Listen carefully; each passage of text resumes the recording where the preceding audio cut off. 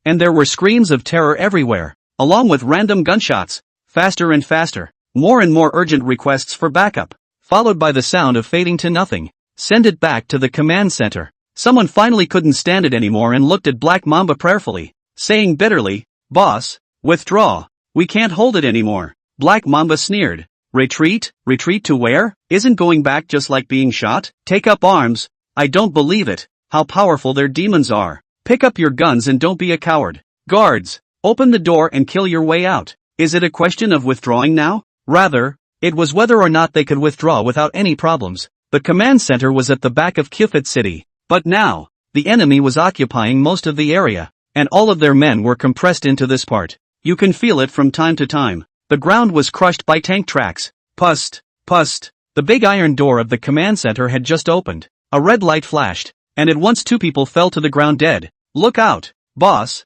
that's it, devil." Black Mamba, with the rest of the officers, rushed to pick up his gun warily. The red light disappeared. Human eyes. It was almost hard to keep up with the speed of the horrible robots. They all panicked a little bit. What to do now? No one dared to go outside. Who knew that at this time? Surprisingly, a tank rumbled past from outside, and then a sharp kick of the brakes. The muzzle of the cannon turned and aimed directly at the large iron gate like a subway entrance, and the group of Black Mamba's people's backs directly glistened, feeling the hairs of sweat on their bodies stand up at this moment. "Retreat! Take the other exit!" Terrified voices shouted as the group rushed back. Same time. Boom! A sound that seemed to shake the sky exploded as a shell was aimed at the entrance of the human defense gate and blasted right in. Black Mamba just felt his ears explode and his scalp tingle. Filled with fire, his body was lifted off the ground, and the next moment his eyes went black and he lost his intuition. The base fighters were too decisive. Doesn't even give you a chance. Direct fire. And that's not all.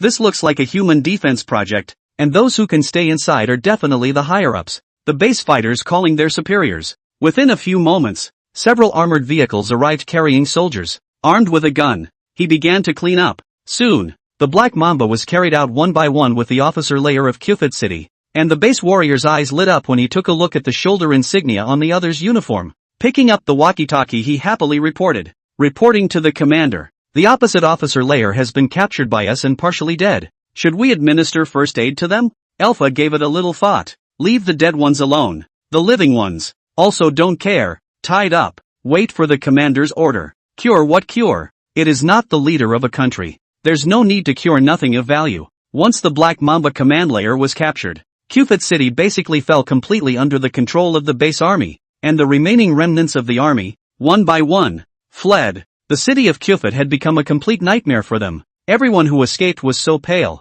they could hardly forget the scene of their teammates in front of them. Their throats slit, and they couldn't even see what it was. It's horrible. It's horrible. After escaping from the city, the men hated to grow 8 legs and ran as far as they could. And Alpha took over the manned fortifications and drove the armored cars in. One by one, the reports of the team's successful battles came in. Pass on my order. Helicopter gunships sweep the outskirts of the city. Chase 10 kilometers. Kill as many as you can. Don't let the enemy back in. Alpha revealed his cruelty. Roger that. Buzz. Dozens of helicopters took off, strafing wildly outside the city, the bullets from their guns slicing through flesh like a sharp blade. Night in the wilderness. Everywhere is the screams of the Sally militants, facing the pursuit of the base, a weak legs and feet, the bottom of the eyes in fear, directly beaten to lose their courage. Only a handful of soldiers who desperately fled 10 kilometers survived. The remaining 10,000 or so, all buried in the city of Kufit. At 10 p.m. When the dust settled, Alpha, fighting spirit, picked up the phone and reported back to the base. "Commander, the city of Kufit was completely taken. I deployed my troops in the outer defense line. The rest are resting in place. I'm going to continue the raid on the oil fields overnight, without giving the enemy a chance to catch their breath." His appetite was too big. Zhang Ji was a bit shocked even as he listened. Taking 2 breaths to slow down for a moment, he inquired, "Are you sure that the base's warriors, whose bodies can carry them, are about to go a day and a night without sleep? Took turns resting from 10 to 3 o'clock last night. 1,000 of them are still just produced without rest. And now at 10 o'clock at night, and then rushed to the boat, and then fight. Oh, my God, what a way to use base fighters as robots." "Commander, it's not a matter of whether we can carry it or not. If we can carry it, we have to carry it. If we can't, we have to carry it. This battle, we have to fight." Alpha was very firm and brave. He was a man of war, and a top commander talent of the base. Have your own take on the situation on the battlefield. Alpha explained his understanding to Zhang Ji. Now that the enemy hasn't reacted yet, it's the most suitable time to expand the results of the battle. If they wait for them to react, it'll be another hard battle. It's just the way he is. Snap. Good. Zhang Ji slammed the table and said loudly, since you're sure about it, I'll leave it to you. You bring all the terror robots with you. I'll wait for your good news. Aye, Commander. Alpha rose to her feet with a flourish of dominance. Base. After Jiang Ru hung up the phone, Nolan came in from the doorway and said, Commander, the production line for the bombers and rocket launchers is ready, and I've programmed the production of 4 bombers and 20 rocket launchers. Is that enough? Instead of asking Nolan, Jiang Ru turned his head to inquire about Norton. He calculated the need for ammunition. Not enough. Norton shook his head. According to calculations, the first wave of covering strikes will require at least 50 rocket launchers, along with 20 bombers, 100,000 people. It's not a small amount. It's not like they're all standing around stupidly waiting for you to bomb them. The camps are separated. Same as Kofit City. It's a great wall of trenches and individual fortifications. Jiang Ru lowered his head and looked at the time. It's now 10 p.m. There's no time to produce that much. The sooner we launch the attack the better. Once Alpha moves, the front line will surely react. Not much more to say. 2 a.m. How many rocket launcher vehicles can be produced? The base has been producing fighters and bombers for a long time. It's all 1 hour a rack. Commander, like the tanks. 1 in 10 minutes. 4 hours is 24. Nolan didn't have to do the math and blurted it out. He was all too familiar with them. Enough. Jiang Ru calculated for a moment and smiled silently. Norton, don't forget we still have 40 V-3 missile vehicles along with 4 Phantom light fighters. Rocket launchers, along with V-3 missile vehicles. Fire at quick intervals, as long as one is willing to use a lot of coolant. Ammunition was well prepared and kept pace with the bombardment perfectly. Also, Norton nodded, then turned his head to the air command technicians. Get a grip and use the spy satellites to photograph the deployments in Thermalang Canyon. And don't spare a single one. Roger that. The base is once again up and running at full speed. Just in time for tonight's big, world-shattering operation that no one could have imagined when dawn breaks. Or don't dare think about it. How will Crash look like? 12 o'clock at night. Eastern Country. At this time only 9 o'clock. Chen director wearing glasses. Supervising Yang Kuan to collect all kinds of information and data. They are ready to report to the top. Yang Kuan and Yi Jianqing, looking at the lines of information, frowned. Director Chen, based on the information we have now, all aspects are proving that it's likely that this mysterious force doesn't belong to any country. Yang Kuan became more and more shocked the more he looked at the situation and stated the results he had come up with. Now, the East Kingdom is with Goose, and Erlang is a partner of loyal kin. We have just conducted an intelligence exchange on the Crash issue, and miraculously found that none of the NATO countries have information on massive troop movements and arms shipments to the Crash. Goose didn't have one with the East Kingdom itself. Then it can't just appear out of thin air? Director Chen was also confused at this point. How could this happen? It didn't make sense at all. Capital. Where's the capital? Director Chen suddenly thought of this. Capital? Yang Kuan froze for a moment, basking in laughter. Bureau Chen. How is it possible? Although our intelligence is not considered to be top-notch, but it's not so bad that something so obvious can't be detected. Quite a few of Falcon Nation's capitals are also our people. That would be difficult. Then there's only one possibility. The Crash GOP's own secret base? Ruling out all the impossibilities. That's all that's left. Is that right? Yang Kuan and Yi Jianqing looked at each other. The Crash government army is secretly funded by the East all the time. It's hard not to have been hiding? Secretly developing technology? You don't even report to the proprietor? Just report it up first. For the rest, we'll see in the next few days. How long can he hide? Director Chen didn't care too much. To be able to sit in this position in a special department, and it's the East Kingdom. No matter how much Crash fusses about it, he still doesn't see it in his heart of hearts. The inherent chain of contempt in the food chain. Like when we hear that a country in Africa has invented a stealth fighter. Do we care? It won't. It's still just a little piece of trash in the mind. Okay. Crash. Gang. Sally felt as if she was dreaming. Kofit City. A big industrial city. The logistical core. 15,000 infantrymen. Plus dozens of armored vehicles with a solid defensive line. Surprisingly, lost in just 2 hours?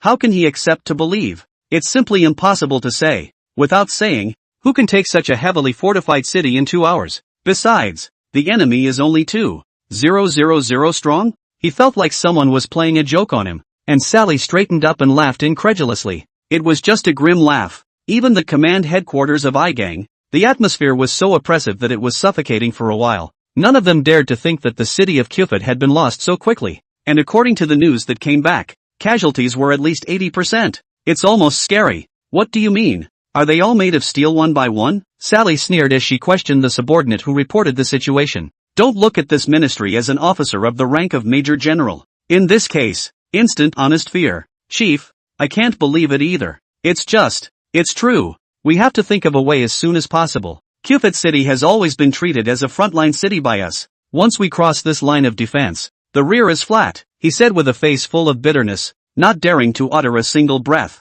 This situation is so complicated right now. What the hell was wrong with the enemy to be able to take the city of Kyufit in 2 hours? And just then Black Mamba had reported that he had surrounded the other side. The reversal came too soon. Chief, according to the report of the soldiers who escaped, it would have surrounded and killed those people. But the other side airdropped some secret weapons, which the soldiers called devils without a trace, and the soldiers died at the hands of the devils. The devil? Sully laughed under his breath, and suddenly his smile tightened and he growled angrily. I'll fuck you up, devil. Excuses. All fucking excuses. Bunch of losers. Grass. Sally suddenly burst into a rage, stood up and shouted hysterically and angrily, frightening everyone's body to tremble and hastily lower their heads. Not a single person dared to speak. Command was so quiet you could hear a pin drop on the floor. Sally was furious and full of murderous anger. He had a nameless rage at the thought of losing the city of Kyufit that was completely unacceptable. Where are they now? He inquired coldly, his eyes fierce. Chieftain.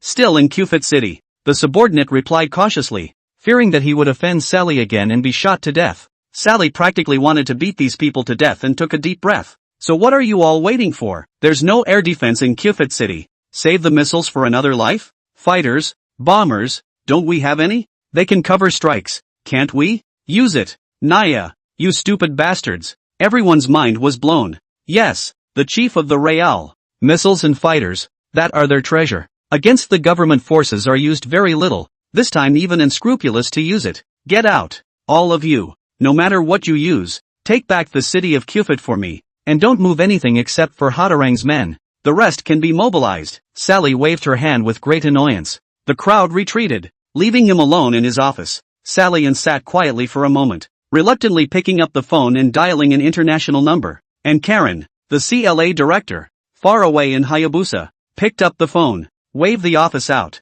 He answered. Hey. Sally fought back the discomfort and did her best to sound better. What is going on here? Lord Kellen, why is there such a force in crash? And I haven't gotten any word from your excellency? Karen had wanted to have a nice chat with Sally, but he didn't expect the other party to come up and complain about him, and his eyes narrowed into slits. He picked up the phone and walked to the window, left hand in pants pocket. His face was bland, his tone unimpressed. So, you're asking me? Sally, if you're not sure of yourself, I can help you. Don't forget, you're a dog. I can replace you anytime. Grass, grass, grass. Sally's eyes were full of anger and his face was scowling. Those words were undoubtedly the biggest insult to him. He couldn't wait to slap this dog Karen to death, but Sally wouldn't dare. He took 2 deep breaths, and there was no hurry on the other side of the phone, as if waiting for his attitude, and Sully forced himself to hold back his shame and whisper, I'm sorry, Lord Karen. It was my tone. For the city of Kyufit is lost, and 2 hours. Any more of this and the entire Sally arms will be gone.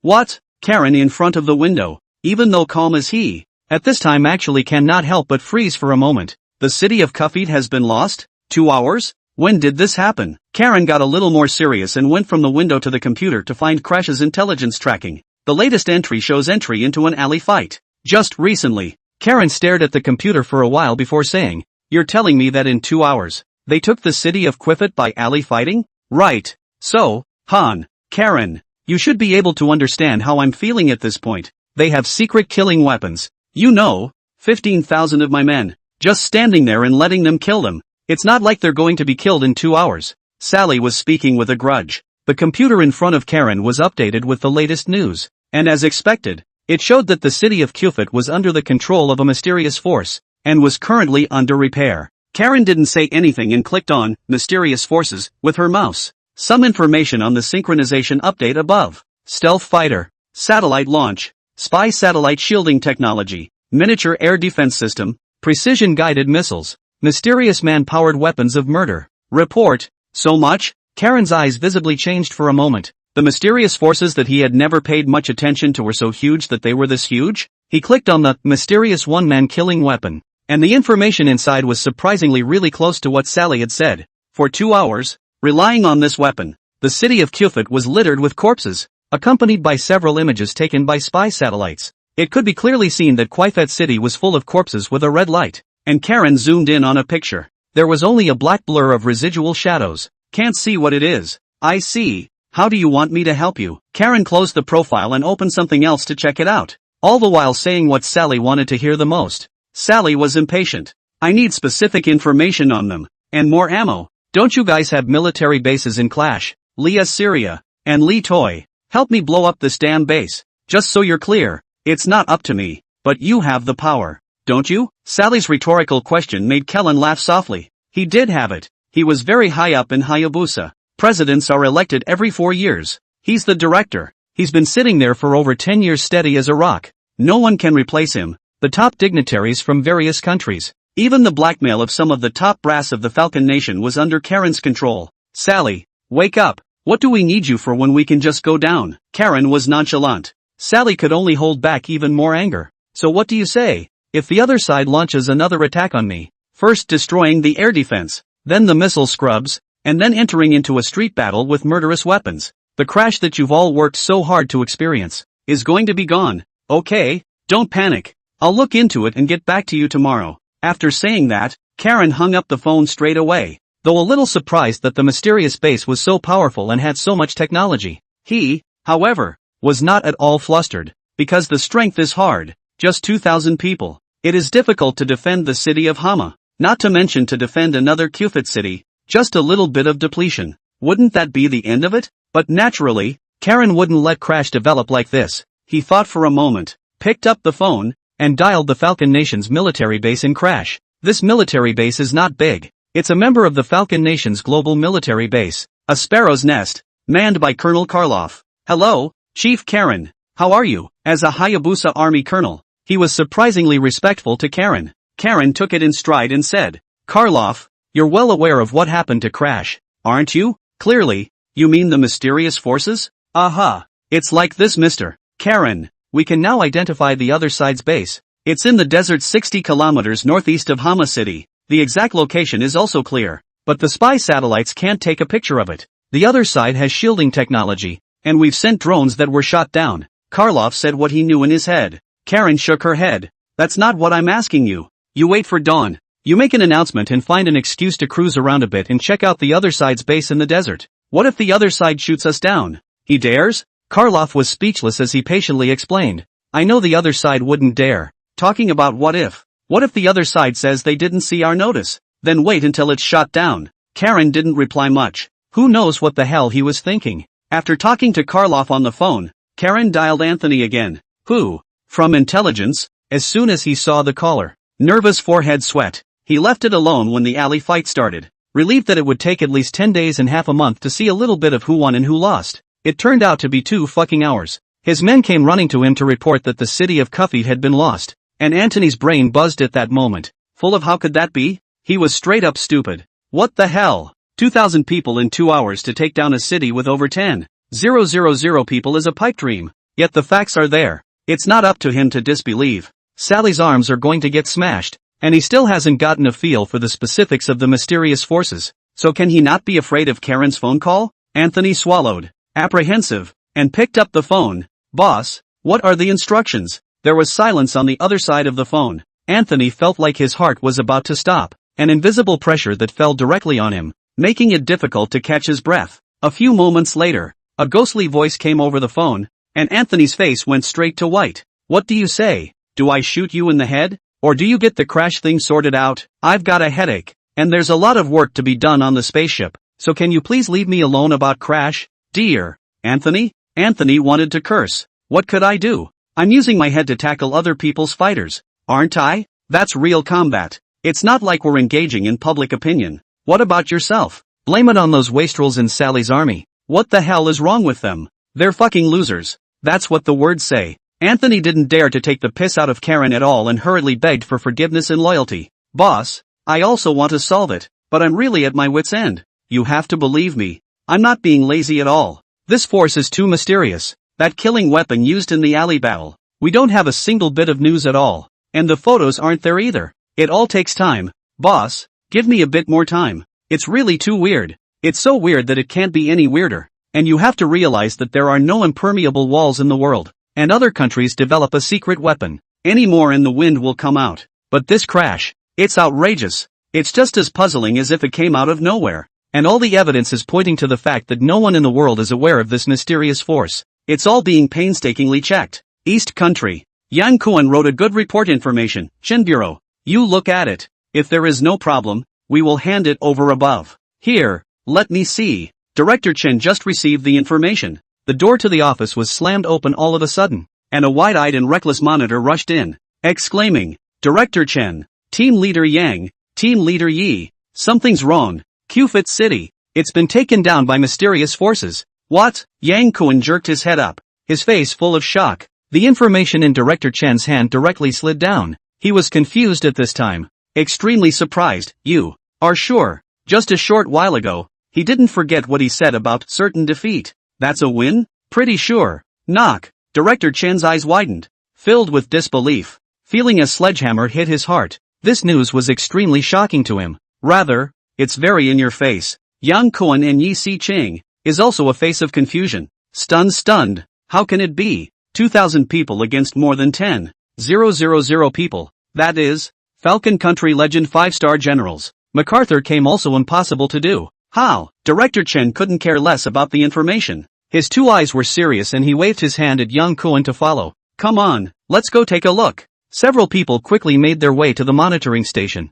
Someone brought the photo over. Director Chen. Yang Kuan-san rushed to take it, the same as the one taken by Hayabusa Kingdom. A little blurred night. The city of Qufit flashed a lot of red light. Director Chen. Team Leader Yang. Look, it's this one. Said to be a new weapon from the mysterious forces. Is there a clearer one? There is. This. We just captured it. They're massing. That's why it's clear. Otherwise it's too hard to capture at night. A few of the latest photos are displayed on the machine screen. Lots of weirdly shaped things the size of large dogs, assembled with armored cars, tanks and the like. Soldiers resting and eating. The monsters stood guard. What is this? Director Chen's gaze stagnated in disbelief as he looked closely at the screen. His brows knitted together. Yang Kuan and Yi Jianqing were also checking it out carefully. Kind of like a robot dog? A robot dog? A full-fledged killing machine? The more the three of them spoke, the more shocked they became inwardly. And Yi Jianqing muttered, how is this possible? It has enemy and self-discrimination technology? What principle is it based on? Facial intelligent recognition? I don't know. No one could know how the base's terrorist robots managed to do the enemy recognition system, unless they had someone like Instan come and explain it to them. But however it was done, many technologies, many systems, killing technologies, energy technologies, converging on top of such a small machine gives a sensation that is very shocking, means extremely advanced, an international robot that can emulate a human. But can he have a complete set of killing techniques tuned to him? No way. Not to mention the long-range wireless control. A single command, the whole city's killing machines, could receive it and rally to the cause. An energy technology that can sustain combat for 2 hours, if not more. There are too many leading international. Only those who understand this can sense how outrageous a level of technology has been reached on both sides. And the layman will just say, it's just a robot, isn't it? Who hasn't? I can only say that those who do not know the trade are like frogs in the bottom of a well looking at the moon in the sky. And those who know the trade are like a mayfly seeing the sky. Director Chen's three men fell silent as they watched. Mysterious forces have just exceeded their own cognition. Director Chen looked solemnly for a long time, leaving only one sentence, hurry up and report it. Yes, Yang Kuan clearly felt the seriousness of the matter. Almost at the same time, when the nations received that the city of Qufit had been taken, that reaction was just like the East Kingdom. All shocked and stunned by the horrific robot revealed at the base. They pondered what the hell it was. The base took the city of Qufit in 2 hours. Almost a lesson for the world. Before this, no one thought that the fierce battle in Qufit City would end so quickly, amounting to a slap in everyone's face. Intelligence services, the top brass of each country, and even the militaries of each country. The next are going to scrutinize the battle carefully. 2 hours to take the alley. That's a horrible statistic. As soon as the news went up, the militaries of the various countries convened overnight, and even if they couldn't replicate the robot dog, they had to find a way to deal with the thing. Zhang Ru himself couldn't have imagined that it was just one of the base's terrorist robots. the darkness has stirred up such a storm. Crash. The time came to 1 o'clock in the morning, and outside the city of Hama, a large convoy of cars was welcomed, and then from it ran down a single soldier with a gun. The 1,000 men who came to collect the city of Hama from the Sali forces have arrived. At the same time, the 2,000 men who had supported Kyufit City from Cebu City were also stationed 10 kilometers outside of Kyufit City, having received orders from their superiors. Can't go into the city. Can't go into the city. Can't go into the city. Sully was frightened, fearing that he would lose his 2,000 men. Again, unaccountably, and he decided to play the field and hold his ground to see what would happen. With heavy machine guns set up, that devil is even made of steel. Dare to charge across the room can also beat the crap out of it. At that moment, the base in the desert was a blaze of lights, and the factory rumbled to life. On the path that was mapped out from the beginning, driving a car, the rocket launcher that had just been produced really wasn't all that different from Goose's Katiosha, a circle larger than the average pickup truck, with an overall sandy yellow paint job and 6 rows of gun ports, 9 in a row, capable of firing 54 rockets at a time, range up to 300 kilometers. In addition to the rocket launchers, the transport trucks were pulling loads of soldiers along with the rockets, and one followed the other, heading for the V-3 missile trucks outside the base. Next to it on another wide road, there were also the Phantom light stealth bombers that had just rolled off the line, one by one, being towed by transport vehicles, to the airfield at Air Command, same as a fighter jet. It also has the same technology of vertical takeoff and landing, unmanned intelligent piloting, etc., and is larger than a fighter jet because bombers have to carry a lot of bombs. This is not a strategic bomber. The fuel tanks are not big. The combat radius is only 2,000 kilometers, and the rest of the load is given to the ammunition bunker. Goose's Tu-160 strategic bomber can carry a maximum of 30 tons of bombs. The base's Phantom light bombers can carry 45 tons. That's a very impressive number. 45 tons. A 250 kilograms bomb can completely destroy a basketball court,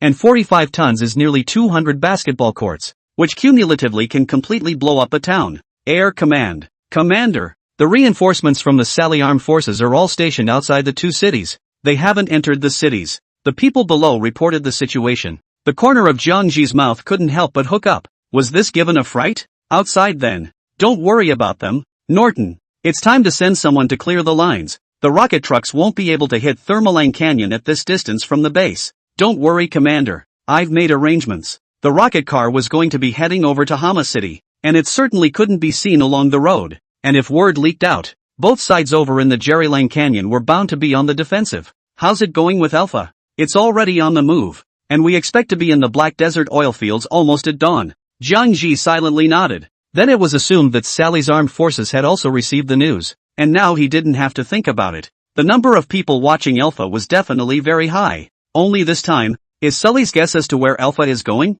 He laughed. Gang. What did you say? Those people are on the move again? Sally's scalp literally went numb at the news. His hand trembled twice uncontrollably. What the hell are these guys doing? Are they crazy? Are they preparing to put me to death? Where are the missiles? I told you to launch the missiles. Why haven't they moved yet? He let the missiles go off an hour ago. How do those guys even have the heart to set out? Chieftain. It was launched, but did you forget they have air defense? It was intercepted. Then they restored the air defense radar of Kyufit City and used our air defense missiles to intercept the missiles we launched. The vice commander took a look at the situation and stopped for the time being. Sally? In fact, since 10 o'clock, Alpha had taken over the city of Kyufit, and it was 12 o'clock when Sally got the news. 2 hours he had long ago restored the air defenses of the city of Kyufit, only just assembled the terrorist robots. You can bomb people with missiles yourself, so of course you have to keep an eye on that. Alpha don't look like a rude person, but she's actually quite a chicken. Sully was so pissed off he was about to spit blood.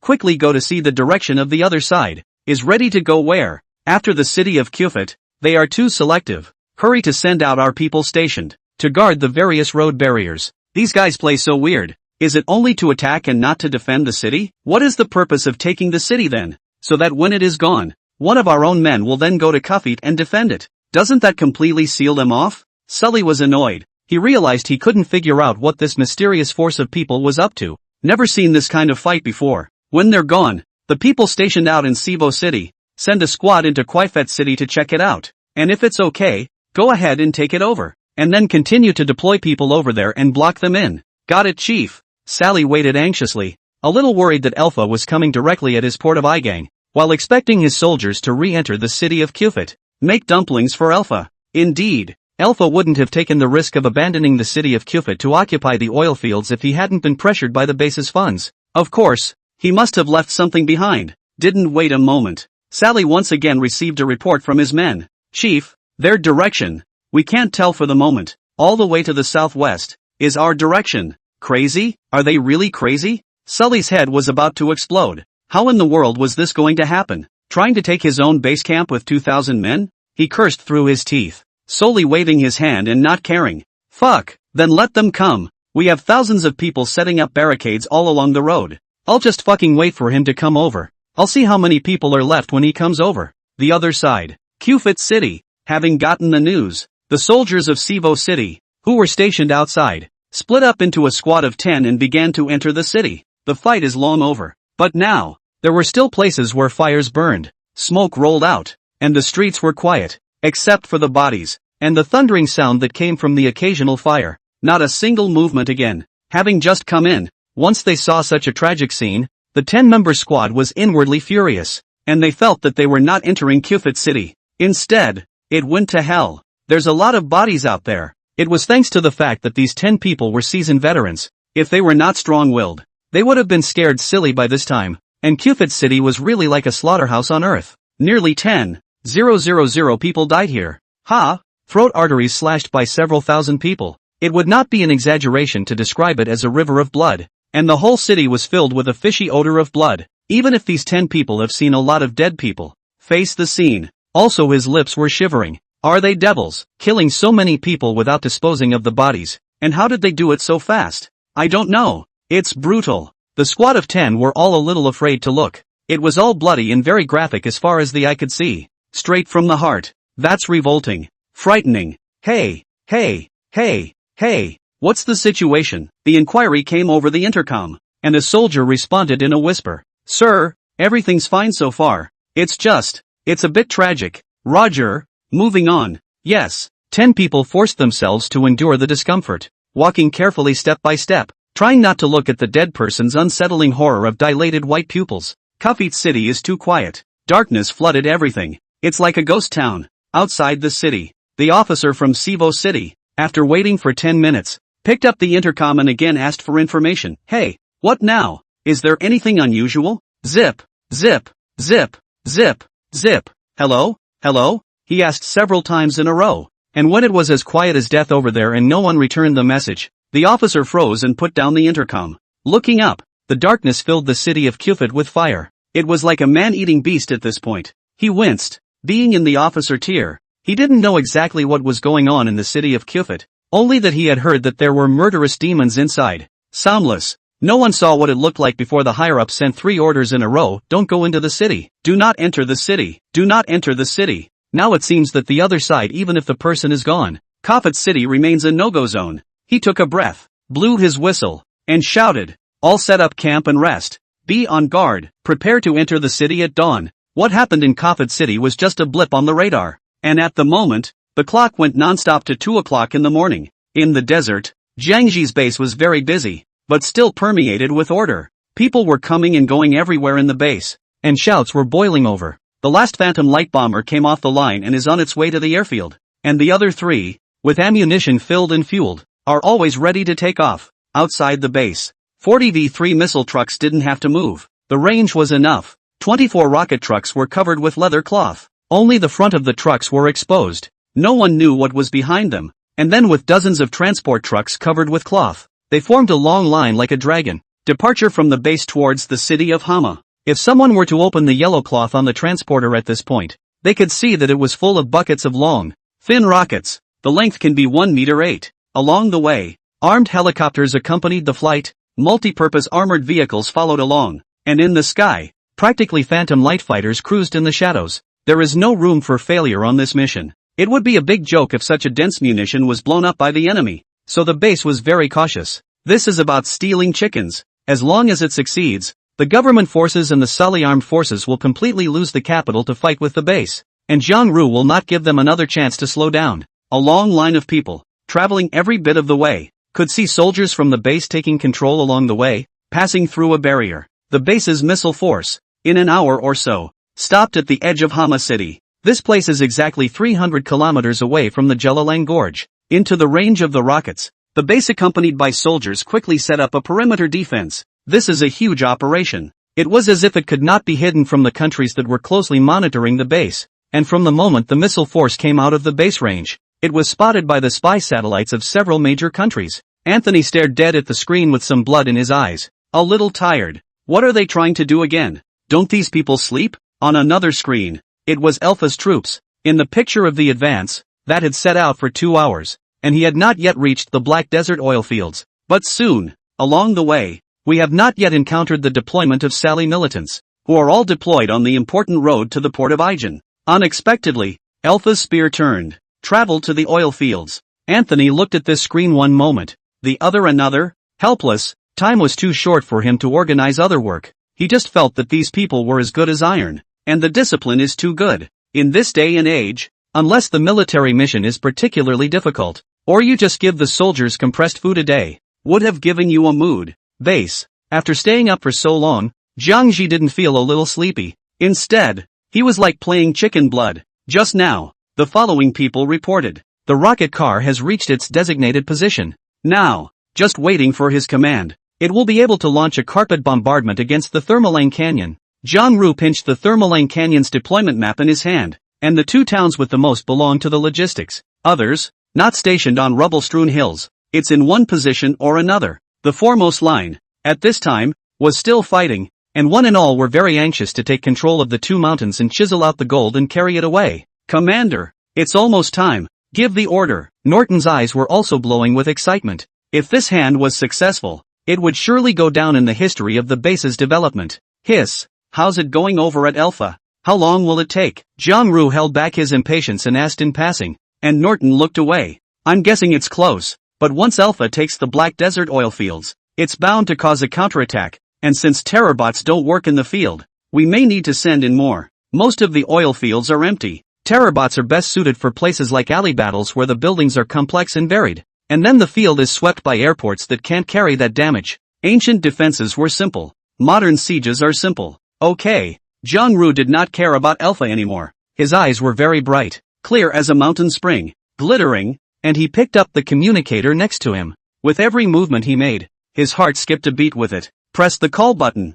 Zhang Ru paused for a moment. All this, it's time to end. Took a deep breath. Attention all units. This is Zhang Ru, reporting intel. Airport ready. The V-3 missile unit is ready and has been aimed at a strategic target. The Vulcan missile unit is ready. Outside of Hama City, after answering a sentence, the base's chief gave a big wave of his hand, and one by one, the soldiers who stood next to the rocket launchers had both of their hands pulled violently. Wow! Wow! Wow! All the yellow cloths covering the vehicles were ripped off, revealing the single blackened rocket launcher. Immediately after, the yellow cloth on the transporter was ripped off, and a yellow-orange rocket, uncovered and interspersed with some hay, was exposed to the eyes of the world. Click, click, click. One by one, the soldiers took the rockets and shoved them into the middle of the launching ports, and some of them carried cold coolant like fire extinguishers. All on standby. Action. Zhang Ru was decisive and his voice was like a bell or a drum. The final order was given, and the rocket car launchers,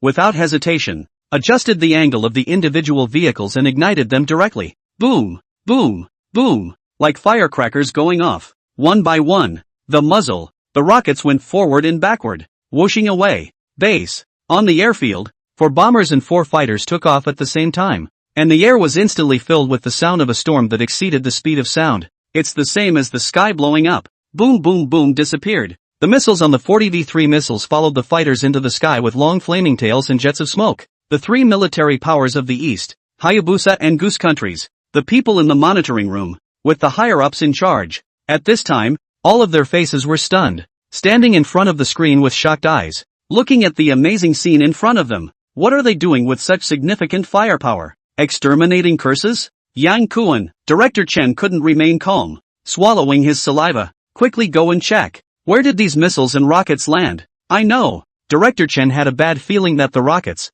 from here, couldn't possibly hit Igang, or the capital of the government forces. Any of the core cities of Sally's armed forces. This distance can't even be reached. That seems to be only one possibility. Theralang Canyon. Hit who? Fighting the Sally armed forces people. or both sides. Director Chen felt that things were getting big. The crash government forces were backed by the Eastern State, and the Sali armed forces were the Falcon State, fighting for de-dollarization in Central Europe. Originally, everyone thought the mysterious forces were the enemies of the Falcon Kingdom and the allies of the Eastern Kingdom, and he, Yang Kuan, and Yi Jianqing waited to see the Falcon Kingdom's fun. But now take a look. Damn, the joy to see themselves on the body to come. If the two are playing, this mysterious forces is a third party.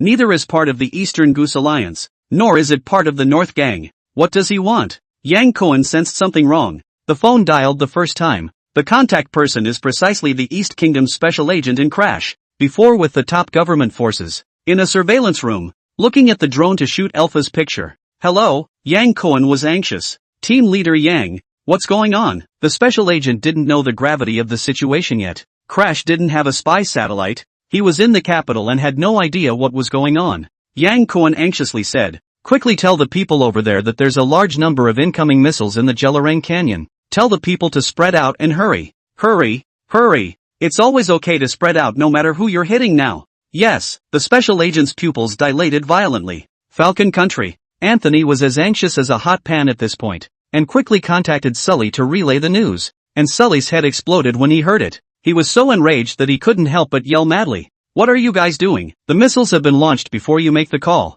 How can this be enough time to evacuate the people? Their side is definitely in more of a hurry than the East Kingdom, because it's too soon to say whether or not to fight the government forces. But what is certain is that it's absolutely necessary to fight the Sully forces. Anthony didn't think Sully would dare call himself names? Directly angry, how the fuck do I know? People cover the cloth. I am perspective If not for you bunch of waste, I am now in the disco at Grass Nima. So much for being reprimanded by your boss. Sally this waste. What grade? Dare to scold himself? Anthony's heart is full of resentment. To Zhang Ji's. To Sally's armed inaction. All unsettled by Zhang Ji's base. You're the losers. The biggest losers. And you have the nerve to call yourselves the top intelligence agency in the world. When others are so strong. And you can't put out a single fart. The person in question, Sally, was the angriest. And this time he didn't wimp out. And directly started to go toe-to-toe with Anthony. He single-handedly spent more than a decade building the Sala armed forces. It's about to be gone. How could Sully sink his teeth into it? After cursing, he didn't wait for Anthony to explode. He just hung up the phone and quickly called Hot Lilo Canyon. However, as Sally said, the missiles are launched before notification. The yellow flowers are cold. When the Hot Lirong front just received a call from Sally. The sky, an endless shower of meteors and fire seemed to extinguish the world as if a disaster was coming. Whether it was the front line that was fighting the war, or the logisticians in the rear. At that moment, everyone looked up in bewilderment. Shocked, he looked at this horrible scene. Countless, densely packed rockets, covering the entire sky, carried a frightening whistling sound at this time, smashing down one by one, and higher up among the clouds, a single missile, also arriving at its designated location, fell with its warhead pointing downward at the speed of sound. Its kinetic energy alone capable of toppling anyone within 2 meters of it. The commander of the front line, holding the phone that answered Sally's call, stood frozen in the doorway. He looked at the rain of fire in the sky, his lips trembled a little, and his eyes lost their luster. Chief, it's already here. That's not all. Everyone's face was horrified. The bombers were present, and as soon as the ammo bins were opened, the dense bombs tilted down, covering strikes, which absolutely made everyone despair. It's the same as the base verification. Thermalang Canyon, with only a handful of Stinger anti-aircraft vehicles at the command headquarters to protect it from attack, has a horribly small range of air defense. The commander of Sally's armed forces, holding the phone, could no longer hear what Sally was yelling on the other side. His ears were filled with the whistling of a missile, a bomb, and the panicked sounds of the soldiers around him. The Stinger anti-aircraft vehicle just fired a couple of anti-aircraft missiles. Next moment, several super high-speed missiles, slicing through the air with sonic booms, were high in the air 1 second and rushed into view in the blink of an eye. Command was directly hit by several missiles fired from Phantom light fighters. Blew up a mess. Boom. Fuck. Sally cursed as she got a little ringing in her ears from a violent explosion coming from her cell phone and took it away. With that, an exasperated spew of Arabic ensued. Kiriko la la la la ya, die la. Bang. The phone was slammed straight into the ground by Sully, who gasped for air, his eyes aching to be eaten, and he knew that it was all over. Frontline. The rockets were the first to slam into the ground, and there was a series of explosions in the Jelalang Gorge, with one flaming mass after another. both from government forces and from the Sali forces. It's all blown up in one piece, immediately followed by missiles and aerial bombs dropped from high altitude. These two are the big guys. Bang fell to the ground, directly in place to rise a huge mushroom cloud of flame. Spectacular is no longer the right word at this point, but that's it. Boom, boom, boom. One by one, huge blazing mushroom clouds of flame blossomed on the ground, the air around them fluctuating under the heat. Even the ones that didn't get blown up, but whoever dared to take a breath, the hot air inhaled into the windpipe, and directly scalded one and another with a purple color, and the next moment covered his throat and fell to the ground in pain. Watching a bomb fall on his side, all that was left in the retina was a fiery red. The bombing was absolutely covering, with fighters swatting and bombers carrying out their missions in perfect coordination. East Country. When Director Chen saw the grand fireworks rising from the government forces position, his eyes went black, his legs went limp, and he hurriedly held on to the stool next to him. It's over. It's all over. Just a bombardment. Flooded. And all because of a failure of intelligence equals he, as the head of Central Europe, will certainly not be able to escape this time. Director Chen's shoulders were gently trembling, not having thought that a power that he hadn't put in his eyes would be burying his future at this moment. He didn't have the heart to look any further. It's done. Director Chen forced himself to calm down and took out his cell phone. He had to find a way back for himself and try to make the punishment as low as possible. Falcon Nation. CIA. Anthony's face was like ashes. His mood was as desperate as Director Chen's. Looking at the explosions in the screen, a sense of powerlessness filled his heart. What's going to happen to Karen? Unless, of course, he figured out a way to cut off the future of the mysterious forces now, not to let them continue to grow, and then find an excuse to get the U.S. military to step in. Direct takeover of Crash. Anthony's brain in high gear amid deadly crisis. Opinion. Yeah, opinion. They're miserable. I can get opinion. Let the international pressure be put on them. What else? He looked on several screens, watching as Anthony stared straight at another as they monitored a satellite. Satellite? Anthony suddenly had a flash in his mind and remorsefully slapped his thigh heavily. Grass, how did I forget about this? The base can launch missiles, precision-guided, and then fighters strike air defense radars. It's all because of this satellite. Mysterious forces launching satellites into the sky with no formalities can use this excuse to destroy their satellites. Again, citing U.S. military base security. World Peace Police for a reason. Directly sent to take over the Sali forces. The idea was simple, but the implementation was definitely not as convenient as these three words. But at this point there was nothing else Anthony could do. He quickly conceptualized the feasibility of perfecting this remedy, trying to figure out how to report it up to Karen. At the same time, Crash, the Red Alert base. From the very beginning of the bombardment, several hyperspace mining vehicles, off the production line, as Nolan adjusted the directional coordinates. Just as soon as it started, it buzzed. The surrounding void fluctuated. The hyperspace mining vehicle disappeared into thin air. In the midst of the artillery fire, surrounded by explosions, several mining trucks hummed and puffed and strutted across the riverbed, grubbing hard for chunks of gold ore. The drill and the gold burst into flames, mirroring the explosions around them. The bombardment lasted a full hour. A gradual pause. The Jelalang Valley is in flames, with charred and broken bodies all over the place. And the government forces, the Sully forces, are dead and wounded. The commanders of both armies also died here. The firepower of the base is not at all like the firepower that a crippled country like Crash should have.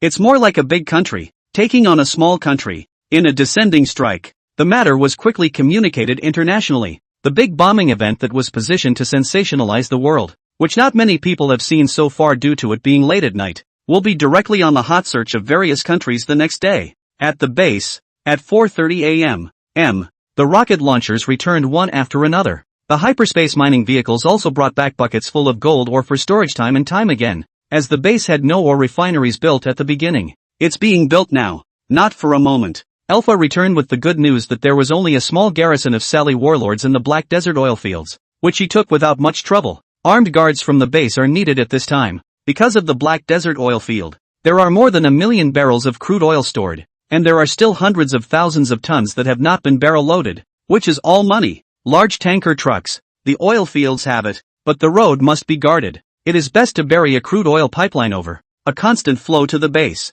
Jiang resigned and ordered Alpha to keep a good watch first. Take your time and figure it out. Crude oil pipelines are too labor-intensive to fix in a day or two, but it's not practical to just use tanker trucks. The Black Desert oil field produces 60 million tons of oil a year. 165. 0.000 tons per day. How many carloads will it take to pull it all? But once Jiang Ru calculated this funding, he couldn't help but have his eyes glaze over. 165,000 tons, equivalent to 3,300 of base funding. 2 days is a fighter jet plus a tank. This fuck. Who else? The $4 billion gold mine and an oil field all take. Finally solved the urgent need in the heart of Jiangxi, and now is a variety of aftermath work. Back in the lounge, Jiangxi tossed and turned for an hour before slowly falling asleep. He's asleep. The international scene exploded with one news story about crash that quickly shot up the hot list of countries, almost military channels, all swept up in the mystery base. Hashtag explosion. Who's behind the mysterious forces of clash and the shocking appearance of stealth fighters? Hashtag gruesome. Mysterious forces massacre the city of Qufat.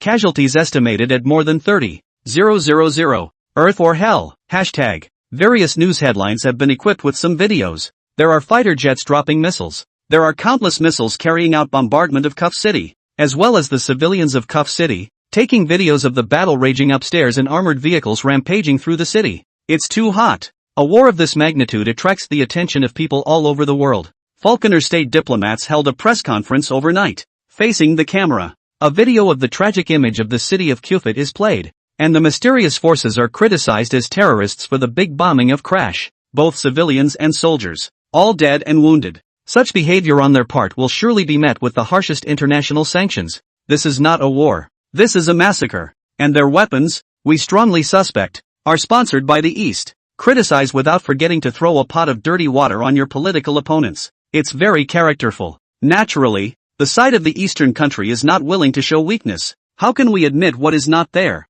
The spokesman said directly. We have always adhered to the peaceful resolution of any problem. The East has always maintained a neutral attitude in the international arena. And Hayabusa's claim is complete nonsense. It is they. Instead, who are the world's biggest arms trafficker of war? No one cares about their irrelevant war of words. The speaker's statement that people in all countries are basically looking at a joy, and you'd be a fool to believe it. If Higashikuni is really as harmless as he seems to say, the North Gang ate all the bones and crumbs long ago. There's no way around it either. Forced to do so. The war of words between the countries, aside, is all about playing with public opinion and throwing dirty water on the opposite side. But because of the bases this time, it's put the government forces in a bad light as well. So, the East Kingdom is facing the base in terms of its attitude. A statement was also issued. Regardless of who is behind crash, we want the war to stop as soon as possible and peacefully negotiate. This disregard for civilian casualties is nothing short of international terrorism. The Sali forces are on the verge of being scrapped in this wave.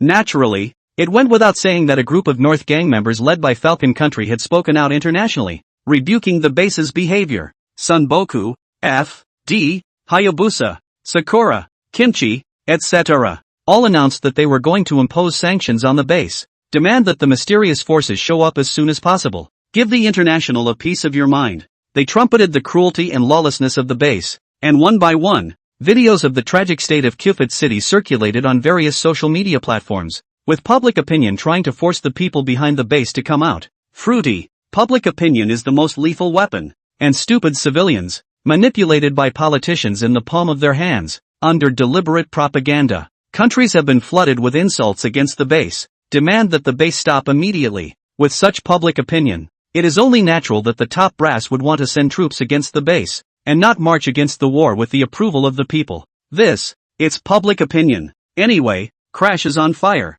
and the mystery force is very hot, especially when the latest news of the bombing of Hot Lilo Canyon is put out. It went straight to the top of the hot search in every country. An operation of this magnitude, in the history of modern warfare, it's all very rare. A covering bombardment that lasted for an hour directly in the Jelarang Gorge. Just watch the video. Countless viewers around the globe could feel the desperation of the garrison in the Thermopolis Canyon, where the explosions barely stopped for that hour. Both mountains were cratered by the bombing. Miserable. Almost every video below, there are countless people in the message comments. The heat is very high. The Eastern country jitterbugs. Hayabusa country's Twitter. The big bomb incident stormed to the top of the Hot 100. Crap, this coverage bombing. It's fucking scary too. What's going on with crash? My god. Can anyone survive this bombardment? And how many people are going to die? What do they want and who's behind it? It's a terrorist organization. I just want to know. What's going on here? Are we going to start a big battle? Who is the person behind this? So strong? I've read all the chakra of events. and all I can say is that this mysterious force is so scary. You guys, go check it out. It's only been a day since it was discovered, and it's turned Crash upside down. I've seen it long ago, damn. At that time, I didn't take it seriously. I thought it was just a small warlord. This time, I'm really dumbfounded. Stealthy fighters, horrible killing weapons, this power. It's going to be a big deal. Many people saw these 2 comments before going through the full chain of events. It doesn't matter if you don't look. This look. Those who knew a little bit about it, one by one, were all shocked by the base's largesse. In today's information age, as long as it is not deliberately concealed by the state, the line of events is basically very clear. Due to the fact that this big bombing event is too shocking, basically a very large number of people that have clicked to see a detailed view. As soon as one sees the person who started it, they froze and grew dazed. I'm going, what the hell? So the big bombing was done by those tank armored forces yesterday? I thought it was a different group. Ha, boy, how long has this been going on? So fucked up? A lot of people, just yesterday, saw the video of Crash showing up with a tank unit, shelling the steel mill, and at the time, people didn't really care. The resultant punch in the face came so quickly, no one was expecting it. From the inconspicuous tank unit, to the night attack on the city of Kufit, and then the big bombing of the Jelarang Gorge, resulting in the famous 6/15 bombing incident. Surprisingly, it was all done by one force, and in just one day. It's too much. No, what's going on here? How can there be such fierce men in that shithole of Crash? This combat action is so swift. I'm directly reminded of a handful of blitzkriegs. Poland? You don't say.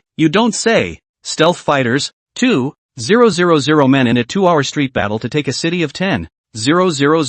What? I'm filled with capitalized confusion. This is humanly possible? To borrow a phrase from the author of Horse Stomping Dome, terrifying as hell. It's really outrageous. How did they take down this alley fight? The news said there was a mysterious weapon. What the hell? More and more people, full of dumbfounded with shock and very puzzled jaws, looked at the vein of events. To the strength of the base, it just felt like a scalp. That stunned look, as if they had heard a big joke in the sky. Someone silently said below, there may be people who don't know the gold content of a 2,000 man lane battle taking down a 10,000 man city in 2 hours. Let me explain it to you. It's equivalent to 2,000 infantrymen in ancient times killing 10,000 cavalrymen in one charge. As if that wasn't intuitive enough. Well, just pretend Emperor Qin Shi Huang built a rocket in 2 months. Crap. The audience, who did not realize the bright calendar, suddenly opened their eyes wide. What kind of joke is this? How is it possible? Indeed, what is simply not possible is now staged for you by mysterious forces. How can anyone not be appalled? Further down the road, after taking the city of Kufit, the forces of the mysterious forces marched again, running 246 kilometers to take the oil fields again. 24 hours of continuous combat, spanning a minimum of 500 kilometers, with no sleep in the middle of the day, and just a simple diet of marching rations. Gulp. Amazing data, once again blinded countless people's titanium alloy dog eyes. Many people, including veterans, have swallowed a mouthful of water. F***ck. Bull bye, that's all I can say. People, to realize that this isn't a trip, it's a war, and there's friction happening all along the way. It's horrible. I can't even surf the net for 24 hours without being weak, let alone carry a gun and fight for 24 hours. Is the ironclad team so disciplined? Naturally, there is no shortage of stand-up keyboard warriors anywhere. Isn't it just 24 hours? I'll work a night shift and go back for another day during the day. What's the point? You guys just blow it off. I don't feel much either. See this kind of pretentious words. Naturally someone to refute, you know what the hell. The war as a child's play. You go to work to play. Someone shoot you? The battlefield to be very attention. The wind and grass. Can be a person startled? A high degree of tautness of the spirit of the 2 upstairs. Not to mention 24 hours, casually put 2 shots on the pants of the scared. Ha ha ha ha ha. So true. Being sprayed by so many people. The keyboard warrior only shut up resentfully. Seeing these data, basically the crowd for the mysterious forces of the warrior. Feel bullish. Just this discipline and willpower. It's not even worse than the Eastern soldiers who can endure hardship. It's definitely a well-trained regular army. And the fighting strength is so strong. Many people have a very strong intuition. Next, Crash would definitely not be calm. With such a swift attack, like sweeping leaves, the mysterious forces definitely had big moves to make. I just don't know who, exactly, is behind it. Countless people are very intensely curious. After watching it, I can only say fierce. This is the fierce man. The big bombing event in the back is also a very test of strength. scattered 100,000 people, not gathered together. At the same time, precise bombing, even their rockets, the landing point has no deviation. Too fierce. What's this? Stealth fighters, bombers all over the place. Heart-itch.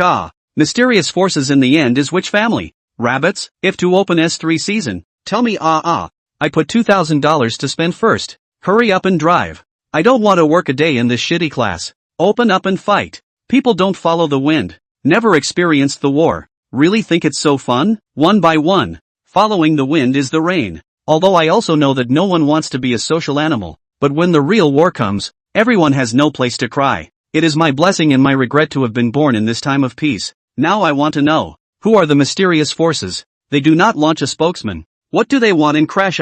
Really want to know. It's really one thing after another. What's going on over there in Central Europe? A spaceship just crashed yesterday. And now there's such a big mess. Could it be related to the spaceship? I don't know. It feels like the world is going to be a mess anyway. Basically, countries around the globe are buzzing about this one. The base made a commotion. It does seem a little big. Not localized friction, but a real death toll of nearly 100,000 people, which is the equivalent of months of war in other countries. Base just one day and one night. Just make it so big. Who could not be afraid? Moreover, a spaceship had just crashed yesterday, and everyone was already a bit restless, and with this added to the mix, many people simply stopped going to work, sitting at home waiting for S3 to turn on. Not to mention the common people. Even the top management of various countries were urgently convening various meetings to discuss the topic of the spaceship and the mysterious forces for a very long time. In the eyes of the top brass, the spaceship was of immense importance, and with Jiangru currently only in crash,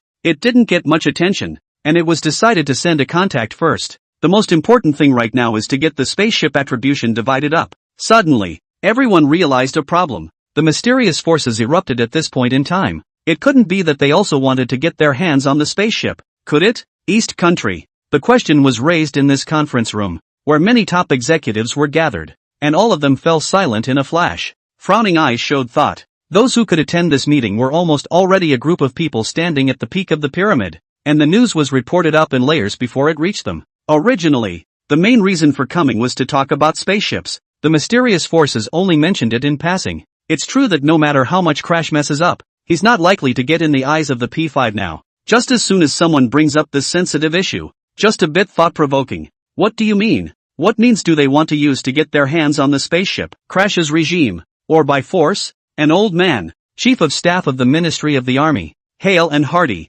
old and immortal, his eyes looking straight at the person who raised it, with an aggressive illusion. It wasn't hard to hear it in his tone. Disdain for mysterious forces. The regime is impossible. The means of force.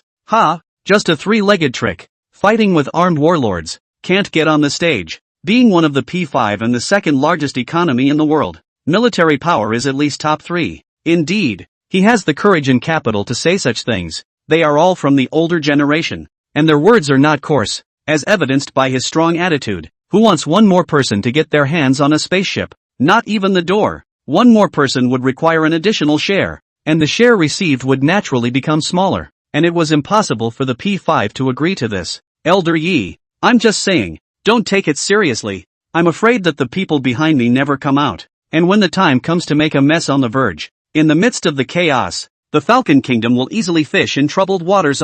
He was considering this, not really afraid that the mysterious forces would dare to get involved. Well, no, it's possible. The most important thing now is just to know which country is behind the mysterious force. Let the following grasp the contact. Another person conformed. Then the base conversation ended. To be able to sit in this position, on the surface, I'm at peace with you. In fact, with the unanimous quasi-tone of the countries, there were some unafraid journalists who stormed the crash that day and traveled to the city of Hama to find out what was going on. All this aside, crash, base, when Jiang Zhu woke up again, it was already noon on 6/16, the 5th day of the base's development, and this time he slept comfortably. There was no one to disturb Jiang Ji. After stretching his back and taking out his cell phone to reply to the domestic news and put everyone at ease, Jiang Ji got up and washed himself. The infrastructure of the base is still a bit poor. Transportation trucks had been constantly pulling back subsistence supplies from Hama City to supply the base's personnel, but there was still some compressed food for lunch.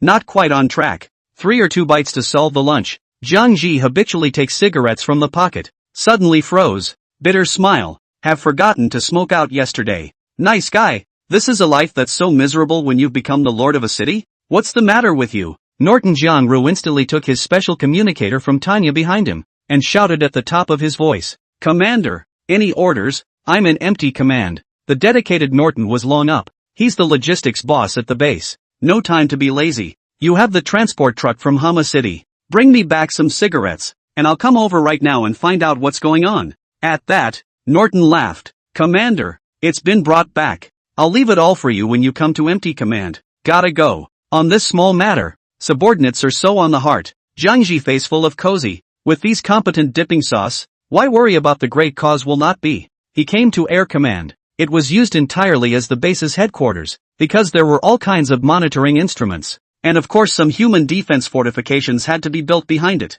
It all has to be done slowly. Commander! Commander! The warriors they encountered along the road would all salute and greet Jiangji, plus the empty command headquarters, which was also in a modern, high-tech architectural style. Walking around in it, that proper bigot. It feels like one word. Cool. In no time, Jiangji found Norton, who was holding a foreign cigarette that Jiangji didn't recognize and handed it to him. Jiangji unwrapped and threw a packet to each of the surrounding warriors. With that, he lit it for himself. What's the situation? Norton will report the situation one by one. At present, everything is normal. Since last night's bombardment, the government forces and Sally warlords are greatly injured. Lay down. Hama City of the 1,000 people have also withdrawn. Commander, now to our offensive round. According to estimates, Sally armed forces at present may only be left with 20,000 to 30,000 regular troops. The government forces side can be a little bit more, but also 50,000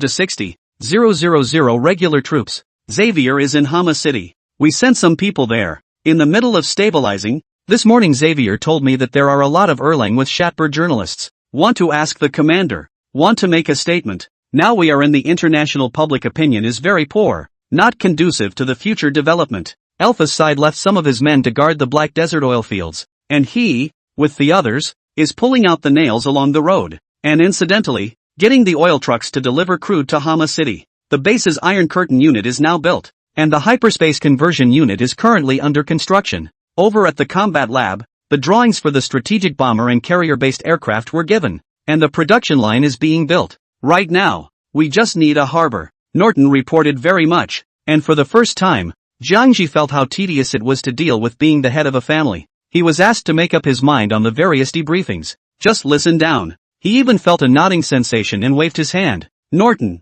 wait, a little bit. I know the base is in a state of flux. It's just that isn't this too much? Crude oil pipeline to be built or not? Manned fortifications to be built or not? Roads in the desert to be fixed or not? Build? Where are the people going to come from? Where is the money going to come from? You can't just grab hard labor and crash. That would be a global outrage. Payroll. Okay, no money. The tens of millions of dollars on Jiangru's hand, spent in crash. Isn't that telling the Eastern country that he is the person of the mysterious forces of crash? These Norton guys don't even have an ID. Don't talk about bank cards. There are oil fields, yes, but you are not open for trade. Who would trade with you, a terrorist? That is either a fool or a head case. The base does have the makings of an exploding army, but the base's financial compensation mechanism, building carriers, is the most cost-effective. Used to build soldiers and lose their pants. There's not that much funding right now. Support river rhetoric, explosive soldier warrior. Jiangji listened down all kinds of situations. Now the base urgently need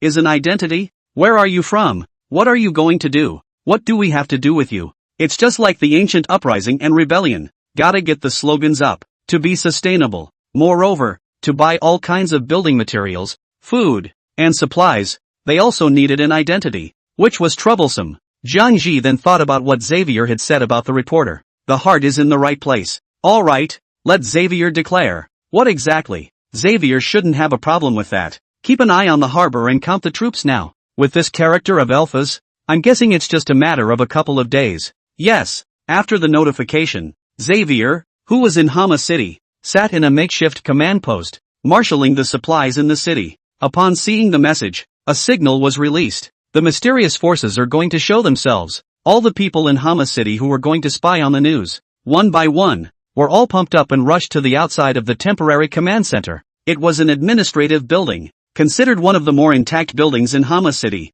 now occupied by Xavier. In the center of Hama City, several armored vehicles were parked in front of the administration building. There are base fighters on constant alert. At this point, the crowd outside was abuzz. Almost 2 hours had passed since the news was released and a very large number of international journalists had arrived from Erlang. They were all supposed to be covering the space shuttle. It's all rushing over now. In addition to these journalists, it was the civilians of Hama City, all gathered around this side of the room, one talking loudly, and at first glance, it looked surprisingly lively. When does it start? It's afternoon. Doesn't it start yet? Yes. Someone go and ask if the news is true or false. Don't make us make a trip for nothing. The fighters pulled a cordon and held their guns. No one dares to trespass. The base is notorious for being ruthless these days, and no one knows what the ingredients are. So basically they are very disciplined and just yell. Except for these reporters. There were also a lot of people in countries around the globe who were paying attention to this matter, and the fact that the mysterious forces were going to show up certainly had a strong attraction for everyone.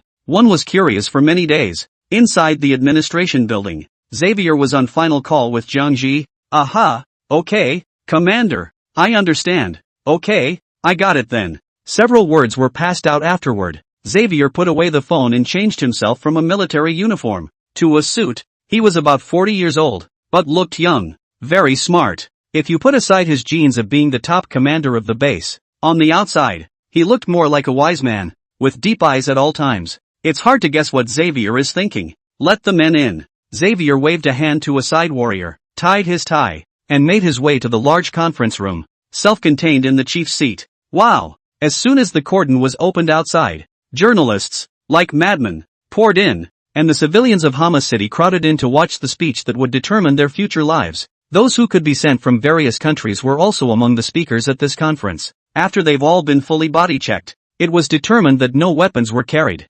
Before entering the venue, everyone who saw Xavier, the chief, with the look of an Englishman, memorized his expressionless face, then find a place to be seated one by one. Seeing that the people were almost here, Xavier raised his head slightly, and with a sweep across the room, took the lead. Let me introduce myself. My name is Xavier, and I have full authority in politics, diplomacy, and trade from now on. His words had just fallen. Someone right off the stage raised their hand and grabbed the answer. Hello, Mr. Xavier, are you saying that someone else is in control of your side of the force? Exactly. At this, Xavier didn't hide it. May I ask where you are from? From what part of the crash? And what are your intentions for the crash? Another reporter inquired. This time, Xavier didn't answer him, his quiet gaze, falling on the quiet venue, all of them looking different. This is not the time for a question session. Wait for me to inform before raising your hand to ask a question. Guards, keep an eye on the order of the venue. Those who don't cooperate will be asked to leave one by one.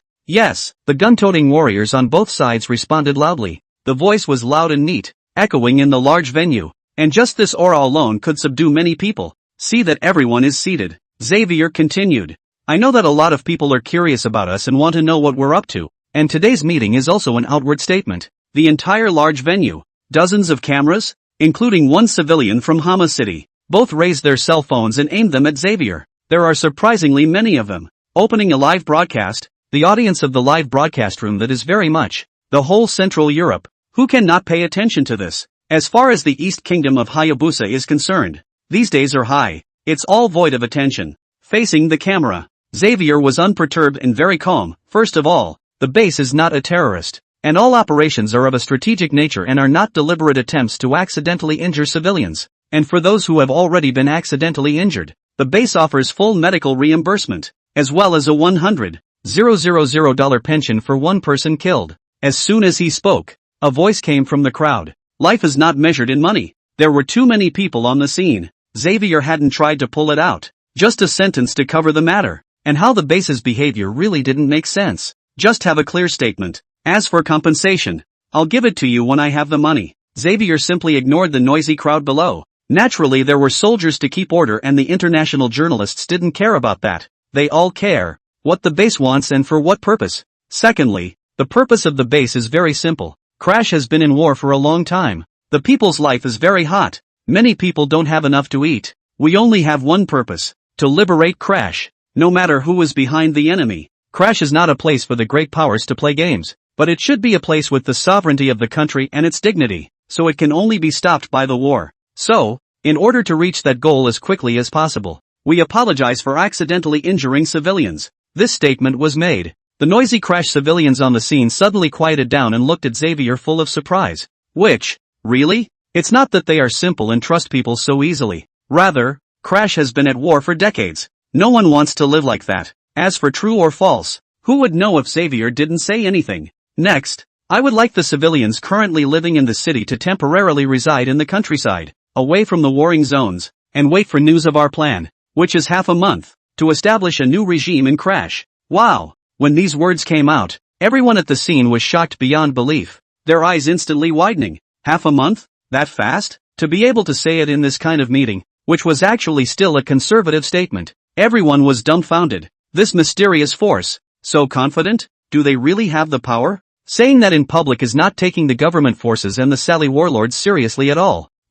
Also, both of those families are beating people numb right now. Finally, a lot of people want to know where we're from, and I don't think that's important. What's important is that we just want to keep Crash free of war, the people living in prosperity, and moving back into the developed world. It's as simple as that. So there is a need to come to Crash and make investments. Anyone who needs to trade crude oil or anything else can come and contact me. Crash needs to rebuild as well. And anyone who has no income in their country and wants to work, can report to Hama City in a few days, as well. Well, that concludes my remarks, so you may raise your hands for questions. Xavier reached out. The base didn't really have much to say to the outside world. The words spoken are also so mellow and fake that you can't tell the difference. The key message point reveals 1. Half a month to take Crash. Nothing else. But while no important information was said, the base made it seem, when put in plain sight like that it instantly didn't smell like a terrorist. Because no matter what Xavier's looks and appearance, as well as heavily armed, freshly clothed fighters,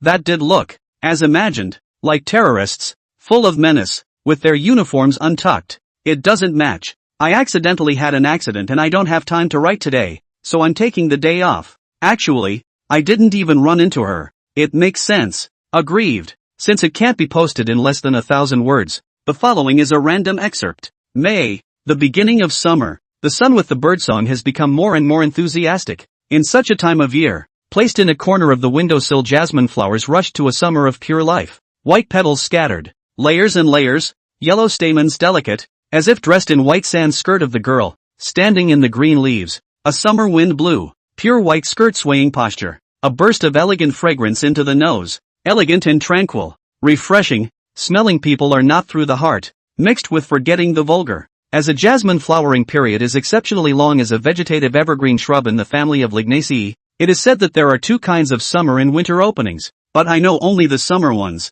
From early summer to late fall, full of petals, elegant flowers accompany me, send me a summer full of cool and quiet. Favorite is in the summer night. The gentle evening breeze blew away the summer of the day. The family are asleep, in a quiet study, isolated from the hustle and bustle of the day, listening to the occasional insects outside the window. The windowsill has been carefully tended to the flowers with the wind to send a burst of floral aroma. Brew a cup of turquoise and clear green tea, picking a few pieces of jasmine petals, put into which, looking at the white and green snuggling, sniffing the tea into the end of the nose with the jasmine flower's elegant aroma. I always have one word in mind. The years are quiet and the world is stable. Good, a beautiful jasmine, full of flowers bloom fragrance, but she, quietly standing in front of the flowers, listening to the sound of white petals bloom, elegant flowers turbulence around the nose, jasmine bloom fragrance full summer. In this whole summer, jasmine fragrance not only to purify my mind, but also fragrant my mood. The splendor of summer flowers. June,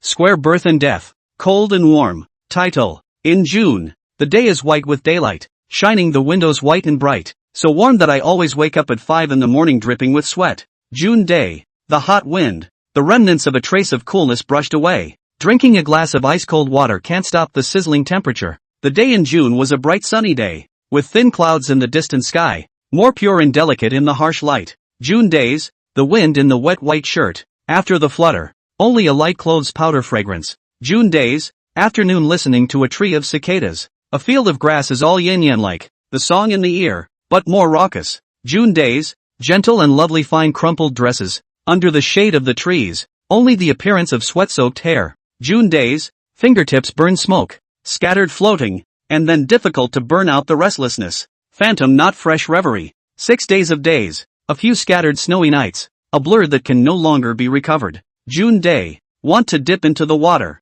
only dip into the water. With her serenity, with her to the Izzy. On a June day, when I want to practice Theravada Buddhism, I remember the Buddhist doctrine that a quiet mind is naturally cool. 6 days of days, full of glad anticipation, a rainbow, a pool of lotus flowers, a journal entry written in the sound of rain. June days, before and after sleep, tossing and turning, starlight on the rooftop. Don't you catch cold? The child by the clouds is not heat resistant after all. The sky in my hometown is sunny and warm. An April day on Earth. Summer in Yunnan. The blue sky is clear and the red dust is fragrant. Now I spend scorching days and endure the sweat. In the bitter summer, throw down a few sweaty words. Someday later, if I can be in this hot day without complaining, without irritation, if I can still maintain peace and calmness, then, my practice, too, must have been accomplished. Summer's broken, reaching out, trying to grab a cool breeze for you, let you sleep peacefully. Appearance is often the standard by which many people judge a person,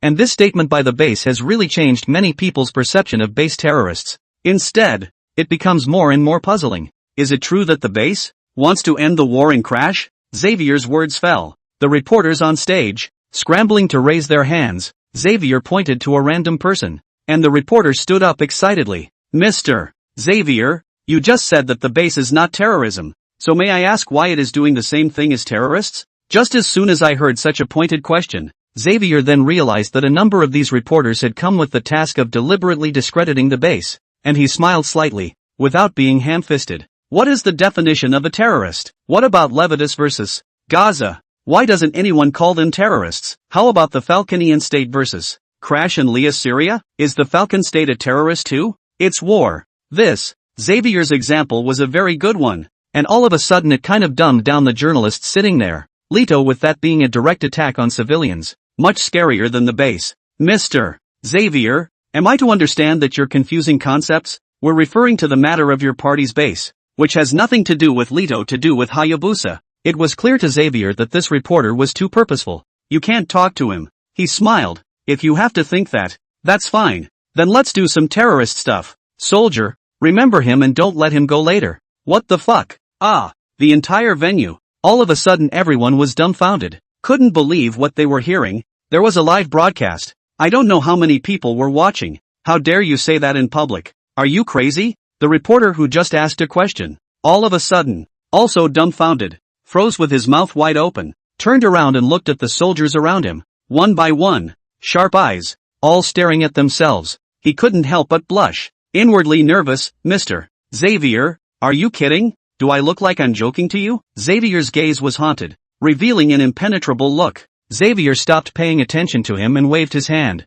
Meaningfully, he said, I know that the base touches the interests of many people, so there are some people who want to discredit us regardless. This statement from the base is not us giving in. If anyone wants to characterize us as terrorists, then aren't we a little bit sorry for not doing something about terrorists? Okay, please continue with your questions. Xavier smiled. However, the many reporters on the stage, for a moment, became cautious. This nasty. Who dares to ask will they really be caught and shot later? Only the remaining real international reporter weakly raised his hand at this time. Hello, I would like to ask. Then may I ask your side of the base? Who actually established it? Which country did your weapons and fighter jets come from? Sorry, military secrets. No answer. Is it true that that base has stealth fighters, along with the legendary murder weapon? Sorry.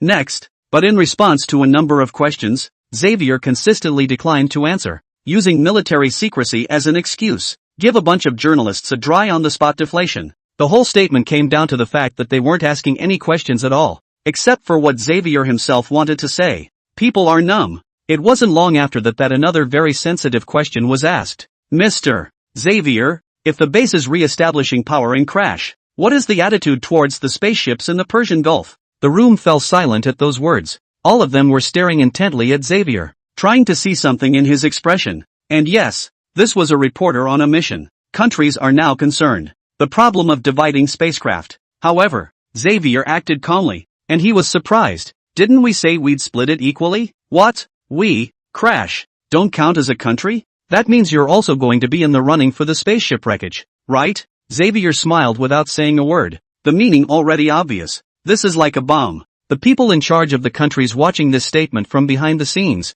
their eyes suddenly revealed a dangerous look. if they were really divided by actual military exercises. This mysterious force has demonstrated combat prowess. It's really hard to say. What Xavier and Jiangji meant was to put out some signals first to see what other countries meant to continue smearing the base. Or do they recognize the regime of the base when it arrives? It's also good to respond. Anyway, no matter what, Jiangji was absolutely going to meddle in it. A spaceship that could support interstellar travel. The technology involved. Too top-notch. Why not when you can whore yourself out without using a gold finger? The statement lasted 2 hours. It's finally over. The news instantly traveled back to various countries and spread around the globe. And for a while, waves instantly surged regardless of whether it was on the surface or in the dark. The North Gang, led by Hayakuni, a big smear campaign against the base. At this time, the crash, even more chaotic. The government forces and Sally armed, both the first time to contact the East and Hayabusa country, seeking support, half a month, like a solicited secret order. It puts Crash's regime to sleep. Afternoon, Sally sat in her office, looking at this statement from the base, silent and not saying a word. But there was clearly a sulk in her eyes along with extreme hatred. A decade of your own hard work. It was all buried last night. This is undoubtedly a blood feud. Soon, a call came in, and Sally's eyes twitched at the caller's name as she picked up the phone, and there was silence on the other end for a moment. Only then did the voice come in. What do you think? Is there any need to ask this? I'm going to kill him. Half a month. What do you take us for? Completely out of sight. No matter who's behind him. I'm going to kill him. Joining forces? Let's finish this guy off first. Then we'll continue the fight. That's what I thought. It's a deal. Yes. That afternoon, shortly after the base's statement, the Crash government forces called a press conference directly, saying they were going to take military revenge on the base. Soon. Surprisingly, the Sally forces also sent a statement. Next, the harshest means will be used to retaliate against the mysterious base, and it is expected that within a week, the base will be directly uprooted and completely eradicated. Wow! The netizens watching around the world, once again was sensationalized. This is the two families to join forces. First to the mysterious base Drya. Crash is really getting lively. Evening. For the first time, the United Nations representative of the Falcon State has stated that the mysterious base, which is carrying out large-scale terrorist activities in the Crash, has been severely reprimanded and can be stopped. Otherwise, the United Nations has the right and the obligation to impose sanctions against the mysterious bases. Not limited to financial as well as military sanctions. The Falcon Nation also spoke up, and if Crash needed it, it could aid it with some military supplies to fight world terror. At first glance, Mystery Base, surprisingly, is being targeted by everyone. For a moment, Crash became the world's current lively war zone, and countless eyes gathered here next. In the end, it is the mysterious base that establishes the new regime, or be swallowed by the government forces in conjunction with the Sally forces, which became the biggest point of interest. At night, the base, co-flare red alert, the buildings that should be there, all of which are currently under construction, including the nuke silo, and the hyperdrive, iron curtain, and weather controllers, construction vehicles at the base, more than half rested and the remaining half, in a lateral position 10 kilometers from the base, built a second airfield, with the gold mine replenished along with the crude oil shipped in today. The base is funded. There is still over 350,000 remaining. At this point, Zhang Ji was at the entrance to the base, watching an outgoing base vehicle drive away, covered in yellow cloth, heading for the deeper desert for a rainy day. The sky. There's a constant stream of rockets, coming from a distance, intercepted by anti-aircraft missiles over the base, and the government forces have started with the Sally forces. Active offense against the base. Depletion of the base's air defenses. As if setting off fireworks, it kept exploding in the air. Zhang Ji watched the base vehicle go away and looked up to the sky. The sparks of the explosion imprinted on his eyeballs. There are government forces from the west. There are also those from the Sally forces in the southeast. And although they are badly wounded, 100 feet of them will never die. Now for the frontal battlefield numbers. The base is still not as good as these two. Commander, let's go to command first. It's sturdier there, so even if there are leaks, it doesn't matter. Norton cautioned. Patriot air defense missiles at the base. It can be found everywhere. He was afraid of what might happen. Okay, let's go. I heard that Sally's armed forces and the government forces are gathering now? While walking, Zhang Ji asked in passing. It was something he would have swiped on a short cell phone video that day. Yes, bright muscle-like, fighters, bombers all ready to be brought out to fight a showdown with us. And from what I hear, to crush us in one fell swoop. There was some amusement in Norton's words. Both of their fighters, which were quite a bit behind, were fighters that the big powers had eliminated or neutered some of their features, tucked away like a baby. It wasn't that Norton was underestimating people, but this air defense of the base couldn't be broken by any number of air defenses other than the most advanced stealth fighters that came to the base, trying to emulate what the base did to Coffet City. Neither can it. The rift generator makes the spy satellites, along with the radar, a complete blind, so over-the-horizon strikes are non-existent for the base. It only allows the pilot to launch the missile by viewing it with the naked eye, but you haven't even seen it with the naked eye yet, and the anti-aircraft missiles are locking onto your fighters. Unless, of course, you let Hayabusas B-2 Phantom bombers try it. Another way, using hypersonic missiles and attacking the base directly, it would be possible to break through air defenses, and no air defense system would dare to claim 100% interception. Now the other side just saturates with rockets. It's depleting the base's air defenses. What other tricks were to follow? Jiang Ji didn't know, but it was obvious that the base wasn't a sitting duck style, and Jiang Ji came to the command center. Wave after wave on the radar. Dozens of red dots. From several directions. Constant attacks towards the base. He didn't make much of an expression, but inquired, "How's it going with Alpha? We've been in contact. There's no abnormality at the moment." The other side doesn't seem to want to care about the Black Desert oil field for the time being, because they know that we can't transport much. As long as we take the base, the crude oil and the oil field will still be theirs. That's good. Zhang Ru put down some of his heart. After a pause, Norton continued, "Commander, according to our predictions, the government forces, along with the large army of the Sally Armed Forces, are likely to move out tonight, from multiple directions, to surround the base, and we'll have to respond as soon as possible as well. Don't look for the big bombing of Hot Lilo Canyon." It seemed that the base was very strong, but to really look closely, the base had less than 1,000 fighters. In addition to the logistics personnel, the fighting force, 1,000 people. Less pathetic. Don't panic. Zhang Ji had a smile on his face that was as steady as an old dog. What era is this? Still relying on infantry to push? Without air control? I'll take as many as they come. Eat. A solid batch. Norton laughed twice. Alright, Commander. I'll go work on the intel then. Good. The other side. The government forces and Sully thought otherwise, and in response to this major buildup, they were very confident that the base would be wiped out in one fell swoop. To avenge the great heat of Jerry Lang Canyon, Gang. Sally reviewed the three armies, full of confidence,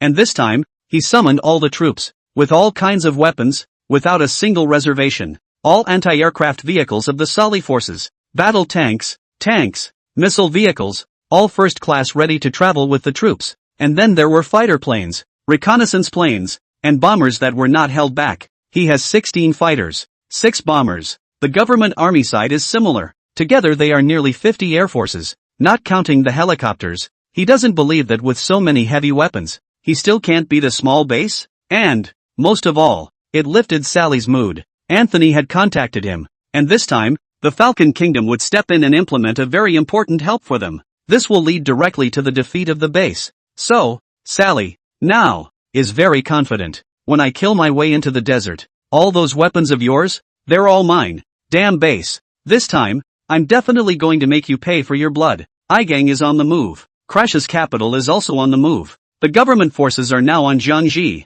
also hated, did nothing, was bombed without 50,000 to 60,000 people, tens of millions of dollars of military supplies. It is equivalent to cutting a huge chunk of meat out of them. The capital, as well as the neighboring garrison cities, are all preparing battle supplies in a tense drum, when the troops will be divided into 8 directions and attack the city of Hama and the desert. Crash is president today. Harold didn't believe that the entire military force of Crash couldn't take a tiny base. They had enough ammunition to cover the desert all over again. Later that night, everywhere in the country of Clash, lights are on, and a vehicle transporting supplies, departing from various cities, is urgently prepared. There's going to be a big fight. It's not that easy. It takes a long time just to mobilize all the ammunition and logistics. Hama City. If Xavier stayed in the city, it was significantly calmer, except that a lot of people weren't sleeping because of the sky in the distance. It kept flickering with explosions. There were a number of international journalists, who did not leave Hama City,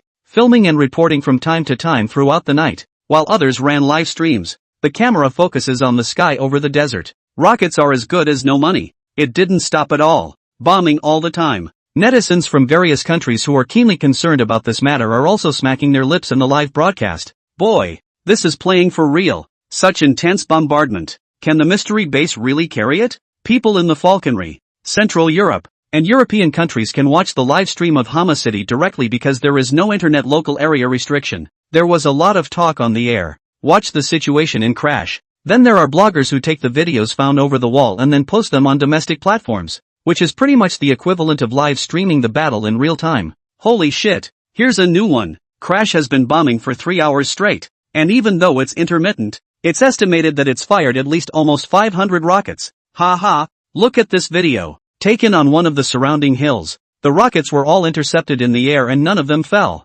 Bull. 500 interceptions. This son of a bitch. Are the air defenses still holding up? Crash went crazy. This shouldn't be a continuous attack for a night. This way down. The mysterious base may have to mail even if you don't mail it. This air defense pressure. It's too much. There's no way around it. They only have so much space. And everyone knows that blowing up to that piece would be the equivalent of losing the mystery base. Yes, the international social media platform's live stream, with the video moved over from the east, is very much in the air. This time the mystery base. Can you stand up to the pressure? There is no strategic depth. There is no cunning. And when the air defense breaks down, death will come. It's been 3 hours and the rockets continue to hit. Be cool. This kind of high-intensity strike, without outside replenishment. Unless there are very many anti-aircraft missiles, sooner or later it's going to be over. How does that work? Now that the mysterious base is known to basically everyone, there is no country on the planet that is a friend of the base. With just that small of a military base, how many supplies can there be? How long can air defenses hold out under constant, uninterrupted bombardment? There's no way. Unless the mysterious base takes the initiative to strike the other side's artillery positions to ease the pressure on the air defense. But once they see the base strike, the other side will definitely know that the air defense can't hold up, and the next attack will definitely be even more violent. Insightful bro. Let's all take a guess at how long this base's air defense will last. Someone asked this question, and all of a sudden, the comments section followed the live broadcast, and one by one, all the talents came pouring out. For a perfect intercept, often a rocket needs multiple anti-aircraft missiles to intercept it, and the location their base is in, it's not destined to be replenished, and the stockpile will last up to 3 more hours I think. I'd like to think it could be longer. They must be prepared. 5 more hours to hold out, right? Under the countless murmurs, more and more people actually gathered in the live stream or under the video, wanting to take a look. When exactly will this strike end? Or tapping? Time passes little by little. In the blink of an eye, the time has reached the early morning. The government forces and the Sully armed forces continued bombing. Continued for 6 hours. They were dumbfounded. The air defense of the mysterious base is still as solid as ever. Not a single one has hit the ground. And what the fuck? Is the ammo dump full of anti-aircraft missiles? No one ever thinks about it. The base is not resupplied. But the base has a production line. Ammo is cheap and can be produced in very large quantities for a single capital. As much as you want. Base. Jiang Ru yawned in command and turned back from his recliner. Norton, have they not departed yet? No, Commander. Maybe I overestimated them. Their preparations? They probably won't even finish tonight. Norton's expression was a little weepy. I had thought the other side was going to make a move tonight. Intelligence look now. I'm afraid that's unlikely. Hey, let me wait for nothing. Okay, I'm going to sleep. We're not going to strike. Show the world how strong the base's defense is, and dispel some people's thoughts. Jiang Ru waved his hand in boredom, got up and walked out. Yes, Commander. The base's passive defense does look like a loss to the outside world. Air defense missiles are expensive compared to rockets. Jiang can completely send fighter jets, go to smash each other's artillery positions. Did not strike, is to give the countries to light muscle it, all night long. Not to mention the government forces and the Sali forces, one by one, waiting in the live broadcast of the national netizens. This will finally be unable to top. Chao Nima, it's dawn and the air defense is still so powerful. This mysterious base is simply a bottomless pit. Convinced? I'm fucking numb. I've been here all night in anticipation. There's no movement at all. Tu Nima Cow. This air defense. I don't serve anyone, just serve this mysterious base. Hit the air defense missiles, are enough for 20 cents a year, right? Almost. Too strong. It's been a whole night. It's been nearly 10 hours. The sky is faintly light. Nearly 10,000 anti-aircraft missiles have been fired. This strategic reserve, horrible as it is, no wonder people dare to put words in their mouths. Half a month to take Crash. So many anti-aircraft missiles.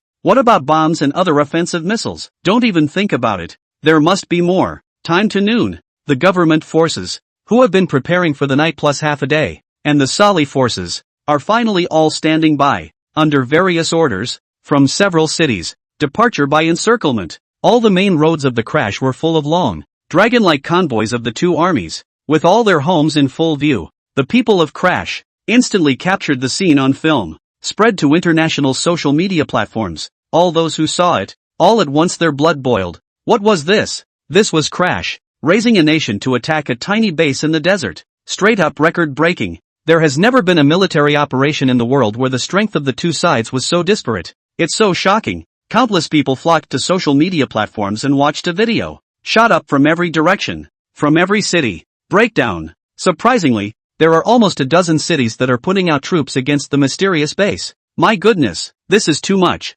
Mystic Base. This really sets a world record. One city beating 10. 4 directions, 8 ambushes. Crap. Luckily, the mysterious base isn't in the center, or else it would be practically surrounded from the sky looking at the mesh map. The bottom line is what? The rocket attacks are still going on. Get the fuck away from it. Almost everyone who saw the scene was shocked, especially when someone made an overhead visual marching diagram. From an overhead perspective, Hama City, along with the Mystic Base, was really under full siege this time. Just like in certain three-state strategy games, a cloud-piercing arrow, 1,000 armies come to meet each other as it were. The armies that set out from various cities were like 100 rivers converging on the sea, with their destination directed to the mysterious base in the desert. Government forces have been working with Sali forces at various military bases. The artillery has been pulled out. After the official march, the rockets attacked, with increasing ferocity, the men in Hama City, for several days starting last night. By now, it was rumbling in my ears. Isn't Mystic Base responding yet? This time, the two armies of Crash are moving for real. And it feels like a lot of pressure. Why do I feel like it's going to be over? This scene alone is so scary. How many people can Mystic Base have to respond? Still intermittent rocket attacks last night, and very violent at this point. The government forces, along with the Sali warlords, were literally firing on all cylinders. All the rockets, as long as they could be fired, were headed for the base. The sky was strewn with them, and the mysterious base seemed to be flooded. The first comparison. The big goose and the second goose, that's like playing house. That's what war is. The mystery base must be moved, or not a single person will survive once the air defense breaks down. Is it possible that the mystery base can't move now if it wants to? Crap. Seeing this, everyone froze. It was still true. Since the mysterious base showed up, there was only one unit, killing 7 in and 7 out in Crash. There's no one else. And now this force, which is deep in the heart of the Sali armed forces, will have a hard time coming back. And the location of the base, doomed to not be able to raise more troops, no matter what the outside world says. Base. At this time on the airport, the fighter jet was fully loaded and ready to go. Jiangji pulled out his ears. His face was a little impatient. Motherfucker, he didn't sleep well all night last night. The underpinnings are pretty much showing the world now. Time to show them some tougher hand. How's the scout plane situation? Zhang Ru inquired with a sideways glance. The base certainly hadn't been idle during this period of time. The 2 scout planes had been sent out since dawn. Because of the base's radar, it doesn't radiate the entire Crash, and there's only one spy satellite, which can't be used at the moment. So it sends out electronic reconnaissance planes. Commander, things are going okay. The various army routes across the street have been mapped out. The scouts have been spotted and are now in the middle of their return trip. Norton chested out. All the bottom line. From the Phantom Light fighters parked at the airport. The whole 10 frames. On the second airport built last night. 5 more to go. A total of 15 Generation 6 fighters were able to hold air power over Crash to death. A smile surfaced on Zhang Ru, saying, good, then act according to the plan. Being passive is not our style. Prepare to start counterattacking and apex all of the opponent's artillery positions. Understood. The second airport says it's called an airport. It's actually an empty command center with spy satellites and ground base stations for zero latency communication. Norton picked up the communicator. At once the orders began to be given. Jiangji took a sip of water and slowly retreated from the airport. Not all 10 fighters were deployed. Only 5 were activated. All 4 engines roared together. Buzz. International fighters are either single or twin engine. And the base, a 4-engine, is a first, but still handsome in design. 2 of them are rotatable to support vertical takeoffs and landings. And once the fighters are airborne, they retract to the rear with the same double claws as a Falcon. Other fights can only be held at max speed for a short time. And the base's 4 engines can stay at maximum speed all the time. Jiang Ji knew that the base was now being watched by many people, and he didn't think that he could hide it. And under the gaze, the 5 fighters instantly lifted off. Avoid incoming rockets. In a burst of explosions, it rose into the air at breakneck speed, and then with a sonic boom that exceeded the speed of sound, it flew off in several directions with a bang. Boom boom boom. Two of them crossed the sky over the city of Hama, and countless people were alarmed and covered their ears. For 40 kilometers were a flash for a fighter jet. There was no deliberate pull-up into the stratosphere. So in the troposphere, the sound of a fighter jet sweeping by was so violent that the people of Hama City, all of them, came out and watched as a black dot crossed in space, leaving long trails of air. A thought bubbled up inside. Mystery base struck back, and possibly, the air defense can't hold up, and whatever the reason. Next, the real drama begins to unfold. Government forces, along with the Sali forces, have planted outposts in Hama City. So, almost at the same time, received word that the base fighters were taking off. Sally looked at the motionless air defense radar. Looks like it's really stealth fighters.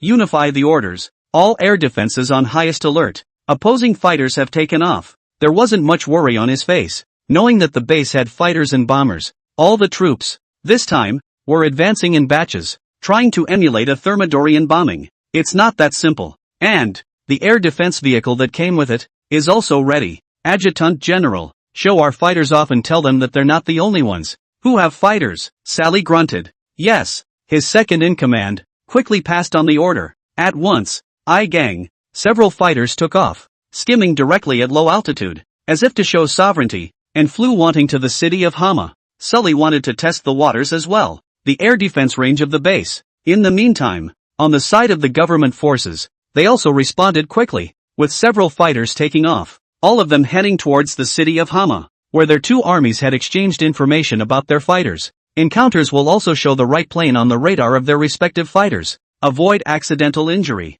Harold called Sally, and his grinning voice came from inside. Man, it looks like their air defenses are about to be overwhelmed. We have to hold air fire for now. Stealth fighters, gotta be careful. Lost air power decades ago, bombed to pieces, an event that no crash can forget. The follow-up certainly understands the importance of air power. Do you have a solution? Our fighters, they're not as advanced as the others, and air control isn't something you just want. Sally responded, but his tone was relaxed. It seems, not very worried? There's no way around it. Radar can't pick it up, so we'll have to use our fighters to intercept their fighters and try to secure air control. Harold said patronizingly. No response from the air defense radar means the air defense missiles are useless. Stealth fighters come and go as they please. Of course, there are ways to be able to target stealth fighters, such as electronic warplanes that electromagnetically jam stealth fighters. Either that or a highly maneuverable interceptor. Keep chasing after it. Then there's the spy satellite dynamic surveillance that keeps track of stealth fighters,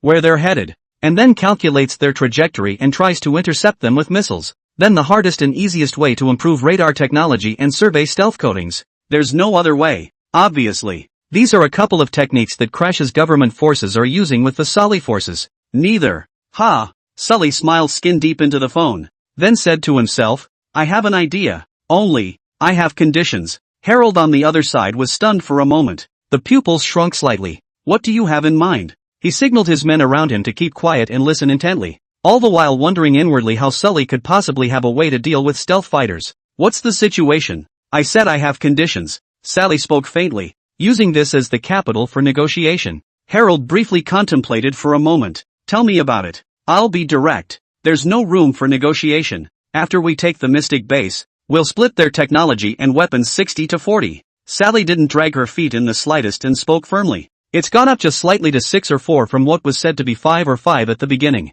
Meaning you don't argue with me either. It's no fun. Harold didn't say anything for a few moments before a voice came over the phone. Yes, tell me what you can do. Don't worry, it won't be long before they're blind. Sally meant it. Harold's eyes showed thought as he slowly nodded. I see. So what now? They fighters are out. I'll make contact right away. For now deal with our fighters. The two hung up and Sally made another call. A few secret conversations quickly hung up. Oceanside. Falcon Country. Star Ring Group. Located in the coastal city, the group building was very expansive. 40 stories high. At the top, enough to overlook the entire city. 36 floors. It was the satellite base of the Starring Ring Group. Their company's thousands of satellites, all of which could be maneuvered at this level, as well as sending and receiving information data. At this point, Anthony, with 2 of his men, was sitting in his office with a middle-aged man with a slightly blonde face, and the 2 men's eyes were squarely on each other. The lissom secretary with a couple cups of coffee.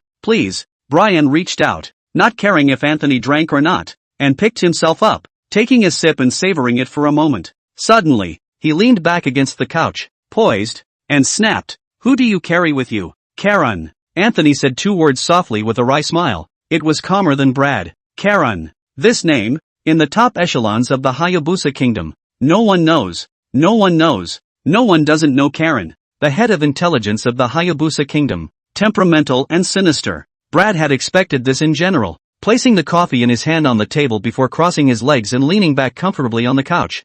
Mouth nodded. It is said that capital can control everything. In fact, there is a little more conspiracy theory in it, and any capital is worthless in front of the state apparatus. Of course it's not that simple in practice. It might be better described as a mutually parasitic relationship, but politics definitely trumps capital in this. The factions in this are complex. One cannot generalize. All that needs to be known is that Karen doesn't need capital backing, and his posture in the face of it is absolutely condescending. Because capital can't drum up politicians, remove Karen from her position. What's more, if you have this idea and haven't acted on it yet, I guess people will be invited to CLA for tea. What do you mean by head of intelligence? Karen. Ha ha. Brad laughed twice, but surprisingly he didn't refuse Anthony's request. Tell me, what's in it for me? Star Circle Group, globally, has the largest number of private satellites. Ostensibly, it is used as a communication. In fact, has been for the Hayabusa country's spy work, or communication,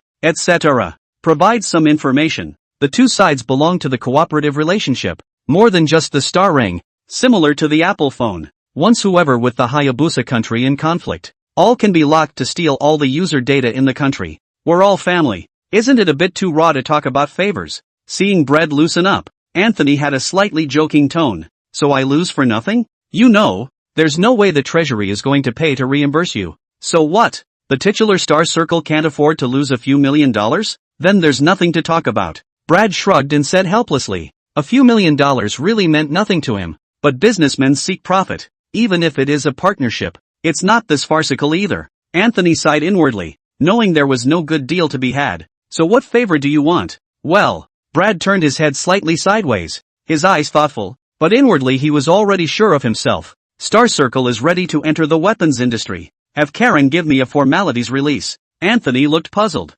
Sure enough, saw the right information that Brad was ambitious, and the intelligence agency had this information early on, that the Star Circle group wanted to work on heavy weaponry. There have been no qualifications. Karen counted on it, and when she came, she instructed Anthony that the request could be granted, but with the proper conditions. With the current international situation, arms dealers are going to make a fortune. Who doesn't blink? But with the old arms dealers around, it's hard to get a new one in without a bigwig in the middle to balance things out, and the official paperwork can't even get through. I can promise you that, but all the weapons in the Star Circle must be intelligence transparent. Moreover, this matter, you must get it done for us. With Karen's instructions, Anthony decisively agreed. No problem, Brad answered with his mouth full, patting his chest and packing his bags. Isn't it just a satellite? Simple. Anthony came for the simple purpose of Falcon Nation not stepping in and letting Star Circle take the fall for destroying the satellites of the mysterious base. The base's heavy firepower was rendered completely inoperable.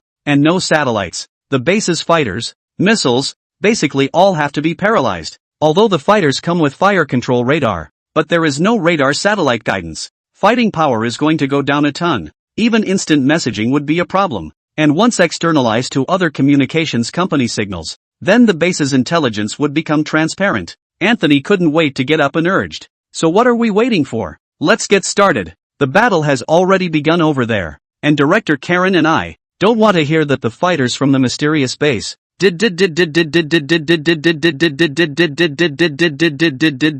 Okay, Brad guffawed. Several people moved to the satellite control center. The place is very large. The whole floor are a house separated by bulletproof glass. All kinds of electronic instruments, electronic screens, everywhere, elevator entrances, including in the corridors, all have some armed security. According to our information, the mystery base satellite was very close to yours when it was first launched up, so it should have triggered the obstacle avoidance alert. Anthony took the tablet and briefly introduced it to Brad as he walked. I'll give you a channel to join later that will sync over some data from the mystery base satellite. Brad nodded once and glanced at the orbital data of the base's satellites on the tablet. Then headed straight for a room. Boss, Several people soon arrived in the offices of satellites numbered 590 through 600. This office is not big. There are only 3 people operating inside. Hearing the sound of the door opening and turning their heads, the 3 people were startled. Stand up in a hurry. Boss, what brings you here? As the boss of Star Ring Group,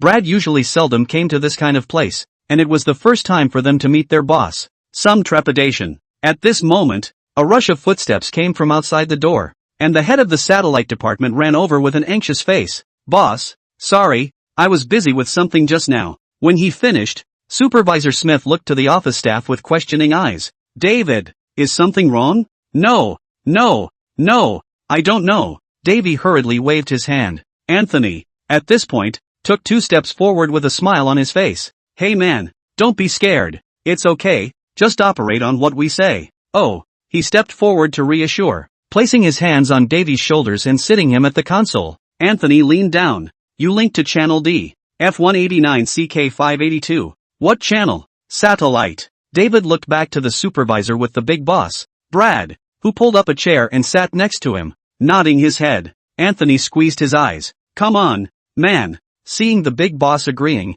Davy quickly linked in, and aside, the shared image appeared, an extraterrestrial orbit in the blue corner of the sky. There's a satellite floating silently in space. David's eyes glazed over. Wasn't it the one that was launched 2 days ago, and almost clashed with our orbit? Ha ha ha ha ha. Yeah, that's it. Anthony laughed. Brad beckoned and Smith hurried over. You go make some coffee. Yes. He sat right next to him in acquiescence, quietly watching Anthony operate, who, at this point, had his full attention on Davy with the screen, commanding step by step. Find your closest satellite to this one, the closest one, and calculate the distance and fuel, if it's close enough.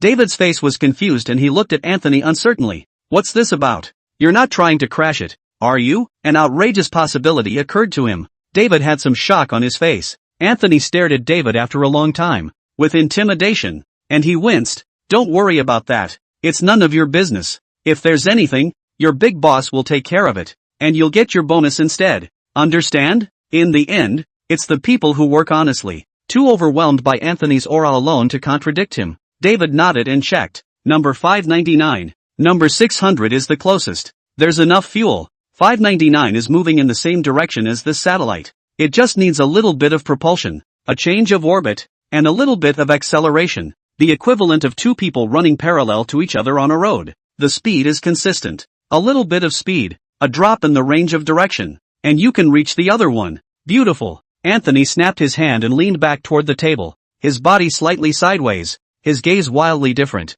looking at Brad with amusement. With that, he looked up and around. There's a monitor overhead. He grinned. Mr. Blythe, you're not going to say anything? They are all human beings at their level. Brad understood in a second that Anthony was afraid, and shook his head helplessly as he put the blame all on himself later. David, right, used our satellite and rammed that one. Snapping touches. Smith, the head of the department, carrying a tray of 6 cups of coffee, paused for a moment in the doorway with a surprised look on his face, opened his mouth, and swallowed what he wanted to say. People's bosses are in their faces, and if they lose more, it has nothing to do with them. Warily, he took the coffee, and gave a portion to several of Anthony's men, who stood to one side with his plate in his eyes. David also swallowed. Doubt he heard it right. The cost of launching a satellite, a few $1 million. This is lightly bumped. Not afraid to cause disputes? That's what the words say. He was still operating on the satellite control program, and for a moment, David actually got a little excited that this was a satellite battle on the space level, to be made from his hands. Don't even think about it. Definitely a world first. Davy's eyes were glued to the screen, 10 fingers, dancing on the keyboard. Various security programs, one by one, unlocked with passwords. Then, target the base's satellite. Trembling with a finger, knocking like the button that starts the propulsion. Time seems to stand still for the 8 people in the office. Both watched in silence. Snap. The crisp sound of a keyboard came from the Star Circle's satellites, which began to propel uninterruptedly, jetting through space, the satellite rushing toward the base. In the meantime, crash. The Sally militants, who were in various places, arrogantly firing rockets and laughing with the government forces, panicked at this moment. An explosive roar came from overhead. The fighters were unobtrusive, as if deliberately displaying braggadocio as they swept past at low altitude with a burst of sonic booms. Click, click. Their eyes were still focused on the fighters when they saw a missile detach from its suspension and launch itself through the air, spewing flames behind it. The onslaught. Boom! Violent explosions rang out, triggering the munitions in the rocket positions, which blew up into a ball all at once and then exploded one after another. And at the moment the Phantom Light fighter was far away. The geese are not left behind. The scene was playing out all around Crash, and as the fighters swept by, the various artillery positions hadn't reacted to what was going on. Just see the fighters fly past. Thought it was okay. I just saw a missile fired. And the process was so well traveled and so handsome that it seemed like a casual strike. 10 short minutes. Sally and Harold kept receiving news that more than 20 artillery positions, all of them, had been destroyed, and the two were not surprised. Start the next batch directly. What's the use? Ha ha, I've got plenty of rockets. This time, but I've got a very large number of them for you. Sally stood on the secret building, looking out the window as I-Gang's own fighters took off. In order to completely eliminate the base, they were well prepared, with hundreds of rocket squads alone, exposing up to 30 at a time. So, after the first artillery positions in clash, all of which were destroyed, Jiangju didn't stay quiet for long as another rocket fell from the sky. It was intercepted with a rumble overhead. Jiang Ru raised his head and narrowed his eyes slightly. It seemed that this was useless. Then there was no need to strike the other side's artillery positions, and directly start the Armageddon. Ended all their troops. Norton, get all of our air combat units off the ground. V3 missile vehicles ready. Rocket launchers ready. And bomb the bottom out of one of their units first. Roger that. Air command. Norton began to issue orders one by one, and Jiang Ru was also on the side, when suddenly, on one of the machines at the command center, an emergency alarm sound of drip drip drip was heard. Catch the crowd's eye. What's going on? It's a satellite alarm signal. Commander, someone is approaching our satellite. The engineer quickly checked and turned back to exclaim. Jiang Ji and Norton looked at each other and came to the computer in unison. The top really triggered the emergency avoidance alert. Pull up the picture. Norton's eyes twitched, already thinking of something, and said seriously. The engineer quickly maneuvered and the camera searched for a few moments, quickly locking onto a satellite which, at that moment, kept advancing. It's coming toward the base's satellite. Commander, it seems that the other party is prepared. Should we take shelter? The engineer hurriedly inquired, while quickly operating the base's satellite, which also had residual fuel. Do a simple avoidance. It's still possible. It must be the forces behind Crash striking to destroy our satellites so that the base's war defense, along with the offense, will be bogged down. Norton spoke quickly, clapping a hand on the engineer's shoulder. Operate to avoid it. Right now the base is just one satellite. No matter who the other party was, this one naturally could not be destroyed. Jiang Ji synchronized to pick up the walkie-talkie. His eyes were calm, and shouted, Nolan, can you copy? Yes, Commander. What is it? Get the satellite production line going. On the other side, Nolan could clearly feel some anger in Jiang Ji's tone, and was busy replying, Roger. The engineer maneuvered quickly, but the satellite is going too fast. It's in a synchronized orbit, which means it's going the same speed as the Earth's rotation, beyond the speed of sound. Therefore, the base satellite's propulsion system just turned on. The engineer, as if deflated, staring at the screen, turned into a flower. Don't even think about it. The base's satellite was crashed. Norton and Jiang Ji didn't say anything. It couldn't be blamed on the engineer. It was really hard to react with such a fast speed. Just about anyone would be pissed. If I remember correctly, Crash doesn't have autonomous satellites. Find out for me. Who did this? We're not done with him on this one. Jiang Ji took a deep breath with a slight hint of murderous aura. This one today caught himself off guard, but with his character, definitely retaliation. On Norton's side, he was also the first to pick up his walkie-talkie,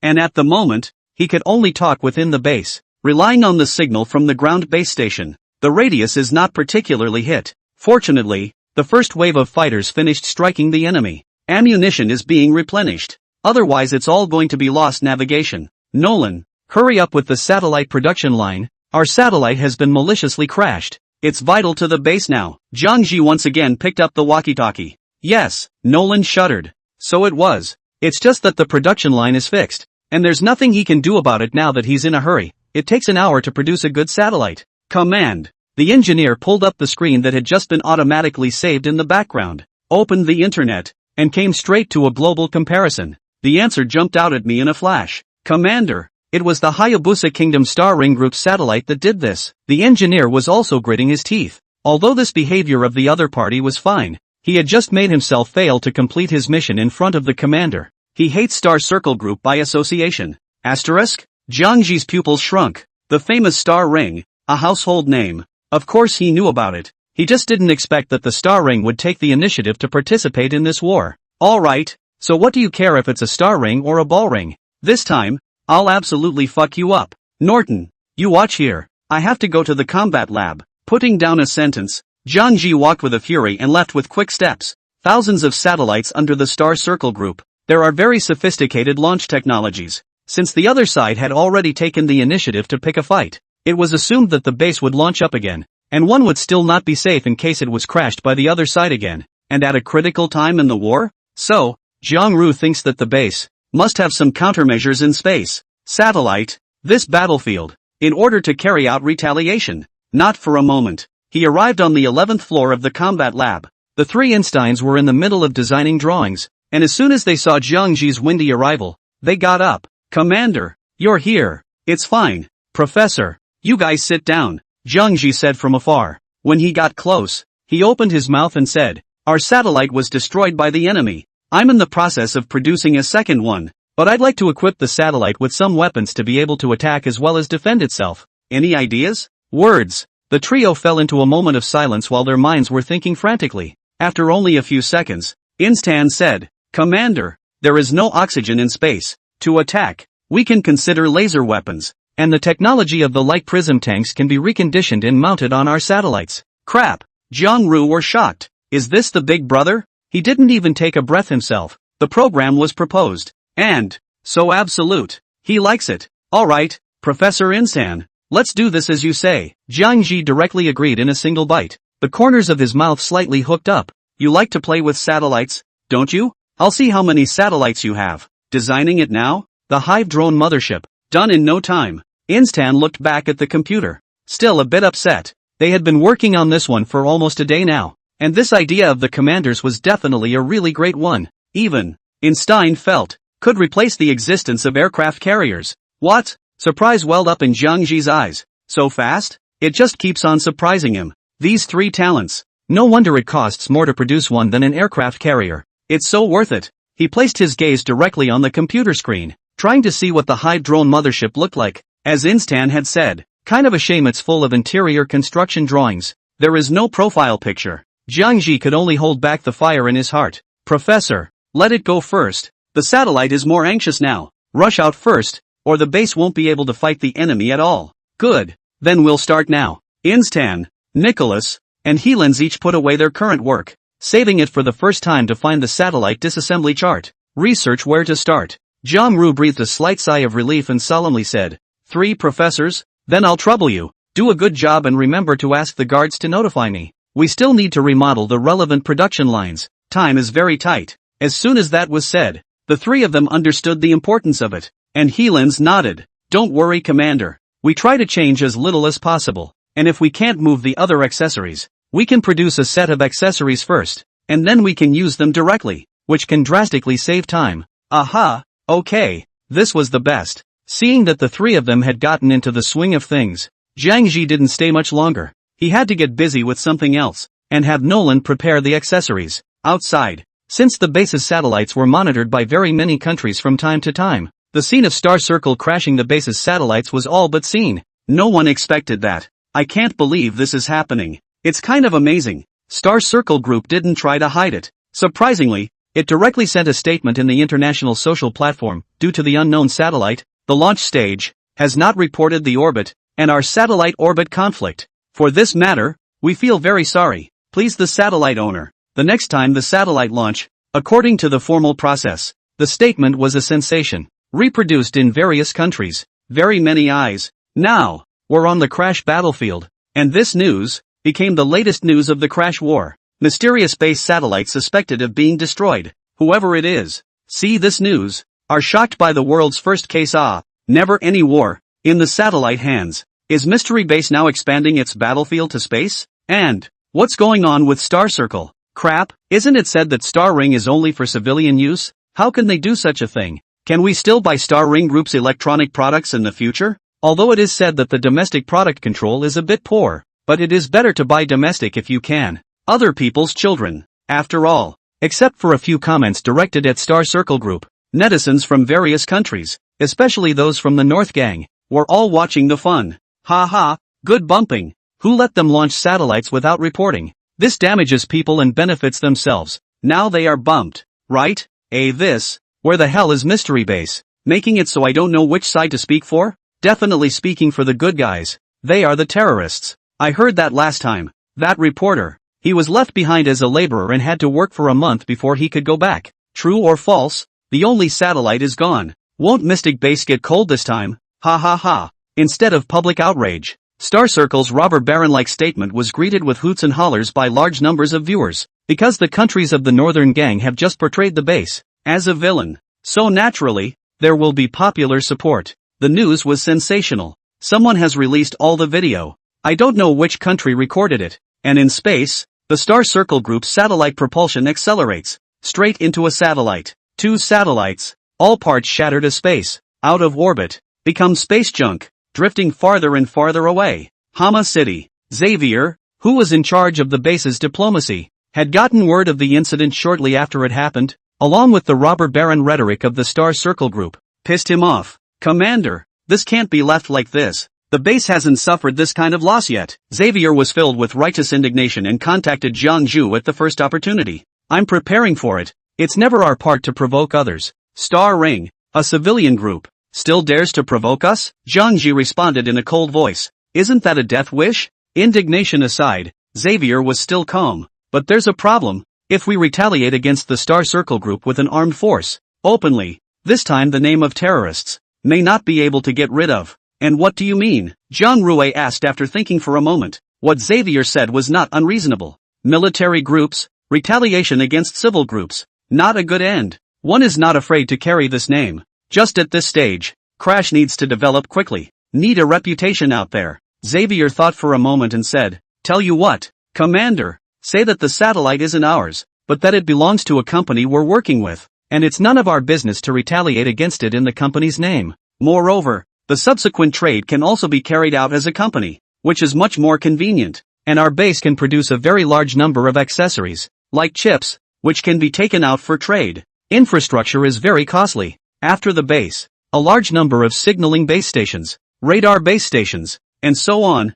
Jiang Zhu's goal was to put his empire, make it an all-time favorite. Of course it needs capital. Yes, you can arrange it. Jiang Ru's eyes lit up. This was indeed possible. It's just a skin change though, but in the eyes of others, much, much different. And soon, Xavier was on international social media platforms, registering an account. Third World Industry. Third World Industries, we sternly condemn this behavior of the Star Ring Group, maliciously crashing our satellite. This is a terrorist act. Robber barbarism. The Third World Corporation will absolutely return fire for fire, tooth for tooth. Once responded to, it quickly exploded. Third World Industry. What kind of company is this? Has anyone heard of it? I don't know. What the hell? Anyway, no matter what company it is, we just need to know that they have something to do with the mysterious base. How is this going to be retaliated against? There is no industry, no operation, and no sanctioning of the Star Ring Group. I think they are just talking maybe. Ha ha,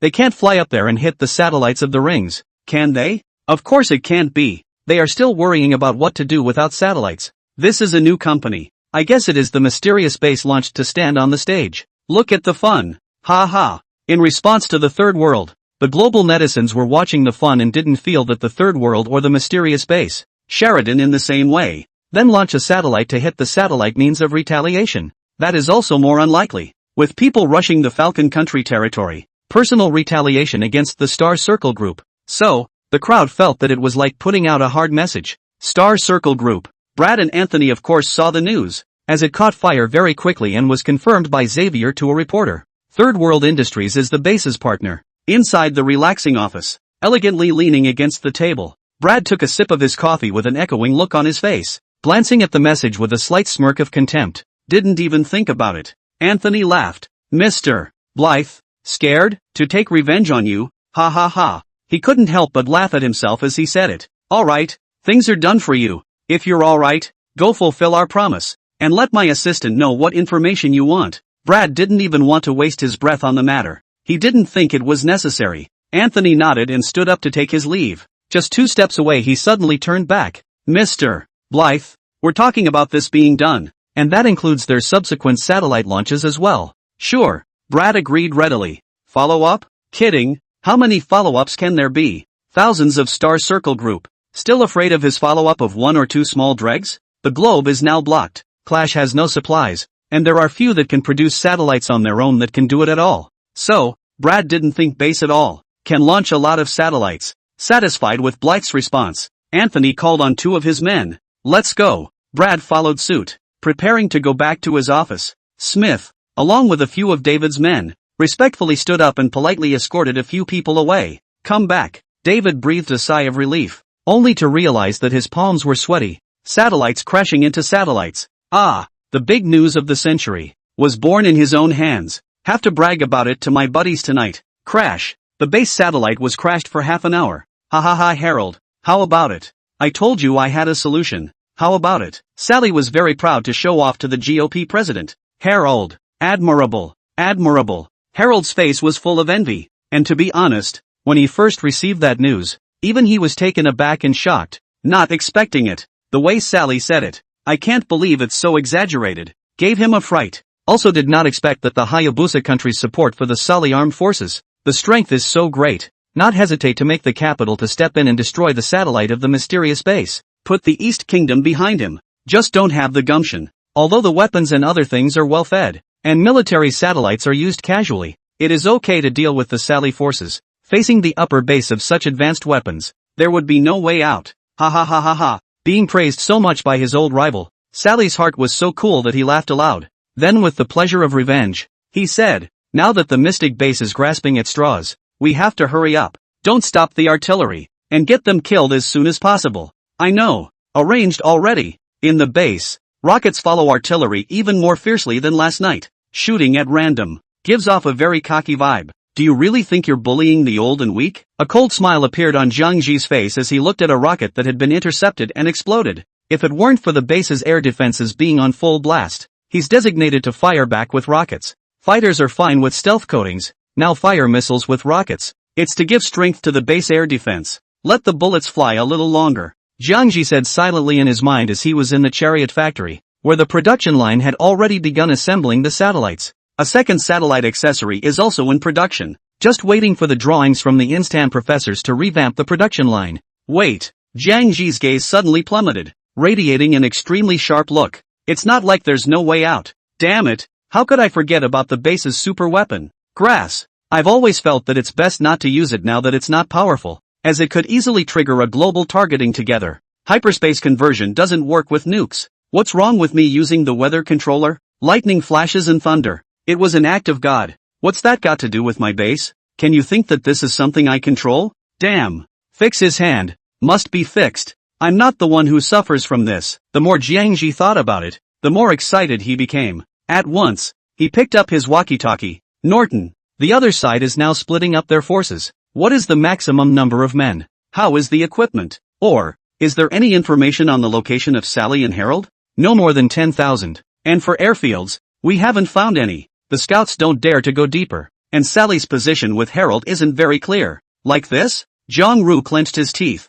A bit of a loss. The super weapon will inevitably not dare to use it too many times. 1 or 2 natural disasters to say the past. There can't be destructive thunder and lightning falling every day. Can wipe out an area. This is so fake. It was better to wait. When they came to heal, their forces were bound to converge. And the scout planes had been running for the past few days, looking for the other side's command center. We'll let them experience the feeling of ascension when the time comes. Bathed in thunder. Zhang Ji thought sinisterly, crooking his mouth into a smile, when Nolan, with his transporter, finally pulled the satellite out from the workshop. Commander, alright, okay, you launch first. I figure this one goes up. It might get attacked as well. Let the engineers watch it then. Let them get cocky for a while longer. And wait to hear from Prof. Instan. Yes. The transporter pulled the satellite in an instant and headed for the rocket launch base, which was ready on this side. At this point, Kanchanaburi is a long way from the destruction of the satellite. For the past hour, and so on.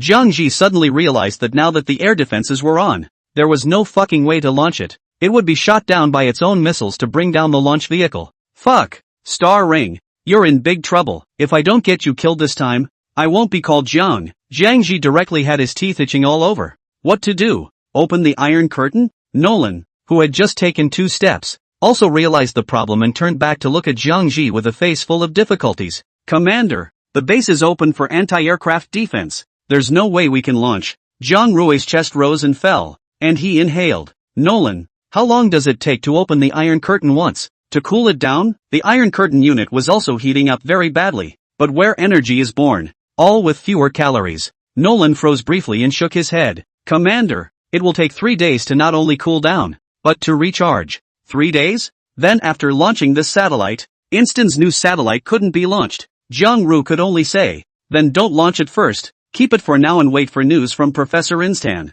Good. There's no way. This is war. This is reality. Not a game. And the base is full. It's only been out for less than 6 days. To be able to do what I'm doing now, it's been very good. The bottom line is here. The genus is limited. Can only take their time. In the future sub-base to build more, will not appear this problem. Jiang Ru also took it as a learning experience. Continue to be patient. Outside, Crash's army, too, was approaching the city of Hama step by step, and according to the latest intelligence, the first head of the troops, just under an hour, it will be able to reach the city of Hama. In this situation, Xavier could also only withdraw from Hama City to the middle of the base first, and stay there any longer. There was a possibility that the Sally militants would do something to Xavier, as the armored convoy withdrew. Once the Hama City reporter reported it, the outside world was once again in the wind. It's over. The satellite has been crashed. The fighters can't be deployed. The mysterious base is really out of luck now. The people have all withdrawn from Hama City.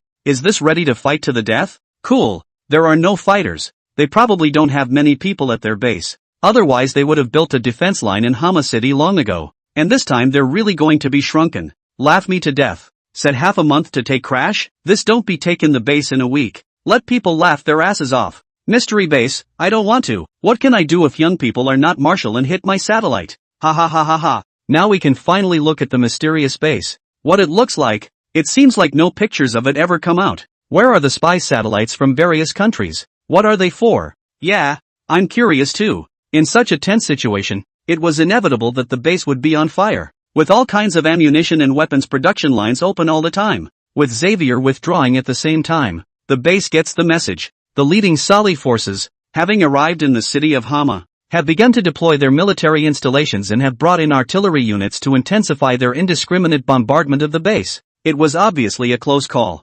Nolan waited anxiously. He called all the engineers he could use, and the mechanical modification equipment was ready. If it's a good deal, as far as the real estate line is concerned, it would be a huge time saver to have them, the senior engineers, do the work and just retrofit it. It was hot in the desert. The sun was scorching the earth and the air was fluctuating under the heat. Although Jiang Ji wasn't worried, he was blindly busy in such an atmosphere, hot and sweaty. Commander, the second oil field was taken. Do you need me to return to defense? At that moment, Alpha, who had been leading the troops outside, called. Jiang Ru came directly to the empty command center. The cool air conditioning was so refreshing. He said, no need. The base is well prepared. Even if they attack, they won't be able to come in for a while. After a pause, Jiang Ji asked again, Alpha, are you not far from where the harbor is now? 2 oil fields, all of which are owned by Sali forces. The second oil field is right on the edge of the western desert of the crash, with the port in the center,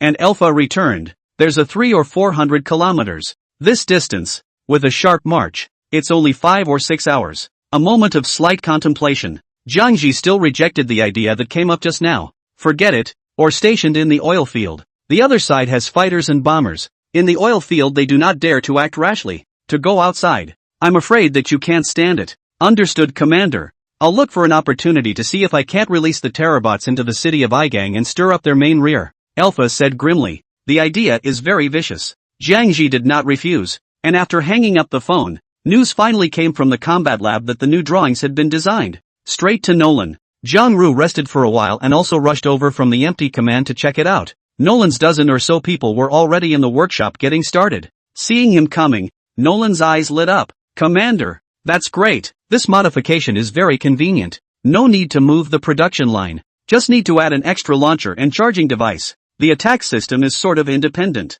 It doesn't require much modification to the original satellite, similar to an exoskeleton, and is a direct addition, like on a bottle, screwing on a cap. It can also be understood as docking. Zhang Ji nodded heavily. How long will it take to modify it? It's producing the laser device. Estimated half an hour. All will be done well. Nolan counted the time. And Zhang Ji took the base's tablet from him. Above is a drawing of the new satellite. Like a dragonfly. And the light prism emitters, instead of refracting lasers like prisms, are directly excited by high-energy batteries, the equivalent of an energy weapon. It's awesome. Just even in the game. A bunch of light prism tanks together. The blood-thick apocalypse, trying to rush through, are losing a lot of money. The power is high. Make do for now. The Star Ring Group's account. When the immediate trouble is solved, look for him to slowly calculate, but we have to save for a rainy day. Zhang Ji returned the tablet to Nolan. Nolan and the others disassembled first and prepared the docking port, and outside,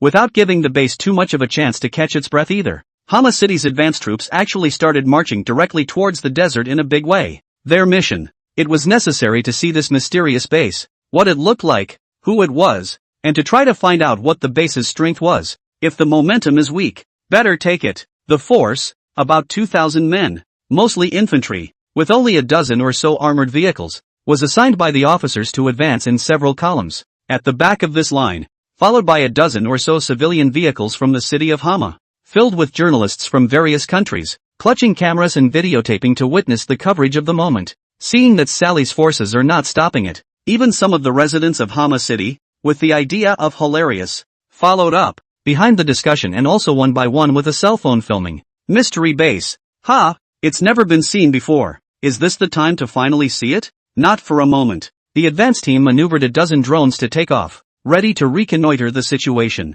In the combat information vehicle, the officers of the unit, along with some of the staff officers, watched the footage coming from the drone on the screen. The desert is endless and bare, with only the occasional green plant and pike tree visible. The rest of it was an earthy yellow color. They didn't even set up some sentries along the road, and no drones patrolling around? Reasonable? A staff officer frowned deeply. It's a little eerie how quiet it is. It's rumored that not only us, but all the countries had secretly sent people to launch drones earlier, and they were all shot down. So how come there's nothing this time? The other officer was also a bit confused. Years of combat experience. Even if the front is heavily guarded, the Dragon's Den, all dare to go to breakthrough. Only this. Nothing. Very puzzling. Often there are big storms underneath the calm. Is it possible that not only the people of Hama City have withdrawn, but their base, too, has secretly withdrawn? After all, this time, they don't have satellites, and there's no way to fight us anymore. Oh, that's possible too. Or it doesn't make sense.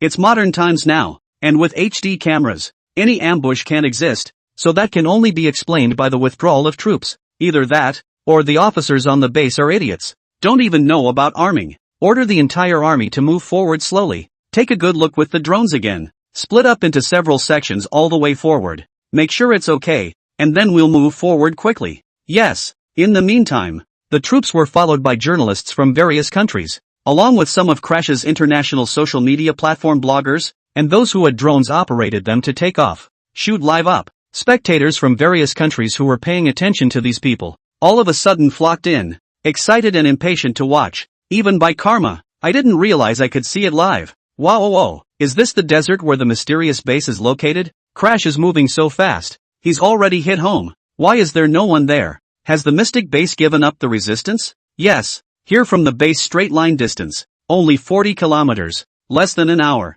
Full speed ahead. Less than an hour to They are no one out of the tube? Sure enough. Just as I thought. Once the satellite is finished, the mysterious base is cool too. Really mailed it in and gave up. Whether it's a military drone, or a journalist's, or some Crash bloggers, the desert is captured. There really wasn't a hint of movement. It seems, there is no mystery base ahead, only the desert. Just a hint of eeriness was revealed wordlessly in the quiet. The many netizens in the live broadcast room didn't think so much about it. Just looking at the empty desert without the slightest defense, one and all thought that the mysterious base had given up. Indeed, anyone who sees this empty site, neither will think much of it. It is not ancient times, but also engage in what ambush that's set. In front of high-definition cameras, any ambush have nothing to hide, cannot be buried in the yellow sand, hidden in the desert, right? If that happened, the massive ambush would have been discovered. Plus, with the temperatures so high in the desert, buried in yellow sand, it would be no different from an egg that was about to be boiled.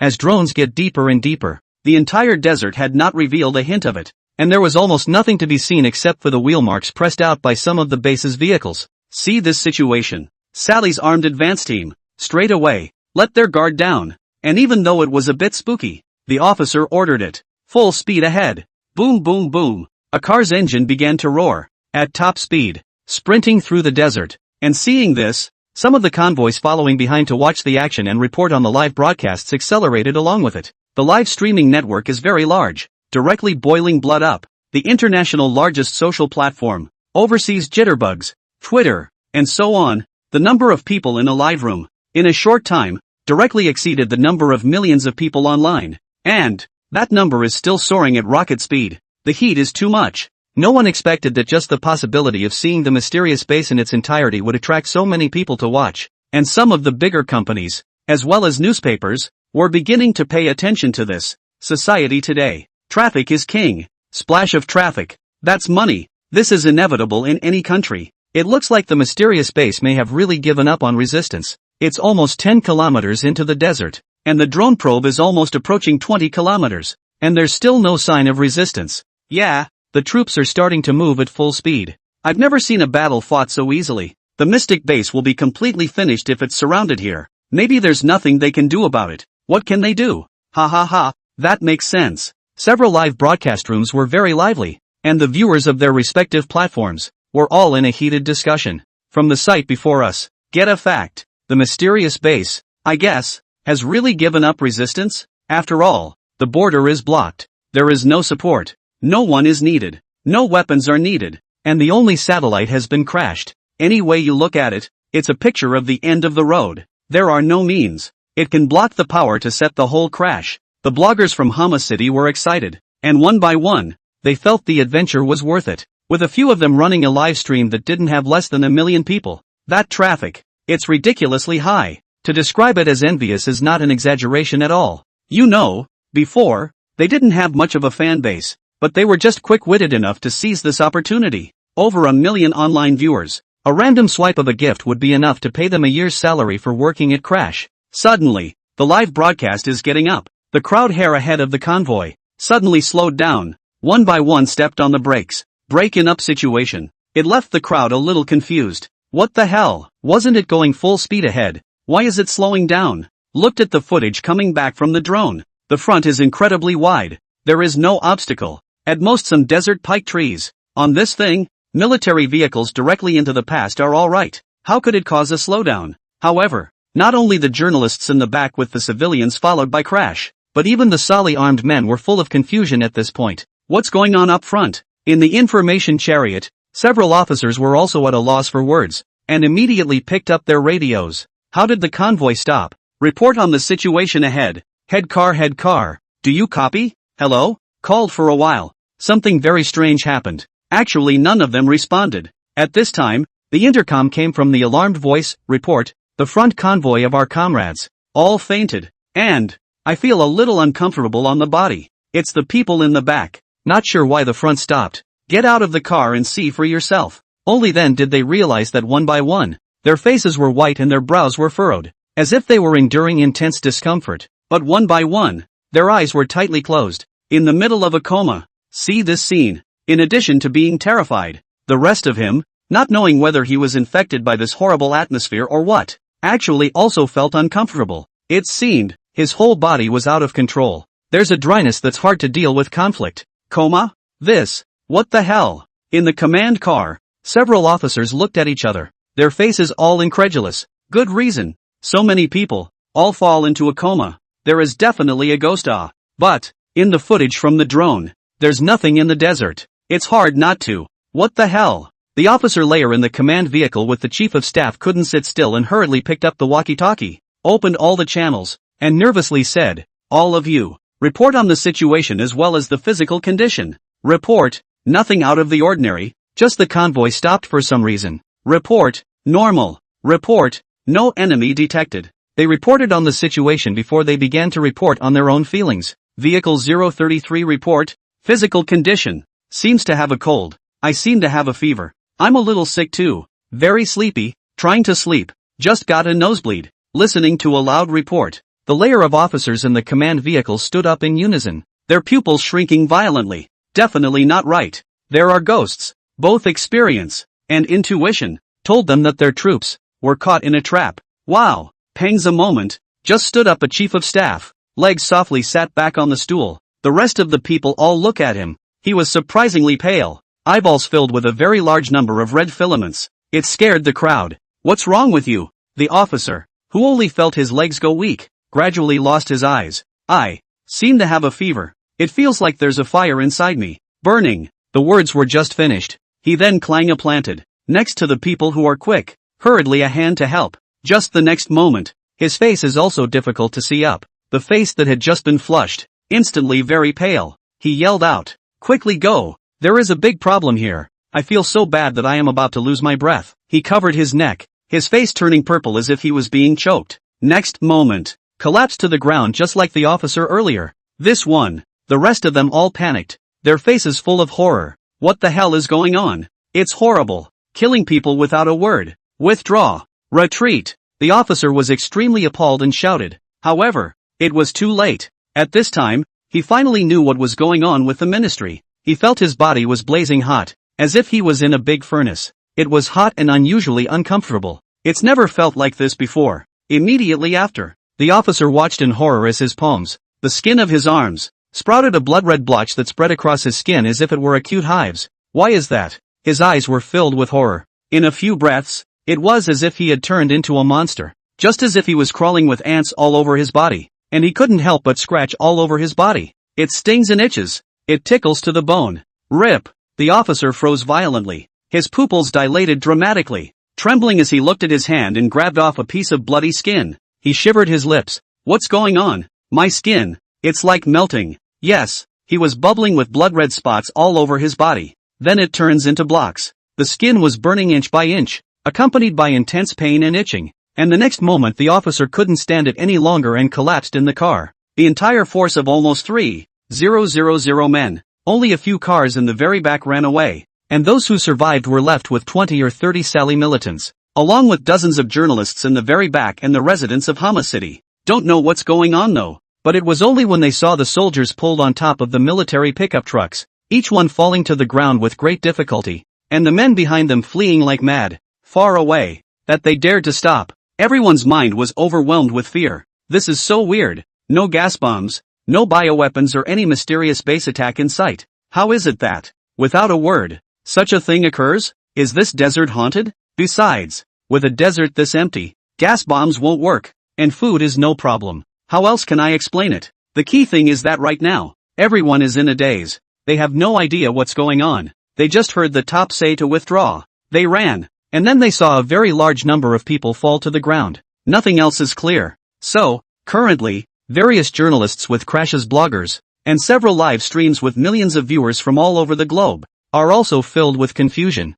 Anchor, what's the situation? Why did you run just now? The drones didn't see it. There are troops from the mysterious base coming out. Yeah, hurry up and explain. I'm so curious. What's going on? Why do I see you guys running away like you've seen a ghost? Where are the troops in front? Inquiries flooded the airwaves. A few anchors also used skimming English, with panicked faces, explaining with difficulty, I don't know. This desert is not quite right. You guys see? Except for a few dozen of us. The rest of them are all inside without movement. What the hell? How is this possible? Not to mention the audience. The remaining people on the scene were so eager to figure out what was going on that they maneuvered the few remaining drones and began filming the specifics. Suddenly, vomit. A gagging sound came from the scene just as he watched the footage coming back from the drone. This was followed by a chorus of vomit. That picture. The soldiers who fell in the desert were so bloody that they were on the verge of becoming unrecognizable, and their flesh and blood seemed to have undergone some kind of chemical reaction, melting away in blood. It's just like a puddle of blood. A complete mosaic picture. It's brutal. They hadn't seen this look at all, and their stomachs had turned over and were very out of place. And at the moment, viewers of the various live streams, also across the globe, came in a fit of dry heaves, staring wide-eyed and horrified at the unbearable scene on the screen. How did that happen? What the hell happened? For good reason. It can actually turn people into blood. Is the mysterious base going to research some kind of biochemical weapon? Biological weapon. This is too scary. Until then, countless people only reacted to why there was no one in this desert. So it turned out that the mysterious base had not given up, but had long deployed this silent killing method. How did they do it? It was brutal. I'm a chemistry student. It's kind of like corrupting someone with a strong acid. Except, there are no conditions for strong acids in the desert. And the rest, I can't really think of. Mysterious base. This is killing people invisibly.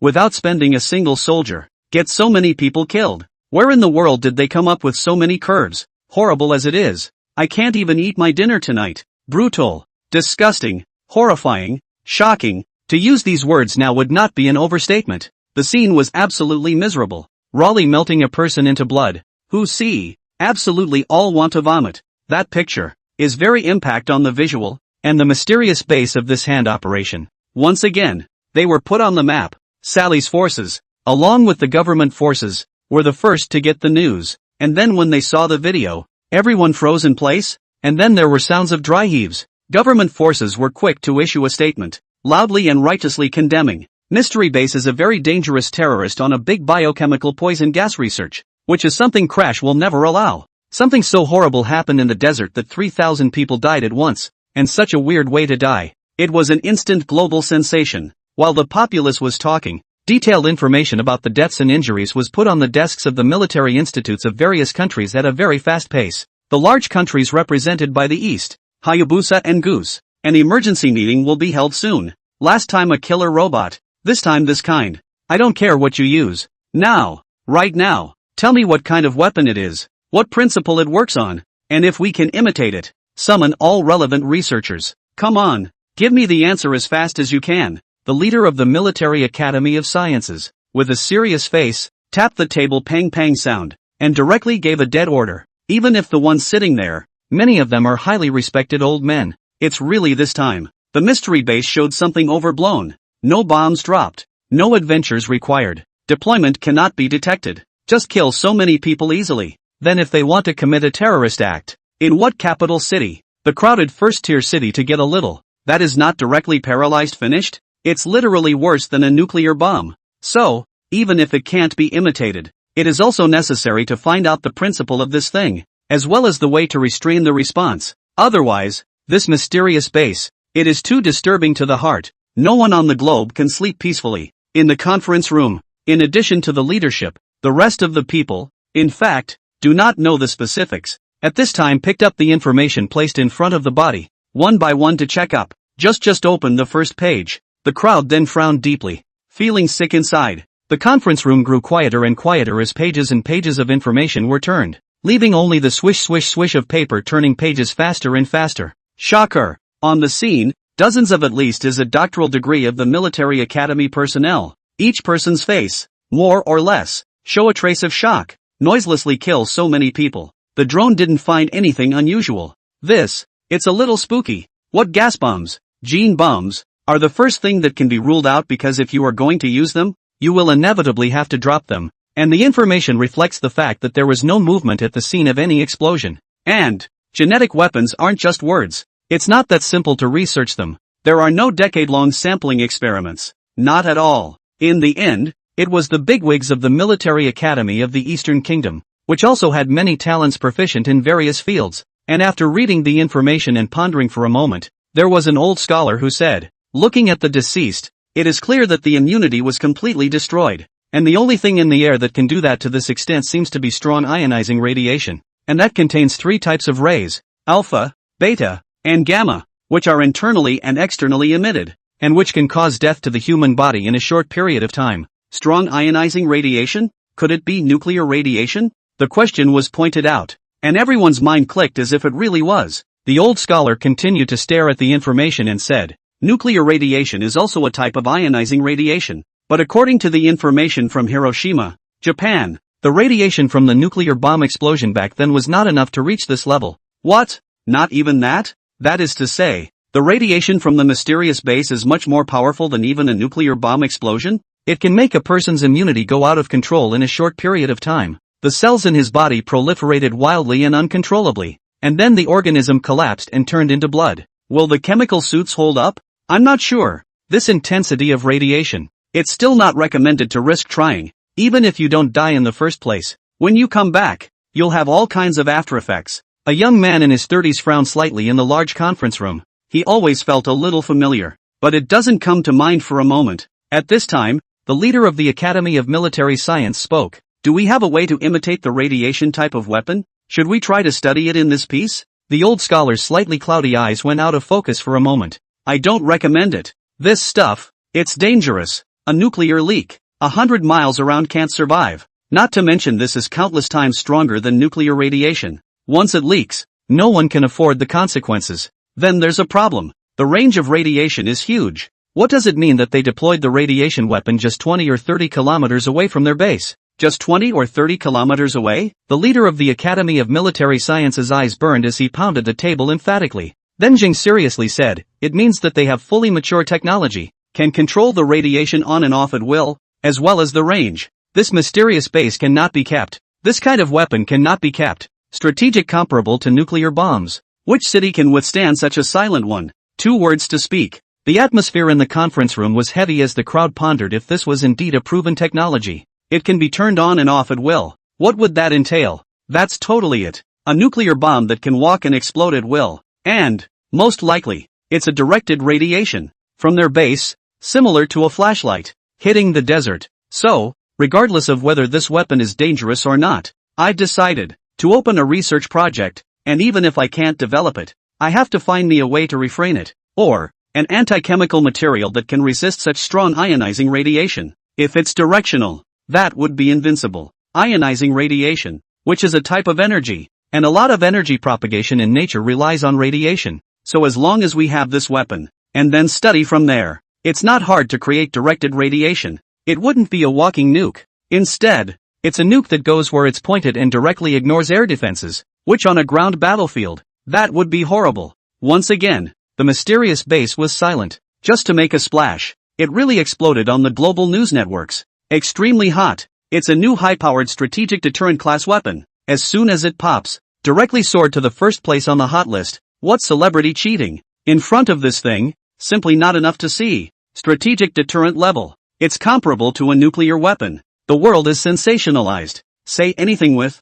various bloggers, all run out of alarmist, rubbing the base of the heat. People pass on the situation. The mysterious base is directly described. Unfathomable and terrifying. In a split second. In the midst of this massive spread, there was another hot word that made it to the top of the Hot 100, taking over second place outright. Hashtag radiation engineers hashtag. There were so many people discussing this that naturally some people perceived the radiant engineers from the Red Alert game and, most coincidentally, this thing happened to be exclusive to Crash. The term radiant engineer came out though. The only thing everyone felt was shock. At present, no one is thinking about the Red Alert base vehicle. After all, it is too heavenly. Just that the base will be the technology of radiation engineers. In reality, research. However, at once, the military channels began to boil over. As soon as the radiant engineers came out, the base's multi-purpose armored vehicle, tank with the Rhino, it was also pulled out frame by frame. Crap, this is so damn similar. It's practically identical.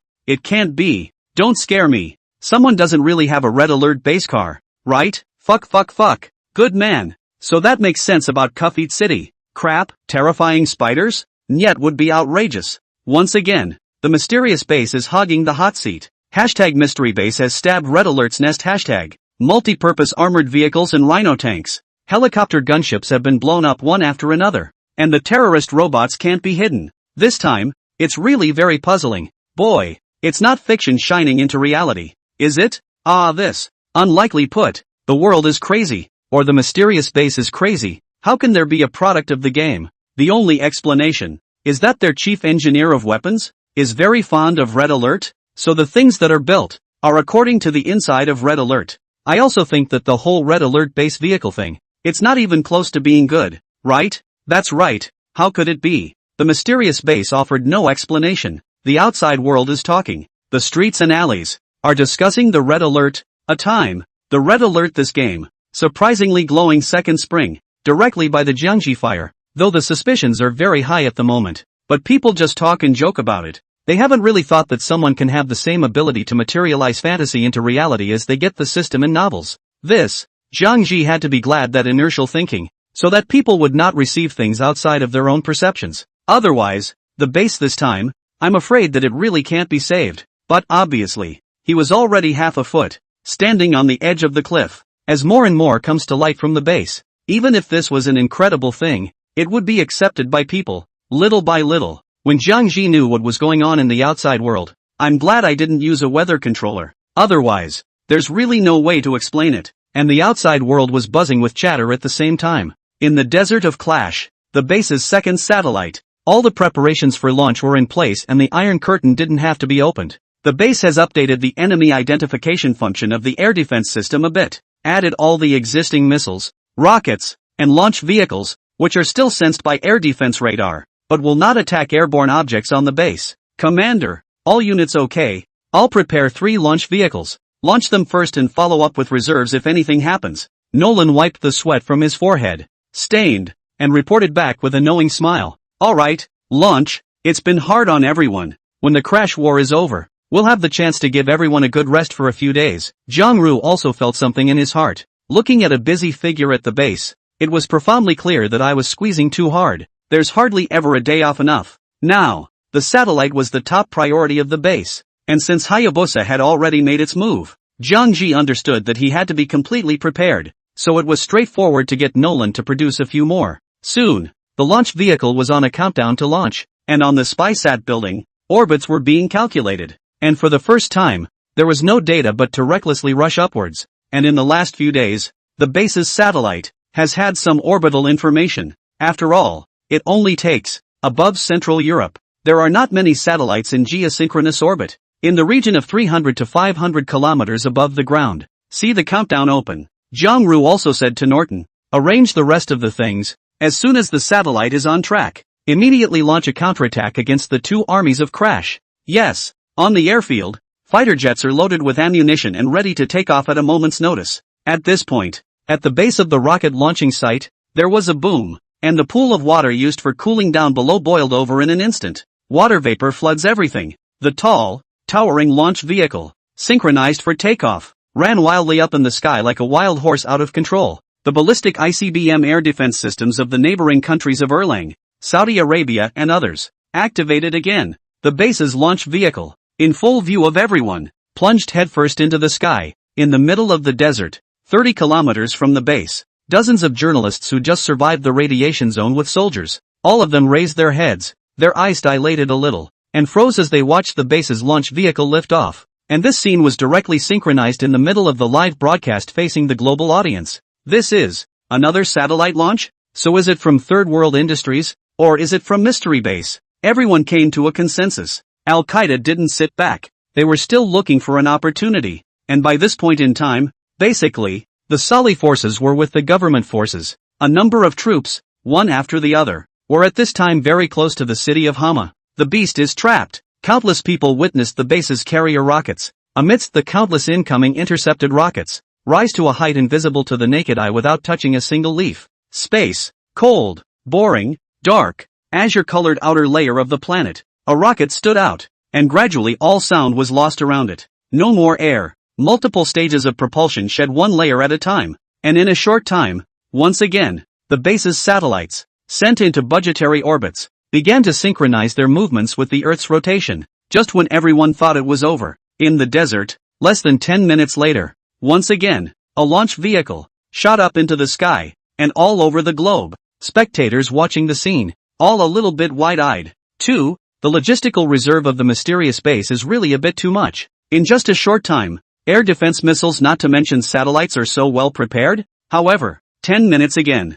the crowd went numb. Here comes the third one. One thought came up in their minds. Is it going to be the end? There's not going to be a fourth or a fifth one, is there? This one. Millions of people waited desperately for 10 minutes or so on the Crash Blogger's live feed, and finally there was no fourth one. Otherwise they really don't know how to describe it. Mystery Base. Scary as hell. At the same time, when the base's first satellite had just entered orbit, the Starring Ring Corporation, located in the Falcon Kingdom, Brad instantly received the news. Oh, there really is a reserve of satellites? He laughed and waved his assistant to get busy. Then Schmidt stood up, straightened his suit, and emerged from the office like a lion patrolling his territory. Slightly proud head held high. Proceed to the 36th floor satellite center. Jingle bells. Not 2 steps away, the cell phone he clutched in his hand, buzzed and vibrated, and without looking, Brad reached up and pressed the headset that knocked against his ear. Hello? Brad. This is Anthony, the Central European side. Anthony's words on the other side of the phone were just half said when he was directly interrupted by Brad. I already know. I'll take care of it now. And since it was agreed upon when we worked together, I'll make sure to do it for you. It was quiet there for a moment. Came Anthony's laugh. Good. Then I'll trouble Mr. Blythe. The corner of Brad's mouth was slightly tilted. Isn't it just one satellite? No need to call in next time. Let alone one. I'll handle 10. Hang up. He took the private elevator and had just arrived at the 36th floor when the base's second satellite, which happened to be launched, was constantly adjusting its orbit. And at this point, David is in the monitoring room. Several satellite monitoring, once again sounded drip drip drip emergency avoidance alarm. He took a look. Immediately scalp. Computer screen. Calculated orbit. Surprisingly this new satellite, to hit straight up. I knock. David's face froze and he exploded directly. It was simply too late to maneuver now. The satellites launching up were fast. He didn't even have to think about it. Other people definitely do it on purpose. It's revenge coming. Supervisor Smith, come to monitoring room 8. There's an emergency. David rushed to call the leader, knowing full well that this was not something he could handle on his own. The words just fell. The door of the monitoring office was pushed open, and a middle-aged man in a suit with a bland demeanor was greeted, followed by Smith with a nod and a bow. As soon as David looked at it, the man froze, then scrambled to his feet. Boss, what are you doing here again? Smith, there's just something I need to see you about. There's an unidentified satellite that's rapidly entering our orbit. The visitor was, of course, Brad. Without David having to say anything, his gaze, along with Smith's, had landed on the screen, and after seeing the situation clearly, Brad smiled faintly, stepping forward and straightening David's tie. Just come, what's the panic? David on the spot flaxen dumbfounded, incredulous look at the boss, followed by a face full of flattered, eyes full of worship.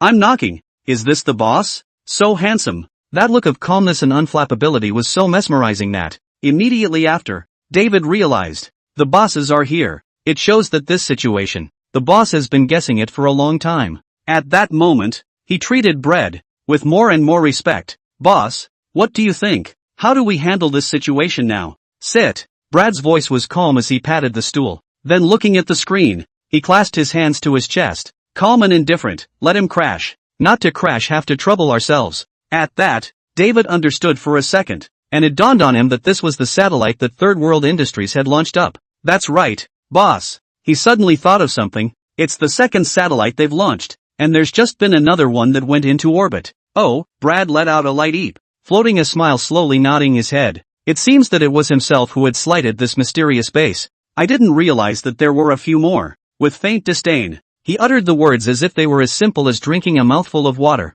Where's the first one? Use our satellites and give it a bump. I'm kinda curious to see how Third World Industry is going to retaliate against the Star Circle. David froze with Smith, immediately back. Okay boss, just launched the first one, in their original orbit. Our satellite is just in time to hit it. Operate. Okay. Davey got excited again. He could actually crash again. TSK, who else in the whole world would be able to do such a great deed? Later on the resume, it's all very heavily weighted. On the other side, the desert of crash. Journalists from various countries, one by one, looked at a few smiling crash bloggers with their mouths closed, not to mention how hard it was in their hearts. Shit, the material that you're so good at shooting yourself, resent back to the paper for a report. Thought it was first-hand material, but in fact, the yellow flowers are cold. The newspaper is still editing it, and the internet has already gone crazy, and the material is even more complete than theirs. Recent crash does have too much heat, and while the major official media outlets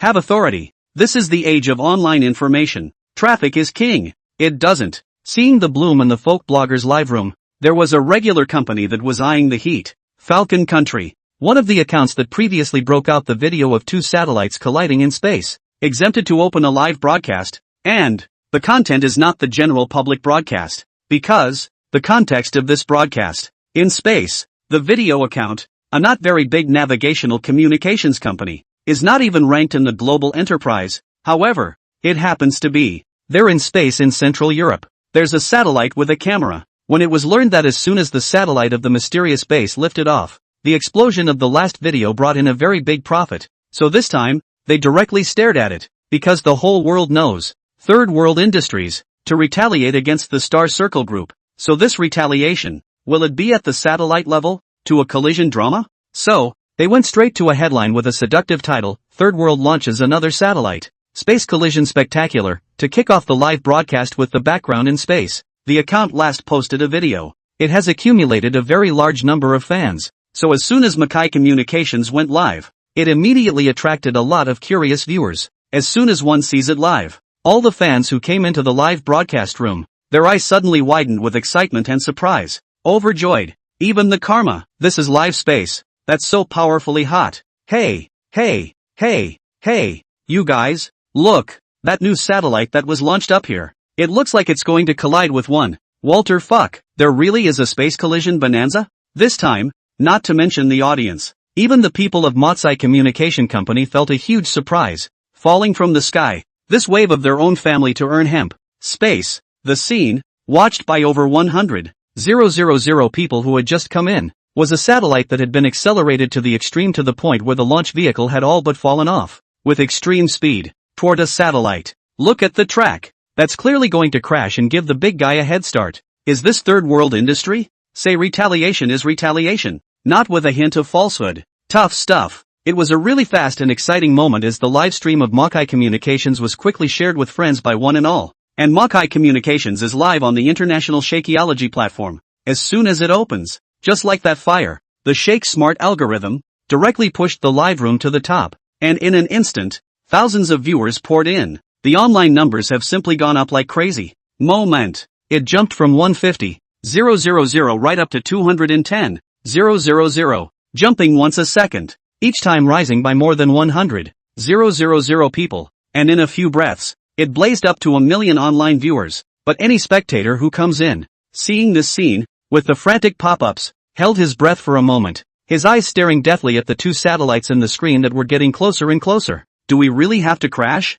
Unlike last time. This time, if we bump it, it would be a declaration of war in disguise. Ah, third world industry and nobody. Who gave him the courage? Tough with the star ring? Even if the mysterious base behind it, on its own, in terms of capital, it can't be compared to a group like Star Circle, which is several $100 billion large. They really dare? Meanwhile, at this very moment, the base's third satellite launch vehicle takes off. The first satellite. It also went into orbit and tested perfectly fine, a product of the base's homologous build, seamlessly connecting to the base's terrestrial base station in a flash. Again, it can be for missiles as well as fighter jets. Precision guidance. Boom, boom, boom. In the middle of the desert, the dozens of people who had been dumbfounded by the launch of 3 satellites in a row were once again stunned in place. Watch a fighter jet take off from the base. Rampant clamor in the air. Then, each turned around and headed straight for the hinterlands of the crash stuff. The fighters had just taken off, and in the blink of an eye, the base's counterattack was in full force. One rocket, from all sides of the base, they were fired and counterattacked the artillery positions of both crash armies, making it a complete spectacle of indiscriminate bombardment with ammunition. Their side, the viewers in the live broadcast room, 2, were wide-eyed and counting with bated breath. 1, 2, 3, 4, 10 fighters. The mysterious base's fighters. They turned out to be so many. They're hiding too deep. Holy shit, 10 stealth fighters? It's only 10 frames. What's so surprising? Look at you guys. You look like you've never seen the world. You know shit. Do you know what 10 stealth fighters mean? The Clash government forces combined with the Sally forces don't have a single stealth fighter. Only the big powers have that. Now that the base satellite has been relaunched, and Crash doesn't find a way to target the stealth fighters, it's really hard to tell who's going to win and who's going to lose. If the base only had 4 or 5, with Crash's 30 or so, there would still be a fight. But today, come out 10 at a time. Things are a bit muddy again. And at this time, this side of the live broadcast room is discussing heatedly. Suddenly rushed in a group of people, yelling, "Hurry up, are you guys on 2G? Still looking at the desert. The base and starring ring are going to fight in the sky. Hurry up and get over here." Crowd, in a semi-clueless state, one by one, these viewers came to Makai Communications' live broadcast room, squinted their eyes to take a closer look, and were instantly stunned. Live streaming seamlessly? Audiences from countries all over the globe got excited, as if they had been pumped up. I didn't realize there was such a thing as a good thing. The moment. In the middle of space, the huge blue planet was below, the atmosphere emitting a glittering light. Very magnificent. A satellite, already limit close to another. Millions of viewers in the live stream. Chi-Chi's heart was tense and he held his breath to witness this moment that could be called history. Eventually, The satellite launched by the mysterious base stopped just less than 5 meters away from the starring Ring Group's satellite. Drive into a synchronized orbit. With the Star Circle Group's satellites, always keep a distance of 5 meters. There was no direct hit. The countless people who had just been nervous in the live broadcast room had their eyes glazed over with displeasure on their faces. Damn. Where's the big collision scene we were talking about? Third World Industries. Are you guys okay? I've got my pants down and this is what you're showing me? You're so close to getting it right. You stop? Boring. Give the master a whole laugh. This is the Third World Industry, said Retaliation. You want to be so funny, not to make people look at the joke? Yeah, do so much foreplay, all thought you wanna crash. This is the teeth for teeth. Teeth for teeth. But at the last minute, you stopped. In that case, isn't the statement issued by Third World Industry a slap in the face? Starring Rings. When seeing this scene, Brad couldn't help but laugh out of his mouth. No bump? What a surprise to me. They don't bump. It's not delivered to the door. We bump. Too much fun. Smith and David are also full of confusion. There is such a person? What kind of brain circuits? How do they think? The two were completely unable to understand. David, too, all crashed. I read the news that the third seems to have sent a launch as well. Look at the distance. All over to you. Brad explained with a pursed smile on his lips. He felt that the task was too easy to accomplish. I thought it would take a bit more work. Mystery base. What a great guy. Okay, boss. It's very simple. I'll operate it right away. David rubbed his palms together excitedly, staring at the screen, his eyes shining straight. He all but put the first satellite down first, ready to eat this meat that came to his mouth first. 10 fingers quickly on the operating system. Set the program up. Space. 2 satellites. Separated by less than 5 meters. A distance that, on the scale of the universe, is really negligible. Very, very close. At the same time that David was operating, in the middle of the base, Jiang Ji and Norton and his group were also monitoring the base from the satellite, watching with a hidden smile. Soon, the thrusters of the Star Ring Group's satellite were activated, and the foreign viewers who had just lost their tirades in the middle of the live broadcast room of the Mackay Communication Company, eyes seriously wide open again. Hey, you guys, if Third World Industries doesn't do it, Star Circle is going to do it. Oh, wow, good job. Ha ha ha. Third World Industries won't be able to sleep tonight now. Know how to strike first? The satellite of the Star Circle Group. In the darkness of space with a blue background. A jet of air. Obviously, it's going to move. And at this moment, the base's satellite, the propulsion system was actually synchronized to start. Under the gaze of countless pairs of eyes. 2 satellites. Start moving together. At this moment, everyone had only one thought. The mysterious base panicked and wanted to hide. Wasn't this self-inflicted? Fruity. The Star Circle Group's satellites, rushing straight toward the base satellites, were mesmerizing in space? In the night, who knows? The base's satellites are faster. Unlike the jet's propulsion, it instead carried a ghostly blue ionized energy in its tail, rapidly moving away from where it had just been, directly flung the enemy a few dozen meters. Star Circle Group. Instead of being discouraged, David, like a patient hunter, was about to power through and perform the big chase. He watched the screen as if mesmerized. The hands created an exciting scene, but suddenly, the base's satellite stopped running, and a few booster jets moved. Adjust the angle slightly, making an electromagnetically constrained like circular opening, aimed at the starring Ring base's satellite, which, in reality, contained a maze of prismatic light-enhancing technology. What's this about? You know you can't run away, so you're not going to run? It's too late to choose to die standing up. It's kind of weird. Countless people were snapping words on the pop-up screen of the live broadcast, not sparing the slightest bit of mockery and ridicule towards the mysterious base, all of them saying what they had done earlier. But at this point, exploding projectiles, thinning out, all over the countries, more than 5 million people were watching the live broadcast, and at this moment, all of them were staring blankly at the screen, with all their attention drawn. It was as if something extremely compelling was going on. Immediately after, their eyes gradually widened, their gazes lost in thought, staring at the screen as if they were imprisoned. And one by one, they didn't move at all. Go. Someone was eating and let out a shocked sound, their chopsticks slipping right out of their hands. This? The expressions on their faces ranged from mockery, ridicule, and gloating, to surprise, disbelief, and now shock. It happened in just a moment. Clunk. Some spectators stood up violently, their eyes incredible, as if they saw a very hard-to-believe scene, and stood still with their jaws agape. All of it, all originating from the screen, the satellite from the base. The prismatic device began to emanate a dazzling blue energy from within after it was aimed at the Star Circle Group's satellite. Silent in space, that energy, deep blue pure, from a small point of starfire, ignited a prairie fire like, at this time already have adult fist big. The energy is building up. The countless viewers in the live broadcast room. At this moment, not a single person spoke, all of them staring at the screen dumbfounded, with the shock of what was to come. They seemed to understand. Everyone had a sense in their minds of what the base's satellite was up to, but it was the fact that it didn't happen that made it the most compelling moment.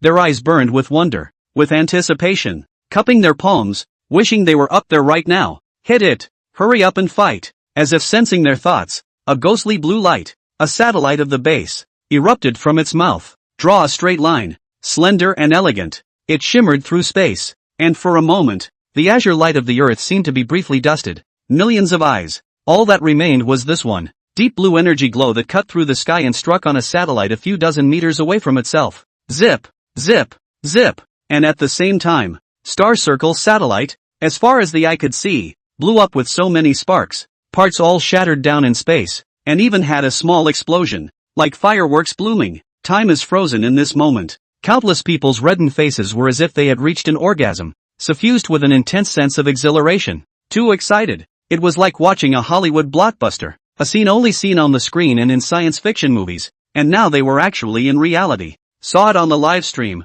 The kind of feverish, heart-racing mood at this moment could not be described in words at all, only tangible. To understand. What an exciting moment. The viewers in the live broadcast room were as excited as an ape, shouting furiously, "Ha ha ha, what do we see? Satellites armed with weapons are about to launch a liquidation of the Star Ring Group. You know, this is a full-fledged energy weapon." Too many people couldn't help but watch the explosion in space. Inhibited on the pop-up. Oh my god. Is this the mystery base? Can someone tell me what else they haven't taken out? Laser weapons? Other countries also have them, but they are all still in the experimental stage, not really put into the battlefield. I didn't expect that the first one to use it is actually the mysterious base. Unexpected, unexpected. Now, can other countries sit still? Yeah, it's so exciting. And the fact that it's in space, with stricter conditions than on the ground, means that their laser or energy weapon technology is very mature. No wonder they dare to fight against the entire crash with one base. Bull. The pop-ups simply exploded. This big drama staged by the mysterious base has finally begun. And this is just the opening credits. What will the subsequent retaliation look like? Original. The mysterious base is not a stupid delivery to the door, but an assassin with a knife. And now look at it. It is simply to tease the people of the Star Circle Group. Trying to hit me? Come here and I'll shoot you. The Star Circle Group was purely and simply being teased and fished into a warped mouth. And at that moment, the Star Circle Group, in the office where David was, the atmosphere is subtle. David dumbly looked at the screen. The satellite lost signal. Then there is a little embarrassment on his face. This, damn, third world industry. You are not appropriate people. It's too doggy. He was still full of joy and ready to go for a hard hit. Results. The other side is not sheep. Instead, it's a manticore, rushing directly to their satellites. That was not putting them in their eyes at all. David stiffened and turned his head to his boss. Brad. Boss, I can't help it. They're armed. He gazed in embarrassment. It also contained a tinge of shock, but just didn't dare to show it here in Brad, carrying a laser weapon on a satellite. Who could not be shocked? Brad lowered his gaze, his mind still on the scene from earlier, a ghostly blue glow of energy striking him,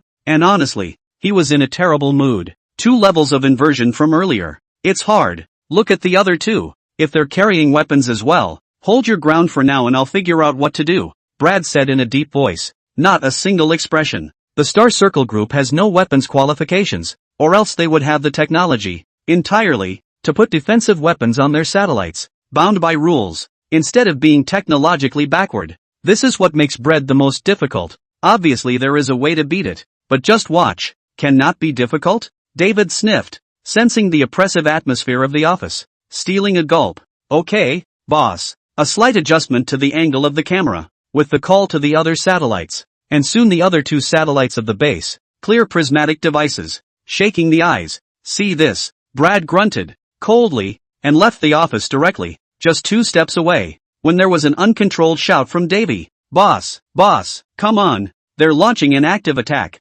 Brad was on his feet, closing his eyes deeply. He took another deep breath, forced himself to turn back around, and went back inside the office. And sure enough, in the middle of space, the opponents that he had once ignored and treated as sheep. At this moment, the 3 satellites, all of them, bloomed with dazzling light, like a timeless painting in space. The images are magnificent and stunning. On the background image of the azure planet's atmosphere, as if 3 shooting stars dotted across, 3 fireworks bloomed in the air. Brad sulked and spilled his guts. Only David and Smith were left staring wide-eyed inside, not daring to take a breath. Brad had a hard time at the same time. The millions of viewers of the Mocha Communications livestream had a blast, literally watching millions of dollars worth of fireworks with sci-fi blockbuster filters. Nima, who's seen it? Can it be unpleasant? Bull. Holy fuck. It's worth it. Third world industry is bullish to the point of explosion. And it's so sensational to say you're going to retaliate. Fast and furious. This is revenge. More of it.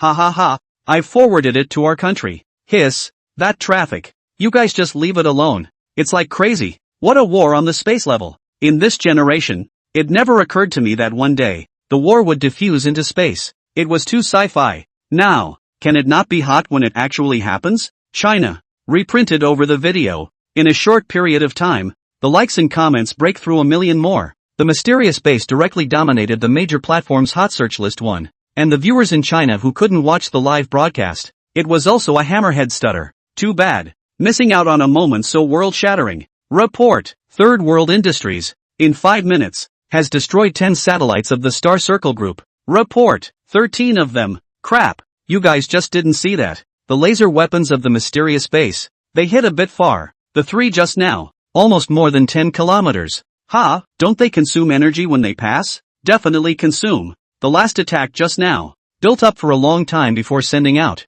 That scene. Dazzling like a small sun. The next thing you know, you can't fight. The Star Circle Group's satellites in the neighborhood. All out of sight. You have to look in other areas. Will the mysterious base stop? Who knows what's next for the mysterious base? Having just one of his own crashed, he's knocked out 13 of the others. And the very thought of it makes a very large number of people smack their lips in amazement. Star Circle kicked the steel plate. Meet the tough guy. Straight to work. Without consulting you. I'm numb. And in the meantime, crash. In the middle of the desert, Jiangji retracted his gaze with intent, watching the base retaliate with his own eyes. And he was comfortable with himself. Out of the way. That's cool. Xavier and Norton were there. Both grinning. 13 satellites. That's enough to give them a heart attack for a while too. Coming down to a few tens of millions of dollars. Hey. Zhongru laughed out loud. A heartache for a while won't do. Stupid star ring. Messing with us for a good reason. We have to give them a hard heartache. Xavier,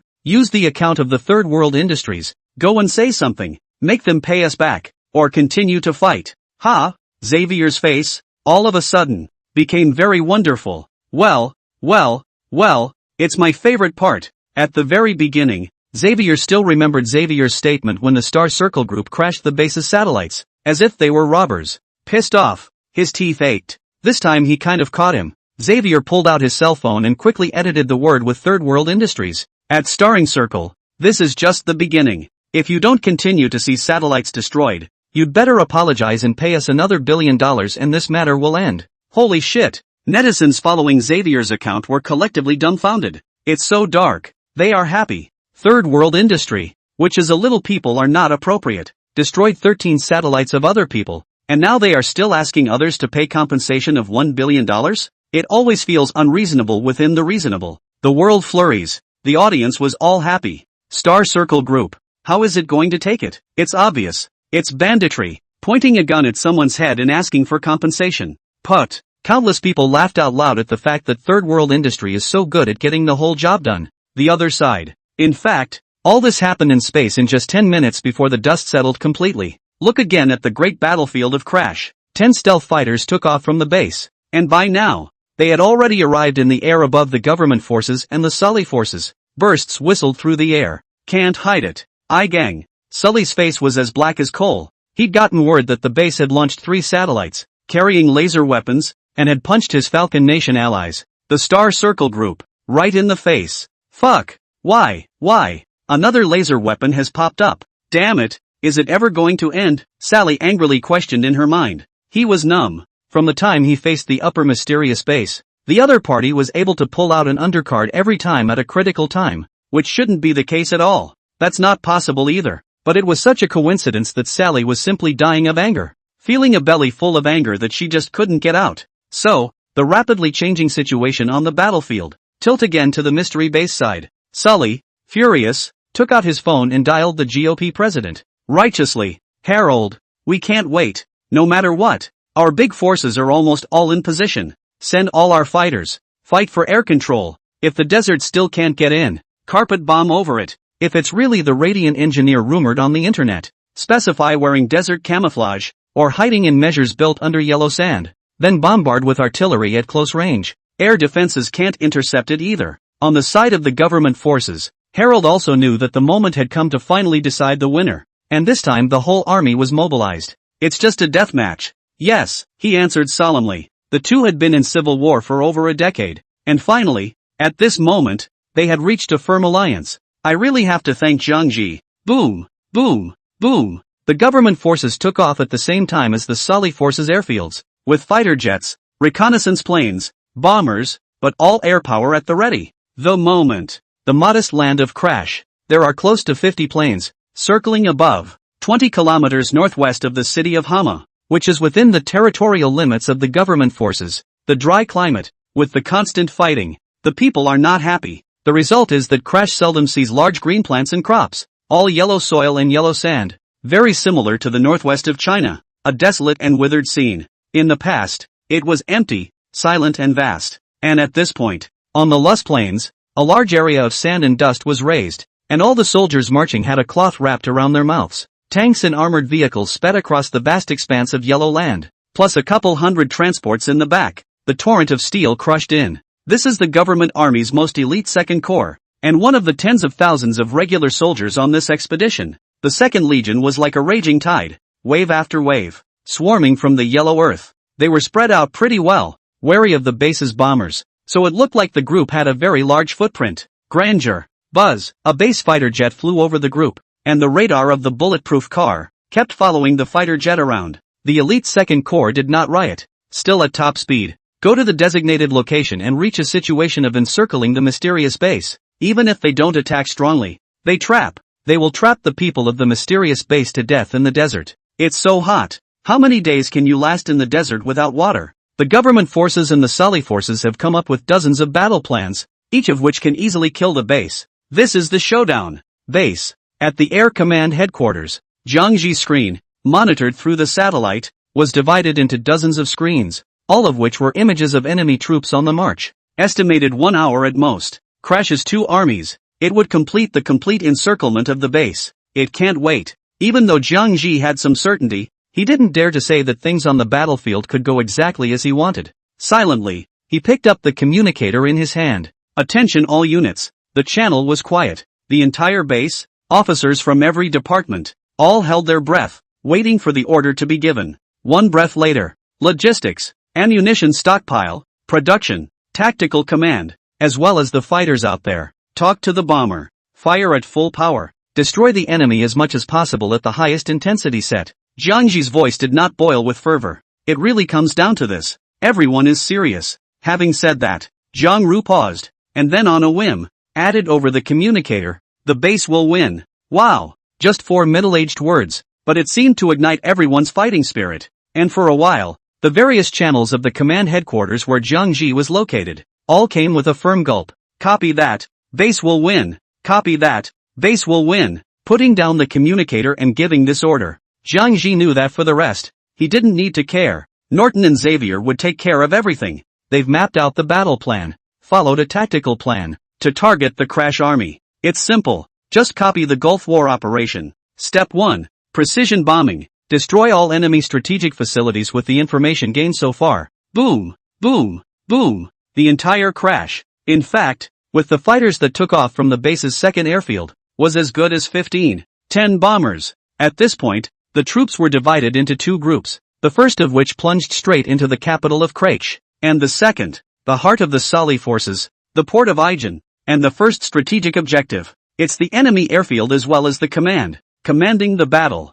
Norton was truly like a battlefield commander, strategizing and giving orders with his walkie-talkie. A confident smile pursed his lips. Know that you have fighters. What if there's no airport? Afternoon. The sun was still hot in Crash, and it was a day when a lot of people took Xavier's advice and retreated from the city. At this point, people in various villages of Clash, with their heads up and with a sense of confusion about the future, looked at a passing fighter plane overhead. At the base, Norton had several communicators on each of his and Xavier's desks. Suddenly, a voice came from one of them. First Air Detachment reporting. 160 kilometers from the capital. Enemy air units spotted circling. The 2nd Air Detachment has also spotted enemy fighters. I-Gang and the capital. Both have fighters? Norton understood the message and instantly replied. No need to report. Attack freely. I just need to hear that the mission is complete. Yes. Yes. Sally and Harold knew that their fighters didn't have significant stealth and didn't dare to fly around at all, and had stayed behind the big back on standby.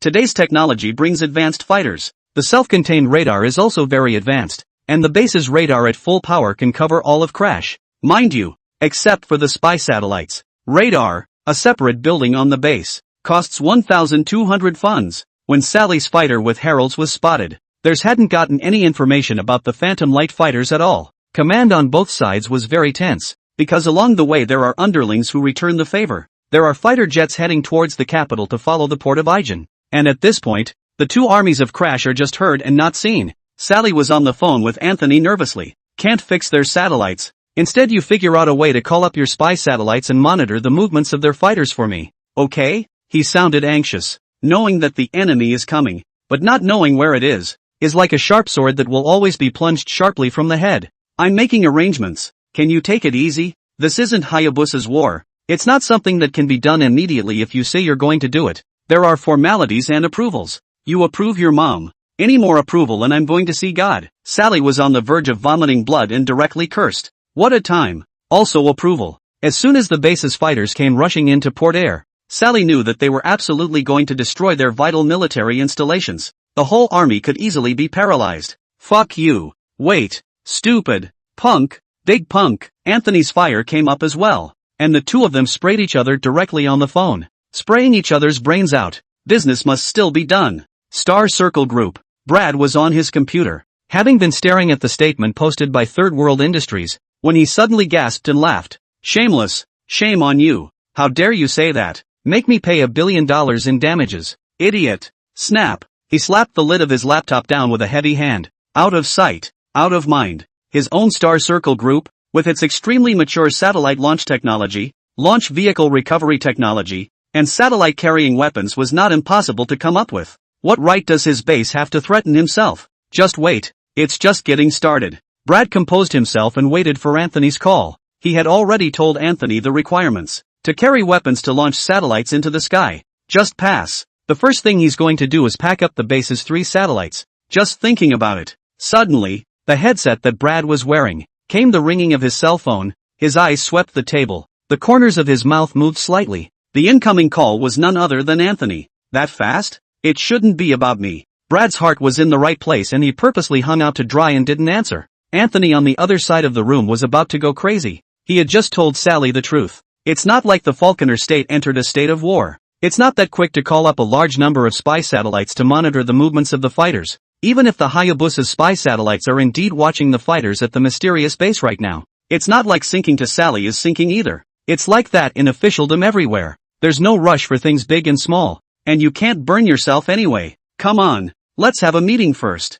So, he just have to get starring Ring to help Sully out a bit first. Pick it up. Come on. Brad hung out for what felt like a moment, but still, with a flick of his ear, he answered Anthony's call, and he almost couldn't resist snapping his headphones out. Frowning, he listened to the shouting over there. Brad, quickly use your satellites. Monitor the fighters at the Mystic base and synchronize the information to Sally's side. It's urgent. Hurry up. Hello? Hear that? Anthony's tone as if he were commanding. Some impatience gradually grew in Brad's eyes as he said unhurriedly, Your Excellency Anthony, please pay attention to your status. Is this the attitude you have when you ask for a favor? I know, but it's an emergency. How's that thing I told you about going? You've got this to do. Why don't you do my business? Maybe, now that the fighters at the base are laying down again. Okay, an hour, at the latest, to give you an answer, while you take a look at what's going on over there. Okay, got it. Just hung up. Brad stood up with a flourish, and before he could notify the satellite center, a push suddenly came on his phone. He took a look. With a helpless shrug, he sat down again. Update. It's been reported that Crash has already had a fighter shot down by the mysterious base, and the battle between the two sides has entered its most intense phase. Late. It was clear to Brad that there was definitely more than one in this situation of both sides pouring in, and what followed was expected to be exciting. Crash. Around the capital. More than 100,000 Crash residents, tilting their heads in horror, watched the sky, producing two violent explosions. This was followed by a series of explosions. Their government fighters, like mangled chickens, plummeted out of the sky in a straight line with black smoke. Up to this point, none of the dozen or so radar base stations of the government forces, including fighter reconnaissance planes, with airborne radar, had detected the Phantom Light fighters. This is over-the-horizon combat. You didn't see me. The chances of a dogfight with me, outside of your observation, a hypervelocity air-to-air missile, would have taken care of you. Drip, drip, drip. Suddenly, in one of the fighters, there was another sharp alarm of being locked on by a missile, and the pilots all panicked, having just witnessed two friendlies being shot down. Throwing heat traps won't help. Now, is it your turn? He hurriedly brought his fighter's speed up to maximum, so that the missile's efforts to chase him would have a better chance of intercepting the missile. And once you fly fast enough, it is also possible to get out of being bombed by going beyond the range of a missile. Boom! Boom! Just after firing the air-to-air missiles, the base's Phantom Light fighters changed their orientation and once again locked onto an enemy unit, firing two missiles. Put! The dislodged missile, with its tail spewing out violent flames, sailed away. Air raid sirens in the capital. It rang directly without stopping, monitoring the incoming missile. The air defense missiles instantly fired to intercept it. However, the missile was too fast. The initial speed is then Mach 3.5. Under acceleration. Straight to Mach 5.5. At this speed, it takes less than a blink of an eye to disappear from the sight of the human eye,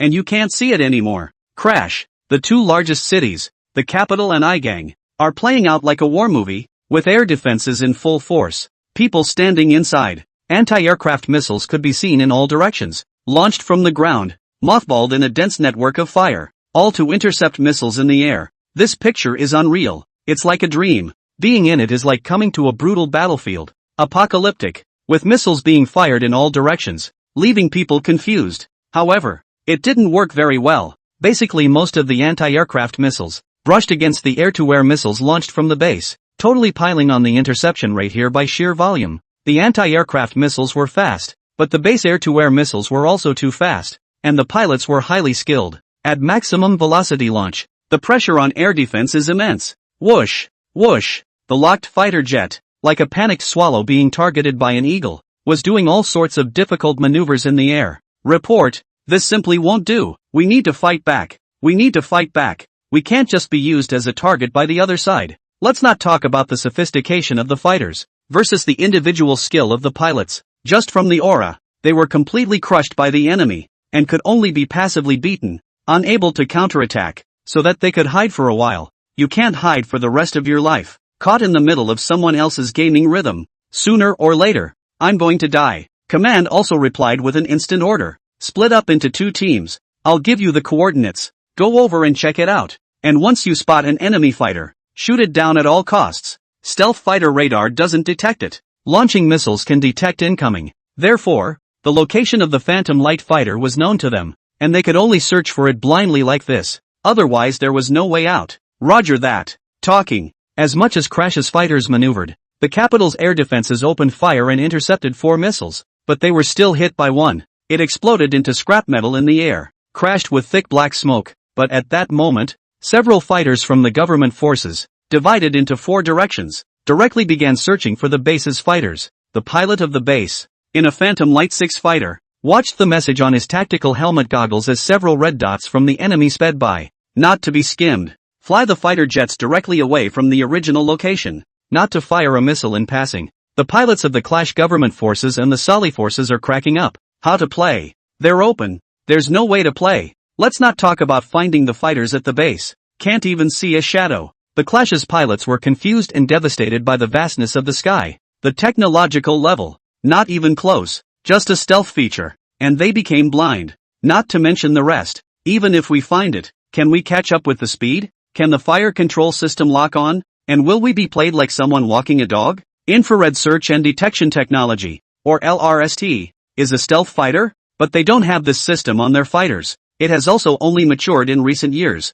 There's no way to fight. In a brief moment of days, several fighters, with the alarm of being locked on again, broke defense and threw heat-trapping bombs. Get the hell out of here. No one knows. Crash. This air battle, from the beginning, was watched by all three, Falcon, Goose, and East. Ever since the radiation weapons came out, the base was staked out. These three spy satellites are fully capable of locking onto the position of the base fighters in all directions, because it's not by radar. Instead, it's an Ultra HD camera, always looking at you. So, as soon as the base fighters took off with the bombers, they were watched. They weren't trying to destroy the mystery base's fighters, but to analyze the data to see what kind of caliber the base's fighters were. Based on the air battle with Crash, military spy satellites of this character, the direct computer calculated the fighters' speed data in real time. What's the situation? Goose. Ministry of Defense. Secret residency. Defense Minister Joycroft walks into the spy satellite monitoring room with a large group of people. The soldiers inside rose to greet him when they saw him.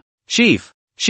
Joycroft's large, thick palms waved slightly, signaling that there was no need to be polite, and looked to the several large screens in the testing room. One of the wide-angle cameras. The ability to see all of Crash's airspace, in separate cameras, one to the base, where it's pitch black and all you can see is the surrounding desert. Joycourt was thoughtful and pointed at the screen. Crack generator? Oh, good. Awesome. Red alert technology. Interesting. Mystery base brought the red alert to life. Now, quite a few people can name some of the facilities on the base, but of course, it's still all considered. For now, to be based on red alert for R&D inspiration, didn't feel like having a base car. Otherwise, people wouldn't be watching here. The P-5 fighter carriers have sailed to the Clash Harbor. Immediately after, someone then brought in some data on the Phantom Light fighter that Goose had obtained so far, and respectfully handed it to Joycroft, as a close associate of the president of the Goose Federation. Joycourt's status goes without saying. He took the information and read it line by line. At the moment, not much data was obtained, and the most accurate was the speed of the Phantom Light fighter, and acceleration too. This is easy to calculate. Maximum speed, at one point, was Mach 3.5, with a touch of skepticism. Joycroft read it right out, then looked up. Are you sure, Chief? It's quite certain. The calculations have been done many times without problems. Oh, Joycourt's thick eyebrows raised without anger, and his face grew a little more serious as he looked at the report that the base's fighters, surprisingly, were able to cruise at maximum speed. Explanation. Disregarding the premise of engine damage life. This speed, it could be faster. Something's up. Looking at the size of the plane and the number of missiles hanging from it, it was also clear that this was a heavy fighter, not a light interceptor of this kind. That speed can reach so fast. It's amazing. Back then, when the MiG-25 was introduced, it scared the world with a speed of Mach 3.2, and the speed of missiles, at that time, only reached Mach 3, meaning, the MiG-25 can break through any country's airspace at will. The anti-aircraft missiles can't even take it. Of course, a fighter's combat capability is more than just speed. It's a holistic view, but these things, of course, can't be analyzed from the outside. Just, summary at the bottom of the profile. Once again, it created a wave within Joycourt that this fighter from the base, according to the current conclusions, could hang on to a 4th-generation aircraft. At least it belongs to the 5th generation. Yes, Joycroft agrees with this, and inwardly is a bit curious about this mysterious base, inspired by the Red Alert game. Funny, and at the same time, this conclusion, which was reached by the three major countries at almost the same time, shocked many people. A base in the district. Can you produce a 5th-generation aircraft? That's absolutely impossible, and it has a full production line. Where else would there be so many? 15 fighters, 10 bombers. Naya, that's scary. Infrastructure mad Eastland. None of which is possible in a short period of time.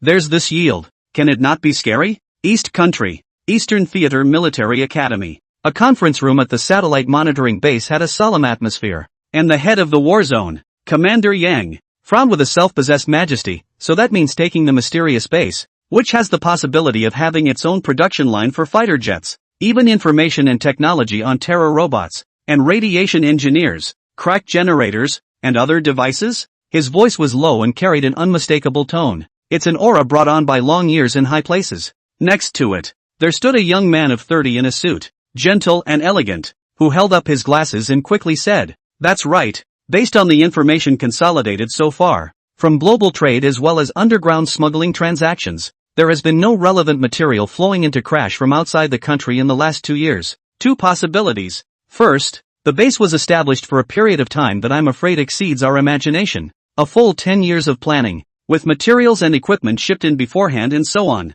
Secondly, all the materials are self-sufficient in Crash, but either way, it shows that the mysterious base is bound to have a complete technology with a production line. If we ignore who was behind them, we feel it was necessary to take down the mysterious base. What he says about us is thought-provoking. Yes, they are the analysts of the strategic aspects of the war in the East. In layman's terms, the think tanks. Don't think childish, the actual thing. It's real. Those who are seated, sniffing, all show a thoughtful look. The problem is too complicated. The Crash government army is not forbidden to fight. Rotten. Plus a live military exercise in the Persian Gulf space shuttle is on the horizon. Countries are already talking about discussing programs. There is no way to begin. Why don't we start by synchronizing the satellite monitoring of the fighters' images with the coordinates, and synchronize them to Crash, and help the government forces as much as we can? It'll have to do. We sent someone to that Xavier of Hama City earlier to negotiate and see if the two sides could work together, and it didn't work out. And they are certainly not on our side by attacking government forces. The most puzzling thing, he also attacked the Sala forces to establish a regime of his own. Is it the capital of the West that has stepped in? There was a lot of talk in the conference room. In truth, the rest of his gaze was all over Commander Yang's face. What exactly was going to be done? Or did he have to speak? Commander Yang sank his eyes deep, clearly considering it as well. But after a few moments he firms up. Contact Crash and synchronize the message. Sharing information from just one spy satellite. There is no loss to the East Kingdom. Can fight it down. You'll make a lot of money. If you can't beat it, there's nothing you can do about it. Crash. At this point, destined to be a most somber day for the Crash Air Force. 16 fighters from the government forces were less than 10 minutes old. 7 were shot down. The remaining 9, having been given direct orders to retreat and preserve as much of their living forces as possible, simply buggered off, playing catch with the base Phantom Light. People have their perspective on. To make a very crushing statement,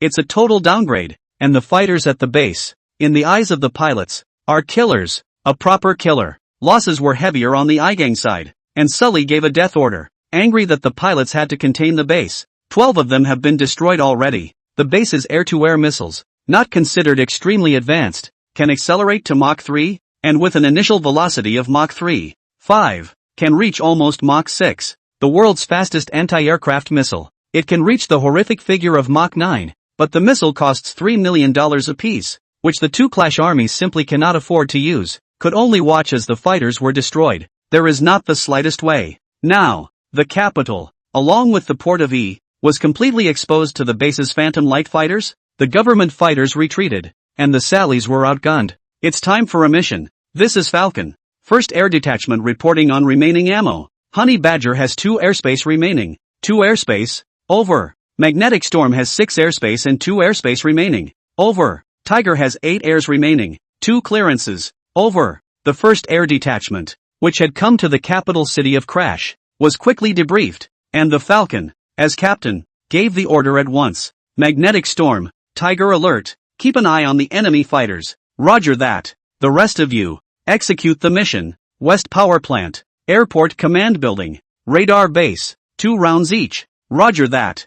This time out, all the fighters carried only 2 air-to-surface tactical missiles. The rest were all air-to-air combat rounds. Only hit the more important targets. Wait for next time. As soon as the order was given, Magnetic Storm and Tiger quickly followed the radar instructions and chased after the defeated government fighters, while the rest of the Phantom Light fighters adjusted their speed and direction. Prepare for tactical decapitation. Boom, boom, boom. With the 4 engines operating at full power, the 5 fighters plunged headlong into the sky, then adjusted their angle to a 45-degree angle. Wind chill in general. With a sonic boom, it swooped down on Crash's vast capital. 8,000 meters, 7,000 meters. The sound of booming, by now, had reached the capital of Crash, and the people inside hurriedly tilted their heads to watch. 5 black dots, which were enlarging at an extreme speed. 6,000 meters, 5,000 meters. The sound was getting louder, like muffled thunder exploding. The various radars in the vicinity of the government forces, like pilgrim sunflowers, turned in cross-section directly to the base's fighters, all of which were pointed at the base, desperately firing radar waves. Dense arrays of radar waves, for once, finally detected an air raid, and the air raid sirens instantly ticked and screamed. A dozen anti-aircraft missiles in a dozen places. It erupted violently. hundreds of them, aimed at the fighters, bursting into the remaining government forces in the capital as if they were spreading gas. All of them looked nervously at the sky. This time, they, shouldn't be able to run away, right? A dense network of fire, anti-aircraft missiles, came together from almost all sides, shooting at the swooping down fighters. The scene, being watched by everyone, the Eastern Kingdom, the Great Goose, and the Hayabusa Kingdom, each monitoring, all of them cringed in amazement, unable to understand. The expression was very strange. What are they doing? Sentenced to death? Afraid that people won't find out about you? Rushing out like this, being swept by a dozen radars.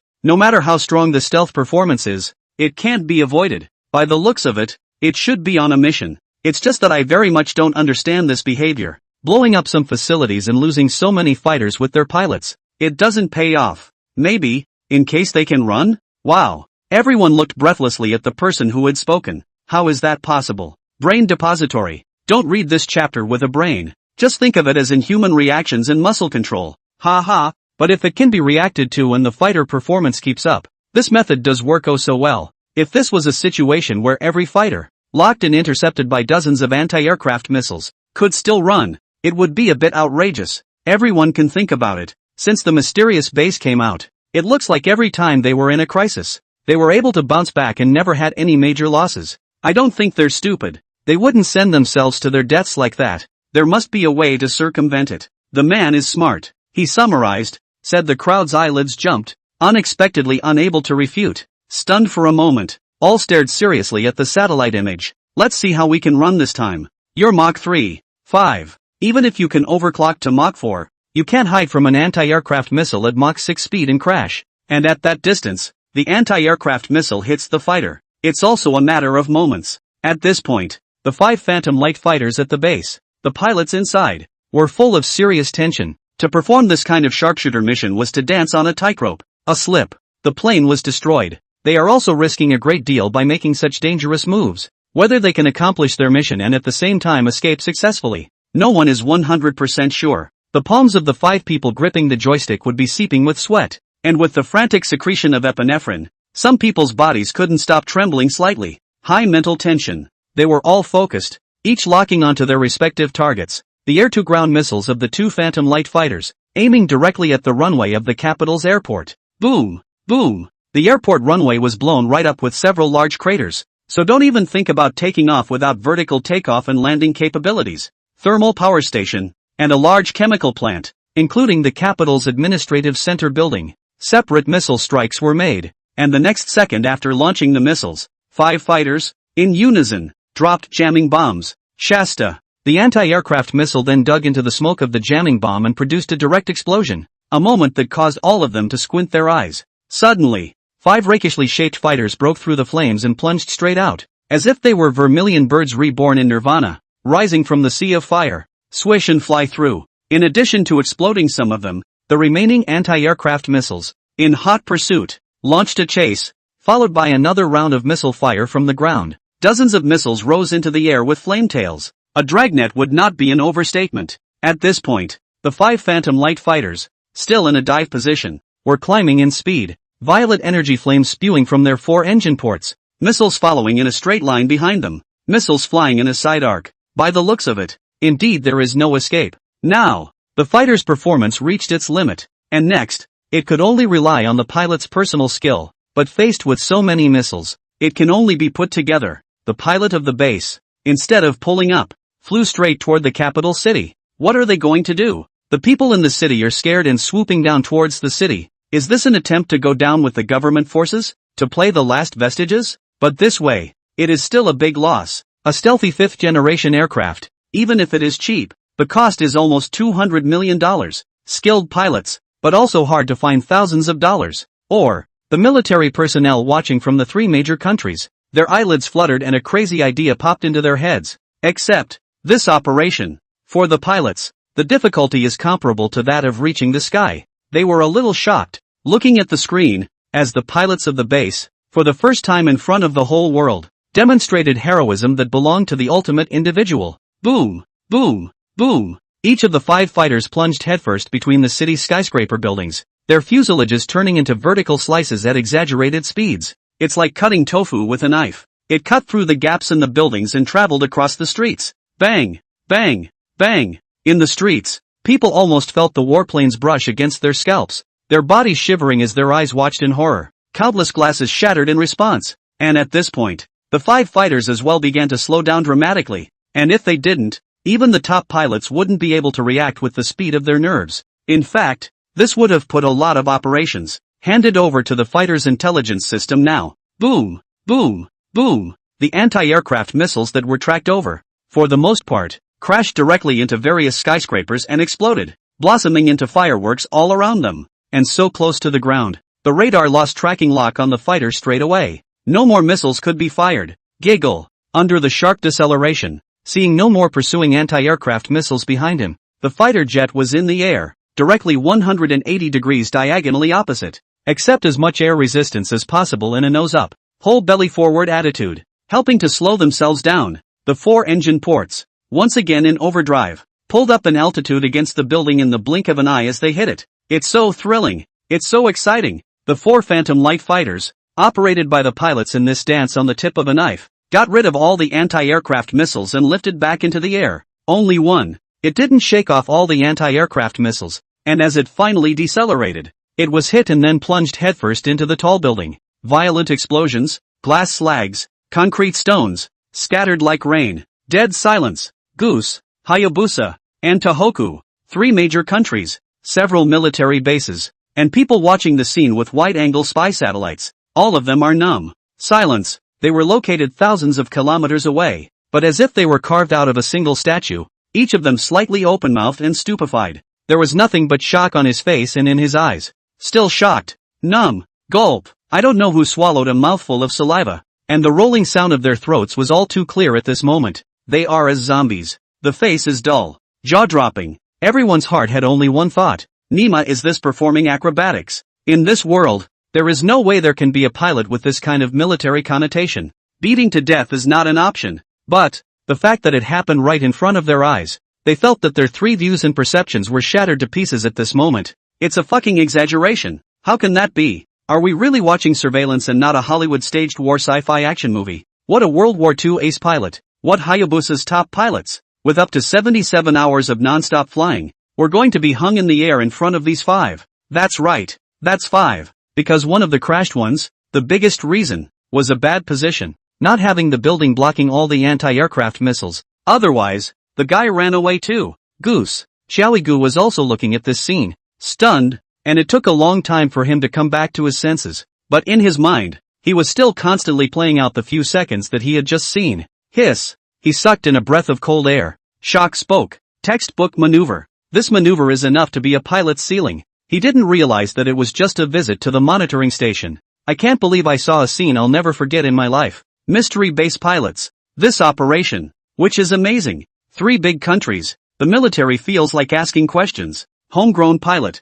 Definitely can't do the scene. Don't talk about actual combat. Even the simulation. It's impossible to complete. Monster. In the Eastern Kingdom, the monitoring base, which had been quiet for a long time, finally came a description of a man. Totally monstrous. Technology aside, the Army's up to 24 hours and 500 kilometers of combat traversal has been amazing before. And now, this. Halfway through his sentence, he was dumbfounded and opened his mouth, but swallowed back what he wanted to say. Anyway, off the mark. The other person, also racking his brain, his brow tightly locked, eyes full of unacceptability. What exactly is this mysterious base? High technology, even the talents cultivated, are so top-notch. He couldn't figure it out. Don't say he. Everyone can't figure it out. Originally with the idea of watching the show. Come to take a look. The result to the crowd one by one to get a little depressed. Take yourself and compare. Prepared to take a beating. In the days that followed, pilots from 3 major countries innocently and inexplicably got laid. Their training directly doubled. And they were directly confused without brain damage. They don't even know what's going on. The only consolation for the top brass of the 3 countries is that air combat is not the chase and bite fighting of World War II anymore, and falls more into the category of over-the-horizon combat. Otherwise fighters fight in close combat. To be beaten by people with this technique, you can't even recognize your own mother. Plus crash. When Harold, who was in the command headquarters of the strongly built fortifications, watched the scene, he fell straight into his chair as if paralyzed. His forehead was covered in cold sweat. He looked at the phantom light fighters moving away from the screen and pinned one hand over his mouth in silence, his eyes all a bit hollow. Harold finally realized what kind of enemy he was facing. Government forces were crushed on all fronts. Now, the only thing to look forward to is that the siege has been completed. Even if trapped, stalemate, attack, but also to trap the mysterious base in the desert. Noon. The temperature in the desert could reach 60 or 70 degrees, and without their logistical supplies from the outside world,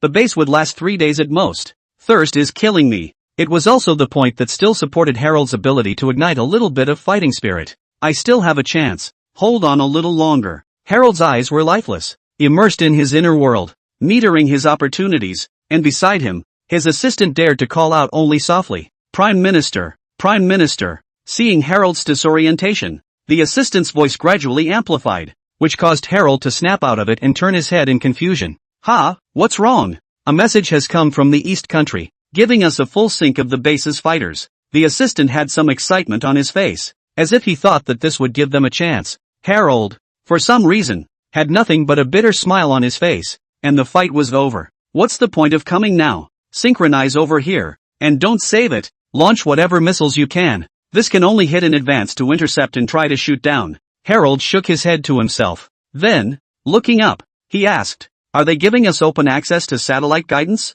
Advanced spy satellites can not only watch you in real time, but can even do so to the extent of guiding missiles. That is, playing with you with full perspective on. Open all permissions. Swish. A glint flashed in Harold's eyes and his palms squeezed tightly. Excellent. Go ahead and synchronize. As soon as the mysterious base dares to take off, hit me. No matter what. Yes. Satellite guidance with GPS for precise positioning of 3D spatial coordinates. It is possible to make the missile fly not far from the mystery base fighters first, and then the thermal infrared guidance comes into play and it can track the fighters. One finally has a way to deal with stealth fighters. Actually, stealth fighters are not so well restrained. That is, the river rhetoric only a base. People a stare on the line. Like the old United States do not know how many military bases around the world can't defend it. With a slightly larger territory and the construction of a few secret airfields, this use of spy satellites to restrain stealth fighters would be useless. But at this point, the capital of Crash, except for military installations with backup power,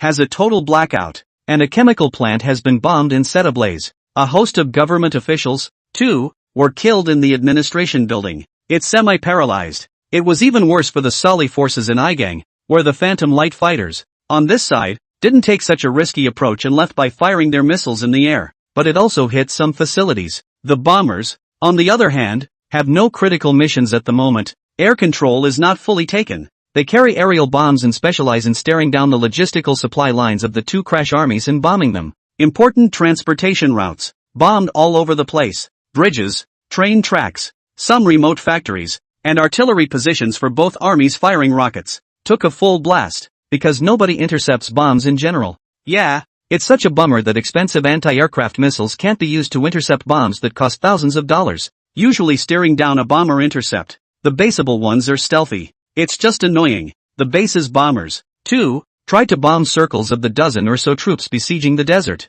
Only they were careful to spread out. With the accompanying close defense guns, so many bombs were hit directly in the air and exploded. Not a great role, but war is fought by attrition. And the base's air defense system has been upgraded to include enemy identification. And now the base's rocket launchers are firing on all cylinders, shooting all over the place. Seeing that they were rockets, the Clash government forces, along with the Sali forces, didn't turn on their air defense, and only used their close defense artillery to clear some of the dangerous rockets. The rest let fall to the ground. Blow up a big crater. The base is no way. Just such a big place. Can run away from the monk cannot run away from the temple. The rockets also have to use anti-aircraft missiles to intercept. Otherwise the base to be blown into ruins. The two sides have officially entered a war-consuming stalemate. The moment. A dozen troops, fully in position, surrounded the desert from all sides, and for the time being, instead of attacking in force, they discussed their strategy. Gotta take care of the radiation engineers in the desert first.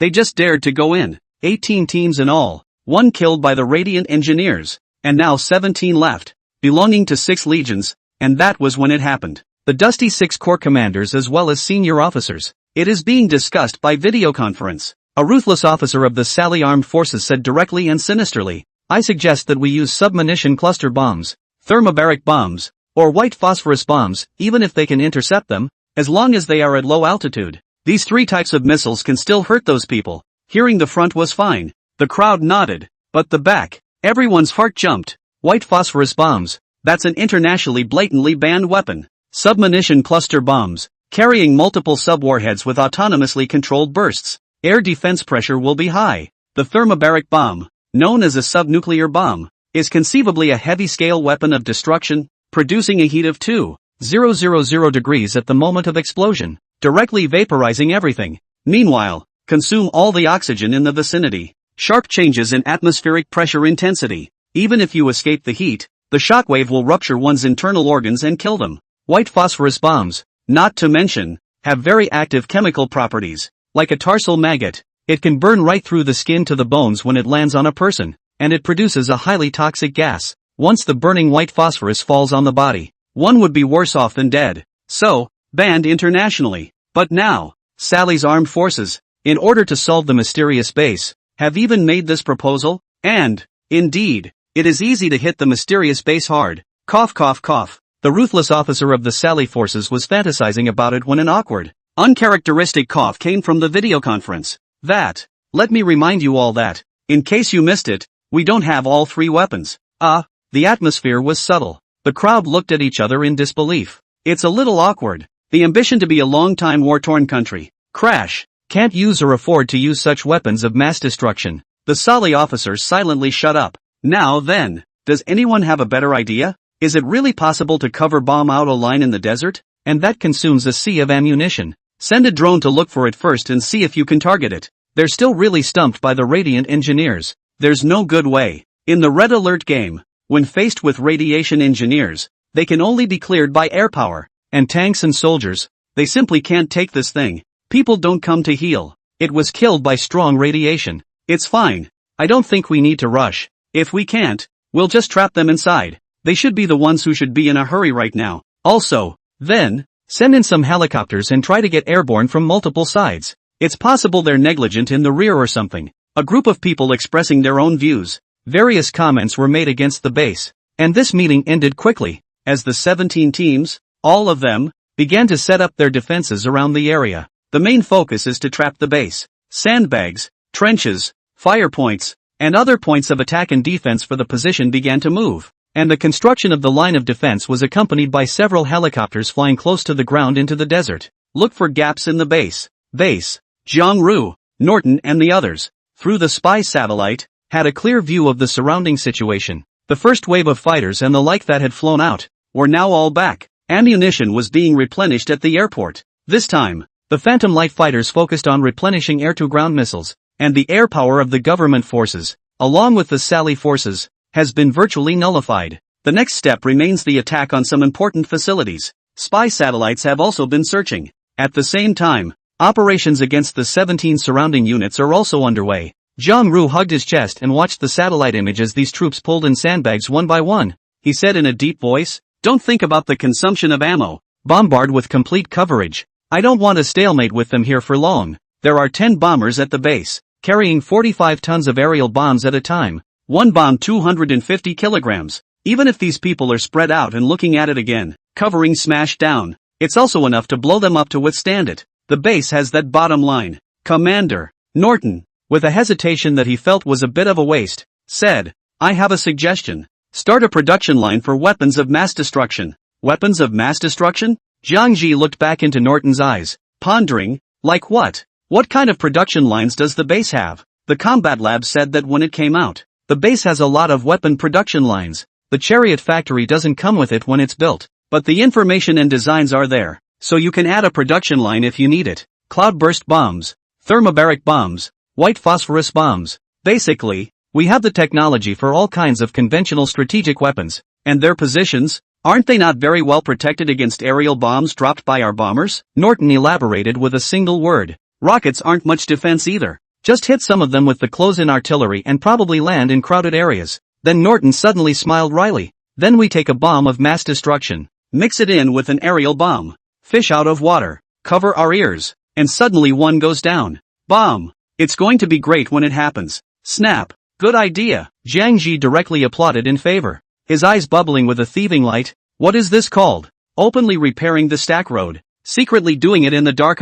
Single Waka 6. I thought you weren't defending yourself. Come down here and try it. Then I'll get Nolan to start the production line now. The base is running low on funds. Commander, we need to break through the defenses and take the oil fields as soon as possible. Norton reported and went to find the intercom. 10 bombers, 15 fighters, and for these alone, 120,000 funds were used, plus the consumption of various types of ammunition. With the consumption of daily supplies, the base has only $190,000 in funds left. Fire up the ass. In the chariot factory, Nolan was leading some men, happily directing the retreat of the engineering vehicles. The production line of electronic warfare fighters well in the process of production, and once the electronic warfare fighters are out, that's when Crash really dies, releasing electronic jamming that can suppress the enemy's radar-phased array. Air defense will be largely ineffective. Plus, EMP bombs, along with EWs, are building production lines in tandem.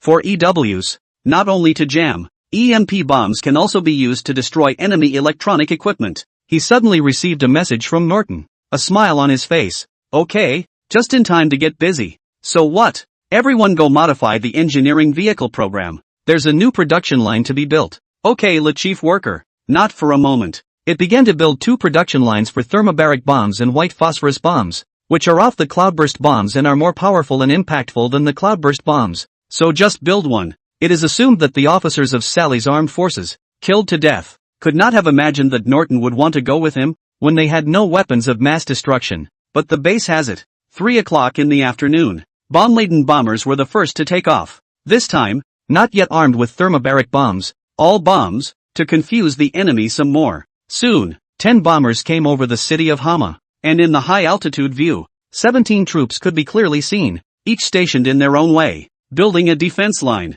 The bombers started dropping aerial bombs and incendiary bombs directly, and were specifically targeting enemy armored vehicles, anti-aircraft vehicles, and close-in artillery vehicles. Come on, don't you like to fight? Let's give you a good shot. The purpose was obvious, to blow up all their armored vehicles, and one bomb fell from the air with a whistling sound. The close defense guns in several positions opened up at once, sweeping across the sky at angles angled toward each other. Rumbling and booming, a bomb exploded in the air, burning with violent flames. Watching it was surprisingly very stress-relieving. I can't, they're crazy, they keep dropping bombs. We can't hold them at this rate. Since the automatic air defense was not on, the close defense guns had to be operated by people. It didn't take long for the men to realize something was wrong. Last time, the bombers then came over and dropped some bombs along the way to see what was going on. And this time it looked like it wasn't going anywhere. And it was a very stressful situation. A fully loaded bomber has nearly 200 bombs. It's not a matter of 200 rounds.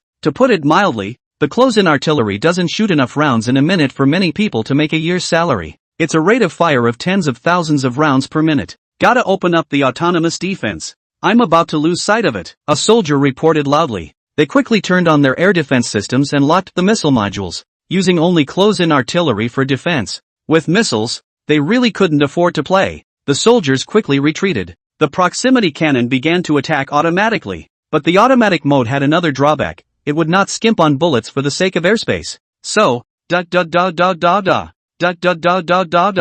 flames from the muzzle basically didn't stop. Seeing this, the government troops hastily thought of a countermeasure and summoned the whole army. This won't work. Our ammunition won't last long. People go up and take all the cars, circle around, or drive into the city of Hama. Yes, tap tap tap. The drivers of the various units, running and hurrying to get in their armored cars to bail out. The rest of us spread out. You bomb. Human life is not worth as much as an armored car. The close defense guns were also turned right off. Allow the base to bomb. Seeing the armored vehicles run away, the pilots operating the bombers at the base, the corners of their mouths lifting, flew straight away. These people were slippery. Man to man, dozens of meters away, duck when they see a bomb coming down. It's a loss to drop the bomb. It's not a loss of money. The cost of the bombs is cheap. It's just that as opposed to one bomb blowing up a dozen people, now it might not blow up a single person. So it's a loss when you do the math. 10 bombers slipped through the air after. It's back again. They flew slightly lower, looking through the crowd, trying to find some denser places and dropping all their ammunition. It's all about getting them used to not opening the air defense. Next time, it wouldn't be a bomb. It would be a big baby. While the bombers were on their mission, the fighters didn't rest either, flying recklessly over Crash's airspace, including 8 from the 2nd Air Detachment. once again to the city of Igang. This time, there wasn't even a hair in the air, and Sully's air force was being nullified, so they kept circling overhead, looking for the most suitable target to strike. However, suddenly, the dead silence of the city of Igang, flames in all directions, and anti-aircraft missiles, surprisingly sneak attack like a flurry of shots, all zapped into the air. Ha! It's not right. The pilot at the base, instantly alert and with a tense face, pushed the stick, throttling the valves fully open to increase speed. No radar lock. There's no way an anti-aircraft missile could have been launched. Emergency, evacuate quickly. The enemy has cracked our stealth function. It's a trap. On further notice, pull out. Roger that. Roger that. Without the captain having to say it, everyone found out that Harold and Sally were also very shady. With the help of spy satellites from the East Kingdom and the Hayabusa Kingdom, they are like a patient hunter, allowing the bombers to bombard their own positions indiscriminately. They also did nothing, not firing anti-aircraft missiles, but waiting for the base's Phantom Light fighters to arrive close, before firing them together. A battle of wits. No one is stupid. Igang, capital. The air defenses were on full blast, with dozens or hundreds of anti-aircraft missiles each, all of which were launched, guided by the East Kingdom's satellites along with those of the Star Circle Corporation, approaching fighters at breakneck speed. The infrared lock-on tracking carried on the missiles was on and was constantly calculating to lock onto the fighters. No way. With the help of two big countries, this time, the base's fighters could only frantically run for their lives, and even more powerful fighters, faced with anti-aircraft missiles, locked at close range, it's all hard to escape. Luckily, the fighters were all at 10,000 meters and had spotted the other side's anti-aircraft missiles early enough to have some time to speed up their escape. But obviously, fighters can't outrun anti-aircraft missiles as fast as they are. Not for a moment. Beneath all the fighters, all following the missiles tracking over in arcs, the pilots composed themselves and unhooked their engine protection, turned up to the max, come directly to the extreme speed of the Phantom Light fighter, Mach 4, and all of them were gripping their putters tightly, ready to do the difficult maneuvers that, right now, there was only so much chance of surviving. Don't let the missile hit you so fast. Swerving drains it of fuel. For example, the Cobra maneuver for rapid backbite is fine for evading anti-aircraft missiles, but do it at very high speeds. Flight can easily go out of control or even disintegrate. The steering pressure that the pilot is under in that moment can also easily cause a person's brain to fill with blood and pass out. But, no choice. The missiles, launched from the ground, rose at a 45-degree angle and approached in a straight line, while the fighters, too, tried to keep their fastest speed in a straight line. They are a straight line, a slash. Sooner or later, they will meet. What about this one? The silent observers in each country began to speculate about the base again, put down on other pilots. It was almost a situation of certain death, but this was the Mystic base, and they realized that it was surprisingly not that great. Last time, the test was the skill of the pilots. This time, the test is the performance of their fighter jets along with the skill of the pilots. Do maneuvers at extreme speeds. It's betting on the quality of the fighters. Look, no one can guess. I see. I can't guess, but I think, even if they can run, they are bound to lose a lot this time. Yeah, same opinion as me. Guess it's just one or two lucky ones that got away. Harold patiently waited for so long before unleashing a killing move. Have a heart. I think it's fierce. In the base, getting the news, Norton's face changed straight away and he turned back to the commander who was watching the bombers bombing the position on the screen. He moved his feet and came over to the side, a little hard to say along with blaming himself. Commander, it's not good. There's a problem. What's wrong? Jiang Ru's heart immediately tightened. From the establishment of the base until now, I haven't heard such a report from the people below. If you say so, there's got to be a big loss. We are trapped. The capital and Igang have found a way to restrain our stealth. They lurked and did not move. The fighters arrived in the air before launching missiles. This distance, it is difficult to escape. Norton's tone was bitter. Really overlooked that. No one should be underestimated. What? Jiang Ji was stunned and hurriedly asked after him. How did they crack our stealth method? The last wave of bombardment didn't even move, basically destroying their air force. So how did they crack it this time? Such a short time. It's not possible. If the radar band is cracked, you debug it, and revive it. There is not enough time. And during this time, Jiang Ji has also supplemented his military knowledge. Common sense is still known. Norton gave a sideways glance of thought, his hand pointing directly at the command screen. The spy satellites of the big powers, or Star Circle, can't get away with it, and Crash's tech can only be cracked by someone else for them. They can't do it on their own. At those words, Jiang Ji immediately narrowed his eyes. The government forces with the people behind the Sally forces? Two number one powers. With their strength. That really doesn't help. I know. Let's see about the fighter situation first. We're going to run out of money this time. The base doesn't have enough money to produce another air force of this size anymore. He took a breath. His heart inevitably a little heavy. Only 180,000 or so left to go. The base has come to a point of survival. Norton also let out a long breath. His face heavy, and didn't say a word as everyone's eyes. On the radar screen, behind all the green fighters on your side, above all the red dots in hot pursuit. At the current rate of both, it seems only a matter of time before they are destroyed. Bring up the satellite feed. The radar screen looked too dry, Jiang Ru said, and the base's spy satellite, locking onto the location of his own fighter jet, the high-definition satellite image was instantly displayed. The situation is critical. Norton, Xavier, quickly find a way to remedy the situation. As soon as he saw the situation, Jiang Ji quickly ordered. The base couldn't just sit back and do nothing. Command. Jiang Ru and his group, including the senior officer layer of the base, were thinking of ways to do this in their heads, and Xavier's eyes closed. The map of Crash, with the distribution of troops, like a memory palace, clearly displayed. Shasta. He then opened his eyes and picked up his communicator directly. Base to Air Detachment 1. Head south. General Alpha is over there. I'll have them launch anti-aircraft missiles to help you intercept the missiles. Great idea. Norton's eyes lit up. Alpha's location, not far from the city of Igang, could indeed be done that way, except, what about the capital? Xavier is contacting Alpha. Norton didn't have time to spare. It was feasible to intercept anti-aircraft missiles with anti-aircraft missiles, and he ordered the base's Patriot air defense draw out a portion as well. Interceptor missiles were launched. As long as the fighters dragged out enough time to hold out until missile support from the base, they had a chance of surviving. Immediately after, Norton contacted Nolan again. The electronic fighter hadn't been produced yet, and that was all the base could do at the moment. Can you survive? Keeping a few phantom fighters would all depend on the pilot's handling.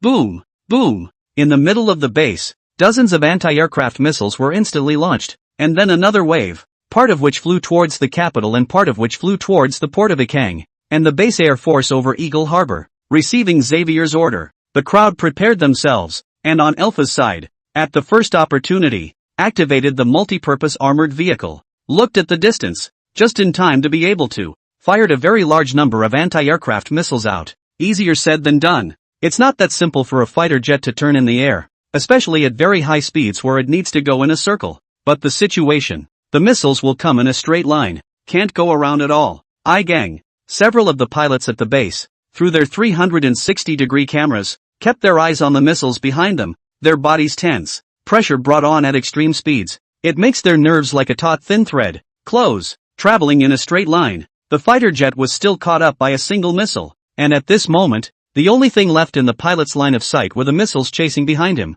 To head over to Alpha, he almost has to make a 90-degree right-angle turn to do it, and at that speed. How does it work? The missile, which was already approaching straight ahead, he could even see the blurred letters of the serial number on it on the high-speed rotating warhead. The next moment it's going to be blown up. At the last second of life and death, the pilot violently maneuvered the fighter, directly the fuselage from the horizontal plane, into a vertical cut. It went from 1 to 1. Whoosh! He seemed to hear the sound of brushing up against the missiles. 1, 2, several missiles, and actually dodging them so narrowly, too late to see the rest. He hurriedly turned his nose and dove directly downward, then circled in the direction of Alpha and flew the missile over his head. Turn one direction overhead. Track the fighters again. It's just that this kind of wide-angle turn is very much a drain on the missile's fuel, more than twice as much as flying in a straight line, as long as you can get the missile to turn a few more times. Basically, the fuel ran out. At the same time, pulled back a good chunk of distance.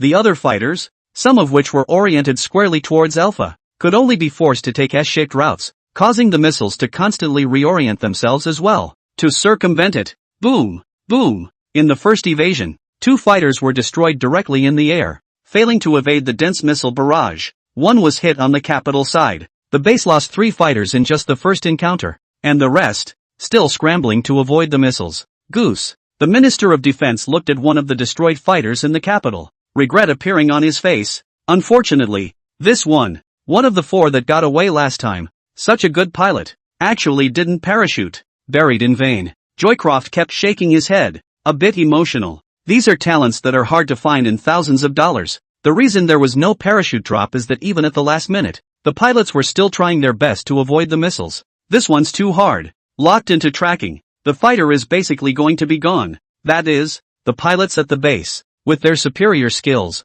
talk to fighter performance as well as smart driving, just dodged a bullet. But it had only just begun when the dodged missile, turning a corner, burst forth again, this time with slightly less difficulty than the first, because this time it's being tracked from above the fighters, but it could follow the example of previous capitals, swooping and sticking into the ground, pulling up the moment it hit bottom and the missiles wouldn't have time to react. It'll crash to the ground and explode. And it's an extreme maneuver. It's hard. It's very hard. It's not possible on flat ground. It's impossible for a fighter to withstand an instantaneous 90-degree right angle turn. The organism is going to collapse. So, one has to look for a protruding building to make the final arcing turn and brush up against the building. It's the only way to get it done. In the base, Norton and the others were also sweating. When Nolan rushed in, and as soon as he entered, he looked around the command, and then fast forward. "Commander, I've heard that base fighter stealth has been restrained," Nolan gasped, having come all the way here on a wild goose chase,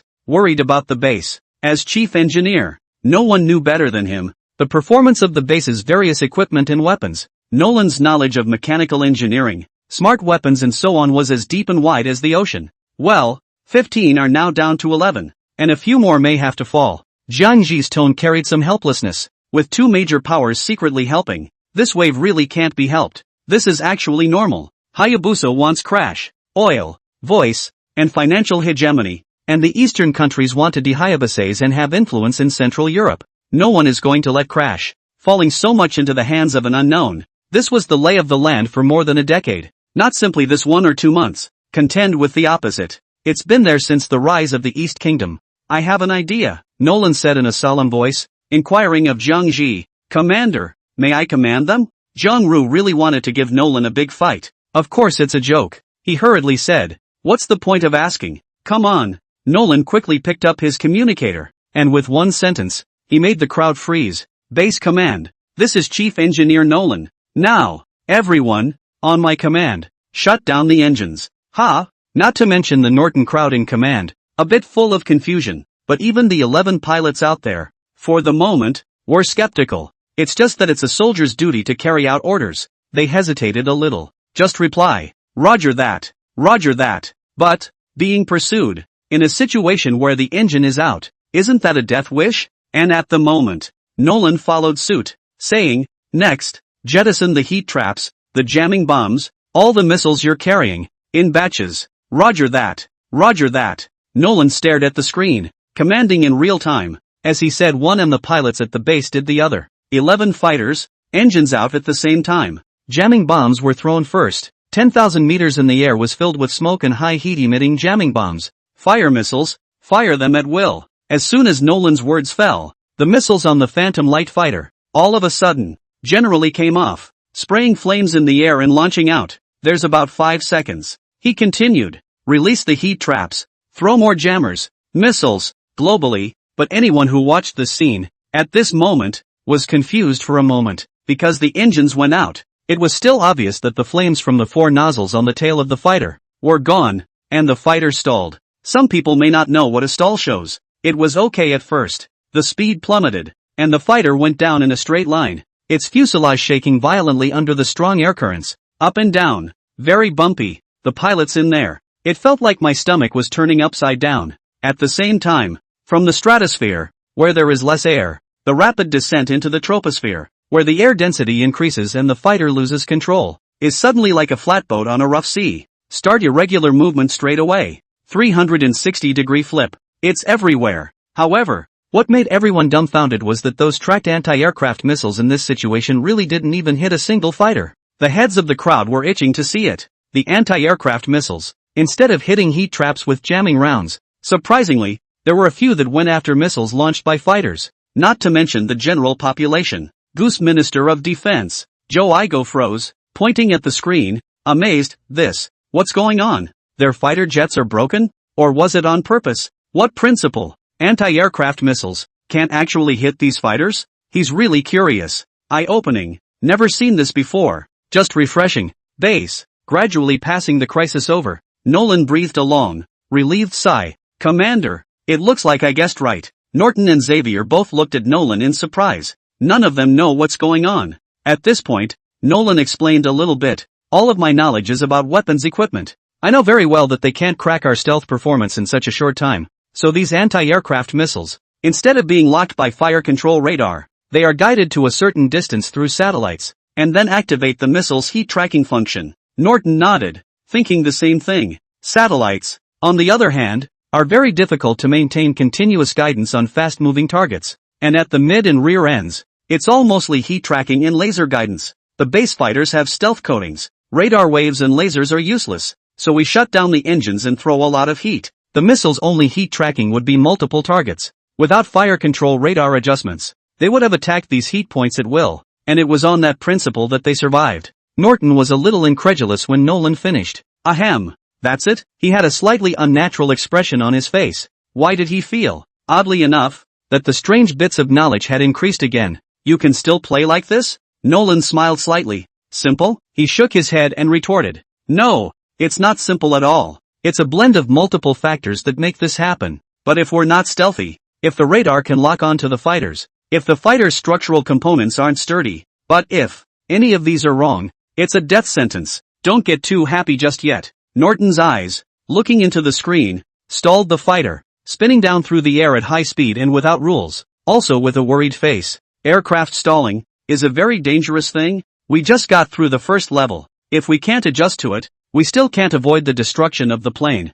and in a stalled state, there is no chance of parachuting. At those words, the hearts of the crowd all stuttered. All know the dangers of stalling. Actually, high in the air, alarms were already going off in the Phantom Light Fighter. The airframe was at risk of unraveling. That's a Mach 4 stall speed. Directly in this case, violation of aerodynamics. Even if you turn off the engine and your speed plummets, that's fast. Extremely dangerous. Even at this point, some pilots, long ago, fainted in the cockpit, a feeling that is definitely not something anyone wants to experience. Quick, Air Command remote operation, activate fighter smart pilot, adjust attitude. Yes, in the meantime, Sally, Harold, and all three powers, too, watched closely as the fighters, high in the sky, continued to spin and fall. Goose, Joycroft listened to the technician's explanation, much like Nolan's, and came to a realization. That's clever, mystery base people. But avoiding the missiles, this stall, that's what's hardest to control.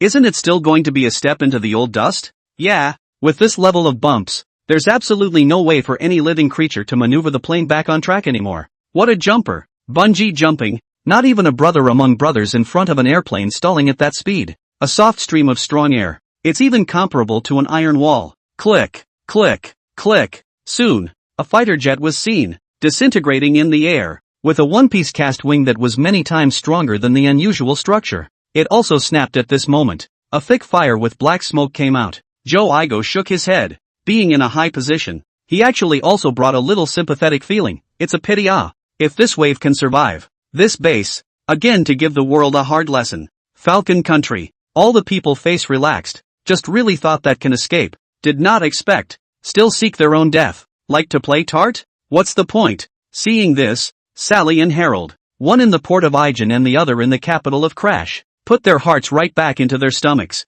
The stalled fighter tried to pull back. That would be robbing someone from Hades. This time, finally can be at ease to stay in the command. Sally laughed loudly, refreshingly comfortable. Otherwise, he reminded every time hanging, fear of a drill bomb, gave himself underground bunkers in a litter. And at this point, suddenly, the situation produced another drastic change, and Sally froze outright, her smile fading from her face, filled with dismay. What the hell? Rolling in the air, with a small boat fell into the maelstrom like the ruins of the deep sea. In this difficult situation of 9 deaths and 1 life, except for the one that disintegrated, the tail of the remaining fighter, like a bit of candlelight in the late night chill, flickered weakly for a few moments, gradually and firmly ejecting fuel. Giggle, giggle. The light was instantly great, bright as hell. The start-up was successful. This, Sully's face was full of disbelief. His body leaned back. How was this possible? A remote start? That wasn't what surprised him. Rather, it was the strength of the fighter's hull.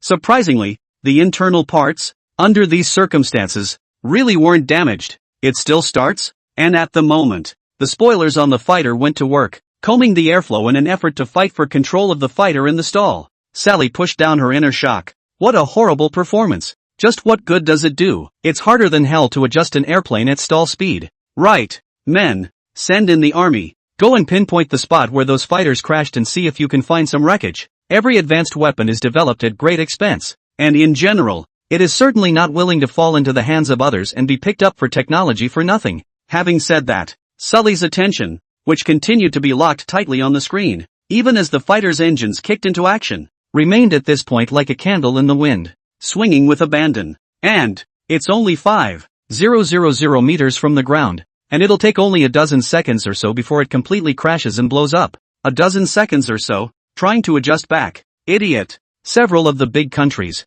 these national satellite departments, looked on, except for Joycourt, who had a little anticipation in his eyes. The rest of them were expressionless. In the air, the engines of the Phantom Light Fighter, 2, were tuned. The plane was now moving irregularly, and to correct it back, it had to be given a vertical force, and be very fierce. It's the only way to swing this dilemma. Boom, boom, boom. The next moment, taking advantage of the moment when the nose tumbled toward the bottom, the four-seat engine lashed out with violent jet power toward the top. Suddenly so, subject to the force of tumbling inertia, the entire fuselage, it seems to be bent and broken. Heartbreaking, but immediately after, it was like a slingshot with a stutter, instantly collapsed straight, pushing the fighter. It swooped down towards first, shaking off the stall it had just made, and with a brief burst of acceleration, the nose began to slowly lift. Success! Yes, Joycroft exclaimed excitedly, a moment that had nothing to do with the International, which he had just pinched.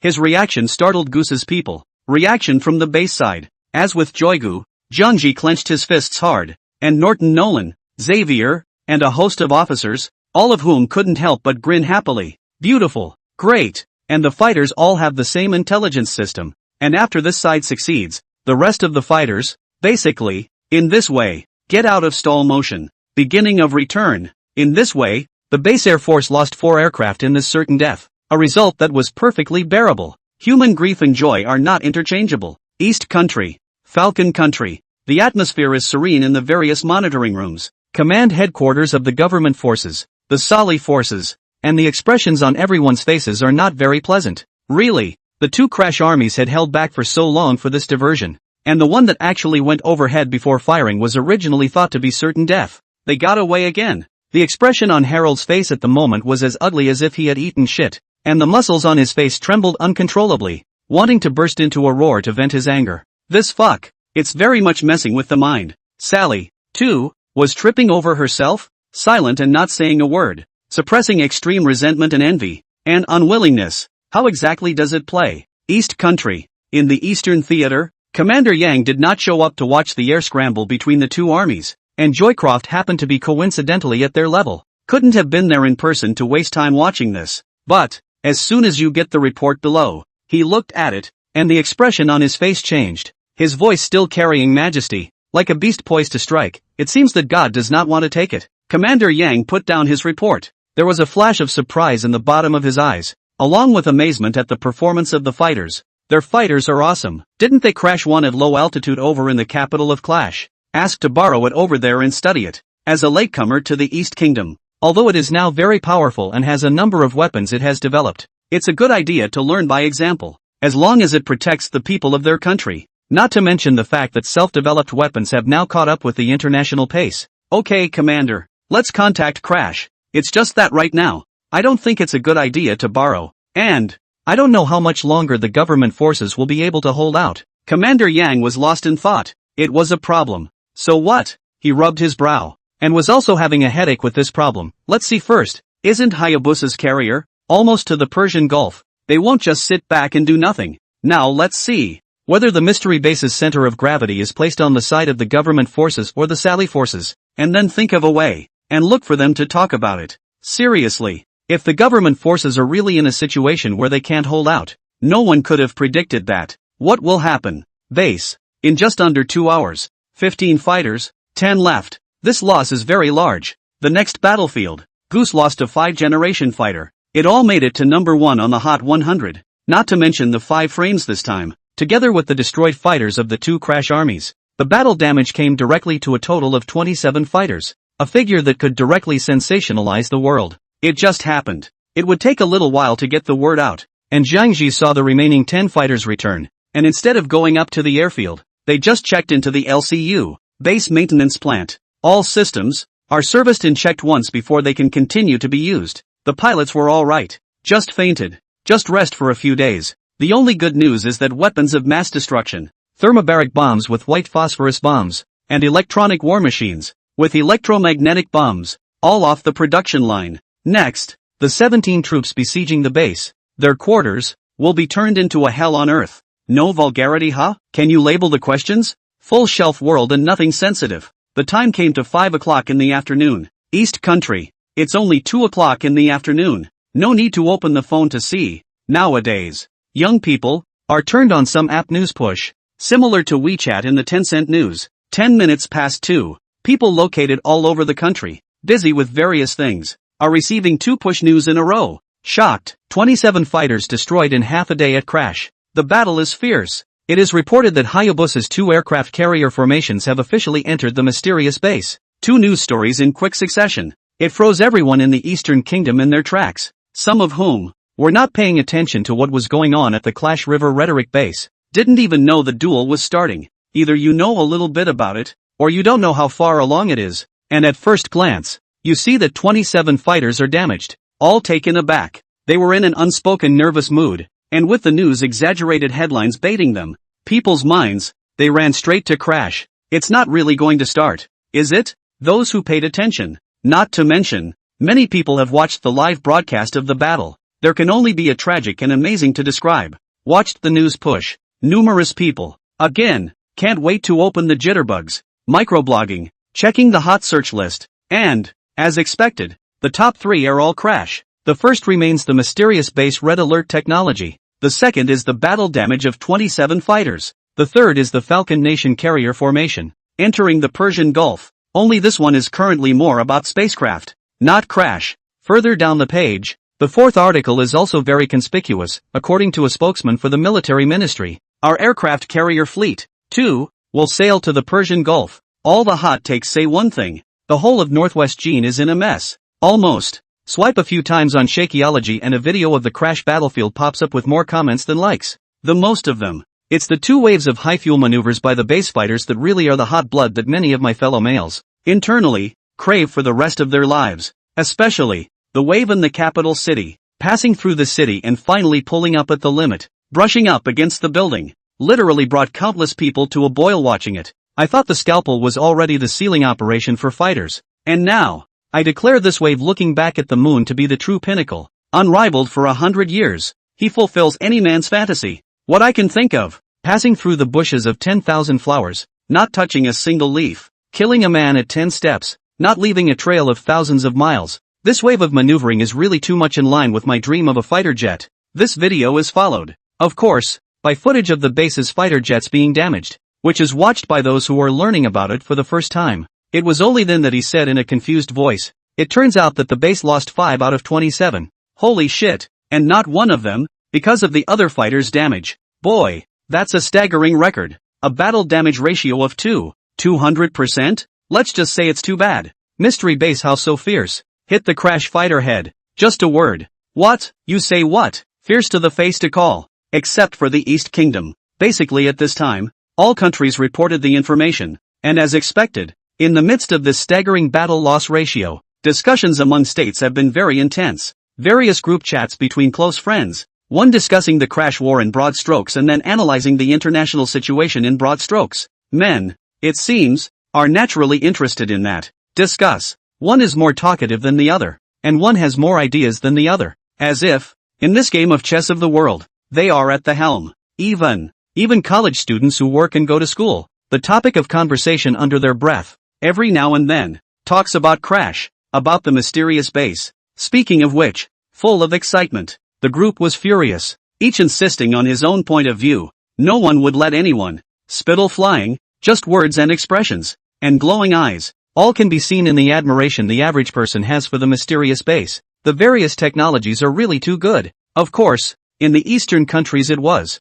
The NATO countries, on the contrary, were generally, although shocked at the strength of the pilots of the mysterious base, but because of the manipulation of public opinion at the top of these countries, It's always been about the base's terrorists. The title carries the same way. Invisible. In a subtle way, it changes the people's perception of the outside world. An example. Some country with a big stick. That's it. While the outside world is heatedly discussing the situation in Crash, the situation is getting more and more tense, and is on the verge of toppling over in a game of chess. 17 troops, very urgently building a defense line. Helicopter, drones, constantly flying the desert where the base was located, poking around and trying to locate the Radiant engineers. The base was naturally not idle. Prepare to hold a big job for these guys. The desert was deserted, and never thought it would one day be so popular, with drones in every direction, comparable to a minesweeper into the desert. Same as the drone show. Swarms and swarms of them flew inside, and, still, the kind with dropping bombs,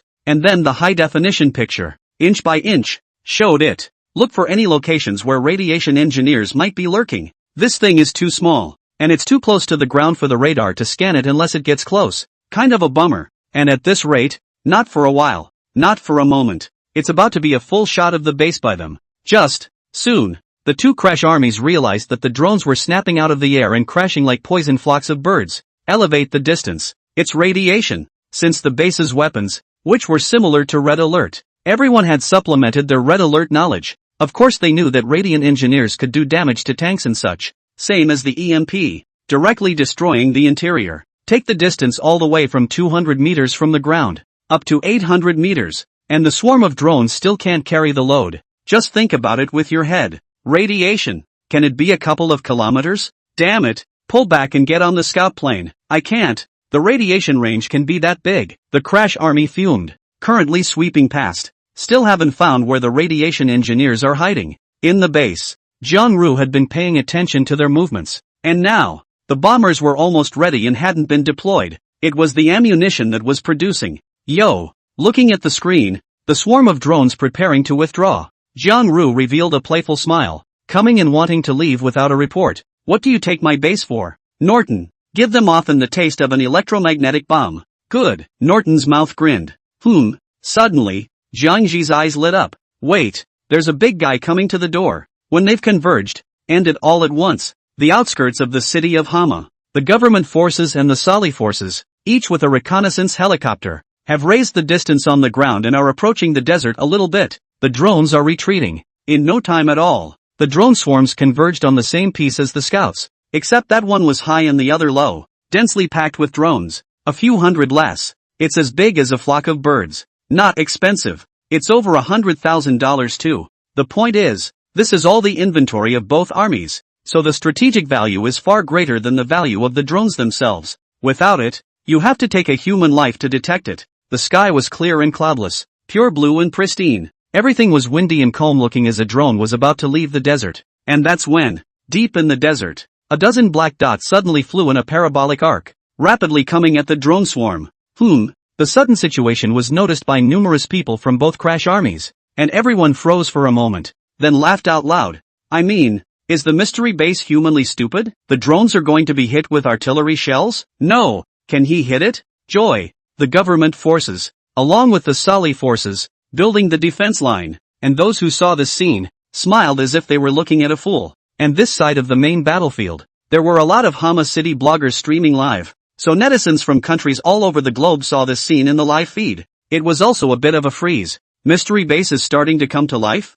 On talent, cannons fighting mosquitoes? Can't live with a smile. I'll eat my computer if I can get them to play this. Genuinely a bit outrageous. It shouldn't be. How could the mysterious base make such a decision? Isn't it a waste of ammunition? Drones are too small a target. Hit with a sniper rifle on the line. Have not seen someone with a parabolic shell to hit the drone, which is purely a cannon to hit the mosquito. For nothing. While the crowd murmured in cracked jeers, the black dots in the air were getting closer and closer to the various drone swarms. The men of the two Crash armies simply buried their heads in their own work, not taken seriously at all. Anyway, looking at where the shells are landing, it's not here, so let them fight. And I'll lose if I get one. At the same time, shortly after the base's electromagnetic bombs were fired, at about 5:10 p.m., 10 bombers parked at the Air Command airfield, take off with a bang. The base had been monitored, so Harold and Sally were the first to learn the news, and both of their faces were very bugging. What a sleepy head. They were afraid of the warplanes at the base taking off before, but now, The wind and water have turned, and they are afraid of hiding at the base and not taking off. Great. Should I say you're a newborn? Or are you just itching to give it away? Sally was simply delighted. Just now, Hey8 had contacted him, asking him to find a way to get the wreckage of the fighter plane that the base had crashed in crash territory. The more complete the better, depending on the level of completeness. He's given $100 million in weapons aid, and the carriers will be in the Persian Gulf, helping to intercept the base's fighters. Just the few that were destroyed. On the Sally side, all of them exploded and disintegrated in the air. Gotta take your time searching. That said, as soon as they saw the base bombers take off, Harold, along with Sally's air defenses, sprang into action, getting ready for another replica of last time. Bombers are not like fighters, and trying to pull off the same difficult maneuvers as fighters would be a fool's errand. And this side of the desert, as the base bombers left the airfield with their terrifyingly powerful and destructive large bombs, the thermobaric bombs left the airfield. The EMP that was just launched finally reached the detonation position. Electromagnetic bombs, instead of landing on the ground, explode in the air, instantly generating strong electromagnetism, which will damage all electronic components and chips within the range. The explosives are squeezed in the bomb. Re-squeeze, piling up the pressure to the highest level. An electromagnetic bomb exploded in the middle of the drone swarm with a loud bang. A shockwave visible to the naked eye blasted into the ground, rolling up thick yellow sand. At the same time, the electromagnetic explosion compressed to the extreme and visibly swept over everything, like a boulder hitting the surface of a lake and creating ripples. Zip, zip, zip. The drone in the air, instantly bursting from its fuselage in a shower of sparks, was burned from within, overloaded with current. Immediately after, then they snapped and fell like dumplings, just as everyone was wondering about the bomb, and why it exploded in the air. Inexplicably, one individual watched as the swarm of drones seemed to be subjected to the immense gravitational pull of the Earth. One by one, they fall. Countless people opened their eyes wide and let out exclamations of shock from their mouths. Crap, we've been fooled. It's a fucking electromagnetic bomb. Sally's men with the government forces, dry-eyed and staring. It's too late to react now. Not good. A scout helicopter. The officer in charge of the reconnaissance changed his face violently and turned pale. An advanced reconnaissance helicopter was much more expensive than a helicopter gunship. It's full of valuable stuff up there. 2 electromagnetic missiles, staring at the scout, instantly exploded at the moment. The scout helicopter was seen, staggering out of the air and losing control. And with sparks, gradually the fire grew larger and larger.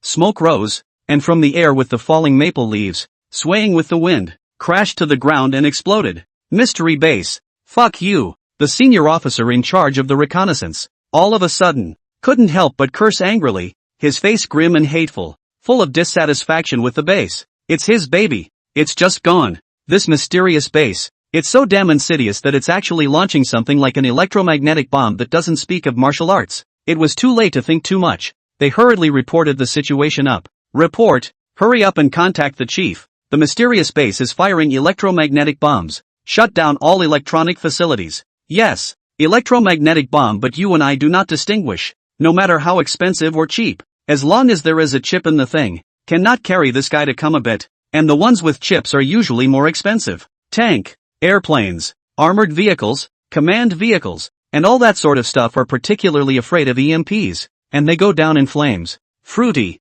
just after reporting, he saw several black dots appear again in the sky direction of the base, and the scouting officer's heart palpitated. Damn. It's lucky that I thought of this and reported it up, or else I would have to receive a big disciplinary action. He couldn't help but feel really resourceful. The corners of his mouth couldn't help but rise slightly. However, gradually, as the scouting officer watched, his expression went off, and the corners of his raised mouth pressed down, staring straight into the air. He finally looked away, and at the same time, the intercom rang out. Attention all soldiers, mystery base bombers are taking off. Please move and disperse quickly. Please move and disperse quickly. Without saying a word, the scouting officer turned and ran. The 17 teams of soldiers who were building fortifications outside, along with the logistical personnel, were like ants in a pot of chaos, from gathering and dispersing. Then, just watch the bombers getting closer and closer in the air. Didn't take it seriously, just got bombed around a while ago. Just keep an eye on the falling bombs and run faster.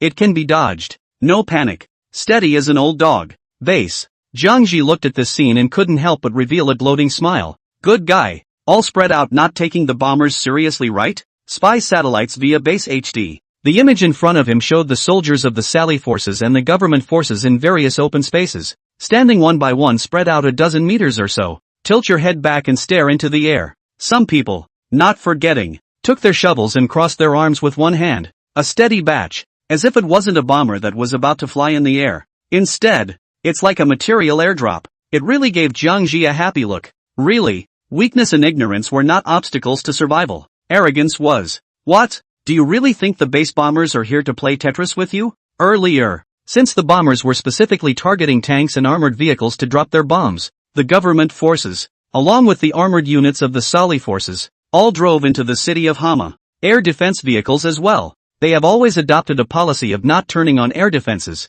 It's all about people dodging on their own. And bombs falling from a high altitude are not missiles. There is no ground war to hold back. It was indeed easy to dodge the free-falling bombs as long as you concentrated on them. And it was only the denser patch where a few people would run away too late to be blown up. This casualty. Both crash armies are perfectly acceptable. Soon, the 10 fighters from the base, each arriving at their designated locations, were the very same 10 that had come in the largest numbers this time. There are at least 5,000 of them, spread out, covering an area almost the size of a school. But still dense from the sky. The bomber's pilot was calm. Toggle the various buttons without panic. Load compartment open. Inside, 45 tons of bombs. Incendiary bombs. One didn't begin to fall in a covering pattern, followed by hanging from the wings and fuselage. Giant bomb 6. 5 meters long and 0.8 meters in diameter. Mixed in small bombs. A piece falls. From the ground. It was still a single black dot, slamming down hard from the air. Each man staring at his position.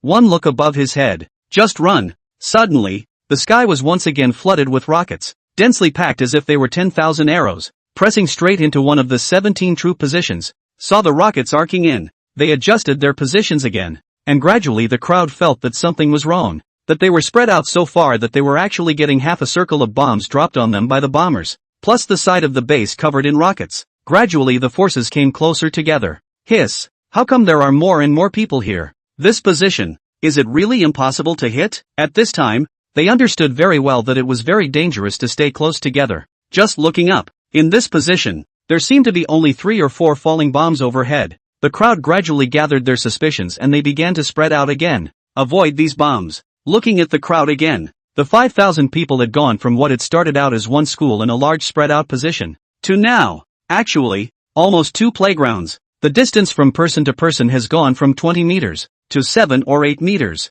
It seems that it's okay. At this distance, it was also easy to avoid the bombs. Plus, the bombers' bombs had already returned to base after dropping their rounds. They were even less worried, ready to finish dodging the attack and get back to work. When suddenly, someone in the crowd yelled, "Fuck, run!" The voice was extremely mournful and fearful. They didn't even look. They subconsciously spread their legs and ran, looking at them as they ran. And then, everyone's feet stopped again. What the fuck are you screaming for? It's only 3 or 4 bombs. It's gone. Run nigga run. Scare me. That's right. What's a dog barking for? Those ones left empty space a long time ago. They can't blow you up. All the fuss. Due to the Earth's gravity, and the heavier bomb warhead, it was falling vertically downwards. Underneath, it looks like, with a diameter of 0.8 meters, it's really easy to ignore its size. And only a soldier with a good eye recognizes that it's obviously a lot bigger than the average bomb. Run for it. These are big bombs. They're deliberately forcing us into one piece. The soldiers who realized the problem were about to die of anxiety.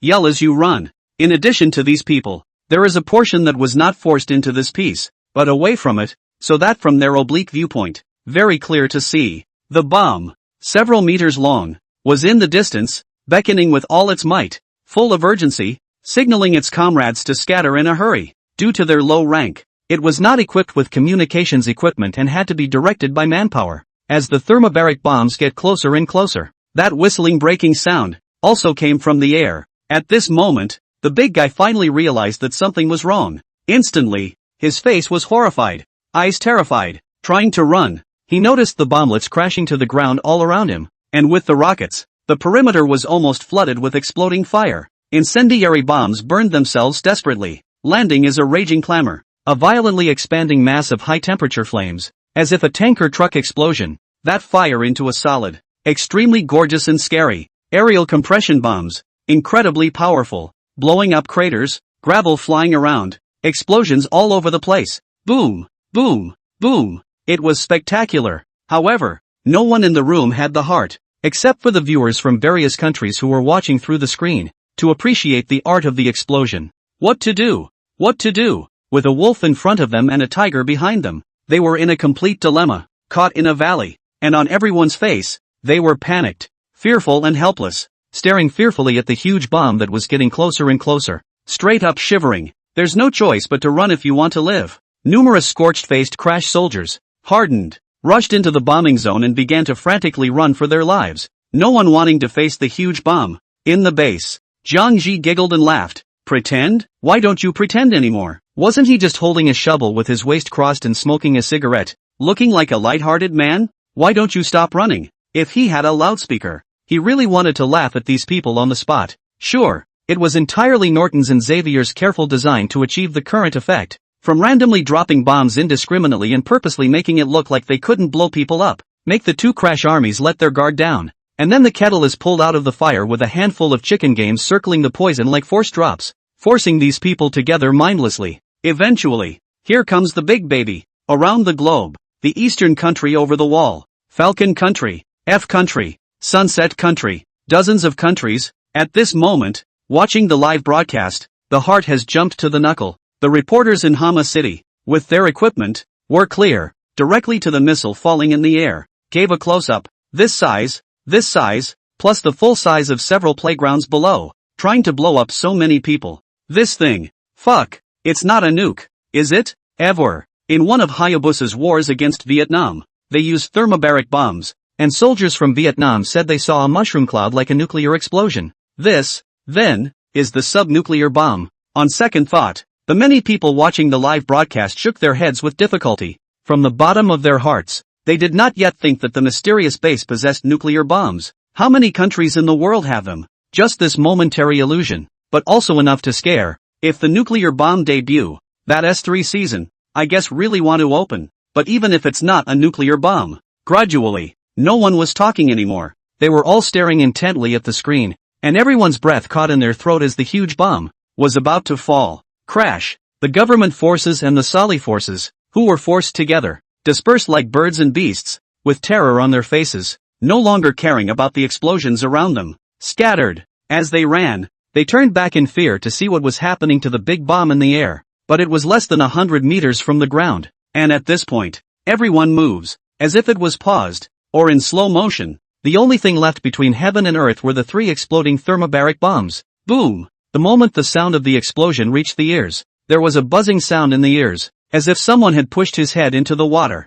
Can't hear a thing. There's no time for much thought. Heaven and earth saw. Exploded an incomparably huge flame, the flame violently churning, with the old wave pushed the front wave like, cannot wait to spread towards the surrounding. The sun, in this moment, loses its color in front of the thermobaric bomb. All that was left were the huge flames from the explosion and a rising mushroom cloud that filled everyone's mind. Boom! The second one exploded open, followed by the third, and the fourth. 10 of the 17 troops that surrounded the desert were in larger troop positions. All have 6 new suns rising. That's right, as if the world was ending, the Golden Crow created the world. A total of 60 orange-red blazing suns, competing for glory around the prince, born in the fire. Moment. It's as if it's not real, and it gives the impression that this is not Earth, but a super-apocalyptic world. The scene. It was so amazing that across the screen, countless people were stunned, with shock in their eyes, and for the rest of their lives, they would never be able to forget the scene in front of them.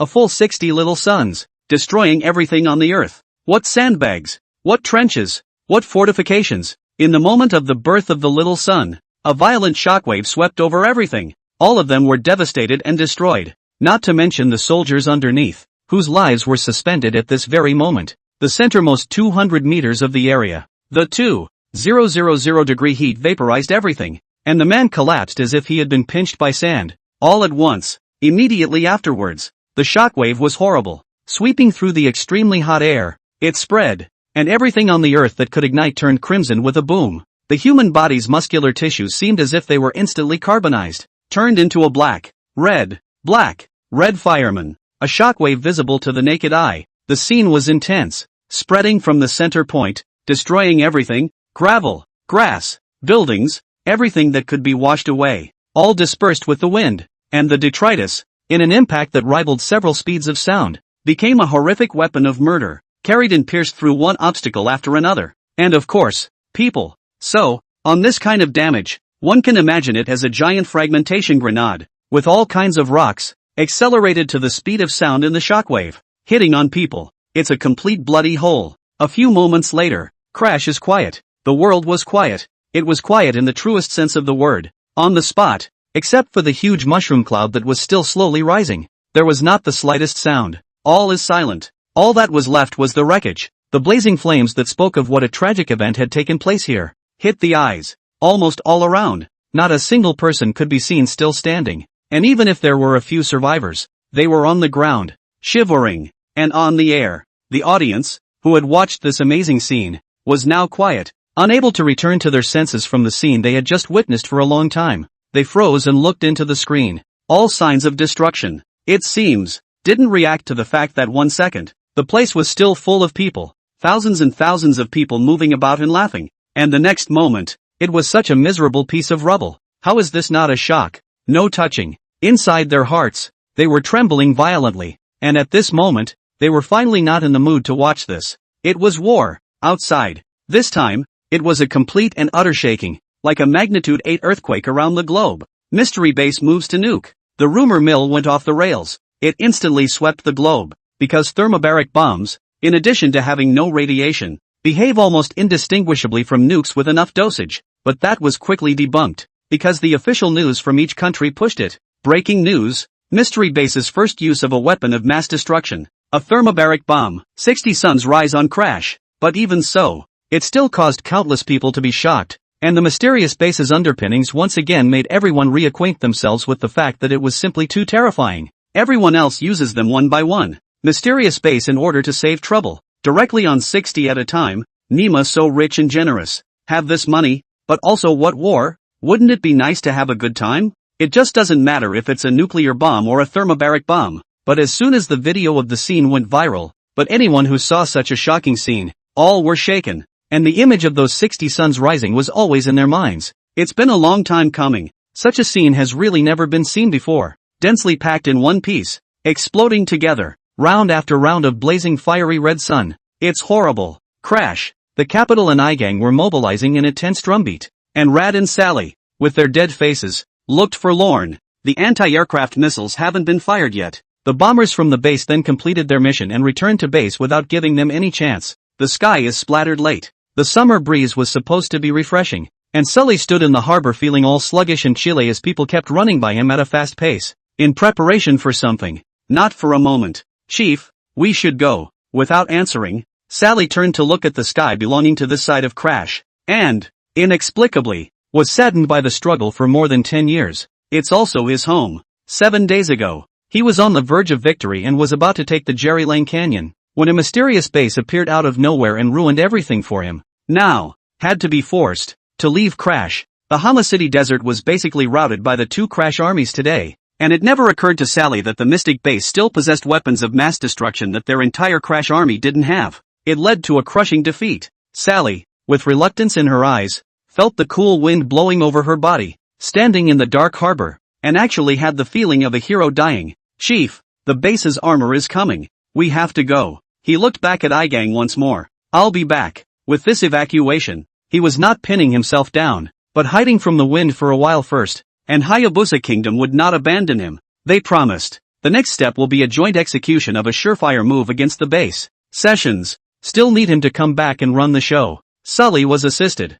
boarded a speedboat, and quickly sailed away. Sully armed and finished. A history for the time being, waiting for a future resurgence. Sitting on the boat, Sally gazed at the night sky, remembering the conversation she had with Anthony just a short while ago, and murmured, "A sure kill. What could it be? If it's going to be a sure kill, why didn't you make the move earlier and had to wait until now?" asked Anthony himself on the phone. Anthony didn't know either, and simply reassured him that it was not likely that the man in charge would be sent to receive him on a U.S. carrier in the Persian Gulf. Hayate was also confused actually. Nima, who would have thought that in just a few days, you'd be crippled. You'd have to go through the process if you want to strike. How long has it been? Less than a week. No one can react. This time, from Anthony's tone with the current situation anyway, Sally felt 90% sure. Depends on when it is. I hope this day will come soon. Revenge flared up inside Sally. Her hatred for Jiang Ji was like a raging wave. At this point, Harold's call came through, and Sally answered it, and there was a long silence on the other side, and a hoarse inquiry. I heard that you escaped. Not an interrogative sentence, but a tone that confronts reality and lays out the facts. I didn't run away. I was just waiting for another opportunity. What? You weren't informed by your superiors? Sally understood that she must have Harold, an old rival's eyes on her side. What do you mean? Harold was a little confused. Ha ha, old friend. Looks like you've become an outcast. Ha ha ha. At the sound of Harold's puzzled voice, Sally's sadness at being struck by Jiang Ji was swept away, and he flaunted himself in front of his old rival. Harold didn't know what to say for a moment. He hadn't received any news at the moment, except that he knew that the siege of the base was a lost cause, and with Sully running away, he was torn. It's a vow of resistance in defense of dignity, or run like Sully. Just. Harold frowned slightly, listening to Sally. It was obvious that there were insiders that he didn't know about. What do you know? Sorry, old friend. I can't tell you this one, rival. Ha ha ha. You can either guard your crash and wait for death, or surrender to become a prisoner. Sally let out a mouthful of cloudy air. It was nice to strike an old rival. Harold hung up the phone, and the entire command went silent. The top brass of the government forces, dead eyes focused on Harold, waiting for him to make up his mind. Now, they didn't know what to do. With 60 sons, the army was almost dead or wounded. With 7 left, totaling only 10 or 20,000 people. Swear to resist and fight the guerrillas? What's the point? It would just be a matter of disgusting the enemy. And besides, the intense fall of this failure was a bit too much for Harold to take in. He was in command, turning his head slowly, looking toward the 2 Easterners. He spoke hoarsely. What should I do now, my friend? Actually, Harold is asking Dongwa what he means. Fight. Fine. You get me people and weapons. Let's fight. If not, I'm ready to slip away. Can't afford to lose my life here. Alas, Prime Minister, if it doesn't work we'll withdraw too.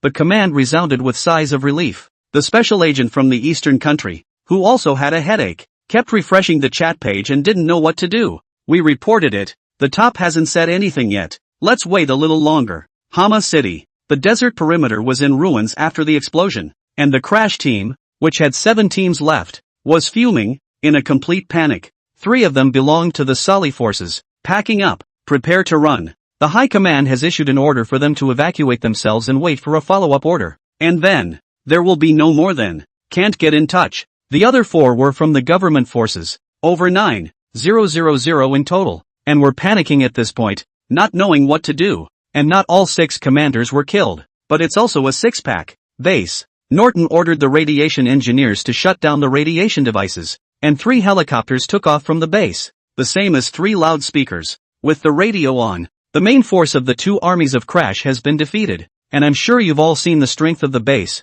Our original intention is still to build a country free of war. And following us will lead to a future. Now, those who are willing to surrender, throw down their weapons and proceed to the city of Hama and wait for a unified reception. In 1 hour we will launch a final pursuit. And those who oppose the holding of weapons will be shot on sight. For those captured, you will not be treated as prisoners. If you wish, you may serve the base and be treated favorably. If not, you may then return home on your own. Just lay down your arms and enter the city of Hama and we will be friends. The base vows to bring honor and riches to Crash. Welcome aboard. Base to draw a big cake. With a big stick words. Not a moment to spread around. To be honest, put this, who heard it all have to weigh the weight of it. People are telling the truth. To beat Crash with 1 base. In just 1 week. There's a lot of gold in that. Very much so. Of the 7 remaining positions, the remaining remnants of the army looked at each other in disbelief. Already a little shaken inside. The fact was on their faces. The leaders of the Sally forces had run away.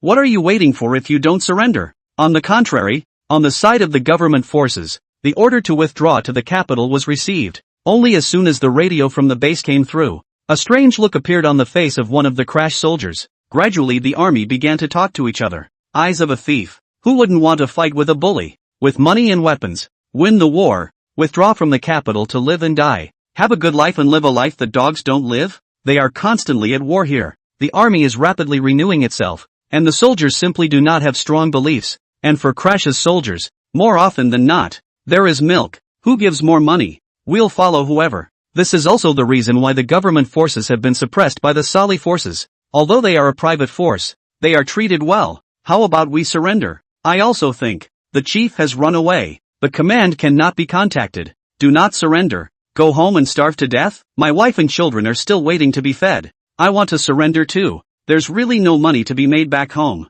So go? Just say go. The Sali forces were the first to surrender, and a stream of unarmed soldiers poured into the city of Hama. The viewers of the global broadcast room were left dumbfounded, especially from the East Kingdom. What the fuck? This is the military? It's only been less than half an hour since the mysterious base shouted, and so many people have surrendered? I thought no one had surrendered. Looks like I lost. Immediately after, even though the officers of the government army tried their best to suppress the situation, Harold had lost his power and was defeated, and a group of people confronted the officers who were loyal to Harold. No way. Had to let them go. In the last few minutes of the hour, the men ran to the city of Hama, threw their gear down in droves, and raised their hands in the air. Time's up. The base's fighters swept low over the Hama city men, and it wasn't long before they heard outside the sound of heavy machine gun fire. The surrendered soldiers winced in unison. What happens to those people? Predictable. With that, their hearts filled with gratitude. And now, they eagerly awaited the arrival of the head of the base to hear what the base had to offer.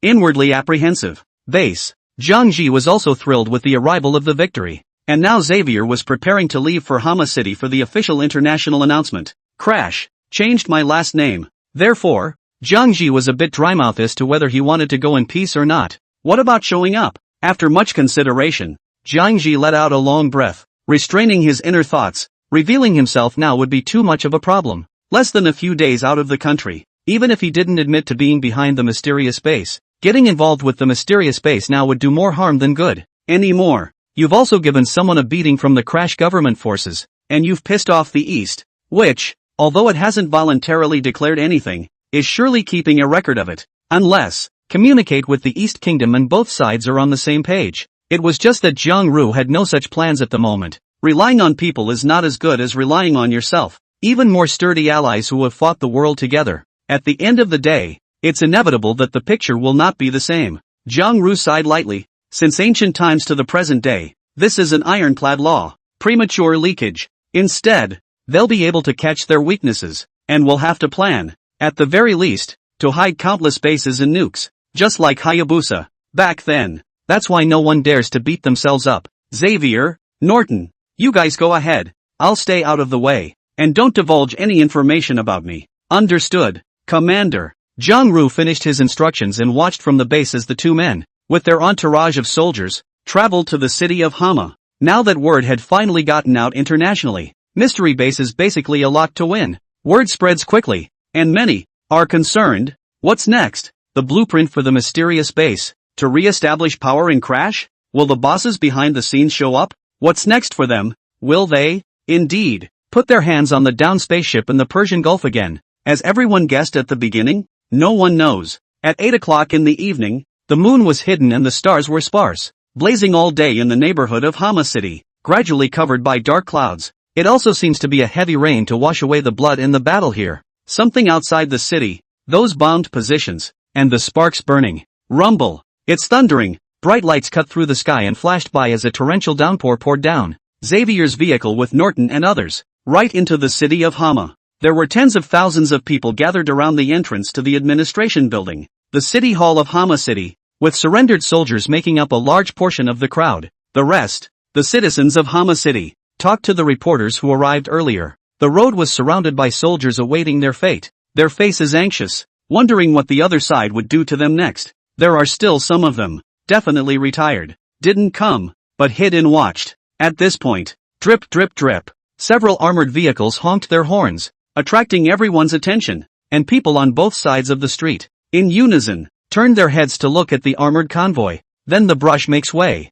passed by a convoy from the base. They were on both sides of the road as if they were meeting the president of a country, as if they were rabid fans, watching the motorcade pull up in front of the administration building. The door of the armored car opened. Dozens of base fighters, armed with guns, jumped down in a neat and orderly manner, then looked for a few high spots to guard with their guns. The armored cars were also in a semicircle. Alert the perimeter. At this point, 3 helicopters flew in. One parked on the administration building, dropped Xavier off with Norton, and then took off again. The 3 hovering above the crowd. But where there are riots, all base weapons, Absolutely no hesitation in firing. Xavier stood at the edge of the building, towering over him, drenched in a downpour without an umbrella, the lights of the helicopter beating down on him. The figure is resilient. "Gentlemen, welcome to the base," Xavier exclaimed with open arms, his voice coming through the communicator, amplified and coming out of the armored vehicle. Everyone can hear. No one below responded. All looking at him,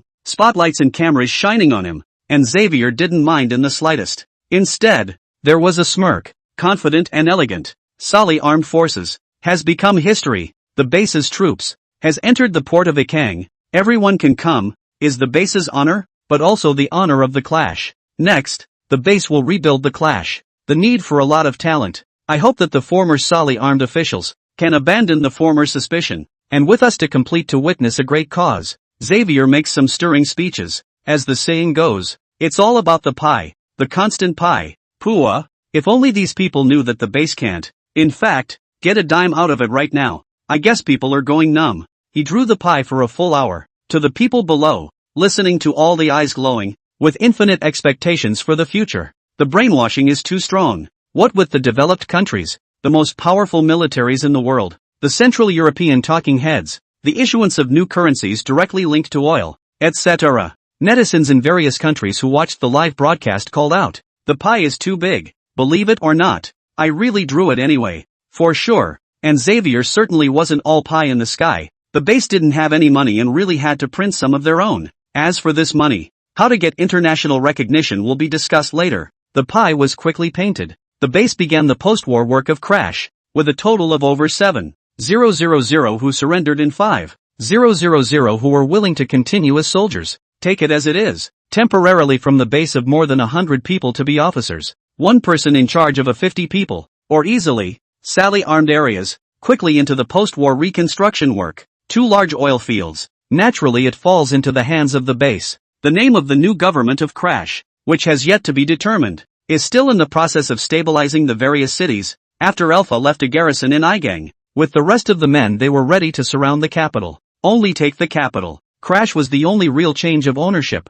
and by this time Harold, after consulting with the Eastern Kingdom, decided to back off as well. Secretly left Crash. No one knows where he went. Day 2. As soon as the news is announced, Crash completely completes the shuffle. Xavier enters the capital and has his hands full, and politics is definitely the biggest brainwaster of all. The Emperor is not that good. That night, the base chariot factory, producing a good base vehicle, the big guy, carries a crack generator with him to avoid detection, then secretly drive into the oil fields. Martial law all the way, but anyone who came close was shot, no matter who you were, and in the early hours of the morning, finally stopped at a large warehouse in the oil fields. No crude oil pipelines are needed. Oil is absorbed on site, converting funds from the base. The remaining $150,000 is available. It was finally replenished and began to rise gradually, and all the oil stored in the oil fields was used to convert the funds, plus it was able to produce quite a bit of oil every day. A temporary solution to a pressing problem. Day 3. The base's helicopters were constantly flying out of the desert to bring officials from the various cities of the crash, all to the capital. The transfer orders were arranged one by Xavier. The unwilling, go home. Further unwillingness, directly pull out a peanut meter. You do not want to be, there are people who want to be. After this meeting, Crash name remains the same. The establishment of state-owned enterprises. Third world industry. But outside, the government of the base has been referred to as the Third World Government, and Crash has been given an alias, the Third World Empire. At the same time, the first order of business for Third World industry, restarting the printing presses in preparation for a new currency, Xavier declared to the world. Third World companies that will sell oil at low prices, as well as a variety of arms and weapons. There are also captured fighters, reconnaissance aircraft and other second-hand weapons and equipment of the Sali forces and the government forces. But it must be settled in a Third World currency, at an exchange rate, 1-to-1 with the US dollar, and at the same time, the Third World currency will be issued globally. Each country can reserve foreign currency in Dongguk dollars, US dollars, euros, and a variety of living goods. As soon as the news broke, causing a stir at the world level, this is going to hit the international financial markets, and some of NATO's Falconer's little brother countries are shocked. They were taken aback. The Third World Empire has such a big appetite? What does he want? This is a blatant provocation to the Falconer state to de-dollarize oil, a strategic resource? Aren't you just plucking the whiskers off the tiger that is Hayabusa? Higashikuni was snickering. One of the most crucial points of their support for Harold is to expand the influence of the yuan and suppress the dollar, starting with Central European oil. I didn't realize I didn't do it. Instead, it was done by Mystic Base. Although Mystic Base was not an ally of his own, it did the business of an ally. Cozy up, cozy up. The other side. Falcon Country's capital shook. Wall Street produced no small amount of shock, and the price of oil fluctuated slightly. But of course it was all capital at work. With the current strength of the mysterious base, can't shake global finance yet. After calming down, a multitude of countries have begun to look on, led by the Falcon State, with media outlets large and small deliberately mocking the Third World Empire for speaking out of turn. The netizens are also talking about this. All that came out was a roar of laughter. But, laugh? What was the Third World Empire thinking? A freshly established regime that might be overthrown one day, and a petroleum-based currency? He wants to open up trade, but has it ever occurred to him to get past the American Empire sanctions first? The Third World Empires themselves add to their own jokes. It's not like Crash is the only one with oil. There's no shortage of oil in any of the other big Central European countries. So who's going to stockpile your foreign currency? Once it's overthrown in a few days, what a new currency? Joke? A piece of paper? I think he'll just be honest and use US dollars. Sure enough, in addition to the news just came out, shocked the world for a moment. And then, the senior management of various countries and netizens, all open to watch the mode. No one thinks that the base can get the value of this set of currencies up, now to Third World Empire foreign exchange. The risk is too great, unless trading in real time. Anyone who understands knows that once the Third World Empire really wants to play like this, then the Falcon State will never stop, and the next opponent to be faced will not be such an unorthodox one as the Sally Armed Forces. Instead, Leto takes this little Central European bully, loyal lackey of the Falcon Kingdom, once fought the whole of Central Europe in misery, not to mention a mysterious base with a newly established regime and not even tens of thousands of soldiers. For all the sarcastic voices out there, the Third World Empire didn't care, and continued to follow Jiang Ru's plan with determination. And on the fourth day, the currency began to be printed. First installment. Ready to just print a set of $100 billion a set. But how on earth are we going to put a value on all this currency? Still a big deal. Base. Zhang Ji, who stayed in the room, was a little excited. After 10 long days of recovery, the light on his palm had finally fully recovered. That is to say, the Goldfinger cooldown is over. He was able to take things out of the game world again, and opened his laptop to a random game. Zhang Ji tried, and his golden finger reached into the screen without any problems, then happily put it back. Now, he hadn't thought about what to take, and there was no shortage of funds for the base. The Third World Empire was in high gear, and the base's top priority was next, is involved in the space shuttle competition, as well as assigning a value to self-printed money. Otherwise there's no paycheck. It's going to be a mess. Coincidentally, at this time, Xavier called the phone. Zhang Jia pick up. The other side of the sound of bitter laughter. Commander. The official website of the Third World Industries Corporation built. A day. Only people contact us to buy captured fighters. The oil for the time being no one asked. Obtain STH. 80% cheaper oil and no one wants it? Zhang Ji slapped his forehead. A little surprised. How could this be? And Erlang, along with Shab, and Liasso have all protested against us, believing that we're stirring up the market. And if that happens, they'll join forces to sanction us, Xavier said with exhaustion. It's really not a human job to rebuild a system. He's about to die of exhaustion. Haven't slept much in the last few days. Zhang Ji rolled his eyes. Damn, no one wants the cheap oil, and he has to be sanctioned by other big oil producers? Fine, I'll use it myself. Full conversion funding. Leave them alone. Just need a reason to fuck them later. Let the protests go. Guess they're all on hold at the moment. That's why no one's contacted them and they continue to hang around. Xavier has made the official Third World Industries website a Taobao-like sort of thing. Got customer service to watch. Contact the traders above. Of course, any amount of money sold here is in the big tens of millions. Not comparable to Taobao. Commander, the oil can't be sold. We have to find some items that can revitalize the economy as soon as possible. Otherwise no one will even recognize the printed currency. Xavier complained to Zhang Zhu. Just 8 captured fighters now. 6 bombers.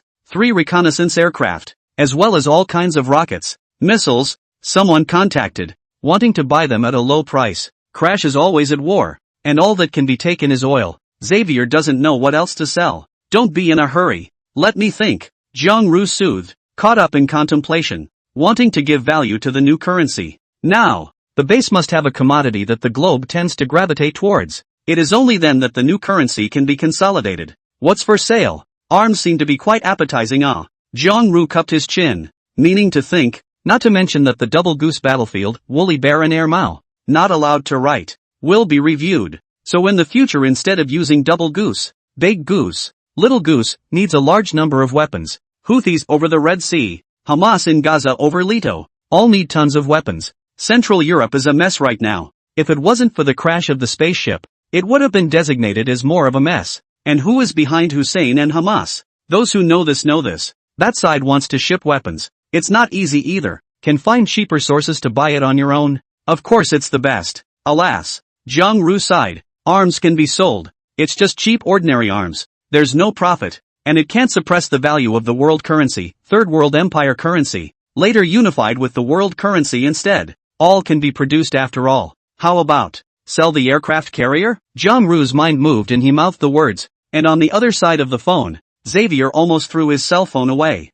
From time to time, he maintains a look of a successful, elegant and mature man. Faces were dumbfounded. Commander, are you kidding? Xavier froze. Selling carriers? Crap. This is something that can be put up for sale on a website. 2. Mustn't the whole world be confused? If the world currency can really be linked to an aircraft carrier, the value of that currency is absolutely sturdy and unbeatable, untouchable. It's just that the volume of this one is a little over the top. The base plays with flowers. Don't you think too much? Of course it's the carrier that the base eliminated, the one that puts up to 30 aircraft on board. Jiang Ji's indifferent voice came from the other side of the phone again. The base itself with a third-generation carrier. This second generation, take out to make a strong wool gathering. In short, remember the words. Financial compensation mechanism for the base. Use it to build an aircraft carrier. Earn your scalp. 5,000 funds, equivalent to 1.25 billion yuan, more than 200 million US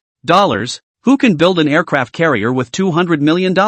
If he could build it, Jiang Ru directly ate the base. And it comes with 10 carrier planes. It comes with over 200 carrier staff, and just 200 soldiers. Built with funds are going to be 20,000. Just look at the value for money on this one. Invincible. But to Xavier's ears, he was numb. Even if the base initially comes with a carrier that holds 20 carriers on deck and 10 in the hangar, the only thing that shows up in the game is the carrier attack in the hangar. But, put into reality, 30 carrier aircraft, who dares to say less? How dare the East Kingdom? Or does India's Sam dare?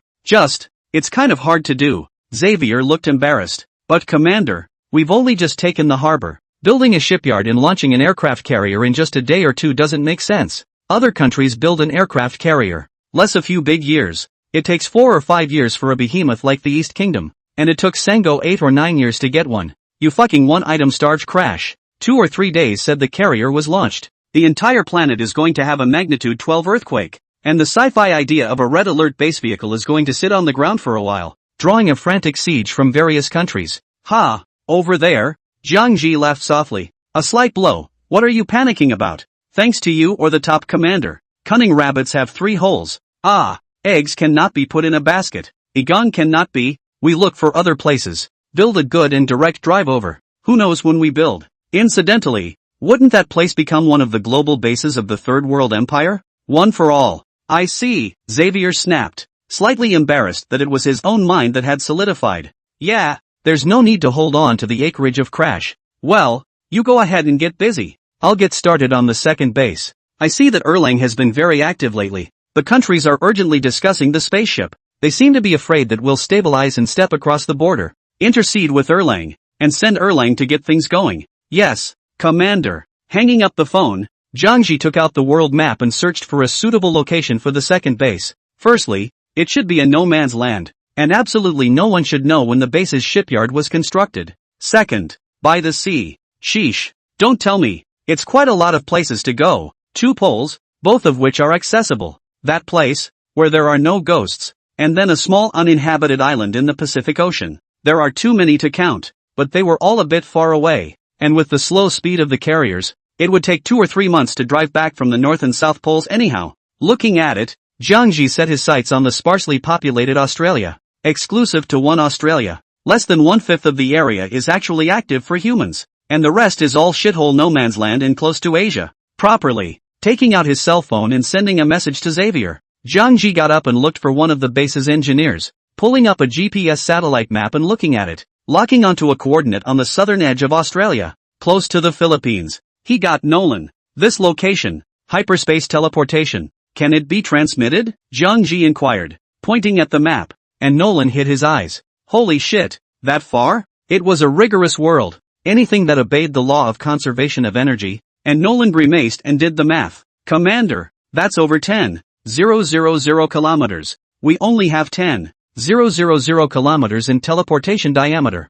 I'm going to have to go and produce a few more sets of charging templates. I'm guessing we'll have to overload them for a few days, and then we'll have to overhaul them once we're done transmitting. If you can pass it on, it's just sitting there. You get it now. And by the way, produce a few more base cars. Okay. It didn't take long for the chimneys of the nuclear power plant, making smoke, to run at full power to energize the hyperdrive. Zhang Ru also came to the combat lab. Look at the progress over the last few days. More than 70 top researchers, led by 3 human ceiling-level professors. Almost at first, all the base equipment that Zhang Ru said had been updated was completed. They handed Jiang Ji a pamphlet. It's all good up there. The strategic stealth large bomber, with an operational diameter of 24,000 kilometers, is an airborne fortress, capable of carrying 4 large-yield nuclear bombs at a time, one for each city, destroy the sky and the earth, and small to medium nukes. That number is directly doubled, carry a maximum of 12. The rest,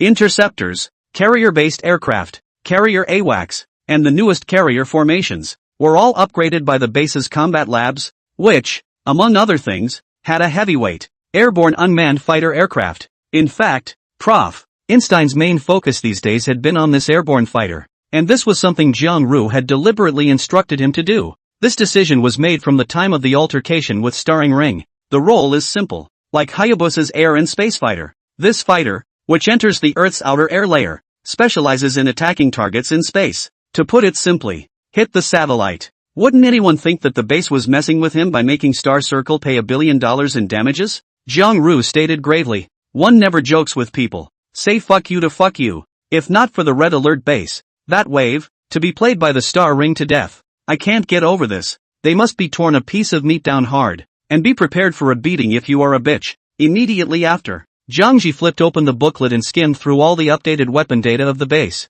revealing a very satisfied smile. All of them are of the most advanced level in the world. The carrier has been directly updated from the base's initial conventional powered carrier to a nuclear powered carrier, with a length of 350 meters, a width of 80 meters, and the ability to carry 80 of the base's independently produced carrier aircraft, as well as 2 AWACS aircraft and 20 helicopters. Full load draft 135,000 tons, speed 40 knots, only from the paper data, crushing the 3rd generation of the Falcon State Ford-class nuclear-powered aircraft carriers. What other number? What ship? Do not come to touch the porcelain. But Jiang Ru followed up with a calculation. Shit. Equip an entire carrier battle group. What with destroyers, frigates, AWACS, and carrier aircraft pulling full funds to be spent. It's simply heavenly. He himself is now hogging 3 oil fields, and the amount of money that can be converted in a day is more than 10,000, and it will take at least half a month to equip a carrier battle group. The base's original carriers were medium-sized. Now this is a large one.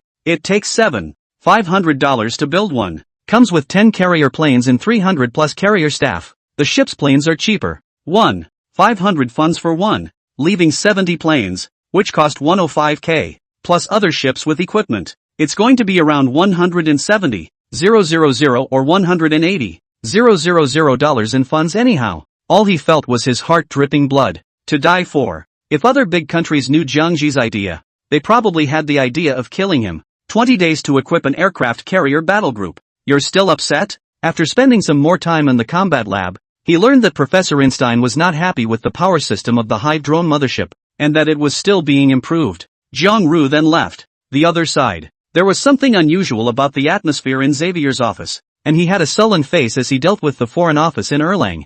I'm sorry, what third world government? I have to ask, does the UN recognize it? The other party's voice was faintly tinged with a touch of sarcasm. Norton, who was sitting on the sidelines, neither could help but bring up some resentment. Whether the UN recognizes it or not, it's an indisputable fact that Crash is now under the control of a third world government. And you, a foreign ministry, are going to make decisions for the UN? The other man had said so, and Xavier was unkind to him, his tone squishy. Apparently, it didn't kill Erlang's diplomats. Ha let out a laugh with gloating derision. I say you guys, clean up your own mess first and print that much money. Does it help? I asked you guys to come. Do I still have to reimburse you for your traveling expenses? Norton narrowed his eyes and glanced at the number to make sure it was the Erlang Foreign Office's correct call. But this guy, why is he so fracked up? You don't need to worry about our business, so you can tell me if this is your idea, or Erlang's. Xavier's tone was normal, but he was up for the kill. No, it's the United Nations, and the countries have made it clear that only complete, unified and stable regimes are allowed to participate. Good, since you're sure, just take the fall for the UN on behalf of Erlang. After saying that, Xavier hung up the phone. The color of his face was gloomy. A little diplomat has the audacity to be so arrogant in front of the base and rejected out of hand without even reporting it. If only Alpha knew. It's time to kill now. Xavier didn't shock and calmed down a bit. Taking out his cell phone and preparing to report to Zhang Ji, he first saw the message from Zhang Ji. Let him announce in advance that he's going to sell the carriers. A moment of contemplation. Xavier decided to get this done first. And these days, very many people, internationally, with various countries are watching the crash situation. Money printed. There has been some hidden furor over the fact that the oil is not selling and the world's coins cannot become currency. The Hayabusa media is making a big deal out of the fact that a third world empire, trying to replace the U.S. dollar, is a fool's errand and a self-defeating endeavor, and sanctions were imposed on Crash. National capital is not allowed to trade with them. At the same time, they prohibit all merchant ships from entering the Persian Gulf under the pretext that the carrier battle group is deployed in the Persian Gulf where they will not be held responsible if they are destroyed. Started their hooliganism. In this case, the assignment of the world's coins, struggling, is like a pot of stagnant water without a glimmer of hope. No one trades at all without saying so. You can't get into the Persian Gulf even if you want to trade. As soon as the rogue big brother, the Falcon State, stepped in, the little brothers, such as Britain, France, Japan and South Korea, as well as the little brothers of Europe and the United States and NATO, also stepped in and jointly imposed trade and economic sanctions on the Crash. Any raw materials and supplies are prohibited. Export Crash, completely locked up. If we put it in the past, in this situation, the East country would definitely extend a helping hand and pull an ally for themselves, but the base offended the East country as well. So, the Great Goose Coalition of the Eastern states, happy to watch the fun. So the Third World Empire, right now, is a situation where it's isolated from the rest of the world, and it's very difficult to revitalize the economy. 4 days and no movement. The Third World Empire, is it going to be such a joke? Hey, they're still recruiting. I heard they've recruited tens of thousands of soldiers, and after a month, you can't give out scraps of paper, can you? The main thing is that it's sanctioned so hard. Otherwise how could we sell some oil? Yeah, without Crash's oil, international oil prices have gone up. Don't talk about it. We're up $9 for a liter of 92 in the East country. Outrageous. Even the masses of the countries, who were watching Crash, were talking about it. And no one thought that the Third World government was capable of breaking the deadlock. Who dares to go over to trade once the Hayabusa carriers are parked? Falcon State, want to de-dollarize? Come on. If you can. Fuck my carrier battle group first. Or don't even think about it. I don't get it. Is there any explanation as to why the Third World government is being targeted in such a way that it doesn't just beat up a Crash? Eagle sauce this hand of aircraft carriers, parked in the right place. Who dares to fight with Eagle Sauce's carrier battle group? That's not living out of patience. Watch and see how the Third World government breaks. Don't look. It's designated as hopeless. Netizens fell on various social media platforms to discuss very enthusiastically. This society, never lack of melon masses. The Falcon Nation netizens were even more pleased with themselves. On international social platforms, one is as horizontal as 2.5 million, and people from other countries can only be envious. There's something to be done. People's carrier battle group is to do this job. See who is not happy, to whom the sea stop. The global inspector is true to its name. The house is leaking. Not for a moment. A big story broke over at Erlang, which certainly added to the recent situation in the Third World Empire. Hashtag according to Erlang diplomats, Crash Third World terrorists, wanted to be in the running for the space shuttle to be rejected by him. Hashtag done. Looks like the countries are really targeting, not acting. Crap. When did Erlang get so hard? Not giving any face at all?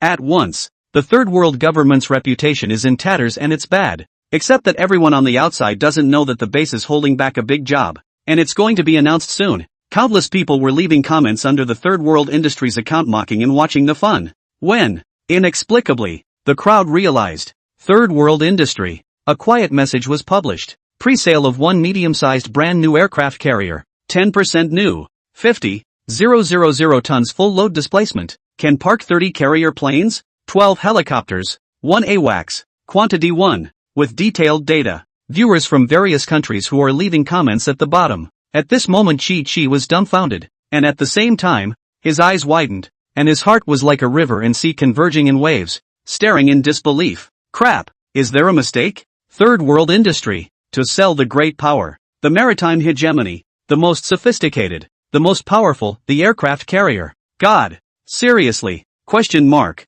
Below the message, there was an instant snap of skeptical question marks, followed by a series of question marks for all who saw it. The first thing that struck me was whether I was looking at it the wrong way. The second is, what is mystery base thinking? Brain fart? Are the mystery base people stupid? Aircraft carriers are out for sale. No, wait, where did they get the carriers? Are you in a hurry to be cheating? The statement issued by Xavier was like a thunderbolt, stone cold on the international social platforms, and more people caught wind of it. The information is still being updated, priced at just 2 billion world coins, guaranteed brand new, delivered in January, 3 years after sales, and hand-me-downs to teach you how to learn how to use it. One ship only, boy and girl. As the saying goes, sell cars, do not say the price. Business is not big. The countries of the netizens are staring at the eyes. You really fucking burst the price, ah? However, as soon as that price came out, once again, the multitudes could not remain calm. Question mark.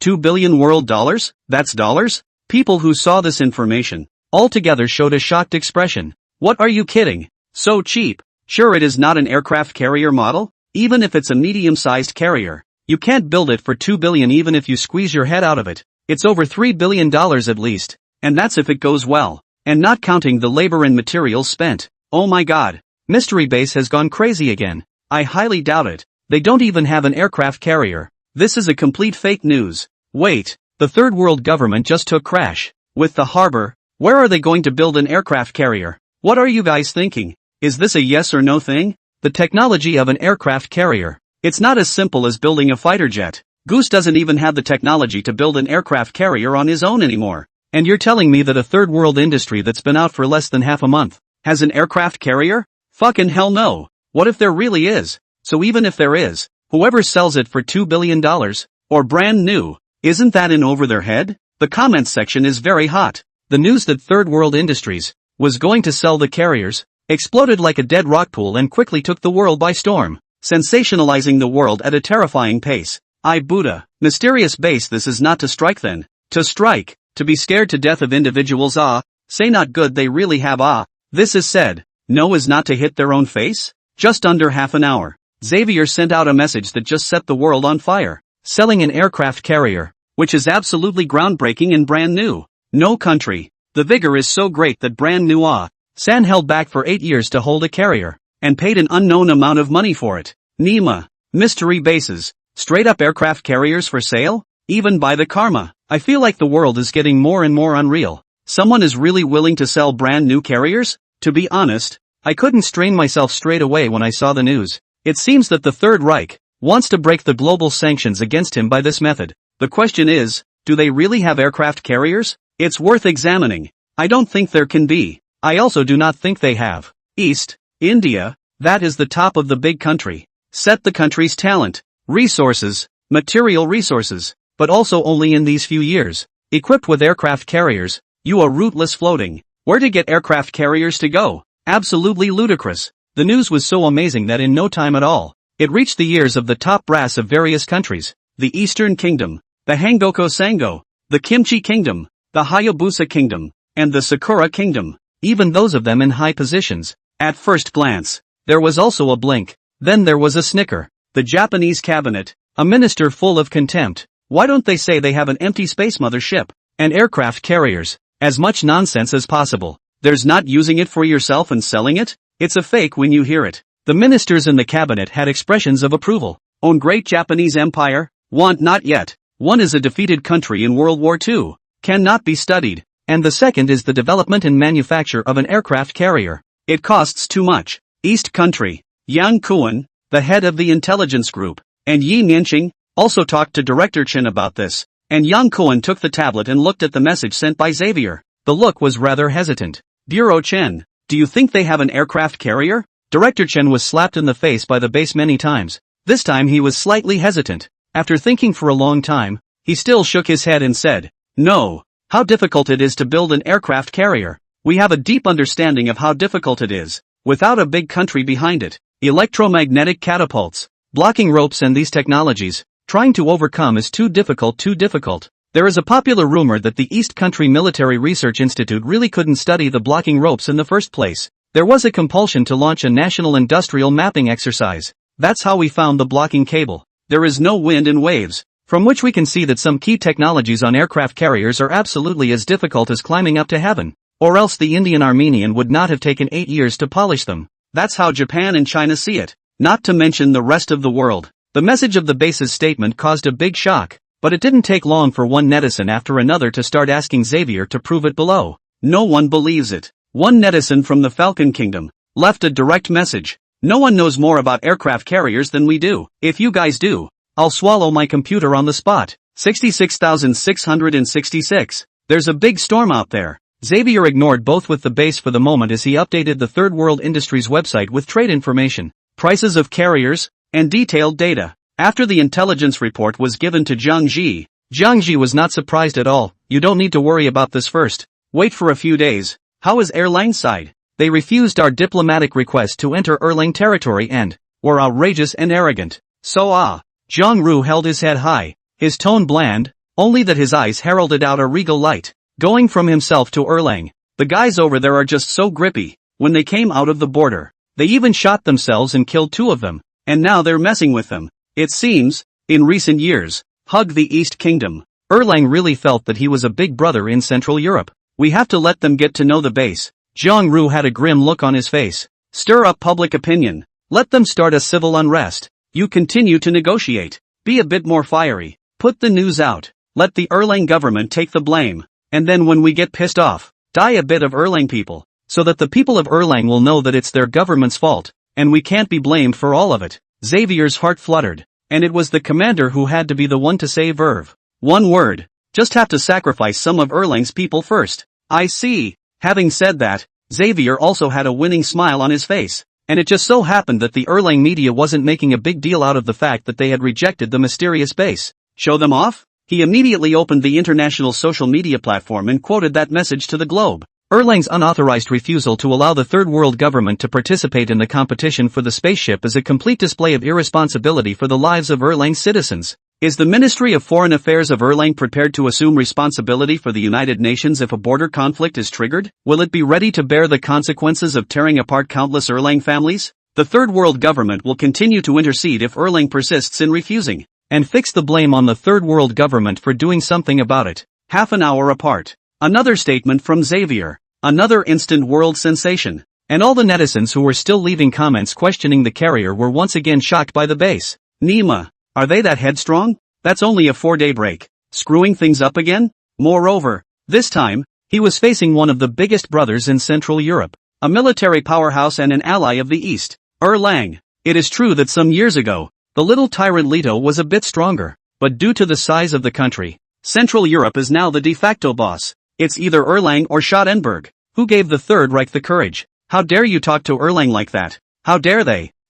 Moreover, the Central European side is already in a mess. A bit of a sign of S3 opening. If the mysterious base clashes with Erlang on a large scale again, the consequences are unimaginable. Of course, this is all wishy-washy thinking, and in reality, the Erlang netizens, at the moment, are blowing up, seeing Xavier's obviously threatening words. They're not scared at all. Instead, it's anger. It's pissed off. It's disdain. The heat on Xavier's account was already high, and this publication quickly turned up the heat to the territory of Erlang. It's straight out of the frying pan. A very large number of Erlang netizens, logging onto international social media platforms, began to angrily spray Xavier with the same kind of fury that was seen on Twitter in the East, to flush Xavier rotten.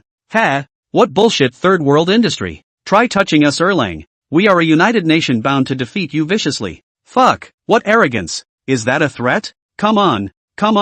Try firing a shot if you can. He who offends me. Erlang. What's the next line? In short, beat the living daylights out of you. As an Erlang man, I want to say I am really laughing. When you say these words, you don't weigh what weight you have. Crash has stabilized? Just dare to fight. It's not even a fight yet. Don't the soldiers underneath mutiny? Ha ha ha. That's right. And selling aircraft carriers. What a braggart. Sheesh. The Erlang netizens have given the netizens of other countries all the fun of watching. But what has to be admitted is that the mysterious base wants to hit Erlang. It does come close to fire. It makes sense that others would be so dismissive. Erlang, the capital. When a group of Erlang diplomatic and defense officials in a typical religious style, noble and solemn building, saw the news, there was a roar of laughter. Ha ha ha, you guys, they actually threatened us. This is a big joke. In Central Europe, who are we Erlang afraid of? Ha ha ha. Among them, a defense ministry official smiled with a bit of sarcasm. If you give them 10 guts,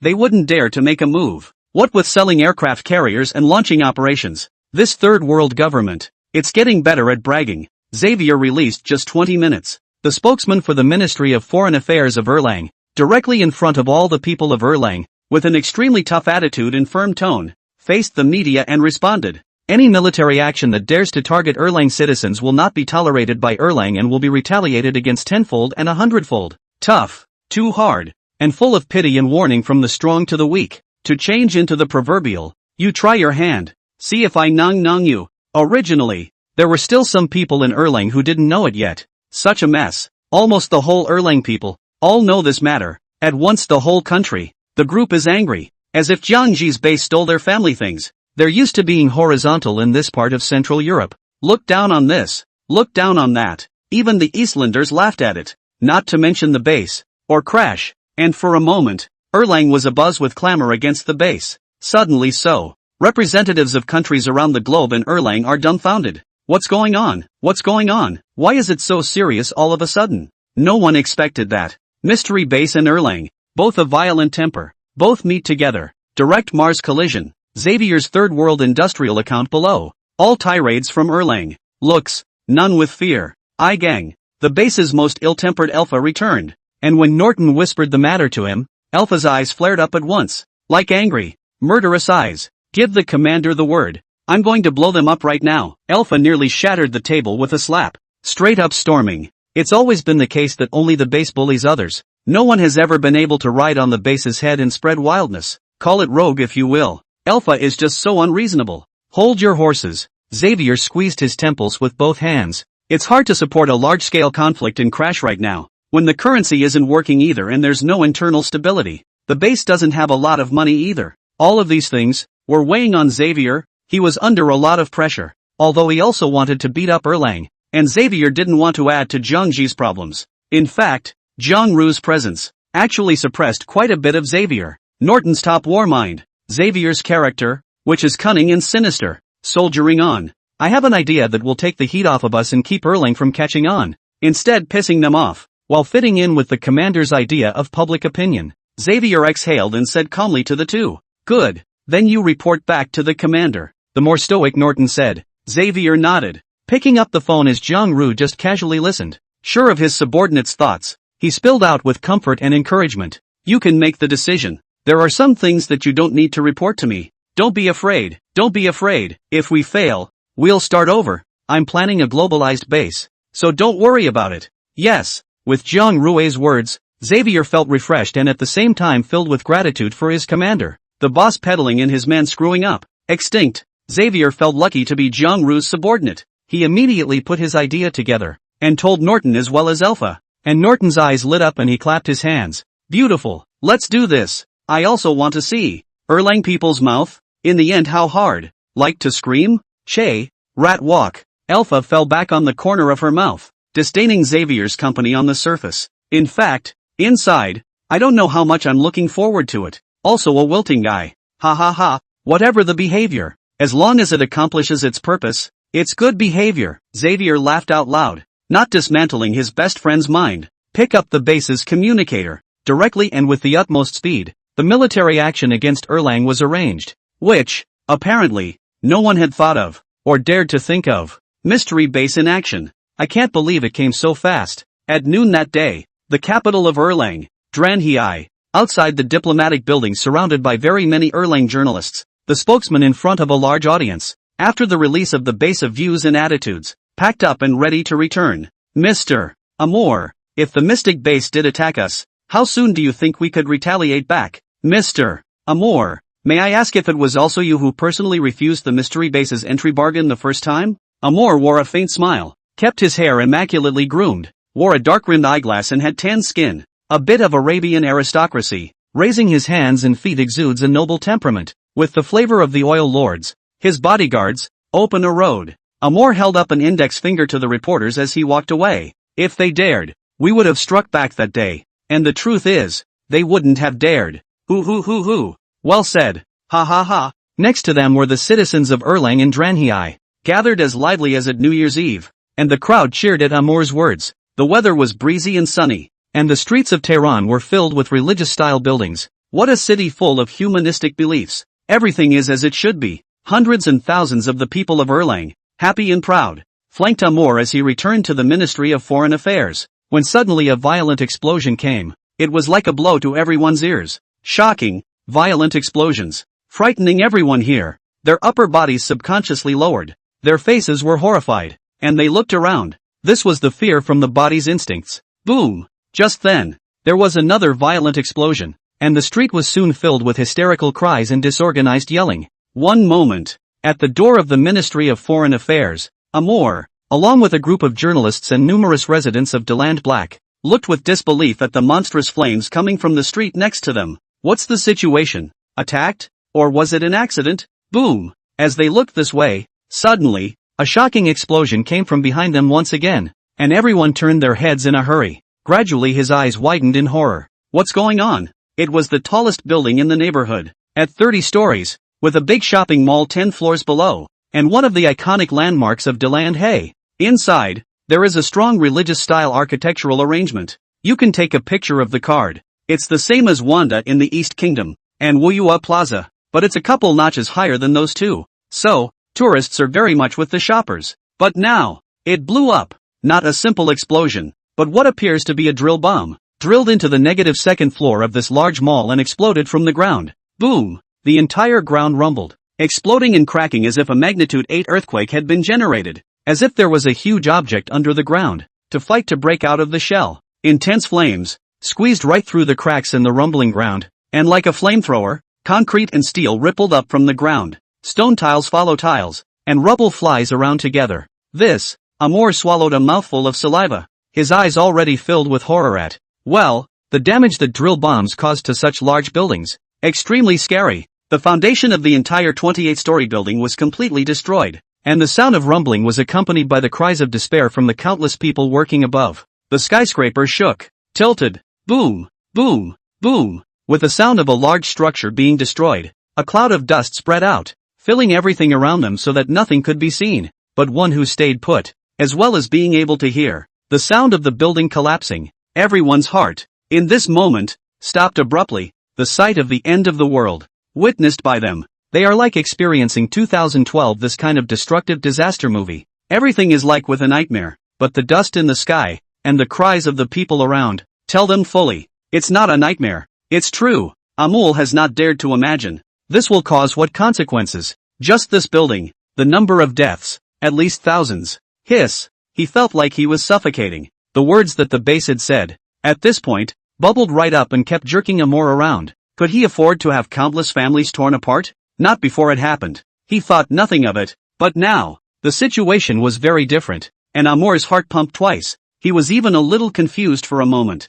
Did Mystery Base do this? But, how could it come so fast? It didn't take long for something so outrageous to happen in the capital city of Dranhei to directly and greatly shock the authorities of Erlang, and according to initial speculation, this time 3 explosions, casualty figures bottomed out at 3,000. This fuck, it's going to be scary. The capital's administration officials, feeling their scalps about to explode, are in such a big mess that no one but can afford to take the blame. But it's not about who takes the fall now. Instead, it's a thorough investigation. Drip drip drip. Woo woo. The elite of the Dran Black Guards were out in full force. Explosives experts, video information experts, bomb police, firefighters, dozens of police dogs, drug search dogs. All of them rushed to the scene without daring to take a breath. the scene was instantly surrounded. Any uninvolved persons. No entry or exit is permitted. Airports were closed. Highways were closed. And all roads that could leave the capital of Erlang were barricaded in dragnet. The anger above is overwhelming. Even if we have to turn everything upside down,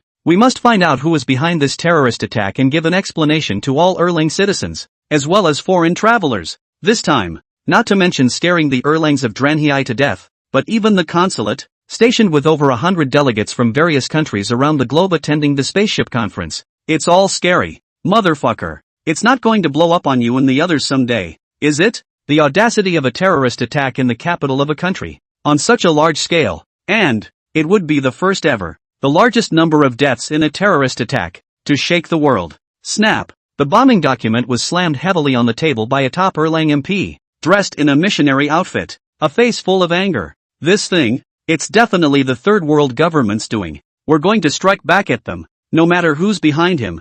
Erlang doesn't fear anyone, at this stage, except for third world governments. They couldn't think of anyone else who would do something so heavenly to Erlang, but the only doubt, it's too fast. Less than an hour from Xavier's statement, Amor's speaking session had just ended when the explosion came. Calm down. We also know that this is definitely not connected to the third world government, but we need proof. We need leverage. Now, the base is letting go. It doesn't matter. No matter what, you guys are going to target me anyway, so what kind of reasoning am I going to have? But not Erlang. Matters. Got to talk about evidence and reason. Pissed off. Pissed me off. They really have a lot of guts to do this. Aren't they afraid of becoming a global public enemy and an object of scorn? What's the difference between that and a terrorist? Whoever it is, we'll make him pay dearly. The entire council of Erlang was filled with rage, with the ultimate disenchantment, taking all means, in solving the case as fast as possible. On the other hand, there are still a lot of Erlang's netizens on international social media platforms,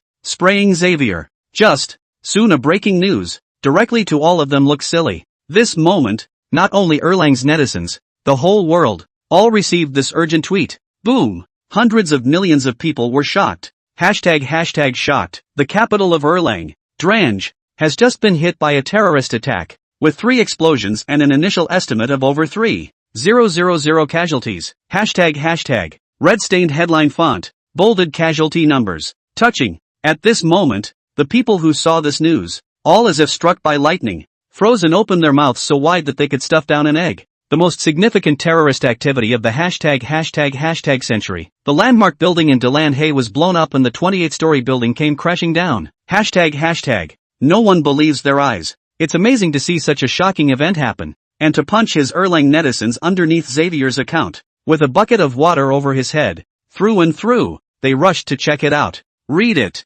Ryoga didn't come back to the entrance of the Ministry of Foreign Affairs in front of the spokesman of the Ministry of Foreign Affairs in the middle of the city where people come and go. Such a lively and bustling location. 28 floors collapsed, simply like the sky collapsing. This scene, watching the crowd scalp numb, stunned speechless, that shocking scene, no less than a plane crashing into the Pentagon, with cries and fire at the scene. No one could believe it. It'll be the capital of a country. The news, in a short time, shook the world. And everyone watched, all immersed in that fearful sight, with horror on their faces. But along with it, it's the shock that comes from splashing around inside. And everyone has an unanimous and shocking thought. This fuck. It couldn't be the third world government that did this, could it? Are they crazy? Don't kill yourself. What's so crazy? Boom. Countless people, once again, gathered underneath the Xavier account, all snapping their fingers, snapping out their inner shock and extreme questions, just from the symbols. You can see how unsettled the netizens of various countries around the globe, at this point in time, are. This thing, is simply against all odds. More than 3,000 casualties, terrified as hell. There is simply no organization that dares to go and do such a thing, except for the people of Erlang, the people of other countries. At this moment, to the mysterious base, not anger, rather, they were amazed to the extreme, admired to the bottom of their hearts, and disbelieved to the soul of horror and shock. This third world empire, it's simply going to be unbeatable. To put it mildly, I now actually admire the third world empire a little bit. It's really hot-blooded. What others dare to do I do. What others dare not do I still do. The imperial power to charter. The first and last. This is the third empire. They don't care how many people died in your Erlang. It's not like it's your own country. Watching the fun is not a big deal. Too fierce, too fierce, too fierce. Third Empire, you are simply a god. Retaliate when you say retaliate. Fast and furious. Bull. The old man is completely on his knees to the Third Reich. People are numb. In this world, actually really have such a brave person. Boy. Said to do it, when we have such a brave will be good. Fierce batch. I declare that the Third Reich, from now on, is the god of war, especially a group of Eastern country netizens. The attribute of a melon eater was simply pulled full circle. There are many great powers in the world that have a grudge against Erlang.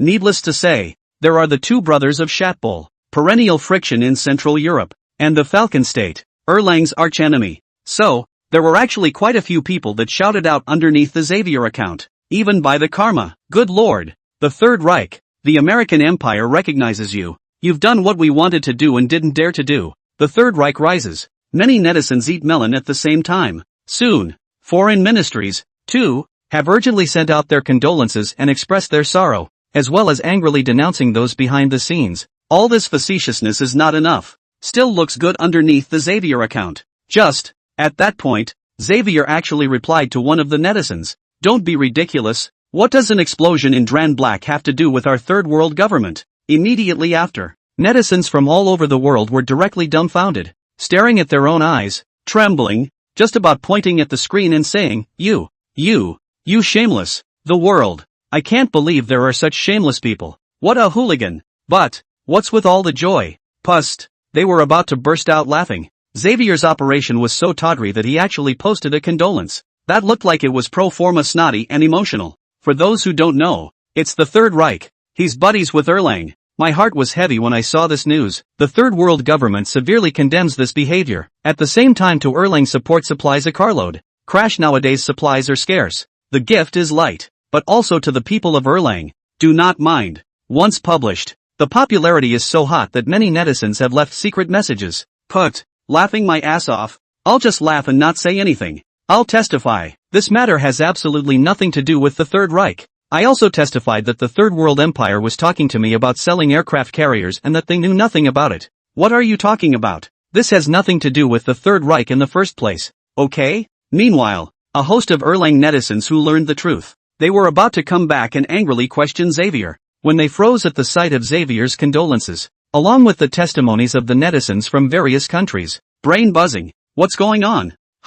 They were confused, although their intuition told them that 80% of this was something the Third World Empire had pulled off. But what about the other 20%? Plus, without any evidence and clues pointing to the Third World Empire, the Erlang netizens, for a moment, did not know what to do. But, watching and looking at Xavier's cart of supplies, the Erlang netizen inexplicably felt a sense of insult that he just couldn't put his finger on. Others do have internal turmoil too. In short, in the seeming irrationality, it is full of reason. And at that moment, a call from the Third World Empire, once again, came to Erlang's foreign ministry. Hello, should we reconsider about our entry? That tone, witty and humorous. It seems to have an indefinable look-at-me flavor. Pust. Amor almost spat out a mouthful of blood. You are shameless. Trembling with rage, his teeth chattering and shaking, he questioned angrily, the explosion in Tehran. Was it you who did it? Hey, dude, you can't say that. We're a million miles away from you guys. How could we have done it? Xavier pretended to look shocked. Beat him to death and he won't even admit it. Hold it in. Piss you guys off. I'm warning you, don't be complacent. It's only a matter of time before we catch the Third World government in the act. Don't let me find out. Amor's teeth itched. Now, the biggest object of suspicion is the Third Government. All that is needed is evidence. It's okay. I also hope you guys find the clues earlier. We, the Third Government, don't want to take the blame. Just listening to Xavier, there's really nothing wrong with it. With a look of concern, he then said, let's get down to business. Let us enter the country? We're still supporting you with supplies. Brother, take my word for it. Does who the spaceship goes to have anything to do with you and Erlang? What do you think the point of you stopping us is? Is that necessary? As the spaceship crashed in Erlang territory, it had been decided at the previous meeting that Erlang could be involved in whatever country was studying any part of it. Oof. Upon hearing this, Amor snorted coldly. Don't worry about these things. Wait and see. We'll catch you. Okay, then wait and see. Hanging up the phone, Xavier licked his lips. Well, a toast is a toast. Right. Then we'll see who can top it. The explosion of Dran Black. It's not shocking enough. Erlang, Drumheller. all the information on recent arrivals, with the street, wherever there are cameras,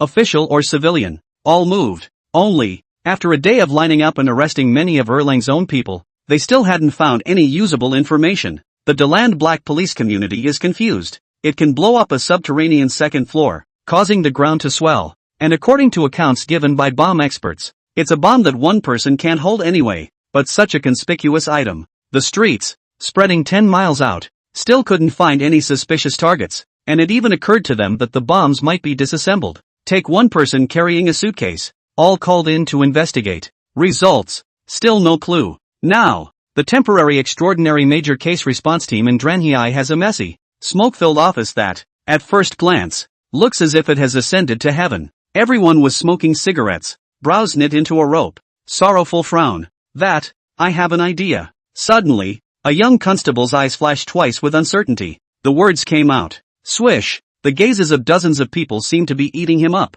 Come on. Well, it might be a bit of a pipe dream. That is, don't they all say that the third government is researching red alert technology, which has a hyperdimensional core that can. When he said this, he was a bit embarrassed himself. After thinking about it, he clenched his teeth and gave it a go. You can teleport in time and space. Fuck. If you don't want to fucking do it, get the fuck out. Retard. The crowd is annoyed. Once heard such a borderless words, a roll of the eyes without a good face. The young police officer's resentful shut up. Thinking to myself, it's a bit of a fucking sham. Soon, 12 hours had passed since the explosion, and as the event came to 3 in the morning, not a single member of the Special Crimes Unit dared to rest. They watched the monitor side to side with red eyes. It doesn't help. Going crazy from the torture. Outside, after the festering, things shook even more, and thousands of shattered families took to the streets to demand a statement from the Erlang government. The chain reaction of the explosion was huge. The aftermath is very much a work in progress. The hospitals were jammed with the injured. The blood banks were in short supply. The families of the untreated were sure to cause trouble. And all night long, anyway, Drumheller was a mess.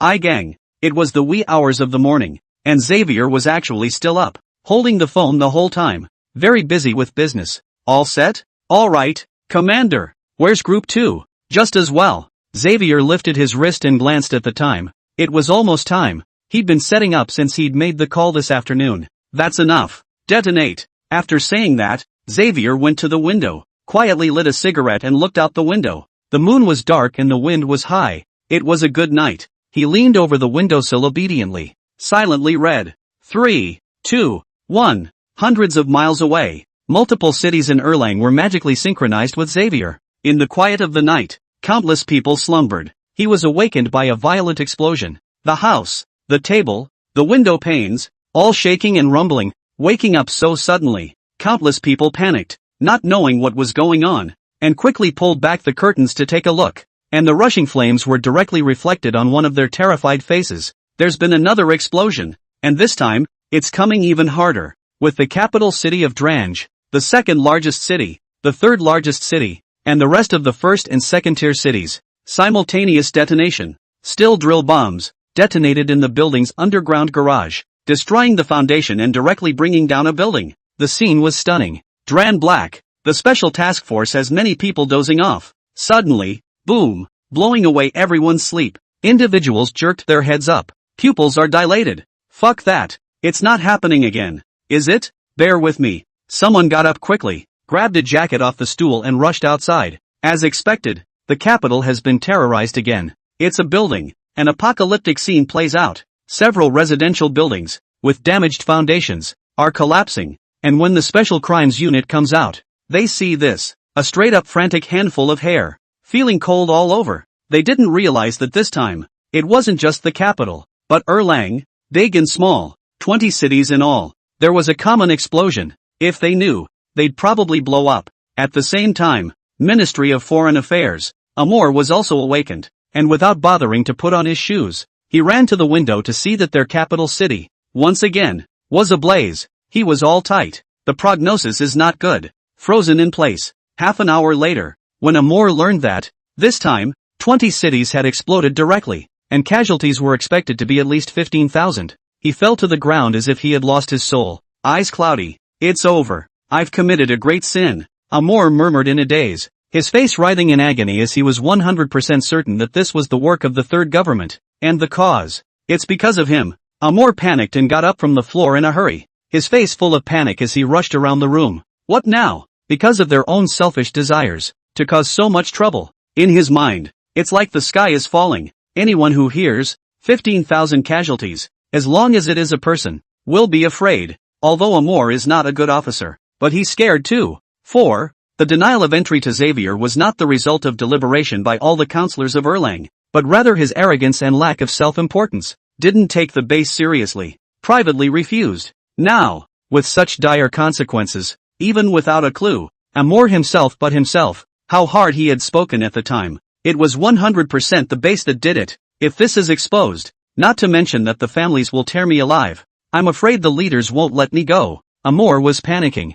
Something had to be done, or else his great life was going to come to an end. He was such a bossy one. How can I die? The taste of power. He has not yet enjoyed enough. That the life of a man who can be abandoned and live is even more instinctive. He hastily began to think of ways to wipe his ass. The other side. After half an hour of waiting, Xavier's phone finally rang and he smiled slightly. Someone couldn't sit still. Pick up your cell phone and take a look. It was an unfamiliar number from Erlang. Xavier pressed answer. A lowered, gnashing, exasperated voice quickly came from there. Are you out of your fucking mind? Do you realize what you're doing? The voice is familiar. Ha ha. Xavier laughed silently, then said, what did I do? I didn't do anything. I was busy working. Do I agree with you to enter the country? I agree. Damn. You guys are really a bunch of crazy people. I've never seen your kind in my life. Ha. Xavier just laughed twice. Another squelched voice came from over there. You have to promise me one thing. The explosion is taken care of.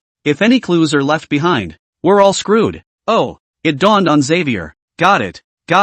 So, it was all this Amor who was giving the base a hard time, and now he was afraid. Then I'm sorry. Ha. Mr. Amor is so funny. By the way you were talking just now, I don't like it. What the hell do you want? Apologize. Grass. Amor was going crazy, but at this juncture, he had to bite his teeth and swallow whatever shame he felt. I'm sorry. Not enough. I was wrong. I shouldn't have called you guys names. I shouldn't have looked down on the third world government. Not enough. Nima. Amor really wanted to die. This Xavier was clearly deliberately humiliating himself, but he still couldn't do anything about it. I'm a dog. I'm a dog with no eyes. I shouldn't be barking. You are generous. Just let me off. His face was full of shame. He couldn't wait to burrow into the ground. Had he known, he shouldn't have messed with this mysterious base at that time. Ha ha. Well said. Then when the people from the base arrive, remember to arrange things better for us. Understand? Got it. Hanging up the phone, Amor's red eyes were on the verge of spitting fire. It was so humiliating. He had never been so insulted. For a moment, his heart was overwhelmed with remorse. Shit, why did you mess with them? Really look away. Meanwhile, Amor draws the black card he just called, breaks it and throws it down the drain to flush it away. It's an international card, which he bought from another country. The Erlang government can't find out. The third world government side was resolved, but the internal one in Erlang, he hadn't resolved, and Amor stayed up all night. Early the next morning, sure enough, there's going to be a meeting of all the officers. Knock. The solemn morning bell was rung, and the whole country of Erlang was plunged into a deadly panic, and the sad cries of the people were heard in every city. Deland Black, the religious lobby of Noda, with its rows of benches, was filled with the counselors of Erlang. It seemed, to the point where Erlang's life and death were on the line. 20 cities, producing explosions at the same time. This kind of thing, going through the history of the world, is a horrible situation that does not exist. Now, surprisingly, it happened in their country. And, any little clue, cannot find. This thing, put on who can suffer. That feeling, really suffocated to the extreme. At this point, these people hated to kill with their eyes. The spiritual leader of the Erlang government, with a pestle of the walking stick symbolizing divine power in his hand, and a heavy face, slowly said, Ladies and gentlemen, this time, we have disgraced ourselves all over the world. Do you know what the outside world is saying about us now? They say we're hit and miss. There's not a hard place in his whole body except his mouth, and he's even more incapable of any kind of meal. The leader's voice grew heavy with sullenness. Theocratic crutch on the ground. The pestle was getting harder, and what he said was even more like a knife in the wounds of the crowd, slapping them hard in the face. What did you say before? Anyone who dared to move Erlang would return it tenfold and 100-fold. But now, damn it, he's hitting himself in the face. Start shouting how hard it is, how much it hurt to be smacked right now, and the fact that it was the whole world watching, with eyes all gathered here, was like a public execution for everyone in Erlang. Speak, what you think. The leader was also ashamed and unwilling to say any more. In fact, those in Hayabusa who were watching had much worse things to say than that. Wow, leader, I suggest that we go straight to war against Crash. At once a hot-tempered general stood up and raised his fist in anger. The leader swept him coldly. Reason. There is no need for a reason. This is definitely the work of the Third World government. Even though we can't find any evidence, can't we move them without evidence? The fiery-tempered general had already gone to his head, and was overwhelmed by anger. Silence. The leader let out a deep cry. He closed his eyes. I know, we have some misunderstandings with the Third World government, but the explosion didn't have any evidence pointing to the Third World government, and the timing was completely too late. We're already the laughingstock of the world, so let's not be used like fools again. In fact, he also suspects the Third World government, but timing-wise, it really doesn't make sense that less than an hour after the rejection, there was an explosion, and the Third World government can do no more than that, in such a short time, nor could they have planned such a seamless explosion. Plus, Erlang and Saudi Arabia have more than 10 years of friction, to the back of the intelligence reconciliation only to realize that, Nima, in the middle of all the people are screwing, let them misunderstand each other, deliberately provoking them to war. So, Erlang is now the leader, and his head is also a mess. Such a big loss and shame. This revenge is impossible not to go unrewarded, but it's definitely important to get the right people. If he was used as a gun again, then Erlang's laughingstock would never be washed away for the rest of his life, and he, the leader, would bear the brunt of it. I've combed through the Third World government, and the cause of the misunderstanding with us is because the foreign ministry won't let them in? Just such a little thing. Do you guys think that they would make such a big deal out of causing the current situation? The leader analyzed calmly, suddenly naming him. Amor. You speak. Amor. Who was down there in the atmosphere? Didn't expect to be named, but it was a good thing he was ready earlier and cleared his throat. He stood up and said, I think, there is nothing wrong with what the leader said. This matter, it shouldn't be the Third World government's doing, because it wasn't long before, after I thought about it, I agreed to their application for entry, so there is no reason for them to do this. After the sprawl was finished, Amul then sat down. This sitting, the remaining Erlang officials, all confused. That fucking, who the hell could that be? Falconry? With Amur's word, Erlang had no choice but to continue to check out the clues, while contacting countries with good relations. See if there's any intel. A wobble. The day passed. With the consent of entry, Alpha and Norton, with a dozen or so men, departed from the base and traveled to Erlenderin Black to participate in a meeting about the spaceship competition. This trip, I'm afraid it's not as easy as I thought it would be. In the face of all the difficulties of the countries, Jiangxi is still afraid of a word. Alpha and Norton were detained. Miles away, south of Australia, it's a bright day. Sea and sky, waves hitting the rocks. Rough waves, stumpy cliffs, wave after wave, constantly coming in from the Pacific Ocean. There was a salty scent in the air. If this would have been anyone here, definitely be scared to the point of skepticism. Just now there is no one on the coast. Space and time trembled violently. Buzz a moment, several armored vehicles actually appeared out of thin air. Among them, there was also a giant 40-meter-long steel chariot. It's full of sci-fi flavor. Cut. Click. Click. Uniformed soldiers jumped out of several armored vehicles, holding guns and quickly sweeping the perimeter to keep a lookout. A few moments later, the huge base vehicle, looking for a good enemy, was transformed like a transformer, undergoing a shapeshift and rapidly unfolding into a core factory. Inside is a construction truck with material steel plates. Drive out quickly. Start building power stations and shipyards along the coast. Their technology and buildings will be shared with the desert bases.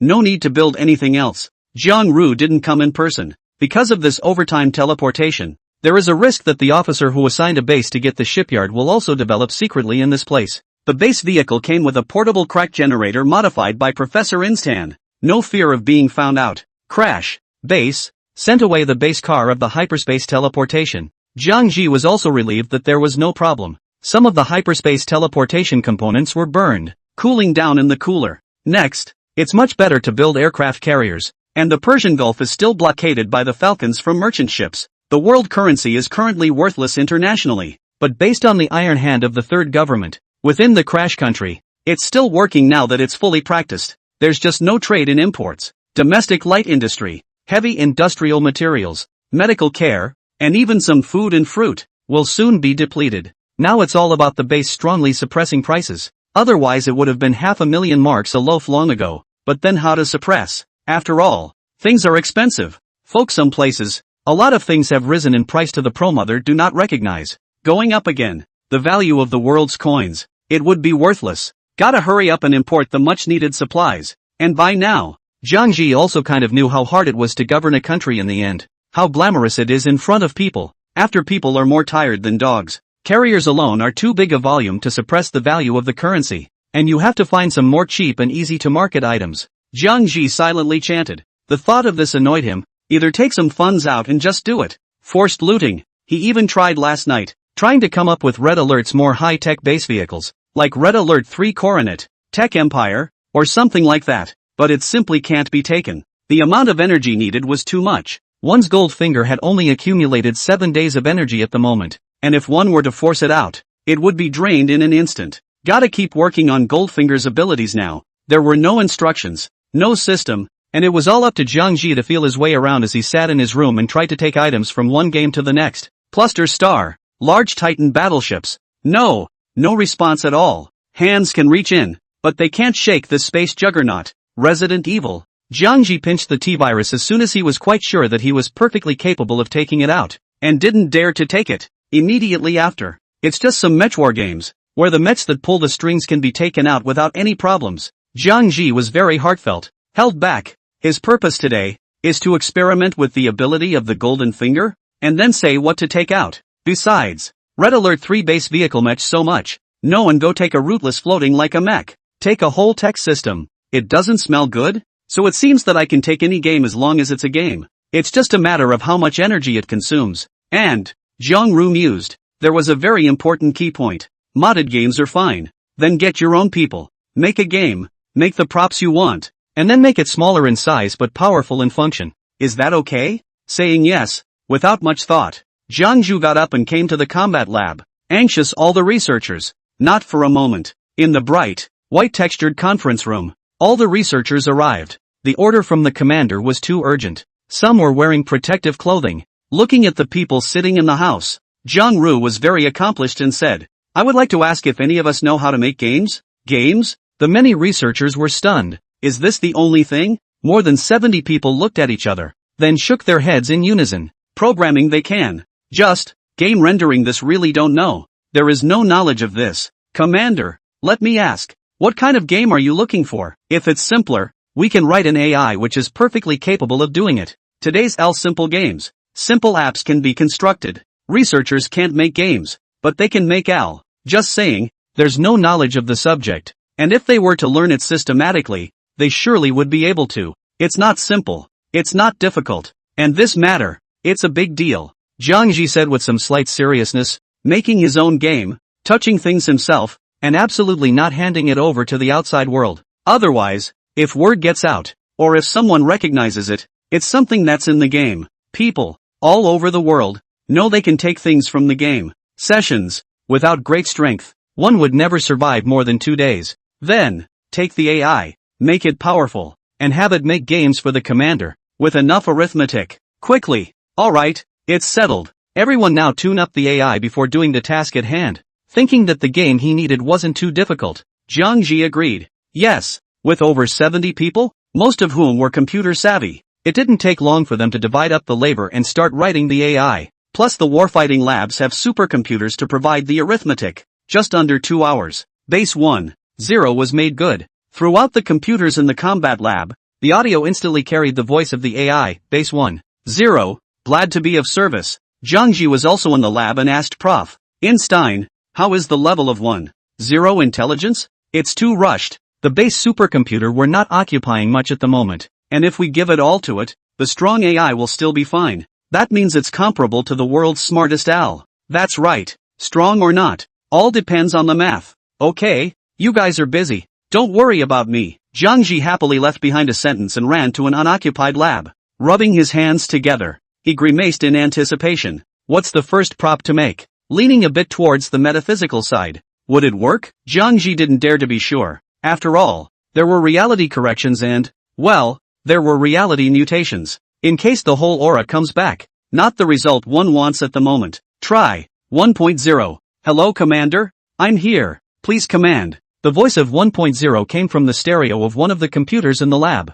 Jiangji cupped his chin, pondered for a while, and said, help me make an immortal game. It should be 3D with specific models. Just look at the attributes of those skin-swapping kryptonite games in the Eastern Kingdom. And then there is a prop in the game. A golden elixir. That once eaten, has no side effects, and instantly becomes an immortal. It's okay, isn't it? With a worldview, attributes, and descriptions, Jiangji felt that it was completely okay. It's just that the worldview isn't very complete, so I'll let 1.0 perfect it on his own. This garbage kryptonite handheld game. 10 minutes was done by 1.0. Jiangji quickly opened it, found that golden Dan prop, and looked at the golden Dan in the game that was bubbling with a red light through the sky. He sucked in a cold breath. Can't help but be a little apprehensive. Can you really take it out? Jiangji felt suspended, but it doesn't matter if he tries. While thinking about it, his hand uncontrollably already touched the edge of the screen. Various rays of light from the palm of his right hand blossomed with a swish.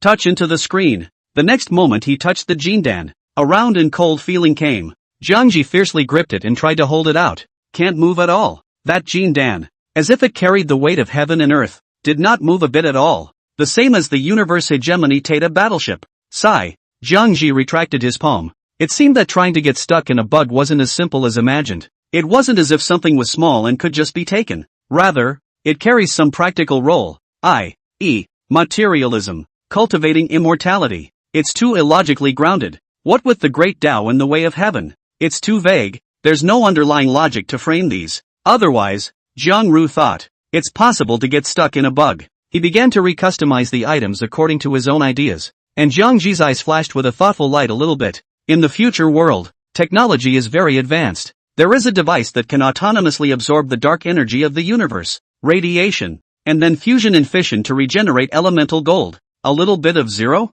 Jiangji was looking forward to it. Now, the principles were all there, equivalent to him writing out the recipes. That device was just controlling the fire and letting the matter transform into gold. Shouldn't be a problem, right? 1.0 quickly constructed the game for this future world, and a not-so-small machine appeared. There aren't any games. Jiangji put his hand in, and in the next moment, the light in his eyes was great. The machine was held, and he could detect the reaction of the golden finger. With the current energy, that's enough. Can take this thing, take it out. Crap. Jiangji's face was full of surprise and shock. It was almost as if he had discovered a new continent. Sure enough, if there was an underlying logic, or principle, it'll be done. Explained the golden handshake, leaning more towards the tech end of the spectrum rather than the metaphysical kind that doesn't make sense and doesn't work. Just call it the Gold Daughter. Jiang Ru made a name for it, and if he took this out, the direct stone turned into gold, plus the productivity of the base. Ha ha. Invincible. Hold it in for now. Today's purpose is to test the golden finger. After the test, then we'll decide what to take. Jiangji forcibly suppressed the urge to take it out. Save the game. Continuing to command to a little bit of zero. This time, he focused on the technological end. Even if with a little bit of sci-fi, that at least the principle, indeed the future can do it. 1.0. Two-way foil no? An item that causes a little bit of two-dimensionalization of 3 bits of spacetime, which then causes a fusion of spacetime, all of which falls to 2 dimensions. Make a game of this. When he said this, Jiangji frowned slightly. Two-way foil, too sci-fi, no principle. He just wanted to try. The game is easy to make, but it failed. Can't get it out. No reaction. In the future world, there is a gene editor that can take the genes of various creatures and fuse them perfectly with the genes of a human being, thus giving that person the ability to have the abilities of all kinds of creatures, and that ability is instinctive and at will. Can take Super Soldier Potion. Can take Super Soldier plus Gene Editor. It's a bit of a stretch, needing alone, but it can be taken. There is a substance that can return cells to their old age and keep them in a state of vitality all the time, commonly known as longevity. Can take. In the lab, Jiangji was as if he was possessed, constantly trying out new gadgets. It was too good to be true, and as he experimented down, he was able to take more and more things, every single one of them, all in the heart of Jiangji, ruthlessly smashed down a hammer. The gold finger is too fierce. As long as close to the scientific and technological end, there are principles. Basically, he can take out. Look at the computer. Write down a long list of things you can take for yourself. Point of gold. Super gene enhancement editor. Everlasting substance. Pim particles. Jong-ru was dazzled. All want to take. Any one of them is in existence that can blow up this world. Also, how is this different from the fairy end of the spectrum? Pim particles, which can change the size of objects. Aren't they the same magical powers as the fairy end of the spectrum? Super soldier potion. Isn't that an elixir that makes you stronger? Gene editors, that's straight superpowers. Get some more samples. Change of color. Flight. Breathe underwater. All of it could be accomplished. And with some experiments today, Jiangju could only say that the future was promising for him. Definitely going down in the annals of mankind. Even the annals of Singing River. Now then, what to take one out first? Jiangji looked at the long list of things he had memorized, all of which could bring a very big boost to the base's combat power. His eyes wandered over the super soldier with the Pim particles, and a bit of goldway. For now, what the base needs most is not combat power, but a globalized base to avoid a devastating blow that would endanger my life. Legions of super soldiers, with Pim particles as fierce as they are of little use once the base is destroyed by a siege. Jong-ru decided to come in steady. Build up your food and slow down your rain. Still need money. The gold dotting device. Just you. As for what drastic changes would happen to the world after taking it out, Jiangji didn't want to care. With the funds, he could crush everything by himself. The presence of a gold dotter. He would be able to support himself. Frantically bursting troops, and bursting troops again. And with the productivity of the base, Jiangji felt horrible when he thought about it himself. World, prepare to tremble. Immediately afterward, Jiangji reopened that game in the point of sale and found this machine. In appearance, it's a lot like an MRI machine, except that it's fully enclosed, or else fusion fission emits radiation, enough to be fatal. It didn't work in the combat lab. Jiangji took his cell phone, came outside, and found an empty and unoccupied place. He stared at the dot matrix in the screen, a smile full of triumph. Gold, which can only be synthesized by fusion at the high temperatures and pressures generated by supernova explosions, is a non-renewable precious resource. That alone, just keep the price of gold high. Due to the scarcity of reserves, in industrial use, basically used very little. But who can say? Perhaps in the future a certain scientific field of technology need a lot of gold. Let's not talk about that for now. In short, Jong-ru had only one purpose. It's all about converting base funding. If you have a large production, trade is also possible. Without further ado, Jiangji's hand quickly reached into the middle of the screen, and as soon as he grabbed the gold pointing device, he shrunk back. The energy that had been building up for 7 days faded quickly. Soon there will be a little left. He couldn't care less about this. Staring at the model of the gold dotting device in his palm, Jiangji threw it aside gently.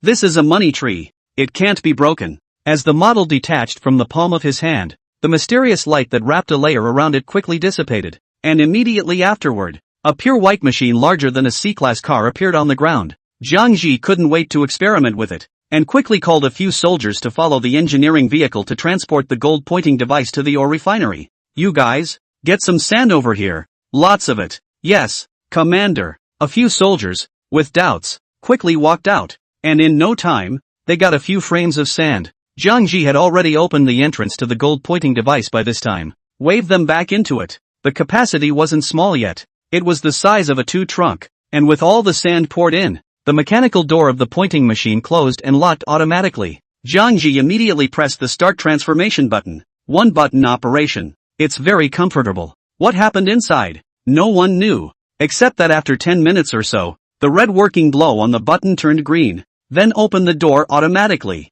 The other end, much like the cement truck, it poured out a huge pile of ruddy, reddish golden solution, and the smell of heat poured out. A few of the soldiers who were around, the engineers, who had gathered around with the curious ones, instantly widened their eyes. Their faces shocked. This, where did the commander get this? Can turn sand into gold. They were stunned. Quickly cool it down and weigh how much it weighs. Jiangji was overjoyed and full of smiles, but he had just filled up the funnel. 10 minutes to convert. The base is going to be rich. Many soldiers are also very excited. Excited to find a hose poured on the top of the sound of zip, zip, zip. With the cool down complete, the gold cake appeared in front of the eyes. The engineering car immediately lifted the pair up and weighed 2 tons, which can be converted into 2,400 funds. 2014 for 10 minutes. 1 hour 14,014. A day is. Jiangji's pupils all shrunk dramatically, and he sucked in a mouthful of cold air. Directly 340,000.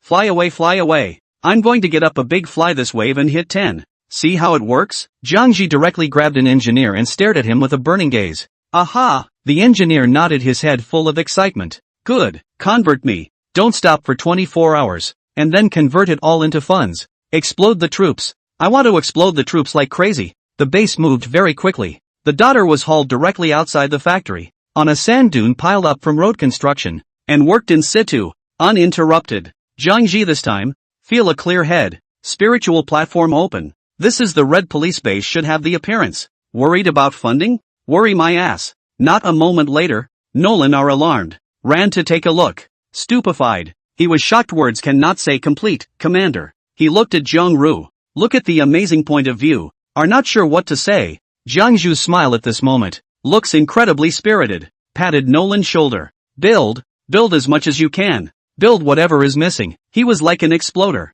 Patting his chest. Not bad. Yes, Nolan was on the verge of jumping up and down. Circling around the pointing machine, tut-tutaying and checking it out. If it wasn't the only one. He specified that he wanted to take it apart and study it. With that, Zhang Ru gave the order to first give the base warriors, to build a 10,000.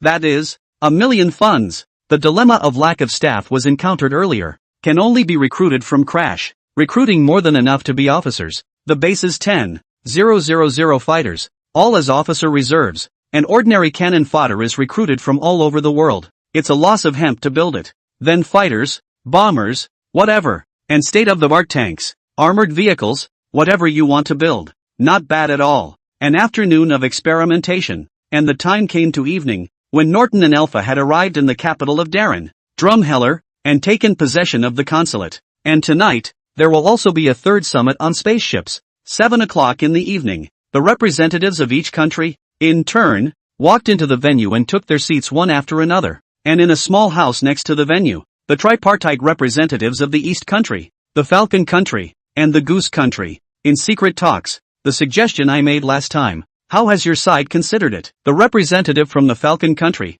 Otto, smoked a cigar and asked with an official demeanor and a chest full of confidence. Otto smirked at the staring Russian representatives of the East. We can agree that a military exercise will be conducted in Crash, but the East Kingdom has decided not to take direct action against the third government. Zhao Zhang, the representative of the Eastern Kingdom, took the lead. Last time, Crash was on the verge of losing both armies. Falcon Fong then came up with a program to target the mystery base and to wipe out the mystery base in one fell swoop. And it is on the territory of Crash that the program places the actual military exercises. More than 100 participating countries carry out a point-grabbing mechanism. And one of the Falcon Nation's goals was none other than Zhang Ru's base, setting it up as a score point so that more than 100 countries, all of them, would have to go and grab points from the base. That's a lot of live armies from over 100 countries. Among them are the 5 constants. There are large states and countries, together with a little more sleight of hand from Hayabusa, the mystic base, even if it had 3 heads and 6 arms, would have a hard time escaping death this time, which is exactly why Sally was received on the carrier. Oh, hearing Zhao Zhang's words, Otto of the Falcon Kingdom was not without surprise as he said with a smile. Then when it comes to the third government's technology, you won't have any part in it. Oh, to facilitate this plan to be reached, Falcon Country knew that it had to come to an agreement with East Country, Goose, or else the two families would mess up and something would inevitably go wrong. At the same time, they offered to exterminate whatever base and share the various technologies of the mysterious base. Who knows? Right now, the Eastern Kingdom only agreed to place the battlefield in Crash, but was unwilling to take on the mysterious base. And at that, Zhao Zhang gave a harmless smile. No. A look of contempt appeared in Otto's eyes. What a rogue. Not paying any more attention to Zhao Zhang, he looked at the Goose representative. What do you guys mean? Anything. Goose was dry, and they talked it over, verbally agreeing to touch the fish when the time came and sit back and wait to split the loot. Anyway, with the Falcon Nation North Alliance faction, it was a done deal to solve the mysterious base. Being able to put aside both sides of the game to sit together, it's all counted as a favor to Hayabusa-kuni. It was only after Goose's side agreed that Otto turned his gaze back to Zhao Zhang, took a puff of his cigar, reminisced, exhaled smoke from his mouth, and said in a pleasant manner, "You don't participate and you want the technology at the same time. How in heaven's name can you do that?" Representative Goose said nothing and stayed out of the way of what was going on between the two. There are no permanent partners. There is only a temporary alliance. Didn't we contribute by agreeing to place the battlefield in Crash? Either that, or we vote it down. Zhao Zhang smiled leathery and appeared polite. It was just that Otto couldn't wait to hammer 2 punches into his grinning face. He was still really choked up and speechless. Don't forget, your layout in Central Europe was all destroyed by the third government. Can you bear this? There was no way around it. Otto could only use this as a provocation. Zhao Zhang leaned back and collapsed on the sofa, holding a thermos cup and taking a sip of tea. Holding up his glasses, Sven said slowly, one size does not fit all. We won't be directly involved anyway. Give the technology and we'll vote for it. Don't give it, then we won't. You consider it. What can Otto do? Without a trace of temper, he silently spat out 4 skittish Chinese words. No martial virtues. Zhao Zhang smiled gently, not angry at all. Soon, the door was knocked on, and the subordinates of the 3 were outside the door, softly saying, Leader, the countries have entered. Got it. Let's go. The third summit was about to begin, and without further conversation, the 3 of them exited the door, each heading in a different direction. Make it look. The 3 didn't come together like the other side. In the room, Norton looked at his watch and said quietly, it's 7 o'clock. The meeting's about to start, and no one's called us. Erlang agreeing to their entry is not the same thing as qualifying for the summit. I'll find someone to ask. Alpha got up, and with that, pulled open the door to the room, where there were base fighters at the door, and a reception from the consulate. The 5 big Alpha, with a big shiny bald head, looked like a sense of oppression. A thick voice with an air of majesty, waved at reception. Come here, Gollum. The receptionist boy swallowed darkly, and though he didn't want to go, his legs and feet moved to the Alpha. Hello, need help? Has the third space summit begun? And where? Alpha gazed straight at him, very pompous. I don't know. I'm not responsible for that one, the receptionist guy said with a trembling voice. Norton followed out and gave orders to a couple of warriors who quickly went downstairs and looked for someone to ask. Not for a moment. Just got the message. Right on the building behind the consulate. And at that, Alpha sneered. Let's go. Take the fighters directly to it. Along the road. No one dares to stop him. Everyone is not a fool. Earn this money. 2 days ago the explosion they have not slowed down. A large venue. As the flags of the nations were raised and the stirring music fell, the third space summit officially began, and the Secretary General of the United Nations stood up and was preparing to speak. The door to the meeting place was suddenly pushed open. The people outside the door couldn't stop Alpha. Everyone here didn't have a gun with them. Only Erlang's guards had guns, but they didn't dare to just shoot. Get out of the way. Alpha was tall and bushy-tailed, his palm with a soft energy, straddling the doorway of a staff member who had stopped him, almost gave him a straddle. The base fighters confronted the guards that rushed up, and with that, Alpha took Norton and forced his way into the venue. Click. The doors pushed open, and the eyes of a hall full of people, some hundreds of them, instantly focused on the big, lanky bald man in the doorway. Start whispering. Several guards quickly rushed up and Alpha identified herself. The guards' eyes instantly reddened and they raised their guns fiercely. It's you guys again. Did you guys cause the explosion? I'm warning you. Don't make any trouble or I'll shoot you just the same. Yo, Alpha uttered disdainfully. Here, you shoot one and try? Snap. As he was saying this, he raised his hand, with great speed, and snatched the guard's gun off. What's the point of raising it blindly if you don't dare to shoot? A gun in Alpha's hand. All of the guards present were like an enemy. The sound of safeties being turned on was incessant, and the fire was so intense that Erlang's sentry exploded. No clue though, but the vast majority of people, at the moment, felt that the base had done it, but the base's ruthlessness had really shocked them as well. There are a lot fewer spammers online. What's going on? Stop it all. At that moment, the head of security rushed to stop it. If there was a gunfight here, the consequences are unimaginable. Norton also pressed down Alpha's hand with the gun. Dude, calm down. With that, Norton addressed the head of security. I'm sorry, we're here for the summit. They won't let us in. That's why we're making such a scene. Help me out. Where is Crash's place? It's quiet in the meeting room when something like this happens. So, Norton's voice was heard by all, and the hundreds of people all looked surprised and dazed. Original. It's the head iron third world government that's coming. Immediately after, they then nodded their heads in unison in surprise. No wonder they dared to break into the venue. This was something that no one but the third world government would really dare to do. Bull. Upon hearing this, the head of security frowned and glanced at Alpha in dissatisfaction. Ask the UN about this. It has nothing to do with us. Give us back our guns. Alpha returned the seized gun. The chief security officer signaled for the guards to stand down and, temporarily, gave Alpha a stern glare. Don't make a scene or I'll make sure you don't walk out of here. Alpha has a hangdog look about him. A crooked smile. Then, With a sweep of his gaze across the room, he looked at the Secretary General of the United Nations with an aura of unchanging calm. Where are we? The voice was as low as a tiger's voice. The UN Secretary General, a puppet and someone who had weathered the storm, did not miss a sound and glanced at Otto with his afterglow, seeing that he had nothing to show for it. Immediately, his face was drawn and he said in an unkind manner, "Who are you people? Do you know where this is?" Not someone who ran away from wherever to qualify for the summit. He knowingly asked the question, obviously giving the base a hard time. Norton, along with Alpha, had expected this, and to be honest, none of the people here were on board with the third government. Crash. Norton was unassuming and steady. "I'm sorry, the number of people at the summit has been set for the first time. There is no crash. A few of you please return." Seeing the dismay set in, the Secretary General was slightly arrogant and made an eviction gesture. Norton sucked in a breath and was about to say something, but the hot-tempered Alpha grabbed it, his strong body going straight to the front. The atmosphere is full of energy. The tiger's eyes, full of might, swept across the room, and said in a domineering manner, less beating around the bush, "I'm going to be blunt today. No one is going to move the spaceship without our position." The smell of gunpowder on the scene came up, as soon as Alpha's such arrogant words came out of his mouth. The whole meeting was astonished. The Secretary General of the United Nations felt that his authority had been provoked by the hundreds of sharp, sword-like gazes that pierced the crowd at the base without the slightest concealment. The color of his face suddenly changed. "Who do you think you are? When we are sitting here are all air? Open your eyes and see for yourselves.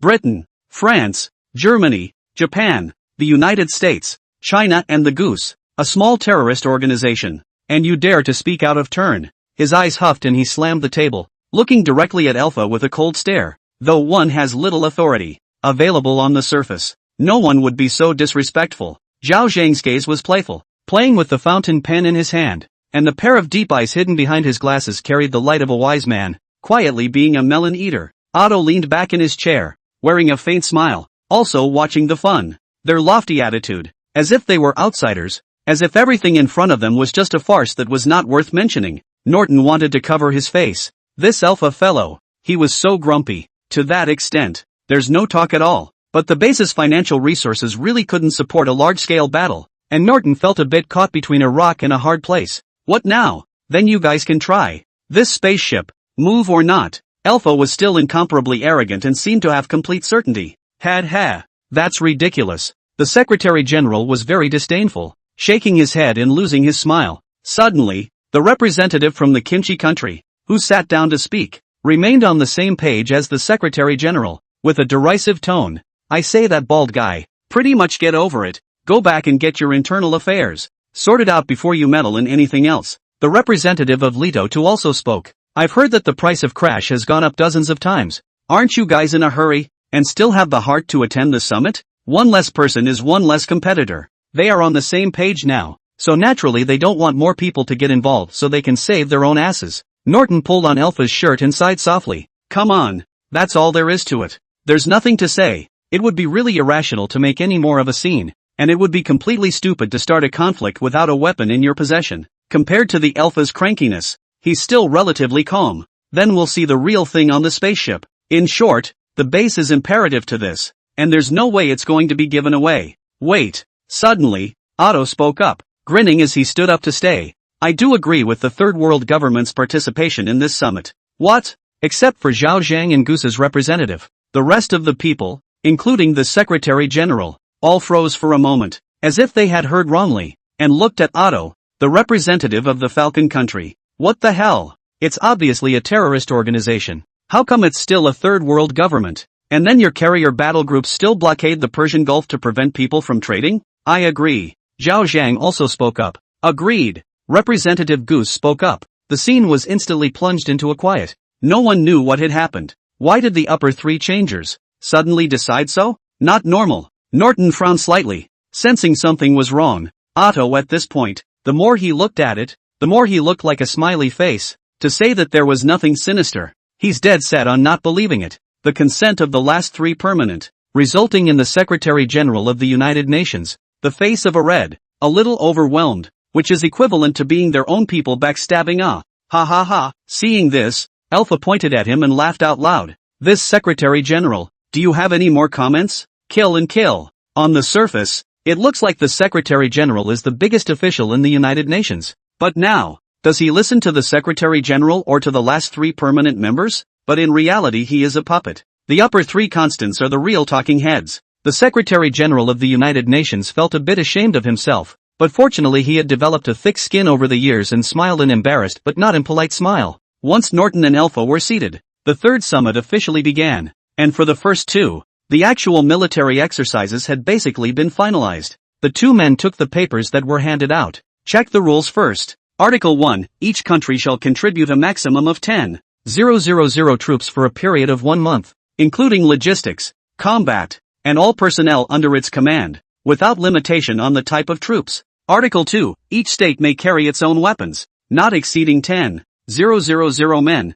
with no limit on the number of tanks, armored vehicles, fighters, aircraft carriers. Article 3, the number of people killed in action cannot be replenished. 10,000 people will be eliminated if they are depleted. Article 4, for the actual combat military exercises, a points system will be adopted, and the spacecraft will be divided into 200 equal parts, labeled with the number from 001 to 200, and each country will initially take a points chip as a guarantee, and they will need to explore the information by themselves and seize it from other countries if they want to number a few. Article 5, weapons of mass destruction may be used, except those that are internationally prohibited. Article 6, since the number of participating countries is only 113, the remaining 87 points chips will be immediately placed on the battlefield of the actual military exercise. Article 7, at the end of the month of January, the spacecraft will be assigned based on the last chip retained. Norton slapped the rules down and sent a copy to Jiang Ji, who took a look at them and bristled. Aren't these pure fucking rogue rules?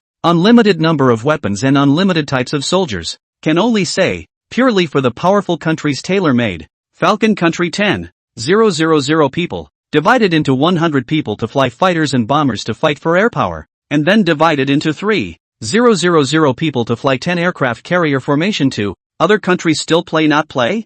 Yeah, it's the hooligan rule. What can you do to me? Who made your fist not as big as mine, and your minions not as many as mine? Anyway, I don't know what kind of mesmerization Hayabusa has given to the NATO side. All agreed to the rule, probably promised some kind of favor, and this rule, which was also extremely favorable to the East Kingdom and Goose, naturally had no reason to reject it, as it was unlikely that the Falcon Kingdom would sail in 10 carrier formations. There are only 4 that can move. It's not very scary either. These are the consensus reached at the first 2 space summits, and today is the third, which will determine where the actual military exercises will be held. Countries have been proposing that they want to be placed away from their own countries and in the enemy's country. No one else is likely to agree. There was another fight, especially among the old African blacks. Asia was going to them, and Europe and America were going to them. Excitedly one stood up spitting and sputtering, his face visible black and red and black and red. It's true. The thing about discrimination is that it's in the heart, the underdog, and it's never going to go away. But since the beginning of the conference, Kamisenkin never spoke. Norton and Alpha, but also just sit a spectator. Do not comment. He too have been worried about this 10,000 people in the actual combat military exercises. The base to fight how? Unbeknownst to the 2, the commander had gotten a bit of gold. So, if the base is involved, the 10,000 men, where are they going to get them from? Crash recruits? Military literacy is poor. Facing the elite of a powerful nation, the dirt is gone. Australia. In the evening, the behemoth industrial base, the shipyard, the first aircraft carrier belonging to the base, was finally launched. Dozens of panoramic views of the carrier along with partial views. It went to Xavier's cell phone. The starry sky is boundless, mysterious and full of unknowns in the universe, with magnificent rivers of stars and nebulae of all kinds of marvelous clusters of light, making the universe to the ancient times to the present day. All appeal to the minds and hearts of the infinite.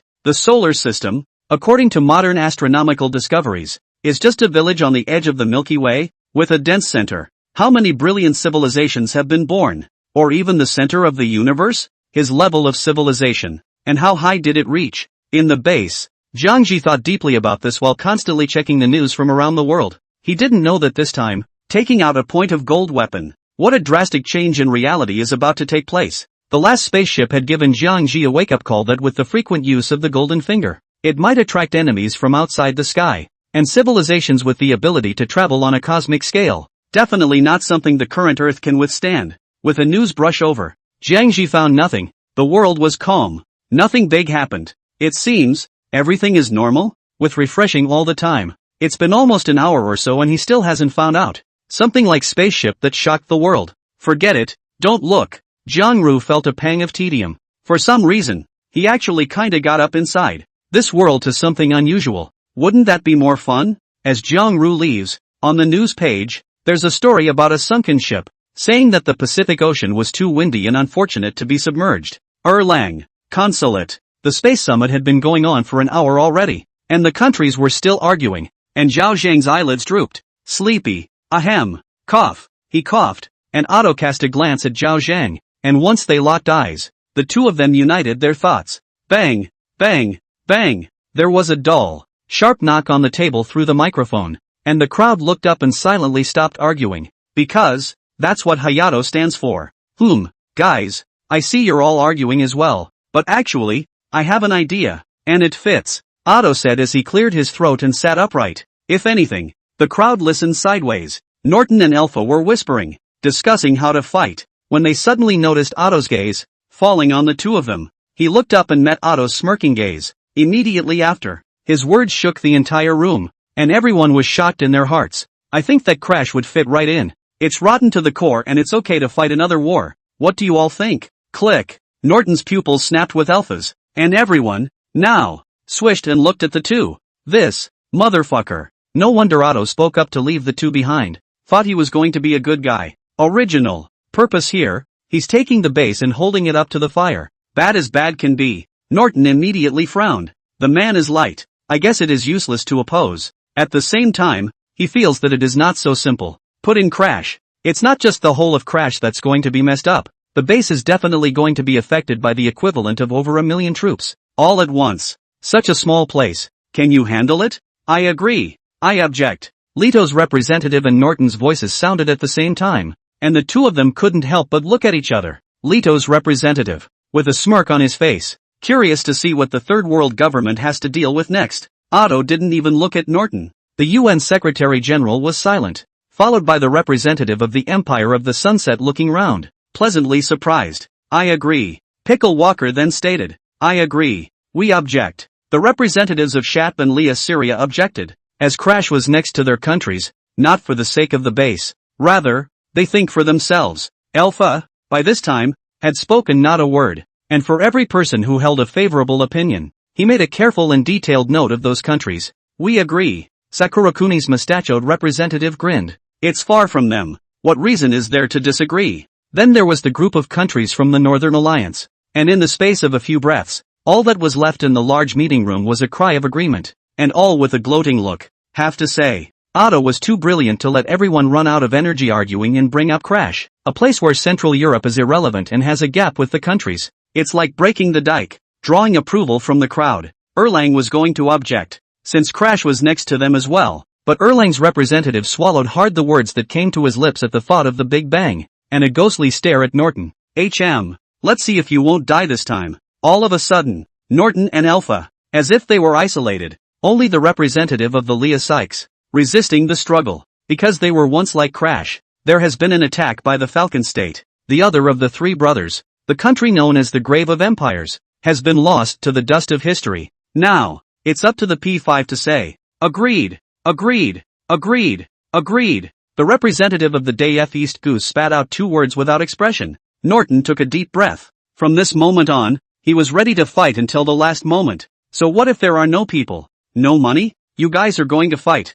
Come on, that's it. Like a lone brave man, he rose up with vigor, his back straight, his voice calm and firm, reaching everyone's ears. Smoke the chip. The corner of Otto's mouth lifted slightly and he nodded in one direction as a man came over with a tablet with an extract button on it. Alpha casually points. The big screen also showed it, and after a series of numbers jumped around, finally, a 003 surfaced. Moment. The whole room was in an uproar. I can't believe it's 003. The most core area of the debris. The entire ship is more than 2,000 meters long and 600 meters wide, divided equally into 200 parts. The center area, in reality, would be no more than the number 020, because he divided the numbering in such a way that the circle spreads outward. The first 20 numbered. They are all things that big countries strive for, because they are likely to get the core technology, and I didn't expect the base to come up and draw the core number. It's hard not to think about it more. Norton's expression didn't change much. No matter which one he drew today, he wouldn't be able to avoid a bad fight.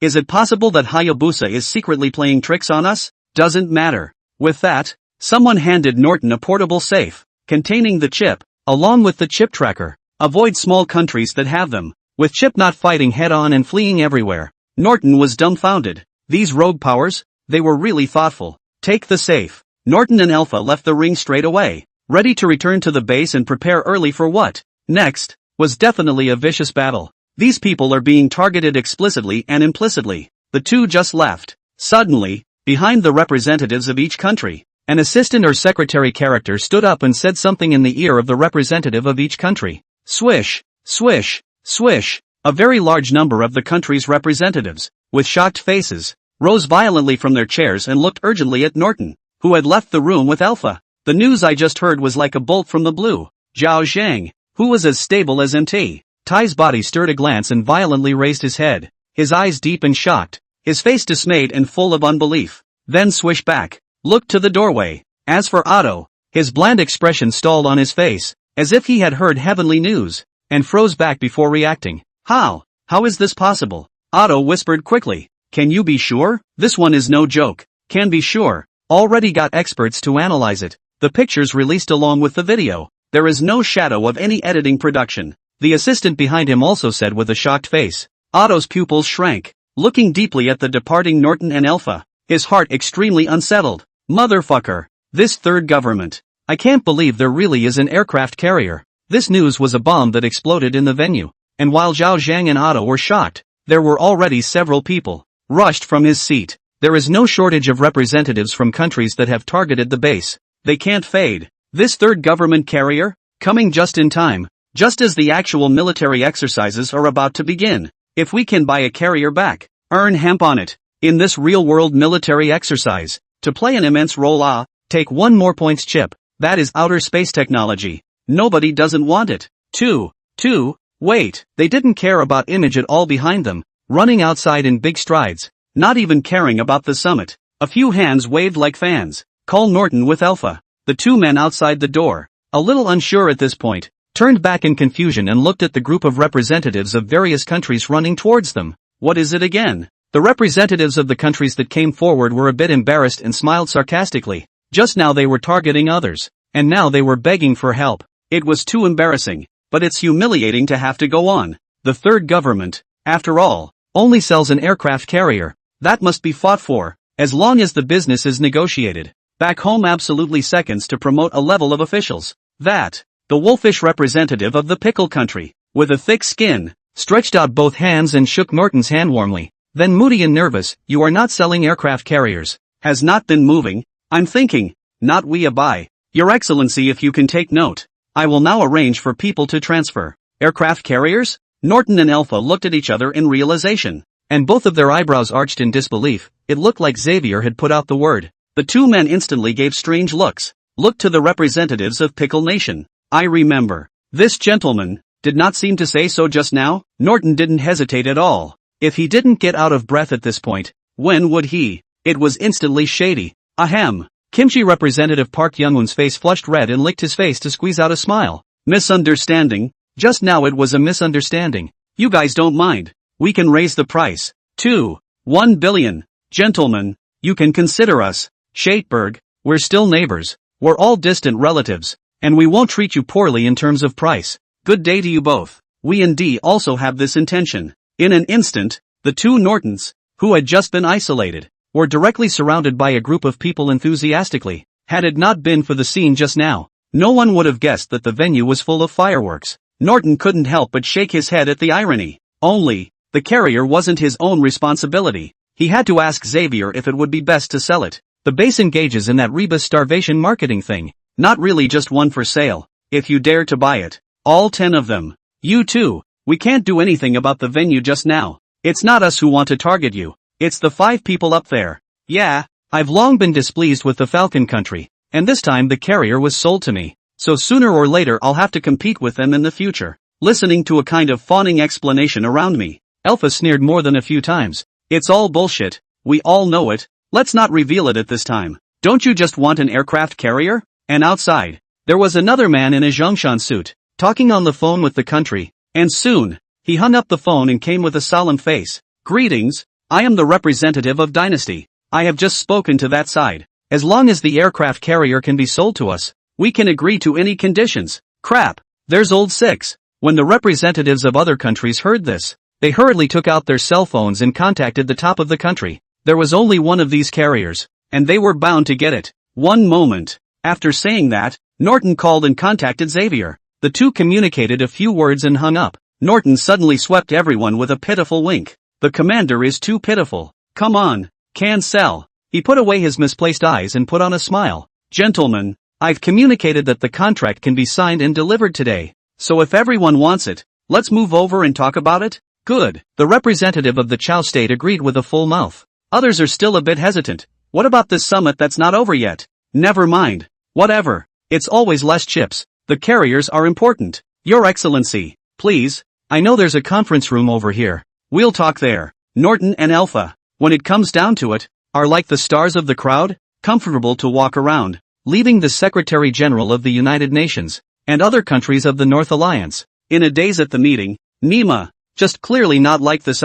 What now? There was no choice but to suspend the summit, and as soon as they saw that it was suspended, some of the countries of the Northern Alliance, stupidly, stood up. Ahem, let's go check it out too. With that said, whoosh, he slipped away. Otto's face suddenly became more and more gloomy, and Zhao Zhan was also over there, not knowing who he was talking to on the phone, with a serious look on his face. It turns out that the two carriers in the East Kingdom, in this military exercise, it would be close to the top 3 anyhow, and this third world government would sell another carrier out. That's not the case. Bright and shiny conference room. Norton is thrust up into the chair with Alpha, and without the slightest bit of stage fright, the two men take a seat right on top. Norton smiling slightly. Gentlemen, if you don't already know the carrier's data, you have 5 minutes now to check it out. And by the way, communicate with your country to make sure. Soon, the 5 minutes were up, and Norton looked to see that Leto had come running, and he didn't mind. The more people that came, selling at a higher price this time. Seeing that everyone was ready, the pit left by Zhang Ru was thrown out by Norton. The aircraft carrier is still at the same price, 2 billion world coins, but there is another requirement. One must hold 1 billion world coins in foreign currency to be eligible to buy it. What? What? $1 billion in foreign exchange? The crowd smacked their lips at the world currency against the US dollar. That's $1 billion in exports. Some of the smaller countries honestly don't even have that much goods that they can export. With this billion in foreign exchange, you can give us food, fruits, industrial materials, or any other item for trade, and we'll buy it. Those who can't take it can now go out the door and turn right. Now, the base is the dominant one, taking the initiative, and the all-abominable A. Norton can take these people and hold them to death. Role swap complete. Now it's not them targeting the base. Instead, they have to beg the base to do their job. 1 billion is it? The dynasty can accept it. Schottenberg is also acceptable. We, indeed, have no problem getting it together, but you two seem to forget that the Persian Gulf is blockaded and merchant ships can't get through? Yeah, or foreign exchange even. Direct 3 billion we can accept. The bottom line is that Norton could not have agreed that foreign exchange, a means of preserving the value of the world's currency, was the only thing they held. International recognition of the world currency as a currency. It's the only way to accomplish the commander's purpose. Otherwise, it's not much use to be popular in the country. And, with the settlement platform base side all done, these people are going to hold foreign currency. It would be necessary to make their country's currency. Join the third settlement platform. Otherwise international trade, there is no way to go to the settlement, before all countries are exchanged for dollars. With the dollar settlement, holding so many Falcon country foreign exchange, who do not want dollar inflation or deflation. That is why the Falconer state is capable of financial hegemony. You don't need to care about the Persian Gulf. You only need to come with supplies. Even if you are sunk, settle the bill as usual. We will personally look for the Falcon Kingdom to settle this debt. Norton signaled the crowd to rest assured that they don't need to care. At that, whether the representatives of those countries wanted to or not. Anyway, no one left. Leto to the representative of the Heartsneer. First delivery contract signed, and then say foreign exchange, as long as the sale of their own. 1 billion foreign exchange on foreign exchange. The crowd had different ideas. All of them have some kind of ghost mind. Since no one is leaving, Charlie, go beat up some foreign exchange contracts and bring them here. Sign this one first, and the carriers you guys watch and negotiate. Either that or the highest bidder gets it. Norton's words instantly made everyone flinch. What do you mean? Just a moment. You mean you're going to sign this foreign exchange contract whether you can buy it or not? The representative of the Pickle Nation, with wide eyes, said. He looked around. At least 40 or 50 countries were in. And it's coming in one by one out there. Meaning, to participate, all these people have to reserve world currency in foreign exchange. So much so that the carriers haven't been sold yet. Third world government. You're going to glean $50 billion in supplies from them? Nima, how can you be so outrageous? Yeah, it's a ticket, and if you don't want to buy a ticket, you don't get to participate in the purchase. Norton looked like he was taking it for granted. Straight away, the crowd was dumbfounded. After you buy the tickets, you have to bid on them. Which, fuck, I knew the sky was the limit. No wonder it's for sale at $2 billion. Thought I'd make a killing. Turns out people don't lose out at all. Norton brought in the base fighters and went to fight the contract, and while this was going on, the crowd had a chance to think about it. Honestly, they're tough. Not that $1 billion is a lot. Rather, looking at the base so earned, they heart bitter, sour, jealousy makes people face. At this time cannot show. In normal times, someone would have had to back off, but right now, the dramatic struggle for the spaceship was imminent. Surprisingly, none of them retreated. Started calling again, applied with the above. In a few moments, Charlie arrived with the contract, and Norton waved his hand as he handed one out to all present. Everyone, sign it. If you didn't bid on the carrier and regret reserving foreign exchange, it says that in the future, the Third Reich will never trade all items with it unless it pays 3 times the liquidated damages. I hope you'll think about it carefully, and I can tell you clearly that we still have more and better technology and equipment to sell. His words were deep and earnest. The representatives of the various countries could not make up their minds for a moment. And there was no way to delay it. The contract stipulated that this time a secret auction would be used. The carrier was delivered along with the cargo and the foreign currency. If your goods are not prepared, then I'm sorry, you're not qualified anymore. Anxious to think for a while, the countries still signed this foreign exchange contract. Aircraft carriers they really want. Who doesn't want it? The people from the small day came running, and Otto stood watching at the door of the conference room with Zhao Zhang and Goose's representative, the UN Secretary General, and others. The face is expressionless.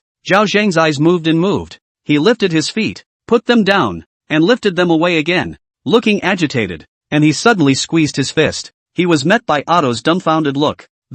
Give me a contract. Zhao Zhang felt like his face was burning at the moment. A man of his age, a man of great shame. The 5,000-year-old rituals of the Eastern Kingdom are deeply rooted. It was really shameful to do such inconsistent things. Plus Zhao Zhang was in a high position and in a privileged position, which made him suddenly do such things. Same as killing him with a knife. But it can't be helped. The Eastern countries want it too. If they take it, they can form 3 carrier battle groups. Otherwise the British and French buy it and they have 2 carrier battle groups. It's not on par with the East Kingdom. The competition for spaceships would be a whole lot less certain. Norton came with no evidence. It was all supplies, and could quickly return the entire crash economy and construction to unprecedented prosperity. Though there's going to be another war. It's okay. Put it in storage first. Seeing that Zhao Zhang had gone down on behalf of the Eastern Kingdom, the remaining 4 Changs instantly didn't want to maintain that vainglorious surface. The representatives of the 2 countries, Sunset and F, immediately put their foot down. Smiling sarcastically, he spoke. Then get us one too. That leaves Goose with Hayabusa Kuni. Goose is not targeting carriers. The one that broke in their own house hasn't even been fixed. Their strategic target is nuclear submarines. And they're smoking straight out of the gate. Otto clasped his hands on his chest, still maintaining a condescending stance. It's just a medium-sized aircraft carrier. What's the point? The military strength of the Falconer state. It's true that you can't see it. Alpha sneered darkly. What a fool. Medium-sized ones can be put up for sale. You think I don't have large ones? Soon. The crowd all signed the contract and Norton contentedly collected it and handed it to Charlie. Comfortable. Okay, I'm going to hand out another piece of paper. So you all write your mental price on it and we'll consider it at our discretion and guarantee delivery within half a month. So guys, get your supplies ready. Can it really be delivered in half a month? The representative of the Dynasty Kingdom asked with a bit of an eye roll. If half a month can catch up, that dark auction fill price. Gotta bite the bullet and fill more. Norton was extremely confident and cocky. If it is overdue, it will be directly given for nothing. So all of you must prepare the supplies. Otherwise, the deal will be cancelled and regarded as a breach of contract. Yes, half a month. It's so ruthless that the eyes of these countries that desperately need an aircraft carrier are lighting up. And it can be used for more than just competing in the space shuttle race. And what about breaking the technological embargo? When the white paper was handed out to the crowd and it was time to fill in the price, each one scratched their ears and gritted their teeth with their hearts dripping blood. Zhao Zhang's hand trembled. Fill in the 199 million world dollars, equivalent in dollars. It's beyond the budget of a medium-sized carrier, and there's no way to get out of it but to bleed it out. So much for strategic purposes. P.S. Brothers, raised into a small black house, we are really against the 5. Not talk about it. Oh, and see and cherish 41 billion, plus 1 billion in foreign exchange, down all of a sudden to go out 1 billion. This volume, even if the Great East,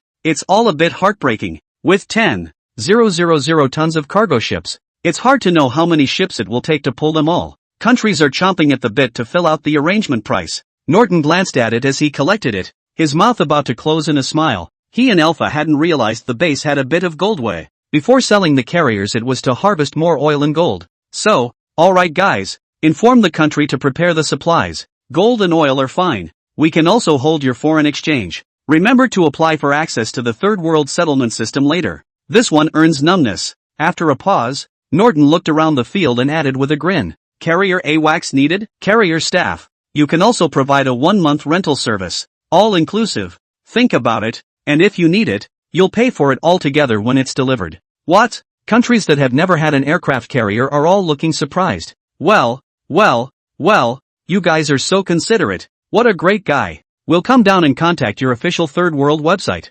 Great. Now we don't have to worry about the carriers not being able to form a fighting force either. I didn't realize the Third World was so sweet. They looked at Norton and Alpha as if they were saviors. The ship's planes were critical. It wasn't the same as fighters. If there's no ship's plane, aircraft carriers are empty shells. There was nothing more to be done by staying at Dranhei. And Norton and Alpha went away contentedly, with crowds of people milling about out of doors and bidding each other farewell all the way. On the way back, he opened the dark auction prices for each country and took a look. The two almost died laughing. None were less than 5 billion, depending on how many ships the base was willing to sell out. And the two were eager to return home and couldn't wait to tell their commander the good news. Evening. The pictures of the Third World government's aircraft carrier along with the video have been viewed hundreds of millions of times by netizens and are very sensational. On the blue sea, the behemoth breaks the waves against the wind. Like a towering mountain. The aura is overwhelming. Netizens around the globe were all deeply shocked by the Third World Empire's largesse,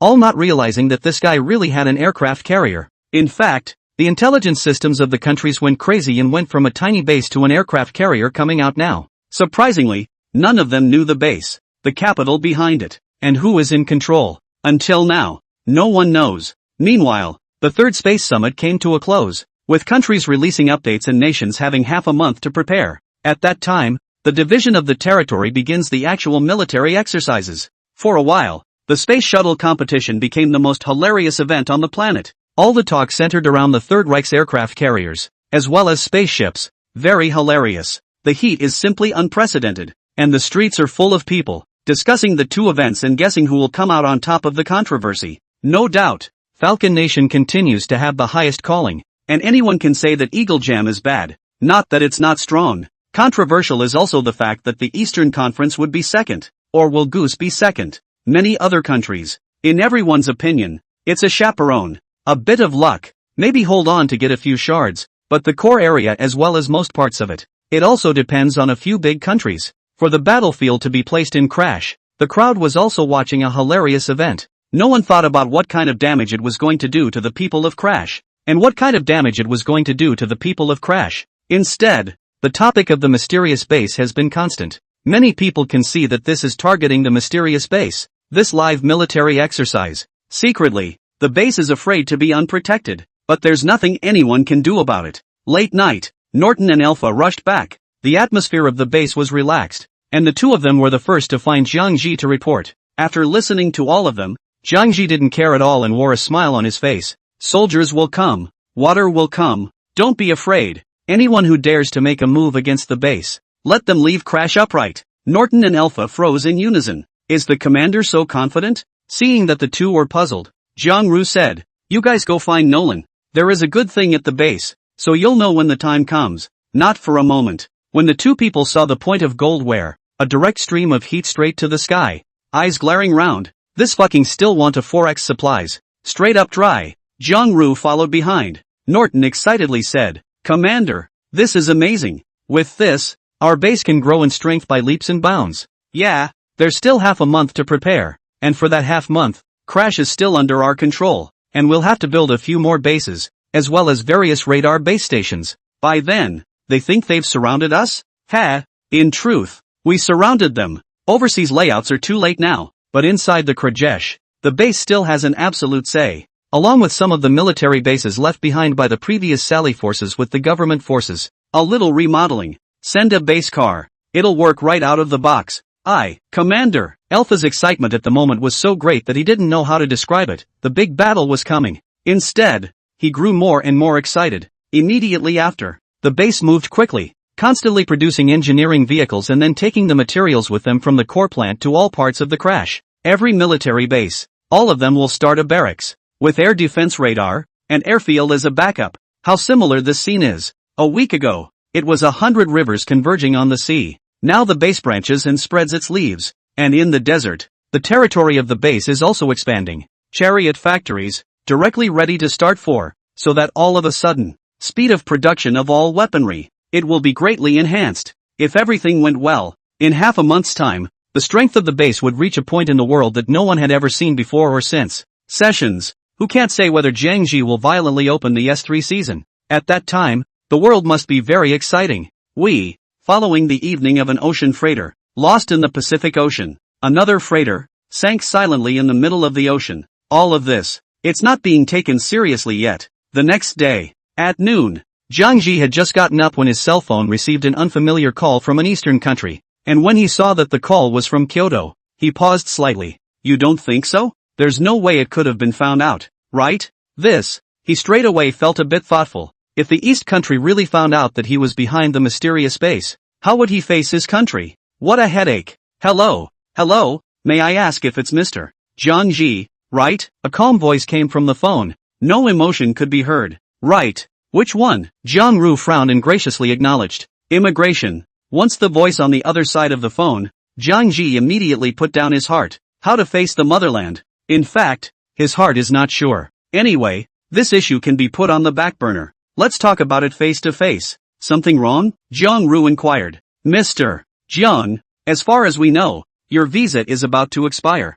We would like to find out when you intend to return to your country. And also, that amount of money in the Alipay account in your name. Through what transaction was it transferred in? The person from the immigration office was condescending. With a condescending tone, Jiang Ru instantly let out a bitter laugh. Yes, before there was a golden finger. As a commoner, what he hated the most was the corrupt employees of some government departments in today's officialdom. Who can't hate that? So, it's what makes his mind so complicated. Not knowing how he's going to face the East Kingdom, on the one hand, and wanting to change that on the other. On the one hand, nor do they want to take on the country. After all, none of the fighters are at fault. It's just that there are a lot of problems in the system. There's not much more to say here. Say more and it's gone. Visa is expiring, isn't it? Okay, I get it. And as for the funds, I don't seem to have to explain that to anyone, do I? Jiang Ru thought to himself that his answer. There was no problem with large sums of money. As long as he did not break the law, he could indeed not have to explain.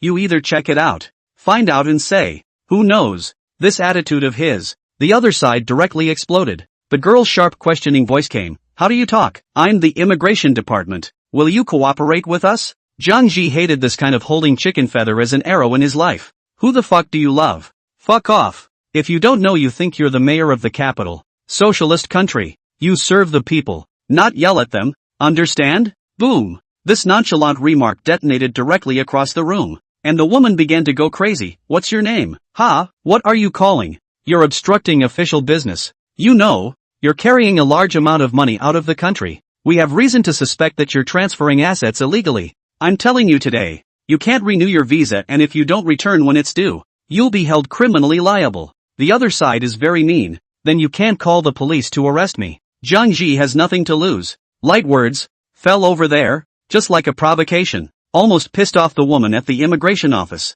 Having said that, Jiang hung up the phone. Okay, I guess not a few days. It will become a delinquent. This motherfucker. How to explain it to the family? Scratch your head. Can't think of a reasonable way to do it? Forget it. It's done. No. I'll take a trip back home when the real-life military exercises are over. Bringing family parents abroad.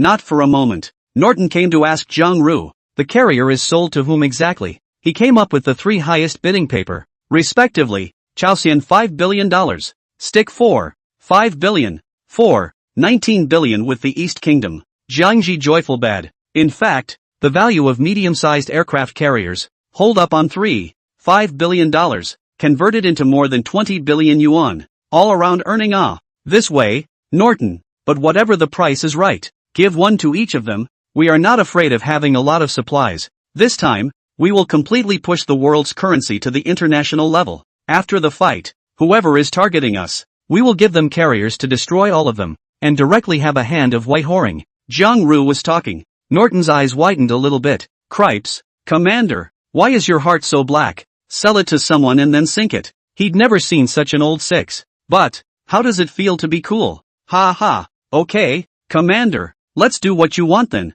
Just where are we going to store all these supplies when the time comes? It's a big deal. With tens of billions of dollars in supplies, Crash has only one I-port, and the harbor can't hold it. I'll have Nolan arrange for engineering vehicles to expand the harbor for a warehouse. It's the only thing we can do at the moment, and you have the men identify all the supplies, and try to ask for as little as possible that can't be easily stored. Yes, half a month is perfectly timed, and so, the base is up and running at full speed, and all the money that's coming in is being used to produce engineering vehicles to drive to every part of Crash, carrying out major infrastructure. This time, the plan is to build a total of 35 military bases, 100 large warehouses, and the entire territory is covered with air defense radar base stations. One by one, soldiers kept coming out of the base as well. It was transported silently to the middle of the military base. Australia, the large carrier belonging to the base, was also launched, followed by 4 destroyers, 8 frigates, 2 cruisers, and 2 transports.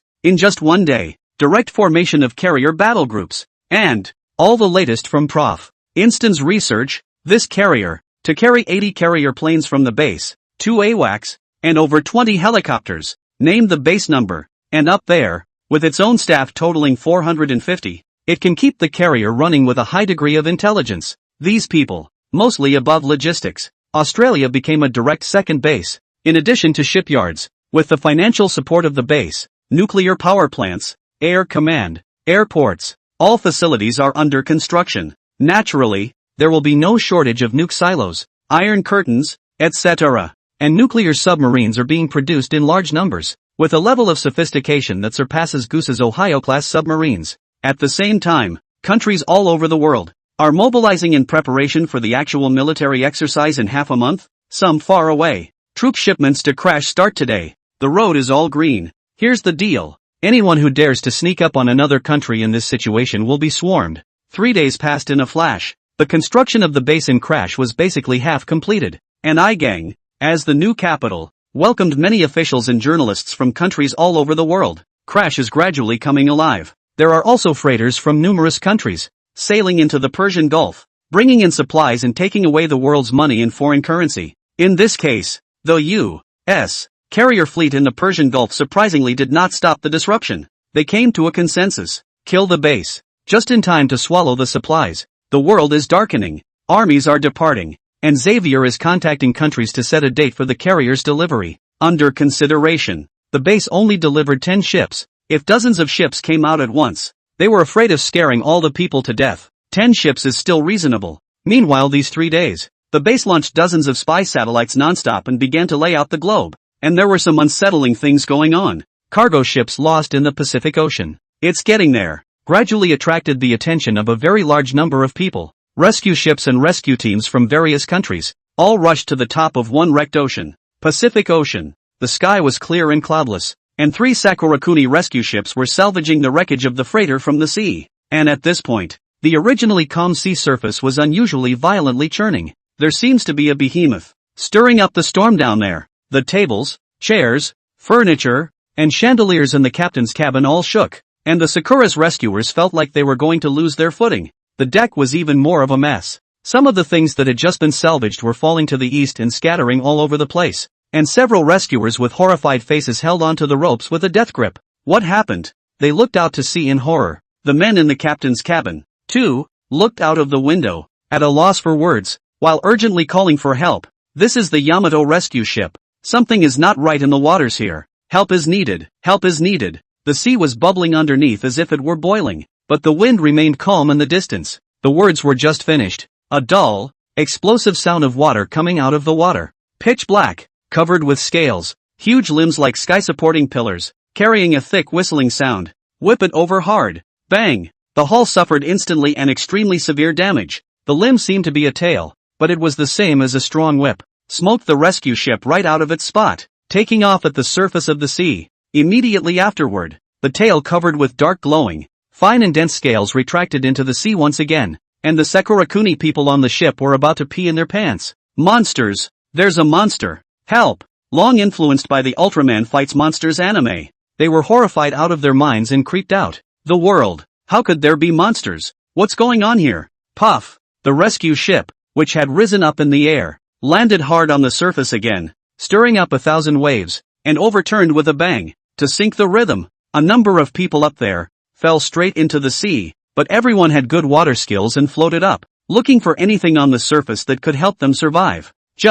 Will the terrifying beasts of the deep leave them alone? Under the sea is still fluctuating violently, seems to contain infinite energy to burst out. Poof, a loud sound. A large hideous head struggled violently. Roar! It threw back its head and whistled, its voice deafening, the sound waves spreading for dozens of miles, and then opened its huge mouth, like an endless abyss, swallowing the rescue ship in one gulp. Whirlpools appear in the ocean. The people on the surface, all dragged into the middle of the deep sea, were only just left to send out a distress signal. Around, rescue ships from nearby East Asian countries, which had received Sakura's distress signal, didn't think much of it and sailed to the spot they had just been at. However, behemoth out of the cage. Not much effort. All the rescue ships completely lost contact with the land. Satellite phone did not even have time to dial one. It didn't take long. This incident is a direct sensation to the world. Even if the freighter is lost. Now, even so many rescue ships are lost. That's a bit unusual. Whoosh,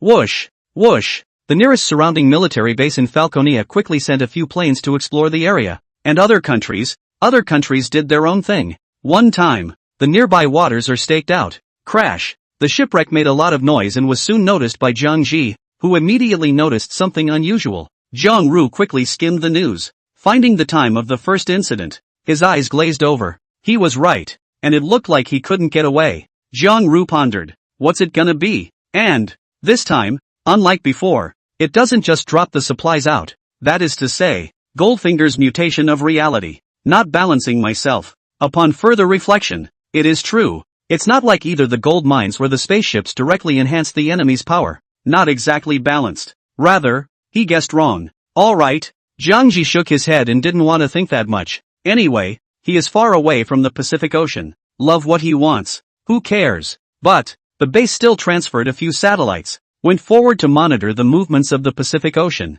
In case there are benefits. Was taken by someone else. Zhang Ji felt that he would lose him. Pacific. This time, it wasn't a rescue ship that came, but a military vessel, sent out by the nearest Sakuragoku with South Korea. There were also airplanes circling overhead. Sonar detector. The first time into the middle of the seawater. Invisible sound waves, spreading search in the sea. The ship center control. There are very many people inside. Watch the sonar scan in waves. Drop. Drop. Barely 10 seconds later, the sound of searching for the anomaly came quickly and was approaching at breakneck speed. What is this? The computer quickly plotted the size of the target. People stared dumbfounded and extremely shocked at the screen, which showed, not a submarine of any kind, but a monstrous-looking beast lying prone. Crap, this Nima is. Soldiers on the warship, hastily wiped their eyes with their hands, slowly stared, shocked and lost their voices. Godzilla.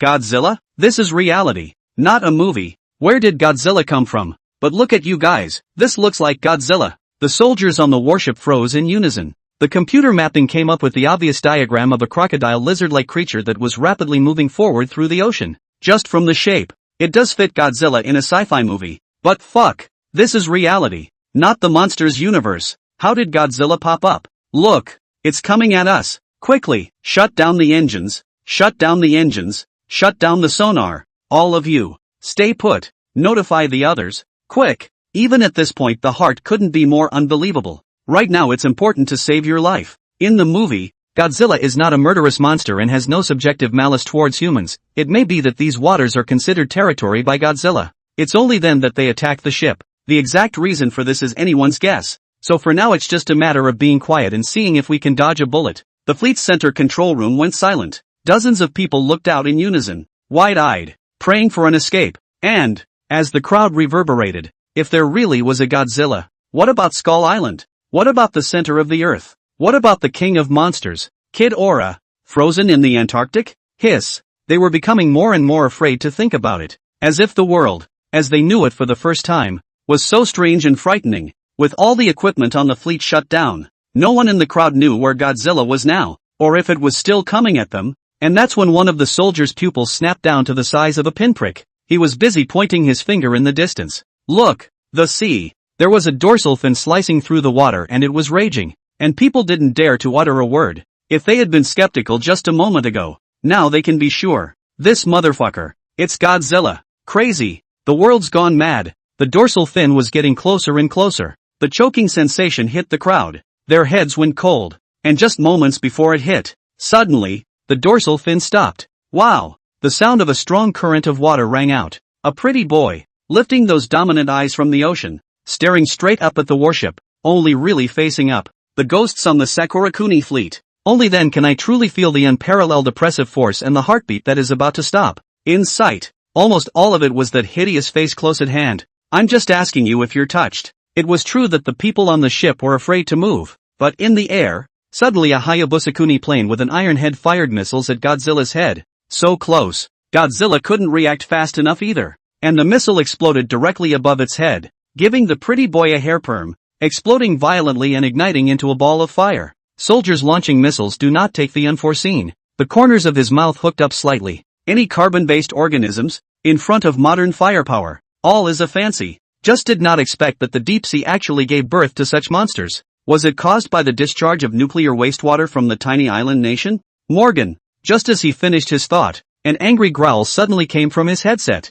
Fuck. Are you delirious with exhaustion from lying on top of a woman last night? Who the fuck told you to attack? It was followed by another angry curse. Haven't you ever fucking seen King of the Monsters? This is Godzilla. Who told you to attack? The continuous questioning voice showed that the current protagonist's mood, extremely unsettled, was about to be exasperated by his piggyback. Hurry up and fly your fighter away. And the one who started it, Morgan, was fuming at this point. He had never seen the captain, who had carried a gun together and a leg together, get so angry. Godzilla? What Godzilla? Was guessed right. He really doesn't like movies yet. Is it great? Morgan skimmed his mouth. He believes that firepower is king. Not to mention carbon-based organisms, even silicon-based organisms, as long as the anti-aircraft guns are leveled. It can't hold up. Thick flames spread through the air, and inexplicably, Godzilla turned his head in annoyance when he took a hit from Dobby Pocket. Roar! With a snarl and a vertical pupil yelling against the airplane in the air, Morgan hovered, his face dazed and his expression stiff as if he'd seen a ghost. There are actually creatures that can resist missiles? Orders from his superiors came through the headsets and reached everyone's ears, and all the planes quickly moved away from the oceanic behemoth. All hands on deck. All hands. No attack. Stay away from the target. Stay away from the target. Brother General, who can't fly, can only be impotent and furious down there, waving his tail, smashing warships and exploding boilers all at once. We can't thank you enough. The people up there, more than 100 soldiers, had only one thought before they died. The plane ran backwards. Several nearby warships, all of which suffered, lowered their lifeboats and jumped into the sea amidst a chorus of invective. There's a silver lining to this. The situation in the sea area was quickly reported to the top. Plus this time it was a joint reconnaissance by several countries. The news could not be kept secret. Of course, the news was only circulated among the top brass of the countries. Confidentiality to the general public. The file was quickly classified at the highest level, and the top brass of each country were all numb, stunned out of his mind. Godzilla? How is that possible? The world is getting more and more outrageous. Could it be that the Tata behemoth really existed on Earth billions of years ago? No way. Conspiracy. Definitely a conspiracy. That's a script. An artificially written script versus a cartoon. How can it appear in reality? What's wrong with the world? Messed up. The globe was in turmoil, and ordinary people, though they did not know what was going on, could sense that the atmosphere of the country was tense. There are often fighter jets flying in the sky. Combined with the train shutdown, some of the warpaths began to be gated, and on the tracks, long trains, carrying tanks, were mobilized all over the place. And, with direct visits from the capital to check on the storage of grain silos around the country. There are signs that there seems to be an unprecedented war on the horizon, waiting for people. Spy satellites from several major countries were the first to tune in over the area where Godzilla was operating, closely monitoring its every move. Then the little life panicked. Godzilla in the ocean, moving towards the coast of their country.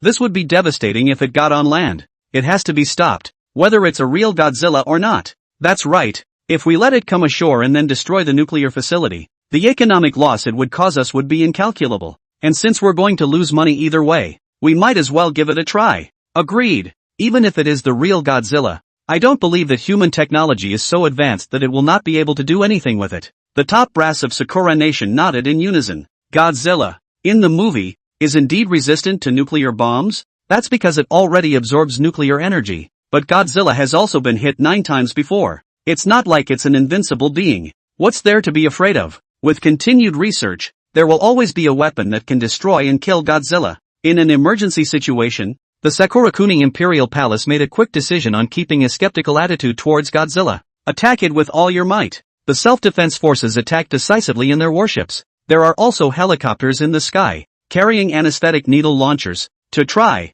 As long as the biological constructs are not off their carbon base, none can escape anesthesia. It didn't take long. The warships arrived at the intended area, and a torpedo, fired without stint, startled a long line of blisters on the surface of the sea, running away. Bang!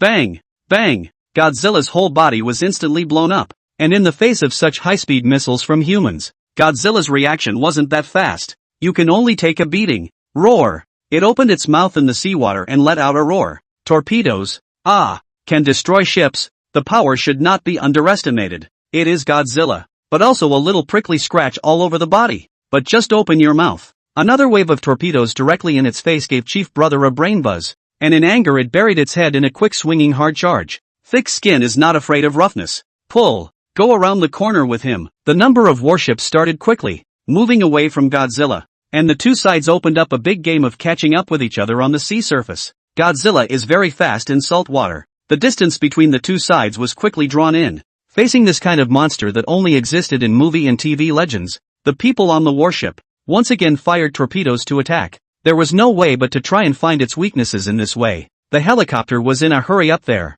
got a message from the warship and just pulled out. Since torpedoes don't seem to be able to do any damage to Godzilla, and the anesthetic needle probably can't even shoot through the skin, got to find foggy anesthesia, or find a way to get it in your mouth. As soon as the helicopters withdrew, several warships, unsurprisingly, were shot and destroyed by the brother chief, who then traveled to Fukushima, Sakura Goku, at an alarming speed. It's going to absorb nuclear energy to evolve. Now, can't even put out an atomic spit. Sakurakuni is desperate. As a defeated country in World War II, they can't have a weaponized army in the open, though they have researched quite a bit in the shadows, but I'm afraid to take it out. The only way to get help was to ask the United Nations in Hayabusa for help as fast as possible. Meanwhile, creating the creative team that filmed the Monster Universe series, everyone's all under control. Then, was going to write Pacific Rim. Vegetables searched. Unreasonable wow. Hot firepower so powerful. Have to build mecha. Too unreasonable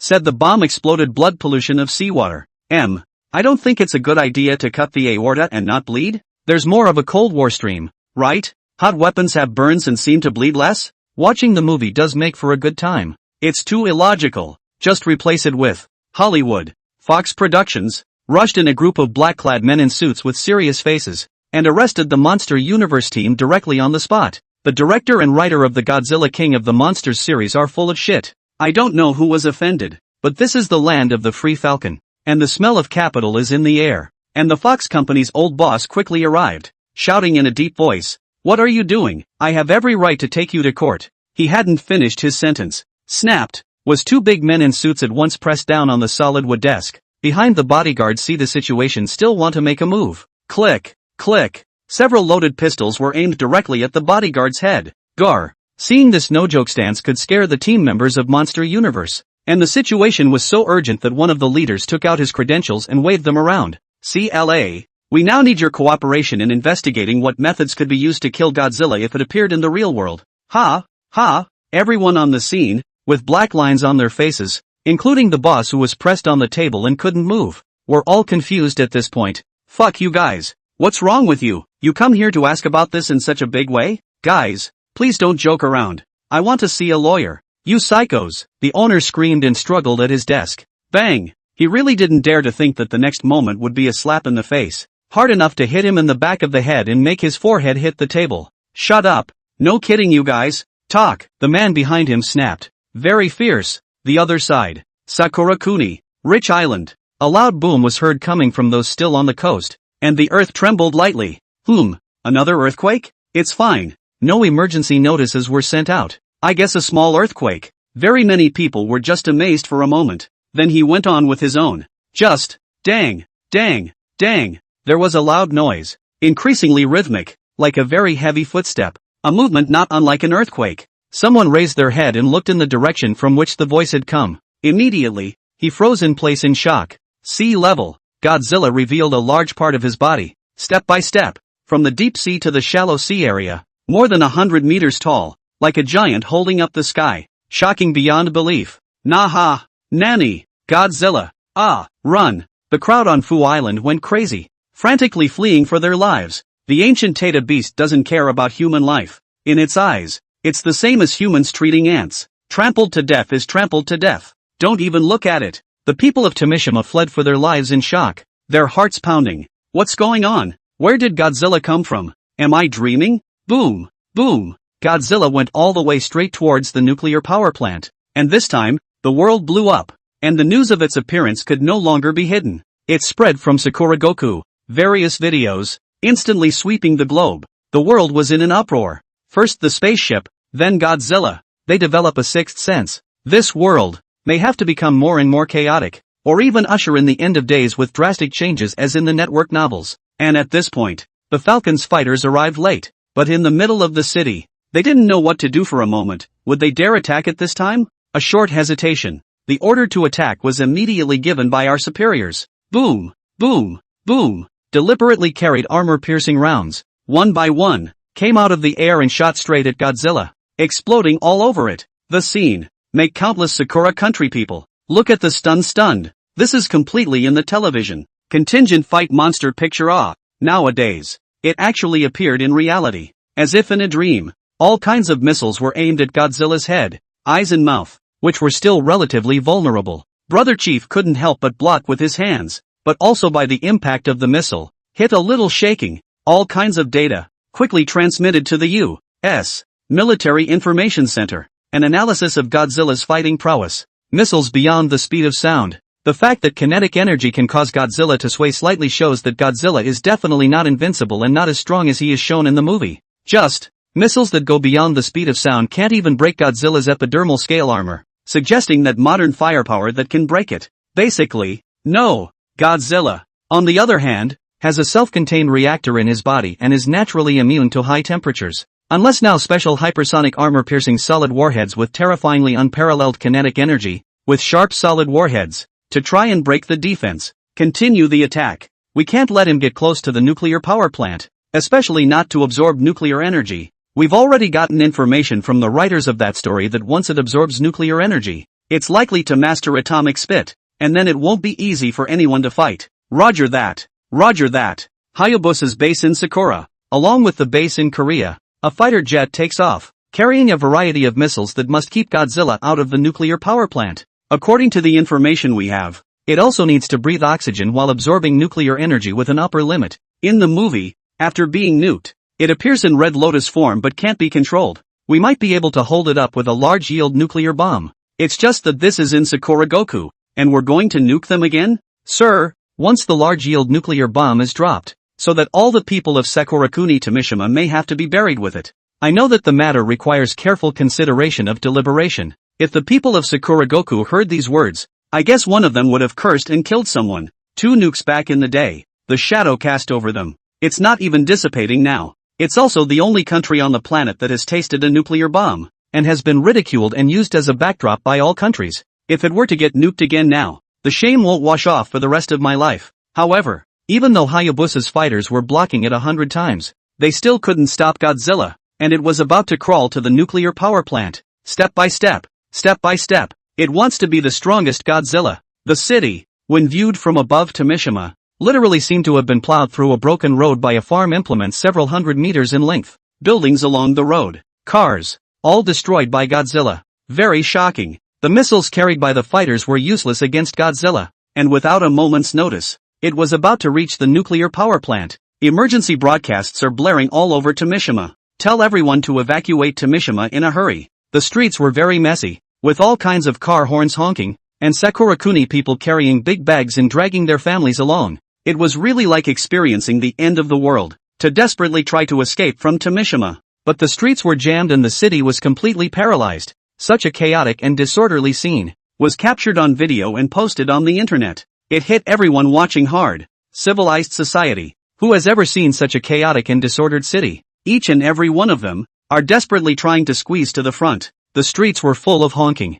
People are running wild. I've only seen this in zombie movies. What's wrong with the world? Can we still live in peace? Movies are different from reality. Seeing a scene like this, I am dazed and unbelievable. How can there be Godzilla back home in the countryside? Love what you want. Don't take the labor. It's shocking. In the event of a leak at Tomishima's nuclear power plant, everyone around them could not escape having strong radiation pass through their bodies. Maybe nothing at first, but down the road, maybe even the next generation, both will genetically mutate out of serious consequences. So, even though Godzilla didn't attack humans, the people of Sakurakuni, in Tomishima, were scared, terrified, and had an innate psychological fear of nuclear bombs, of nuclear radiation. The sky, the fighters were about to block it, and the pilot rushed to report the situation. Sir, we can't stop this big guy. We've got to find a way to get rid of it soon. Return first. Yes. The moment Godzilla finally crosses the tall wire fence of the nuclear power plant and falls headfirst into it, collapsing the reactor. Snap! The reactor exploded with sparks and unseen radiation that quickly penetrated the city at the speed of light as Godzilla fell back to sleep. The flesh absorbs radiation on its own. Done. At the Emperor's residence, the current Emperor of Sakurakuni followed the Prime Minister, sitting on his butt in a chair, his forehead covered in fine beads of sweat. There are still a lot of people left to run out of Tomishima, all contaminated with radiation. Moreover, the nuclear power plant is near the sea, and the seawater around it will carry radiation, and if the nuclear material leaks again, the consequences will be unprecedentedly serious. Prime Minister. The Emperor grasped the Prime Minister's palm and earnestly pleaded with him, by all means, solve it as soon as possible and control the nuclear contamination, or else, the entire Sakura country will be wiped out. I can hardly face my ancestors even if I commit harakiri. Your Majesty, I know. The Prime Minister also responded with a serious face. Then leave quickly. A global conference is to be held. An emergency meeting called for Godzilla, the overlord of the planet, which must be human, and not any other creature. There was only one theme for the meeting: kill Godzilla. The Prime Minister of Sakurakuni straightened his attire and quickly took his seat. And as the video conference opened, the top leaders of each country all appeared on the screen. President of the Eastern States, President of the Falconry, Prime Minister of F. Behind the many talking heads stood professionals from the research sector as well as the military, participating in this meeting. Just unexpectedly, this time, the government of the Third World was also invited and participated in the meeting. It was Norton who stepped in, and Jiang Ji, right next to Norton, outside the frame, sitting at a table, sinking his eyes in thought, was taken aback by Godzilla's appearance. This is no longer reasonable, more than people realize. Originally, Hayate was not in favor of inviting Crash's third government, except that it was suggested that the mystery base had means unknown to everyone, before being invited. Gentlemen, thank you for the honor of attending this meeting called by Sakurakuni. The Prime Minister of Sakurakuni stood up first and bowed towards everyone, and then it was a succession of words. The expression was solemn. At this time things are urgent. We do not have time to explore Godzilla in the end how to appear. The primary purpose is to kill him, otherwise once as in the movie, evolved form, then, is a disaster for mankind. Human nature is absolutely selfish beyond measure. No human being would want any other species to take the place of humans as the dominant species on Earth. There is and can only be one at the top of the food chain. That's human. As soon as the Prime Minister of Sakurakuni finished speaking, the crowd conformed and nodded earnestly. Facing Godzilla, the globe was surprisingly rare and standing on the same front. I believe that you all have a grasp of the current situation, so please tell us what you can do. We must act quickly. Now Godzilla sleeps in a nuclear power plant and doesn't move. On land, it's definitely the best chance. And once it enters the deep sea, it's out of anyone's reach. Would biochemical weapons work? Use a neurotoxin, or a poison like paraquat, which fibers the flesh tissue, the leader of the Eastern Kingdom proposed. It was immediately dismissed by a biologist. Guess not. Godzilla has a reactor in his body. Any toxin, at high temperatures, is just protein. The crowd nodded in unison. Indeed. What about the anaerobic bomb in the movie? Can we make them? It should work. The thermobaric bomb can also instantly absorb all the oxygen in an area. Build on that and modify it. It just takes time. I don't agree with the use of anaerobic bombs if it really is the monster universe. Anaerobic bombs are likely to activate the monster universe's demon, a giant beast more powerful than Godzilla. In the original, this is how Demon was resurrected. It's still too risky to take a chance now until we know what's going on.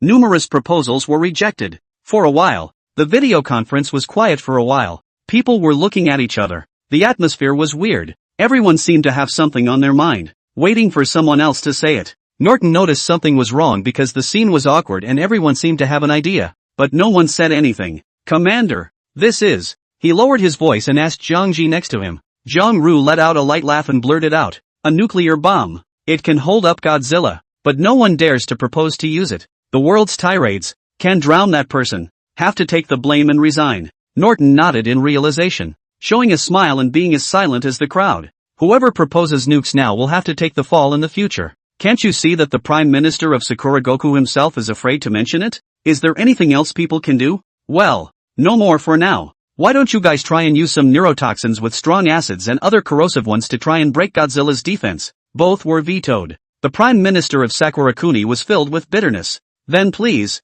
everyone, come down and work together on the anaerobic bombs. If Godzilla grows to its fullest stance, it will be a catastrophe for all of mankind at that time. It's the equivalent of a big daddy over everyone's head. Zhang Ru gave Norton a wink. He also wanted to kill Godzilla, an uncontrollable species, as soon as possible, in case the chain reaction goes down. What kid aura? Die demon all come out. This Earth? Who still say ah? Norton comprehended. Ahem. He coughed lightly twice.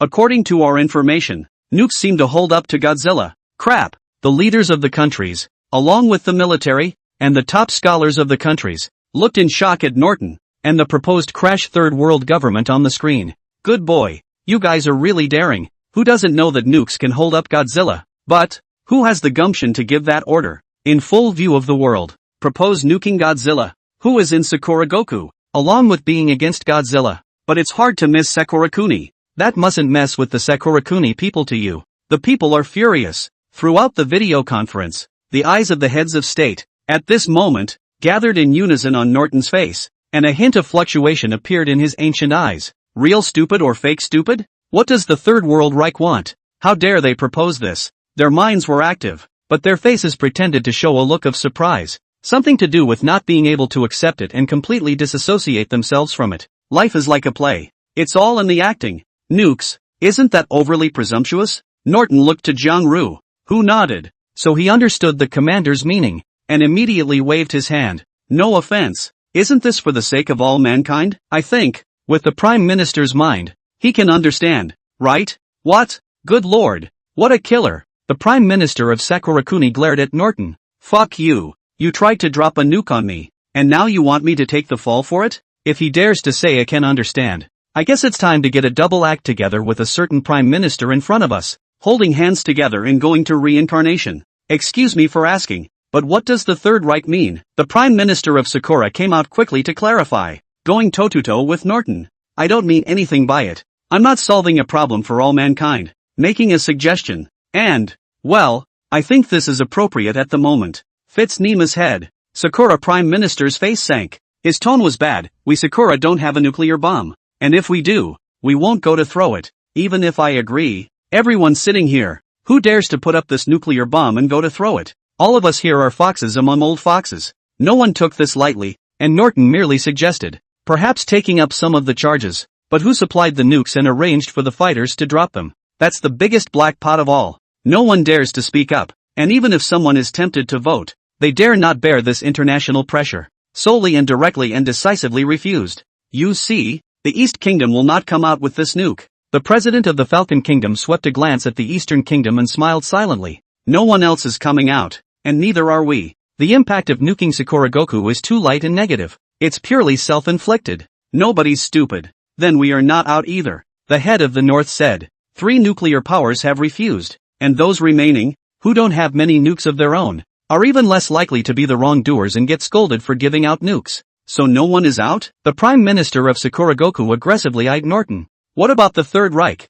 Any more suggestions? Aren't you guys good at what you do? I want to see my Sakuraguk play. Dream on. At those words, Jiangji fell into deep thought for a moment. Godzilla. Should we kill it or not? If we don't kill it now, once it evolves, it will be even harder to kill it. With such a large size, I'm afraid the hyperdimension core can't do anything with Godzilla, the future voice of this planet. There can be only one. That's yourself. Jiangji's current ambition no longer allowed anything that was beyond his control, and he had a premonition in the dark. If you use Goldfinger once or twice more, the planet could be in big trouble. I'm afraid Yuri's mind manipulation will also have trouble affecting Godzilla as a volume. Uncontrollable. Kill it. Jiangru inwardly settled on the idea. Plus he hated the Sakurakuni Oni so much that he nodded heavily directly at Norton, who was flabbergasted. Looking up again, meeting the gaze of the Prime Minister of Sakura. Meaningful. Your Excellency the Prime Minister, and all of you sitting here, Godzilla is a matter of great importance,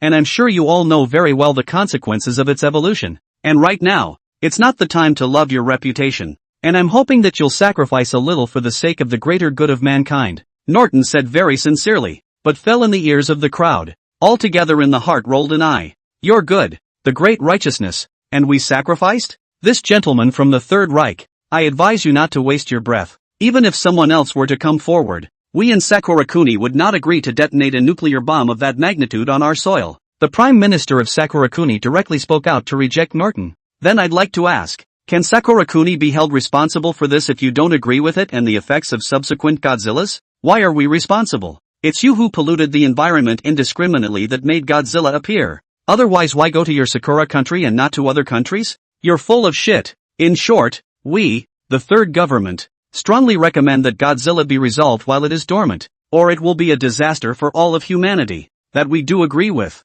the president of the Falcon Nation said. The East country agrees. Mr. Prime Minister, don't be so selfish. Sacrifice one Fukushima for the benefit of the whole world. Just drop the nukes. It's either that or surrender the position of human supremacy. With some alarmist talk from Norton, everyone is a little afraid of Godzilla growing up with this video conference. Surprisingly, it gradually turned into a push against Sakurakuni. Jiangji clasped his hands on his chest, full of amused look. This scene is the best. Love to see. Angry at these Sakura country ghosts. Ha ha ha. The Prime Minister of Sakurakuni got a bit anxious and directly said with full of anger, fine, fine. All want to throw nuclear bombs at us, right? I'll put my words here today. Whoever dares to throw them, the Yamato nation will surely remember him. As he spoke, he gritted his teeth and looked at Norton with great hatred. It's all about this guy. Provocations.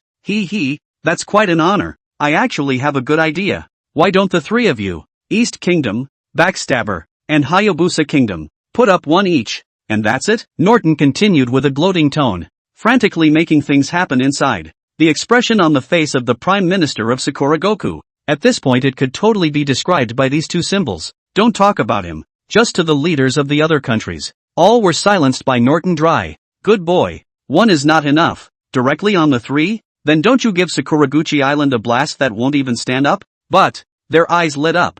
This offer could work. It's for the sake of all mankind. And it's a big country, totally capable of reversing the negative news. And Godzilla is in Sakuragoku anyway. On second thought, we think it's okay, why don't we settle on that? How dare you? The Prime Minister of Sakurakuni was so anxious and furious that he almost jumped up from his spot and pointed at someone's nose. But now, Sakurakuni is like fish meat on a sticky board. Just like being abandoned by the international community. No one cares about him. That is, Big Daddy Hayabusa. In order to solve the threat of Godzilla, abandon Sakurakuni as well. Hey 8, indeed you can. North, together then? 6, 2 6. The others really didn't expect Norton's flowery words to directly put Sakurakuni on the edge of a cliff. Which of the 36 stratagems is this? This Third Reich. It's really a bit topsy-turvy. Talking about the death penalty for Sakurakuni and acting as if it's completely for the sake of all mankind. Sinister enough. Never play with them in the future. Shut up, I told you. There's no way I'm agreeing to this. The Prime Minister of Sakurakuni was in a complete panic. No one cares about him now. It was already being discussed whether Hayabusa would unify the drop or whether everyone would launch their own. And in the last century, Sakura-kuni did have a say in the matter. But this stage, seconds if you show your head. The Prime Minister of Sakura-kuni was also fully aware of his own family's strength and couldn't afford to touch the three nuclear powers. He was filled with resentment and his eyes glowed red as he stared at Norton in death. Put the blame on the base. Subsequently, word by word, clenching his teeth, you remember, I will definitely tell the world about this. You Third Reich, you're finished with us, and, I advise Hayabusa East Goose 3, think about the consequences of using nuclear weapons. Now the international situation is already volatile. Nuclear weapons, people are afraid, more and more restless. You are laying hidden dangers for the Third World War. He just finished. Norton immediately took over. Don't listen to him, everyone, we're destroying Godzilla. It's got nothing to do with anything else. It's impossible. Don't worry about the vote. It's fine. Shut the fuck up. Besides, the three of you are dignified people. You can't keep going back on your word. Everyone is looking at you. Since you have decided to vote, take out the big country's vigor and vote. Baka Yalu, the Prime Minister of Sakura-kuni's veins popped out, staring directly at Norton and bursting into a foul language of extreme anger. Come on man, cut his signal for me. The Prime Minister of Sakura-kuni roared, like an enraged lion, and Norton, who had been stirring up trouble, completely enraged him. Prime Minister, we can't cut it. This is the channel provided by Hayabusa's star ring. The subordinate spoke with that shaky voice. Fear of the Prime Minister's wrath. Take it all out on him. Now. Every Sakuragoan attending the meeting was glaring angrily at Norton, cursing inside. Seeing that the fire wasn't hot enough, Norton continued, if you're going to cast it, do it as soon as possible. Who knows when Godzilla wakes up from his nap? It'll run when it wakes up. Oh. This statement was made. The leaders of the three nuclear powers had a little in unison and waved their hands. Go and arrange for a direct drop from the fighters. They all have a way, right? Just said an hour later. The three fighters will meet at the U.S. military base in Guam, and act in unison. Make sure to hold up Godzilla once and for all. Yes, no problem. Pust. You're despicable. A dozen or so Sakuragans were filled with a look of deathly despair, and at that moment, Norton came back with a sentence that almost made them vomit blood. That, three of you, it's best to carry more nukes. In case three don't last and it evolves, we're screwed. If we can't get 3, we'll get 6. If we can't get 6, we'll get 9, and we've already thrown them anyway, so don't worry about that. With that said, Norton slipped right out, the screen cutting to black, leaving behind a crowd of furious Sakura-kumen, hating this moment and eating Norton alive. Hang up the video. Jiangji can no longer hold back. Ha ha ha ha,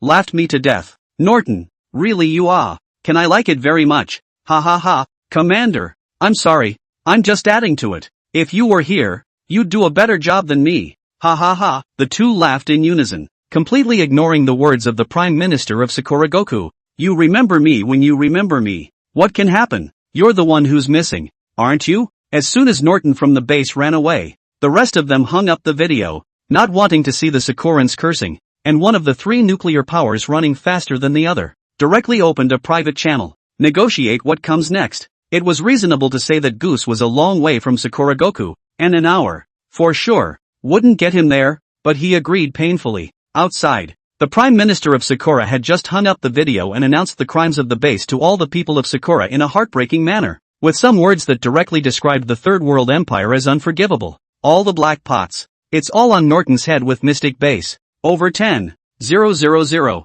Sakuragans went collectively insane when they heard that a nuclear bomb was going to hit Godzilla in Fukushima. And just an hour later, frantic protests, rapidly sweeping the internet. All of a sudden, it became a global sensation, and everyone was so shocked that they didn't know what to say at this moment. Surprisingly, in my lifetime, to see a nuclear bomb go off. It's bombing Godzilla, but nukes have a big impact after all. It's something that no one ever dared to think about, because nukes have always been linked to world wars, and World War III, slightly worse. It is to burn with the stones. No one can afford it. As soon as the news alone came out, the entire Sakura country was in chaos, all the cities, out of order, with people yelling and screaming madly, denouncing the Third Reich in the streets, and the guys in this vile country, the ones who have been harboring darkness inside, have taken advantage of the chaos and started enjoying it. Robbery, rape, criminal. If I had to describe the city of Sakuragoku, it would be like the end of a college entrance exam and the craziness of a senior.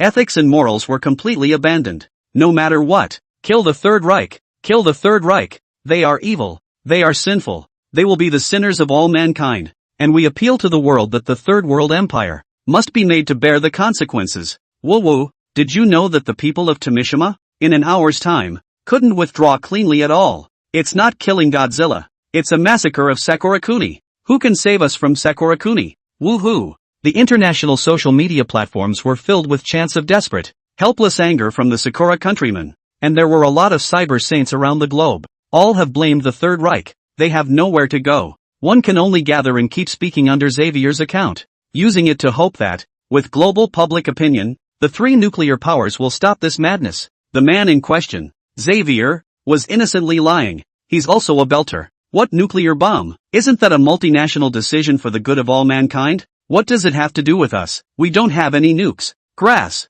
Countless Sakura nationals had bloodshot eyes. Pretending. Still pretending. Our Prime Minister has said that it's all your people who are stirring up trouble. Otherwise there wouldn't have been a plan to drop a nuclear bomb at all. It's shameless. For the rest of my life, I will not share the same fate as your Third Reich. Kill them. We must kill them and start a third war. And we are not afraid. The base is being a bitch. To a number of Sakura country people fainted in anger, directly pulled to the hospital. They have never seen such a brazen person. But there wasn't much to do with Xavier, who was far away in crash. It can only be vented under the account. The impact of this incident was so great that the official news from the eastern side of the country informed the matter, and the whole country was shocked, followed by surprise. The central network directly released the news, according to the latest approval of the State Council. In view of the high temperatures this summer, with the beginning of this afternoon, to June 21st, the national high temperature holiday for 3 days. Boom! The whole country of the Eastern Kingdom simply exploded. What a hot vacation! For a time the nation celebrated. At this point in time, originally no one set off fireworks. A moment around the fireworks orders skyrocketed. The stock was all emptied at once. This wave of manipulation, it directly ignited a national fire. And no one expected the surprise of a sudden vacation. Not for a moment. The major video broadcasting platforms then came to synchronize the live broadcast of the rich island. Can be the east of the country is very happy. This thought, it's all state authorization. Otherwise it is simply impossible for those platforms to obtain access to live broadcasts in such a quick time. And the fake is also a high temperature fake. Nothing wrong with it. It fits. Netizens, at this point, are happily taking to international social media platforms and threading against the Sakura nation. Each one of them was arrogant and gloating. The keyboards are going to break. The Third Empire's maneuvering with the Eastern Kingdom had completely made the Sakura nation angry and spit out blood. And one of them wanted to kill them now. But anyway, even with the protests of all of Sakura, and the international pressure, still no one could change. The Storm program went ahead. Wipe out Godzilla. Soon, half an hour passed. 30-minute countdown to Project Storm. The international furor was so huge that not only the people of Sakura, but similarly the three big countries, except for the East, didn't have an opinion. Falcon Country with the Goose Native, both are protesting the use of nukes. The pressure on their government came to an unprecedented exaggeration, and the Free United States of America, again, began to shoot every day. They're also messed up domestically. Crowds of people protesting, filling the streets, losing order while groups of blacks open their $0 purchases. Only the East Kingdom sets off firecrackers everywhere. Very hilarious. South China Sea. The East Kingdom's bombers, when they did listen to Norton's advice, took off with 3.5 million tons of TNT-equivalent nuclear bombs and flew to the U.S. base on Guam, where they landed without incident in no time at all. And a big goose of a nuclear submarine. It also emerged from the nearby waters. Hayabusa's, needless to say, global distribution, and 3 of its gatherings within the allotted time. Sakurakuni Tomishima at this time, it had fallen into an atmosphere of despair, and an hour had passed, and there were still some people in the city who hadn't made it out in time, in a desperate attempt to escape. In addition to Tomishima, countless Sakurakuni people in other Sakurakuni cities spontaneously came outside, hands together with eyelashes trembling, praying to the heavens. Who can save Sakurakuni? Oh great God Hinata! Stop them devils! We in Sakurakuni can't take another nuclear strike like this. Why Godzilla is coming to our country? Someone please tell me. The moment. The countless Sakurakuni people, who are suffocatingly desperate and helpless inside, are ultimately ultimatum as a little bit of time passes by. Coming soon. Falcon military base in Guam. 2 bombers took off. And the U.S. Army was even more ruthless, going straight to large strategic bombers, carrying 2 10 million yield supernuclear bombs. of the North's nuclear submarines. Nukes. That's not to mention the fact that the ones in the US East are dropped by bombers and the ones in the North are launched by nuclear submarines. So there's guaranteed to be no problem at all. And Sakurakuni being a defeated country, the air defense system used has always been that provided by Hayabusa. And once the back door is gone, the airspace is simply declared defunct. 2 bombers waltzed into the territory of Sakuraguchi Island. At this point, distance to agreed drop time. 5 minutes remaining. Australia, in a second base that no one knows about. Surprisingly, a fighter jet took off in synchronization and swept through the air, at great speed, towards Sakuragoku, with no one knowing what it was going to do. Just can see under the wing, hanging several very large bombs. Crash. Base. Commander. Like this. Is it really alright? Norton stared, his face full of horror, shocked by Jiangji's plan. In that case, the world is really going to be in a mess. Sakurakuni will never stop. Nothing. What can happen? A small Sakura country is not worth mentioning. Letting them die like this is cheap for them. Anyway, we've already made a deal, so we can't do anything about it. Jiangji's eyes were filled with cruelty and the pleasure of revenge. As long as it's a trippy Easterner, to the Sakura country that is absolutely harboring a deep hatred. If the future, the Sakura country peoples encounter, absolutely have to be even worse. Yes, Norton also had a hard heart. Come on then. The strength of the base now can completely stand firm in this chaotic world. With the vigorous development of the past few days, no one knows the strength of the base. What a horrible state to reach. 5 minutes passed in a flash, and the U.S. East Coast bombers, as if they were coming over to Mishima, with Godzilla, the giant king of monsters, still lying in a cozy perch in the nuclear power plant. Being an ancient titan, Earth's overlord, brother could never have imagined that a human, a creature the size of an ant, would already be equipped to possess a weapon powerful enough to kill it. So, Godzilla wasn't the least bit wary, absorbing the nuclear energy and radiation around him. His body cells were becoming stronger little by little. Synchronized time. Countdown. 1 minute. Okay, I'm ready. Pilot Hayabusa and Pilot Higashi, in the sky, flying their bombers, glanced at each other, also feeling emotion in their hearts. Never thought of that. Their own 2 families, but also have the opportunity to fight side by side. This feeling, really very beautiful, if the global unity is one. Co-development. I'm afraid we've moved into space now. We launched. While the 2 men were in reverie, a voice from the North submarine came over their headphones, and a missile trailing white, violent smoke shot up from the submarine that was outcropping in the sea. Words. Without hesitating, the Hayabusa army and the East pilots aimed a nuclear bomb at Godzilla's position and then quickly left. Phew. Phew. The dropped nukes, free-falling through the air at very high speeds, made a very loud cracking sound. Sakurakuni people who haven't come to leave to Mishima Prefecture yet, finally tensed up, instantly shedding tears of despair. He opened his mouth and wailed, "Ah, I don't want to die. I don't want to die." Wha? The sound of a nuclear bomb breaking through the air, and Godzilla opened his eyes to take a glance at it, then rolled over and didn't care. It doesn't yet consider something so small. There is the ability to hurt yourself. P.S. Sci-fi overhead world. Nuke Godzilla. Don't substitute reality. As the 2 bombs came together, the missiles launched by the North were not far behind and gave chase, with 3 nuclear bombs falling across the sky. 3 nuclear powers, in this moment, finally standing together. The scene was as if the game was an epic screen. Very impressive. Shocking. And the picture. The East is broadcasting live. And at this moment, the heavy historical picture surges to the heart of every East country. Songhu, Jinling, Fengtian, as well as all other cities. It's as if the stop button has been pressed and all vehicles, pedestrians, or at home, restaurants, all looking at one of the billboards on a building.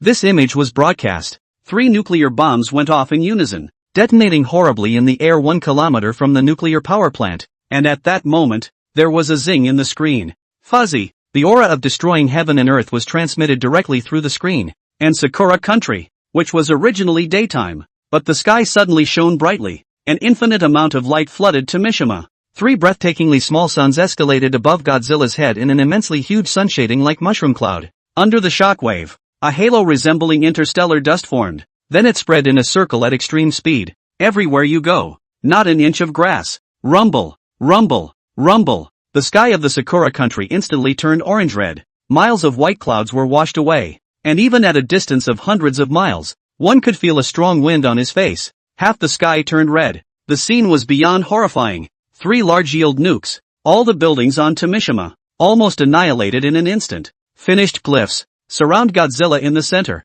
The moment of the explosion, Godzilla finally felt a strong sense of life-threatening danger, and it tried to get up, but the incomparable light of the sun prevented Godzilla from looking directly at it. It's angry. Roar! Closing his eyes and letting out a roar of rage to the extreme. A flash of glowing blue light flashed across his dark, hard-as-iron dorsal fin. With such strong energy, the reactor in its body was instantly activated, and the trillions and trillions of cells all over its body became active and began to frantically absorb the surrounding nuclear energy. Except Godzilla wasn't happy at all right now. Water overflows. Its nascent cells, under such furious nuclear energy, filled up all at once, and any further absorption was going to explode. Zip! Zip! Zip! The reactor in Godzilla's body, running at full speed, and the glistening blue light on his dorsal fins turned fiery red for a moment. Its entire body was radiating a crimson like magma. Every cell is on the verge of expanding and exploding. Roar! Roar! Godzilla roared up to the sky in pain. There was too much energy for it to absorb, but it couldn't control it. Absorbing nuclear energy along with radiation was a cellular instinct. Next moment, a clacking sound came from Godzilla's body. It cracked open in several fiery red slits. It opened its mouth wide at once. With all his strength, his dorsal fin shimmered and glowed with an extremely bright red color that ran from his tail all the way down his dorsal fin to his mouth. Giggle! Thick as a truck, the Red Lotus atomic spit erupted away from Godzilla's mouth, much like a thick laser, shooting indiscriminately on Sakurakuni Island. It's venting its energy in this way, except that the sun blown out by the 3 nukes around it is far from being extinguished, and is slowly rising in a mushroom cloud. Godzilla himself didn't expect it. I can't believe that I can evolve to the Red Lotus stance in this instant. But this is pulling the plug. The cells can't withstand it at all. It's on the verge of physical collapse. Roar! It's scared, not daring to stay here. He quickly lifted his feet and ran away, spraying atomic spit from his mouth as he ran, the dirt pavement melting into liquid as he was swept across it. Report, Godzilla is not dead. It looks like it's in pain. It's escaping to the sea, requesting a second wave of nukes. Approved. Without the slightest hesitation, they directly agreed. If they couldn't kill Godzilla this time and let it evolve into the Red Lotus form, then everyone would wait for death next. Even if the East Kingdom and Goose don't carry enough nukes, it all has to be launched from somewhere else, bound to blow this guy up. The 2 bombers, far away, quickly turned back, calculated Godzilla's direction, and dropped on him instantly. A moment, 3 suns, rising again on the island of Sakurakuni. The earth trembled, the sky roared, and the destruction of the world came again. Boom! The coast of Tomishima cracked right through, surrounded by seawater. It's all boiling over in this heat. Ow, being blown up again. Brother General's scalp went numb, and the roar in his mouth directly turned into a whale. Even it can't hold out at this point. Originally, becoming a Red Lotus form in an instant was already its limit, and it was unknown if it could make it through. Here comes another wave. To finish. Boom! Boom! Godzilla's body directly turned into a crystalline body as if it were a crimson blaze. Transparent and glassy, but it could be seen that an infinite amount of terrifying energy was brewing in its body, like hiding a sun. Inside the body as it were, energy was being thrown, fused, violently churned, fused, fissioned, and boom, Godzilla's chest instantly cracked open a large hole. Extreme energy compressed within the body. It shot out like a torrent, forming another atomic spit thicker than the mouth. Click, click, click. Immediately afterward, Godzilla was exploding all over, a path of energy tilting out, and it was just spewing atomic spit wildly in all directions. Boom, boom, boom. The area around the coast of Tomishima was all of a sudden blown apart by Godzilla's Red Lotus atomic spit, as well as several pillars of crimson light that shot out into space. To this point, the pupils of the unstoppable Godzilla gradually dimmed. It came to the end of its life, unable to control the reactor in its body. The energy had collapsed and overflowed. However, it is far from over. The reactor in Godzilla's body, like a star falling, rapidly collapsed after the extreme energy expansion. It's going to explode, and the yield of this explosion was much greater than that of any of the nuclear bombs just now. The raging energy visible to the naked eye, it almost turned into substance. Holding on to his last breath, Godzilla moved his feet a little bit towards the ocean. The ocean was his home, his place. Boom! It went down to the sea, and took 2 more steps, the water submerging most of Godzilla's body. The atomic spit still erupting desperately. Godzilla is down. The boiling sea water flooded it, but the endless crimson light that shimmered through the water was still rippling with energy underneath. Countless Sakura nationals, their faces were deathly pale. They feel like it's going to be over. Next, there was bound to be a monstrous tsunami about to sweep in. while on the other side, a fighter jet, silently, came to a snow-covered mountain. Dongguk, delete all the words, okay? Under the Sakurafu volcano, the people of these villages in Sakurakuni all seemed to be going through something like the biggest event of their lives. They were outside, feeling the earth tremble. They looked at the red sky in the distance. There was sadness in his eyes. The earth-shattering sound of a nuclear bomb explosion, even if they were stranded hundreds of kilometers away, could be vaguely felt vibrating in the air, especially the trembling beneath their feet. Obviously, no other country has suffered a nuclear strike in decades, and it's amazing that they, Sakurakuni, would meet twice. Ugh, I hope it's okay over there. Suddenly, people from several villages down the hill raised their heads and looked sadly into the air. The sound of an airplane just came in. However, at this look, their eyes instantly became out of place. That's right, fighters? Wait, what are they doing? This direction. They're heading towards Sakurafu volcano. One time, countless people looked at each other, at a loss for words as they looked into the air. Due to the distance, they couldn't see the huge bombs carried on the fighter jets, but even if they couldn't, flying with fighter jets to such a sensitive place as the Sakurafu volcano, the hearts of the people around them seized up all of a sudden. It shouldn't be possible, should it? Who dares to have such audacity? I don't know, but from Fukushima to Guam, it won't go through here. Ha! Air! The fighter, coated in a silver stealthy layer of paint, quickly swooped down. It had come all the way from 10,000 meters in the air, largely unnoticed. At 10,000 meters so high, from the ground, it's just a little black dot. Now to the target location. The altitude only dropped, all seen by the inhabitants of the surrounding villages, but no one knew from which direction it came. The top brass of Sakurakuni didn't know either. The Third World Empire, muddling through, slipped in, and it will execute a crazy plan. The huge bombs carried on the wings are nothing else.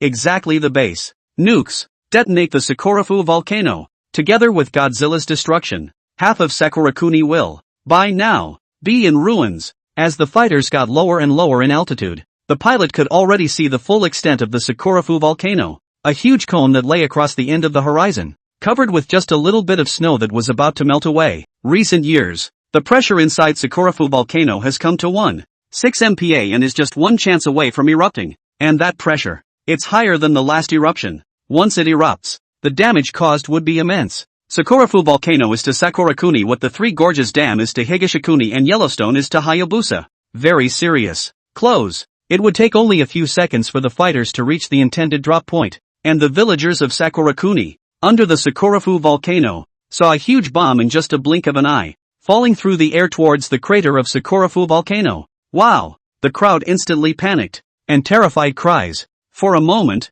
rang out from all directions. Hurry! Run! Who? I grass you up! Who did it? The pupils of the countless Sakura people in the surroundings shrunk. Their expressions suddenly changed into incomparable anger, furious and terrified, cursing angrily. It's definitely them. Fuck! Damn it! This is blatant retaliation on their part. If labor survives this time, I'm going to go jade. The nukes are falling at breakneck speed. The crater of Sakurafu volcano is invisible to the magma and looks no different from ordinary mountain rocks to the naked eye, but in actuality there is a cavity underneath. Once the nuke goes off, the cavity effect will create a great vibration inside, and no one can 100% guarantee that it will detonate the Sakurafu volcano. But as long as the first one blows up the rock that covers the crater, the second fell into the cavity, even falling to the lava layer. Packet of spray. Fukushima. At the moment, this is where all of Sakurakuni is most concerned, because they don't know it yet. Sakurafu volcano is going to be blown up. Hey! Godzilla, who had fallen into the sea, was on the verge of exploding,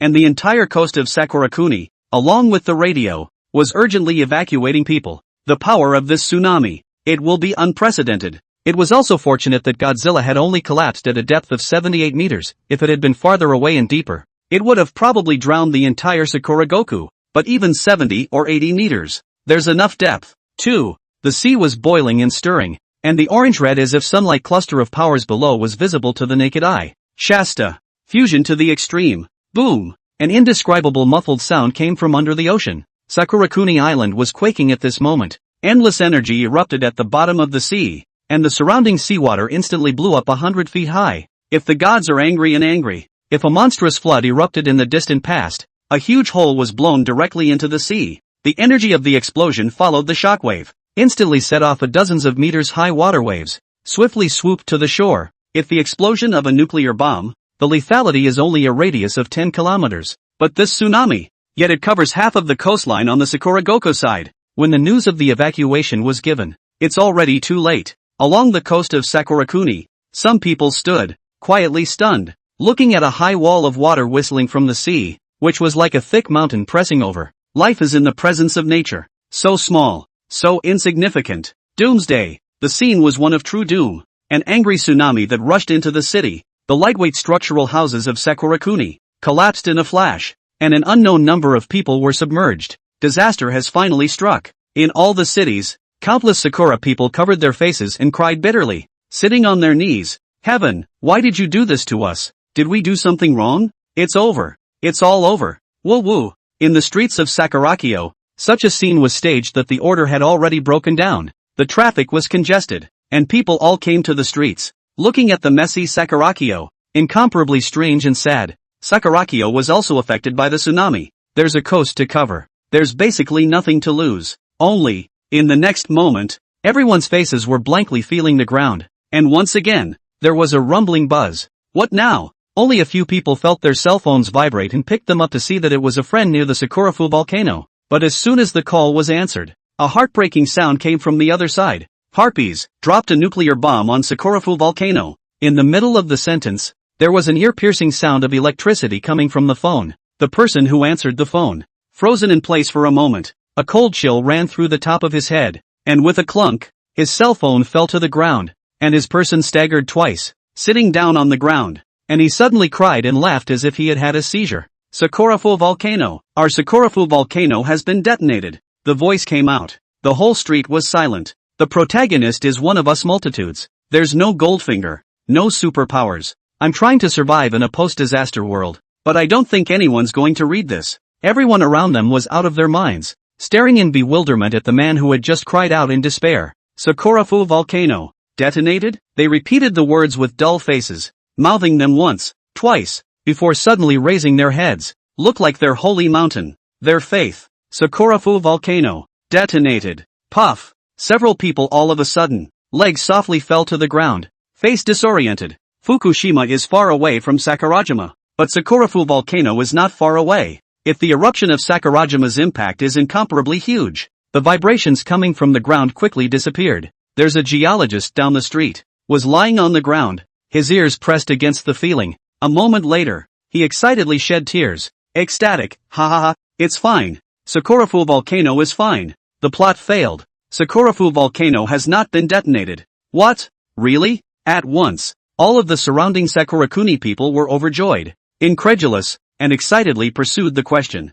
Yeah, that's right, I'm a geologist. I just listened. There's no movement coming from the ground. They nuked it and failed. Ha ha ha ha, that's great. It's almost like God blessed the Sakuragoku Empire. Whoa whoa whoa. Ha ha, yeah. The news came at a time when the people around them were in ecstasy, pulling strangers in for hugs and high-tech hand-wringing, just like at the Madness Ball. It's so uplifting. Ha ha, they only carried 3 nukes. 2 were dropped on Fukushima and this one didn't set off the Sakurafu volcano. No chance. Damn it, just don't let them get away with it. We'll boycott together. It is true that they were not too early to be happy, because it did not occur to anyone that it was actually the Third Reich that was the old Sixth, and had nothing to do with the Eastern Kingdom.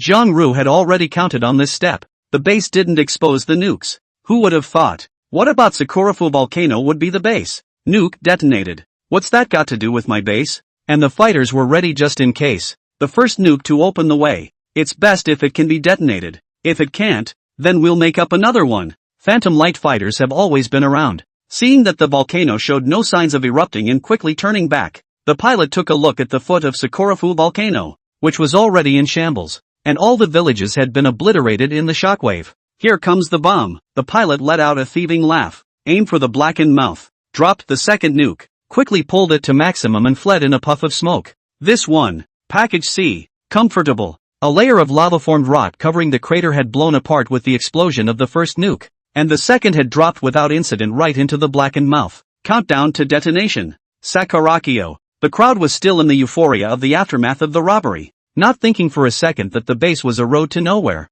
The geologist was being dragged. In the crowd, they enjoy the last of the revelry. But the next second, his face changed. Not just him, But all of them, their faces instantly paled, and the first city of Asia, at this moment, shook violently. An earthquake? The magnitude is exceptional. Rumble, rumble, rumble. It was at this time that extremely dull and explosive rattling sounds came from the direction of the Sakurafu volcano. That sound, like muffled thunder resounding in the ears. Under the cavity effect, the ability of the nuclear bomb eruption, concentrated in the confined space, could not be spread. Instantly almost let the entire Sakurafu volcano are split in pieces and exploded. The violet energy constantly stirred in the mountain. There came a constant rumbling sound, and extremely loud. It seemed as if thunder was roaring wildly in the sky. If anyone has ever thrown a rock in a well, they must be very familiar with the rhythm of the sound. Constant, wave after wave, dull, thunderous, volcanic cone just like a trumpet.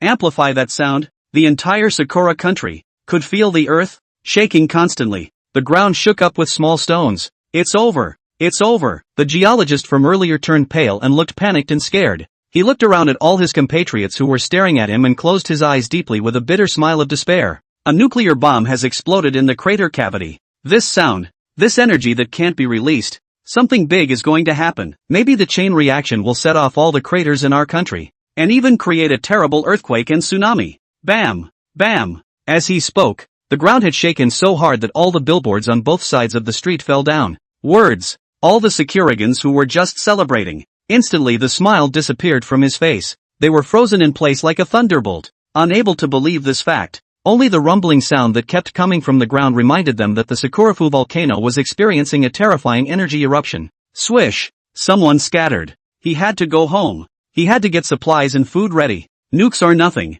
but this time, it's a real disaster. The dead silence of the Sakurafu volcano. No one could appreciate the shocking scene anymore. Sakurafu volcano was shaking. Yes. A volcano cone that big. It was shaking, and the ground was shaking even more violently. Even boulders of over 10 tons. It all kept shaking up. Countless pieces of stone rolled down from the Sakurafu volcanoes as if a mudslide had occurred. At the same time, the ground is also drumming. It seems to have a heartbeat. In the cavity, the energy of the nuclear explosion threw straight down, all the way to the lava layer. Rumble. With the detonation of the explosive depot, the original pressure is very large lava layer. This one was completely suffocating. The internal pressure exploded. Bang! Boom! Sakurafu crater directly rushed up a lava heavenly pillar. Bared! Bared! Bared! Crimson magma raging sprayed away. Huge pressure. Directly the magma sprayed hundreds of meters high in the air. And then the Sky Woman, like a shower of meteors and fire,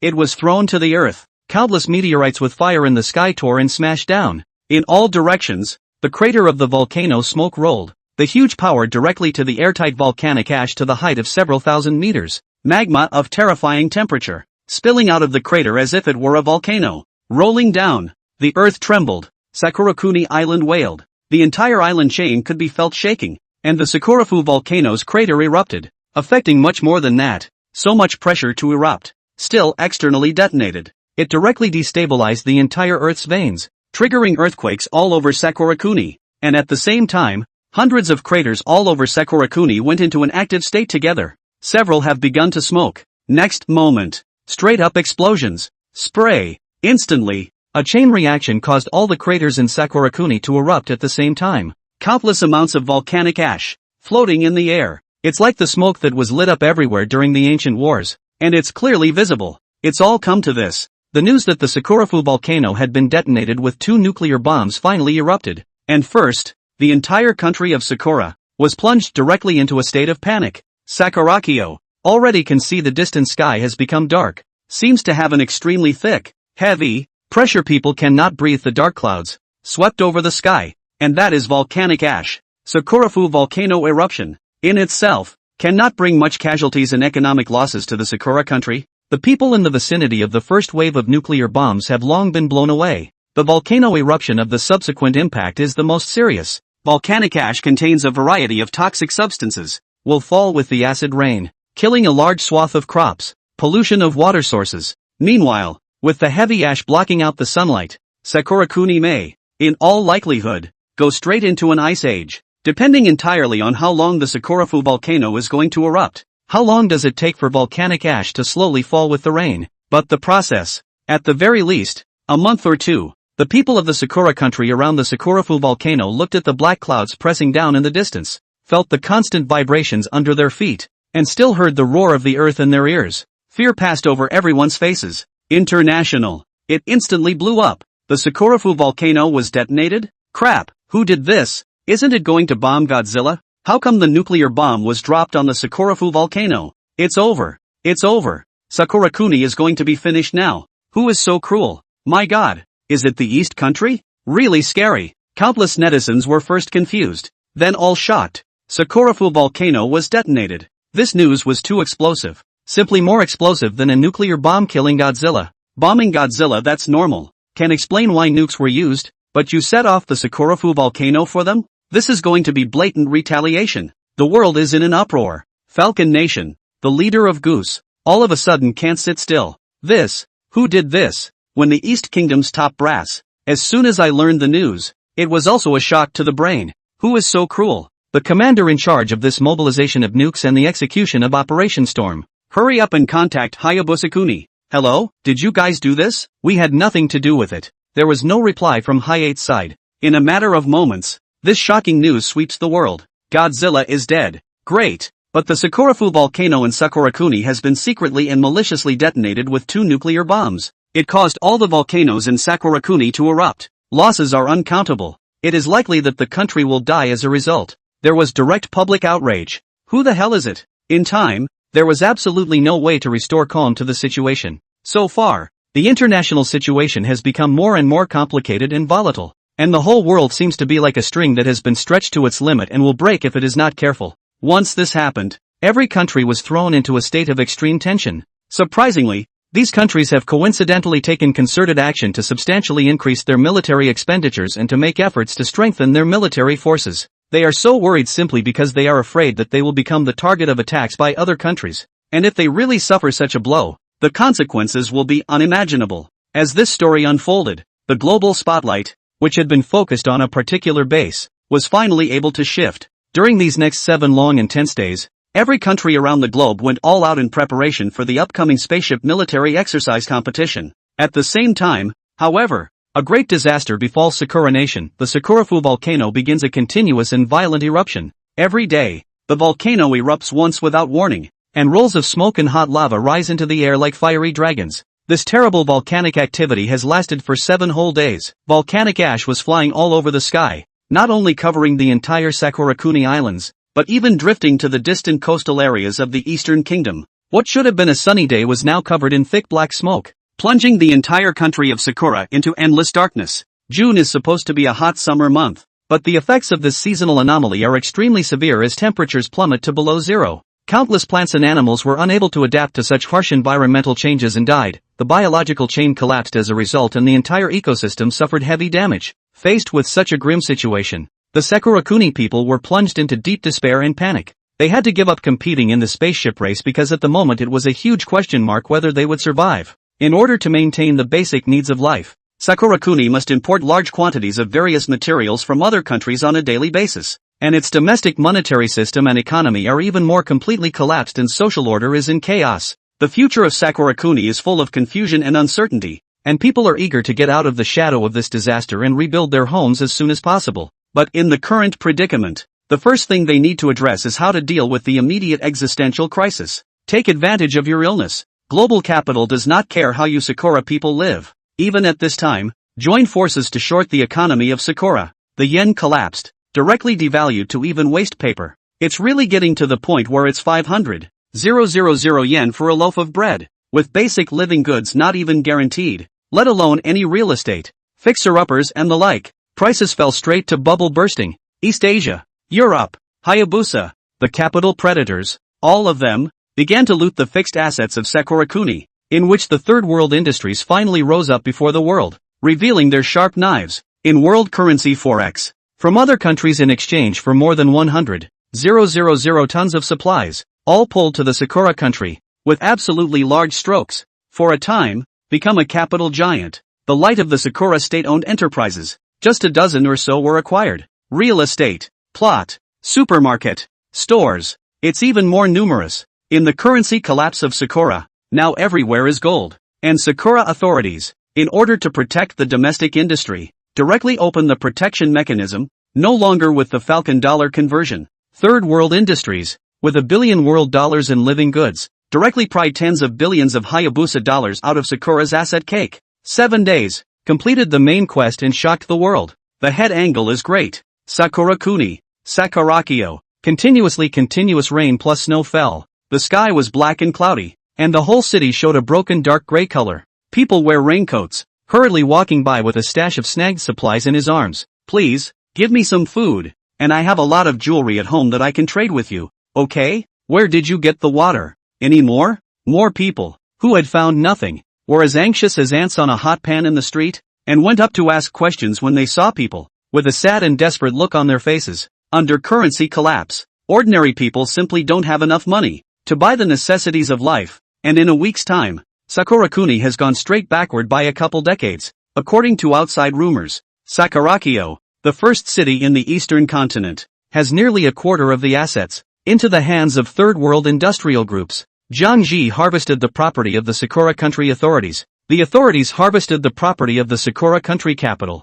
and the Sakura country capital, taking the supplies bought from the third world industrial group, turned around and sold them again at a high price to the Sakura people, harvesting the Sakura country people's property. Layers of exploitation. The authorities are on the verge of spitting blood even if they are anxious. There's no stopping that, either. According to experts' calculations, Mt. Fuji will not stop erupting for at least another month, but the effects of the ash will last for half a year. This situation, everyone is at risk. The people of Sakurakuni were frantically snapping up all sorts of supplies, stocking up on items to live on for the next 6 months. There's more to it than that. They'll be robbed out of it too. The collapsed currency system is completely out of the control of the Sakura government, and there is no way to shut down the currency settlement for the small localities that have to rely on imports, and for fear of being completely shorted. Right now, very many Sakurajin are flowing out. Wait for Sakurakuni's economy to recover in the future. Another catastrophe. For example, if I had a loaf of bread and could only make 50 cherry dollars,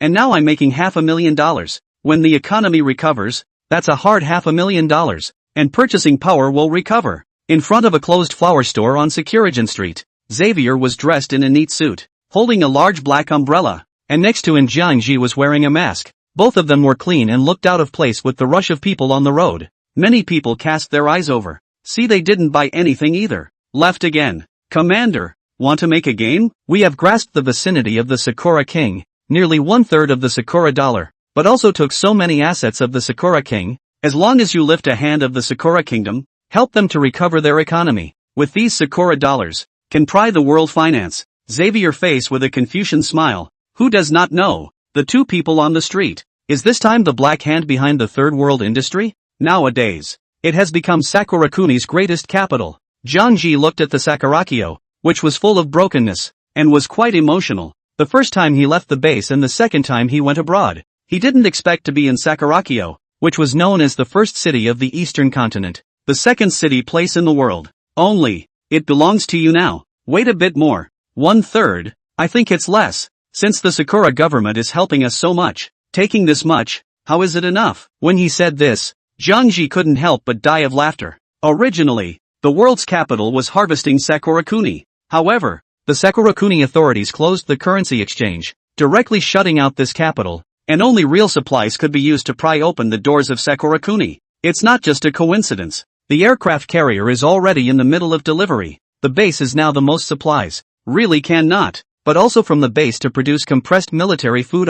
As long as the takeover in the Sakura country is a sought-after goods, it's okay to wait a little longer. But unfortunately those precision machine tool factories, the Sakura government is adamant about not selling them. Jiangji felt a little cold, rubbed his hands. June days, here -1 degree. Heating is useless. Even the power supply now are limited to a limited time. Coal is expensive as hell. Can't afford it at all. Sakuragen isn't worth much. Let's go. If you don't sell, you don't sell. It's okay to buy something else. Sakarakyo is almost done, so I'm going to look at other places and feel. Another half a month. Sakuraguk has to become my private? Jiangji pursed his smile and walked towards a brand new Rolls Royce next to him. Xavier, what do you say? This Mikado, am I the right one? Someone respectfully pulled open the car door for Jiangji. He joked as he got into the car. The look carried a touch of amusement and humor. Of course, Xavier laughed out loud. And after Jiangji sat down, he put away his umbrella and went up from the other side.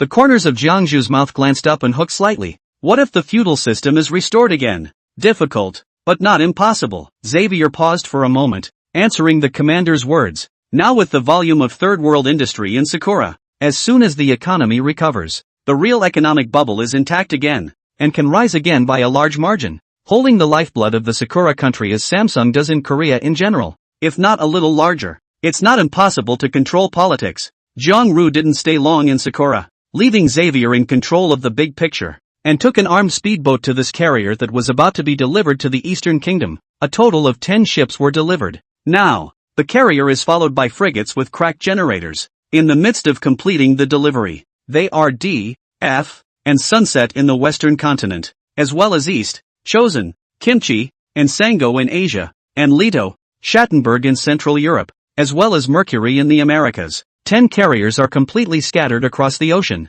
All are on their way to their respective destinations. No one knows yet. The base is delivering 10 carriers at a time. Wait for the moment of exposure. Predictably, 10 carriers. What a global uproar to make. And now, 10 days have passed. Only 5 days left until delivery. 5 days later, it was also the time when the spaceship's actual military exercise officially began. At this time, Crash had already been surrounded by various countries, dense military strongholds, military bases, everywhere, building airfields, building defenses, spying. The people almost overwhelmed Crash. Hey, brother, what's going on? Finally got in touch with you. Where are you? Domestically, his sister Jiang Li's phone call finally reached Jiang Ji here. The tone was worried and anxious. The words came quickly. What's wrong? Jiang Ji sensed something was wrong. Jiang Li was so anxious that she was about to cry. Come back quickly. Today a police officer approached me and said that you were stranded outside the country and did not return. Mom and Dad also contacted me and said that you could not get through on the phone, and they were very worried about you. Jiang cursed. His sixth sense was too accurate. I'm fine. It's just that my passport expired and I didn't renew it, so I didn't go back. Tell Mom and Dad so they don't worry. I'm trying to figure out what to do. I guess I'll be back soon. He explained first. At the very least don't let his family worry. As for going back, take your time to think about it again. Really? Brother? Where are you? You don't be deceived. What Burma, what Golden Triangle? Karma you waste how to do. You'd better come back quickly. Jiang Li does not believe. After all, pro brother's suddenly so rich. Run abroad again. Couldn't get in touch all day. It's weird. She'd rather not have the money and wanted her brother to be okay. Karma my waist? The corner of Jiang Ji's mouth couldn't help but twitch, giving Myanmar 100 guts. Just ask him if he dares. What a grade. Okay, I know. I'll go back in the next few days. Don't tell those cops or they'll be sure to arrest me. I'll come back first to figure out how to get this stranded thing sorted out. Good brother. I'm sure I won't say it la. As soon as she heard that her own brother was willing to come back, Jiang Li almost jumped up happily. By the way brother, I have 3 million fans with Qingzhou, but Zhao said that he couldn't contact you, so there's no PK recently. So when you come back, I'll give you a surprise. Oh, good.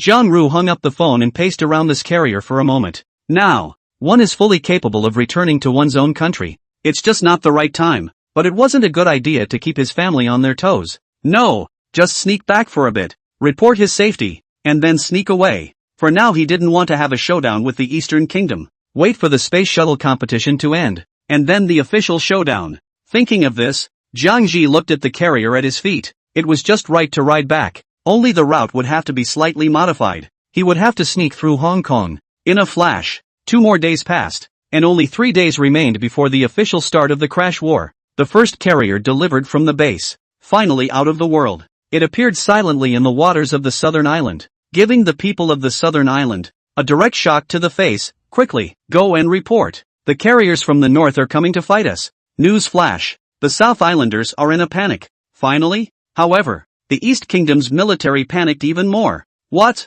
An unknown aircraft carrier has appeared in our waters. What the hell are you doing? Activate level 1 alert. Hurry up and go check it out for me. Why isn't there any news? Delete it all. Don't review it. There's nothing left. An aircraft carrier has silently appeared in the inland sea. What does that mean? Either there are military spies in high positions, or the East Kingdom's military deployments, even satellite deployments, have been mapped out. It's like an ancient, heavily guarded emperor's chambers. When he slept and his eyes opened, There stood before him an assassin with a long sword, and he asked him with a smile, "Do you see that my sword is sharp? Face it. What will the emperor think? By the same token, what will the leaders above think? They don't care if it's an aircraft carrier that's here to be delivered. They just know that the people below them didn't do a good job of getting things done. Do you think the military can't panic? Get it wrong. 00000. With the military acting at full speed to remedy the situation, several spy satellites, in a flash, swept onto the carrier, after Jiang Ji had ordered the rift generator to be turned off.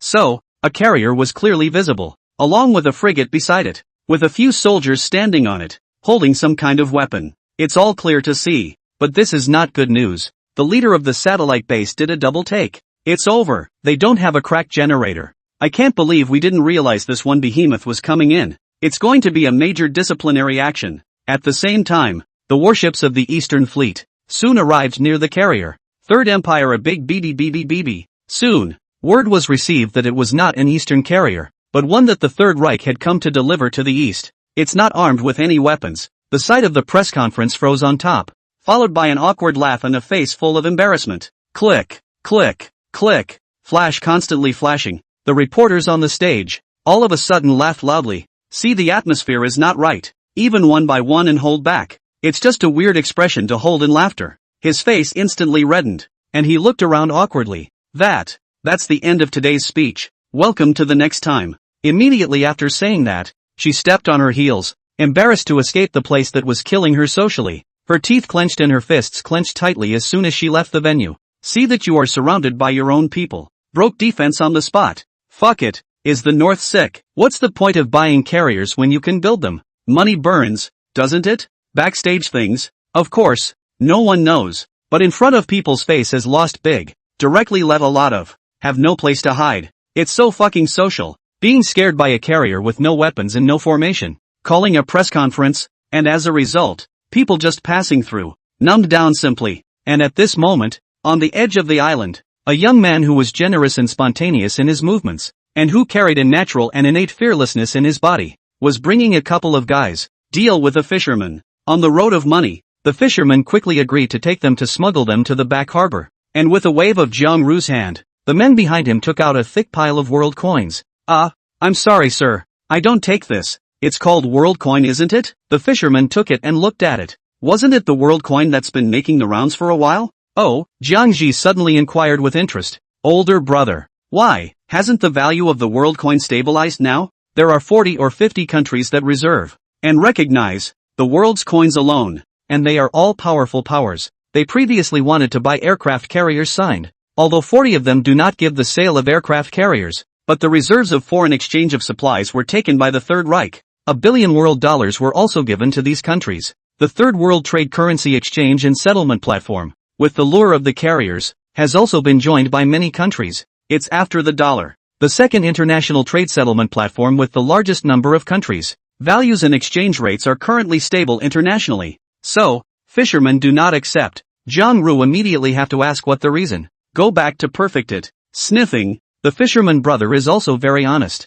Can wondered about it. Mister, you don't know. Now the world currency exchange rate is really stable, but it's only for a short period of time. Everyone says, it's the aircraft carrier that holds it up for a while. And there is a rumor that the Third Reich is going to be pressed by the Hayabusa Kingdom, which has been holding its breath, and has been tolerating the Third Government for a very long time. And not only are they messing with their Central Europe and oil, but also their dollars. They're not only messing with Central Europe and their oil, but now they're also messing with their US dollars. And everyone says that the Hayabusa people are saving them up, and that sooner or later the world's currency will be useless. Jiang Ji couldn't help but smile and raise his eyebrows. I didn't realize that the Hayabusa countryman hated himself so much. Saving up? That's funny.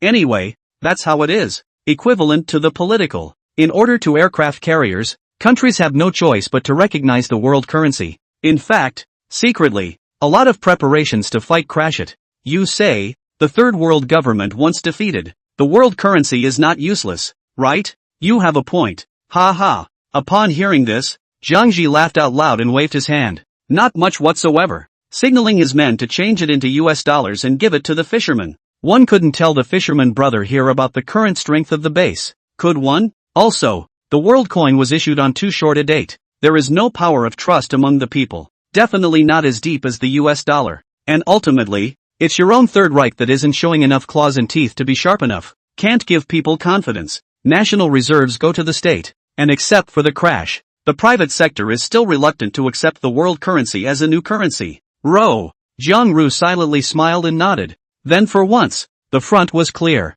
Let's have a global look. It's Big Brother. Starting to get back to updating. Thank you Family Brothers for funding the event. Thank you. Order some free ones for the love of power haha. And then, family, don't be silly warriors of pure love. I wish you good health, all the best, and happiness every day. In the South China Sea, the arrival of the Third Reich carriers was a very big event. A military harbor that was emptied outright. Dense groups of rifle-toting warriors stood. A middle-aged imposing officer at the head of the group. Look at the epaulets on his shoulders. Hers was a general. Next to them stood a very large number of the carrier's technical operators. The carrier's delivery, for which the eastern country had spent so much money, must have been properly inspected. The middle-aged general watched as the carrier slowly docked. The face that does not speak meticulously smiled, also could not help but emerge a comfortable smile. Now it's good. The only aircraft carrier was shot by us. Directly can mobilize 3 carrier formation. Face on the old United States. Also not false them. Yeah, this time, the Third Reich did us a big favor. They were naive enough to think that only one carrier was sold at the base, but in reality, the Chao Xin, the Western continent side, were all delivering carriers at the same time at this time. See the Third Reich man on the carrier in charge of this delivery come down. The middle-aged general led a group of men. Decidedly greeted. Hello, hello. Both men happily clasped their hands together and shook them again and again as the East Country general surveyed the lanky American GI. A slight smile. It's been a long trip. Hard work for all of you. Come on. This way please. We've arranged a banquet. Sit down for a while and let them check on the deliveries. Thank you for your kindness. The banquet is not necessary. Finish the delivery early. We still have a mission. The people from the base politely declined. All he wants to do now is deliver and run. If the country's new, it's not even a pickup when there's not just 1, but 10. But it's not a pickup when you put the price up so high in a secret auction to screw them over. Instead, it's the Hongmen banquet.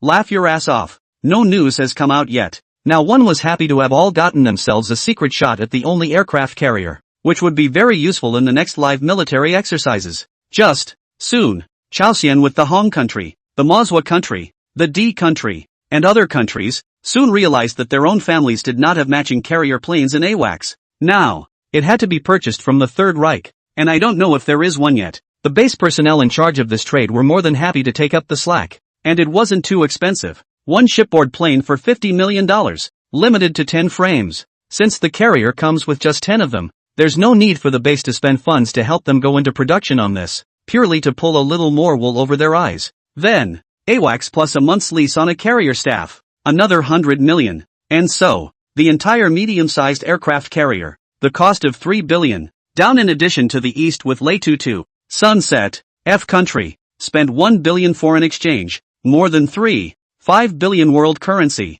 the other 6 countries, but also paid an additional 600 million world currency, a total of 1 billion world dollars. Altogether, they earned almost 50 billion world dollars, by third world industry, enriched and numbed, selling arms, it's that lucrative, waiting for a war, according to Jiang Ru's idea, and then give them a sneaky full scrapping. This time, it is white whoring, work delivered by states, it's ongoing. Half a day later, Zhang Ji came to the back harbor without incident, and then entered the mainland from the back harbor, all by sneaking in, and now rented a few cars, traveling to Silver Sea City where Jiangli is located. This time back, Zhang Ji is not prepared to do things. Quietly come, quietly go on the line. Now Crash is facing an unprecedented chaos. It's not safe to pick up your family. The main reason I came back was to give my elderly mom and dad a peace of mind, so they wouldn't worry that I wasn't being controlled for personal freedom. I know a lot of my brothers don't like to see protagonists with relatives, but I think it's important to write about it, even if it's a one-off. After all, mom and dad did work hard all their lives and are the ones who love us the most. Take the bus from Hogang to Silver Sea, passing through a quarter of the eastern country. The 4 vehicles were lucky to have not encountered any checks along the road at first. Mind you, this time around, the warriors that Jiang Ru brought with him, all with guns. If the people of the East Kingdom checked it out, it was going to be a big fun, and it would be hard to pocket it at all. Second car. Jiang Ji lay comfortably in the passenger seat, and Tanya, who had long wavy hair, drove the car. This kind of release before a big battle. It's really cozy. Not a moment later, Jiangji slept in the car for a while. It was getting late, and the fleet would soon arrive in Inhai City. The day passed. The delivery of the carrier also came to an end, and all the equipment was free of any problems. And under careful inspection by Dongguk, it was indeed brand new. Very new. Nice working together. It's evening, it's been a busy day, so now we can take a break and have dinner together, right? The head of the base hesitated slightly for a moment. He had been in contact with Jiangji's side, and if something happened, he had to step in to solve the problem. And now, very doggedly, he was stopped by the traffic police, Jinhai City, at the highway transit checkpoint. For Maybach's 680s were stopped in unison, and a young traffic policeman stepped forward, waved his hand, and signaled for the windows to be lowered. Tanya immediately screwed up her head, her gaze looking at Jiangji with a question. Jiangji at this time also involuntarily sat up straight and frowned, not expecting to be stopped at the last minute. 4 cars. None of the fighters on the base have a driver's license from the east. No passport. He nodded, and Tanya took out her walkie-talkie and instantly said something inside about cooperating with the inspection, followed by the descent of the darkened glass, revealing a stunningly beautiful and cool face. Her hair flipped. Britishness. Something wrong? Without the slightest hint of panic on her face, as if this was her home turf, Tanya shifted her long hair and tilted her head slightly, her gaze lingering, with the car window open. Seeing the valiant and very beautiful with temperament Tanya inside, the young traffic police first froze. Foreigners? He met Tanya's icy gaze and gulped slightly. This woman, her aura was so full, just like a big leader. That, routine check, driver's license to show. He was speaking a little out of breath. Tanya stared at him for a moment, just pulled out the license. Where's the driver's license? Didn't bring it. The traffic policeman was a bit embarrassed for a moment. There were foreigners in here after all. He was still a bit unsure of what to do. Just a moment. I'll ask for permission from my superiors, he said, pressing down on the walkie-talkie that was over his shoulder and shouting a few times. Soon a couple of traffic cops came out from the interprovincial checkpoint. What's the situation? Captain, there are some foreigners here without driver's licenses. What should we do? Should we let them go? Start by asking where it's from, what country, and check for an electronic driver's license. As soon as Jiangji heard this inside, he knew that this couldn't end well today. Hiss, he crossed his arms, put it on the belly, pondering, is it hard to settle for the same as Erlang? With a group of traffic cops coming around. For Maybach in addition to Jiangji's passenger window, all put down, inside the colorful American soldiers, staring at the traffic police. That scary aura, straight to the group's dry brain buzz. Definitely. The mobilized soldiers and GIs that the base followed were in civilian clothes with weapons tucked inside, but the base is built, all elite soldiers, equivalent to the reality. In the battlefield killed 10 years of veterans. The light is that a pair of eyes as resolute as steel, just shocked the average person. Plus, a strong body. At this time, 4 cars, a dozen people staring at the group of traffic police in unison. It's like a bunch of tough guys. Very impressive. Gulp. Gul'dan. Several traffic policemen's heartbeat involuntarily accelerated, feeling that they had run into a hard man. Holy shit, where did you get such a group of people? It looks a little mean. Don't look at them in their magistrate's clothes. In fact, it's just to manage ordinary people. Offended the big man. As usual, go to see the reservoir. People nowadays, when you are in a position of authority, you do everything with a clear conscience. Not to mention those young traffic police, is just hanging. Said check electronic driver's license of the captain. At this time, the face of a stunned, a little sweating. What the hell? What if we really check it out and get fucked later? So, well, hello there, our captain said. Electronic driver's license check. And then, where are you from? Passport check, please. The young guy who had just started to stop the car went up stiffly to talk to Tanya. A pretty girl should be easier to talk to, right? He looked at Tanya and thought so, only when he met Tanya's eyes. His evasive look told him that wasn't the case. Captain, why don't we let it go? Someone whispered in the ear of the first captain. These guys are not to be messed with at first glance. Another clear-cut foreigner involved in an international dispute. And now the public pressure was already high in the east due to the fact that it had taken the blame for the Sakurafu volcano. If there's another conflict, it's hard to deal with. There's surveillance. What happens if something goes wrong after the release? Who's responsible? The captain was also hesitant. And on second thought, this was in the Eastern Kingdom. Scared of what? Go up. Stop them. We must find out where these people came from. If it's a spy, this wave might get a lot of credit. Under the toughness of Captain A couple of traffic cops were all over it. Get off. Check. Zhang Ji had been in the co-pilot, and Tanya's window was only open a crack, so they could only see half of Zhang Ji's face. He was unmoved. Just a clicking sound. The other 3 cars instantly came down. 15 big men, each of them 1 meter 8 tall, all in a suit on a hot June day. Wow! A few traffic police officers hadn't even figured out the situation yet, and were directly surrounded by 15 big men, who instantly felt their legs shaking. You guys, what are you doing? I'm telling you, assaulting a police officer in the East is a felony, and your foreign friends are no exception. Can think of a mean group of people, but they broke their heads. Also could not imagine. These people so brave. A word will have to strike the posture. Who suffered? The brigadier shouted in a colorful voice, already a little panicked. However, the next moment, a group of big men, their hands reached into the inner pockets of their suits in unison, looking like the pose in a movie when they want to pull out a gun. Several traffic policemen instantly felt a cool air envelop them. Damn it! You don't think so? They stared at the group with wide eyes and a bit of panic, their eyes staring at the group without blinking, and then, immediately afterward, their pupils instantly slammed shut, the heart throbbed strongly, the eyes were horrified for a moment. 15 big men, actually really one by one from the pocket out of a blackened pistol, directly click click click click click open the insurance. The bullet is loaded, crisp and clear. Anyone who comes along is going to pee in their pants. Several traffic police instantly white as flour. Fear swept over them. This time the East Country the policy of banning guns is extremely strict. Fucking hell. They've never seen a real gun a few times in their lives. These people pulled out 15 of them at once. Where's the international tough guy from? It's not. How dare you? Don't you know that the East Kingdom is the graveyard of mercenaries? They were both scared, shocked, and very confused as to what such a group of people were doing running to Silver Sea City. A close call. An authentic Tohoku dialect finally came from the car in front of the unlocked door. We came to Silver Sea City to carry out a mission. We communicated with your East Country. This is highly confidential. Keep it quiet. If there is a problem, you can contact this private phone. It's one of your East Country's admirals. You'll know if you go and check it out. Having said that, Zhang Ji read out a string of phone calls that had just been cased by the head of the base where the carrier had been delivered at that moment. The other side, the middle-aged general of the Eastern Country who shook hands with the head of the base and warmly entertained them didn't know yet that he had been sold out. Go check it out. We'll wait for you. You guys get in the car first. I'm sorry, they don't understand Tohoku and misunderstood you guys. The voice in the car was like Holy Writ. Just finished. 15 big men put away their guns,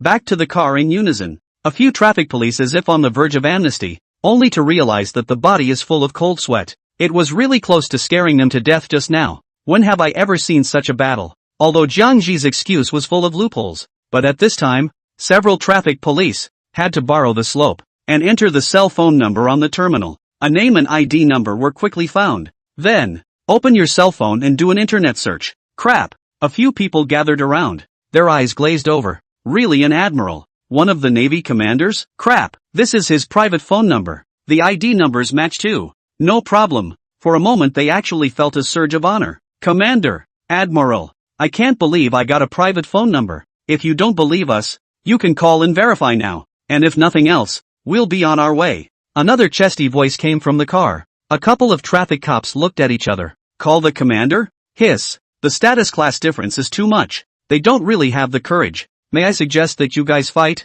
Or else you won't feel comfortable if we leave? Zhang Ji said again. No. You guys go ahead. We'll contact you when we get down here. Or else we'll be delayed. And that's not good enough. They didn't really dare fight for a while. Soon, the convoy was released. And as soon as they left, the more several people thought about what was wrong. This reason of Zhang Ru's was obviously full of loopholes. Just that a few people had been scared by so many guns. How could they dare to make things more difficult? Go check the phone again to make sure. Yes. They ran back to the duty room and checked the computer. Still no problem. Should I notify the city? I don't feel right. I don't feel right either. Then notify and stop them? Yes. How about a phone call to verify the identity first? A few men combined, full of entanglements, and the captain let out a long sigh. Alas, what we have encountered. He picked up his cell phone helplessly, pressing the number that Zhang Rui said. He paused for a moment and dialed decisively. Drip, drip. The short dial tone of the phone felt incredibly long for several people,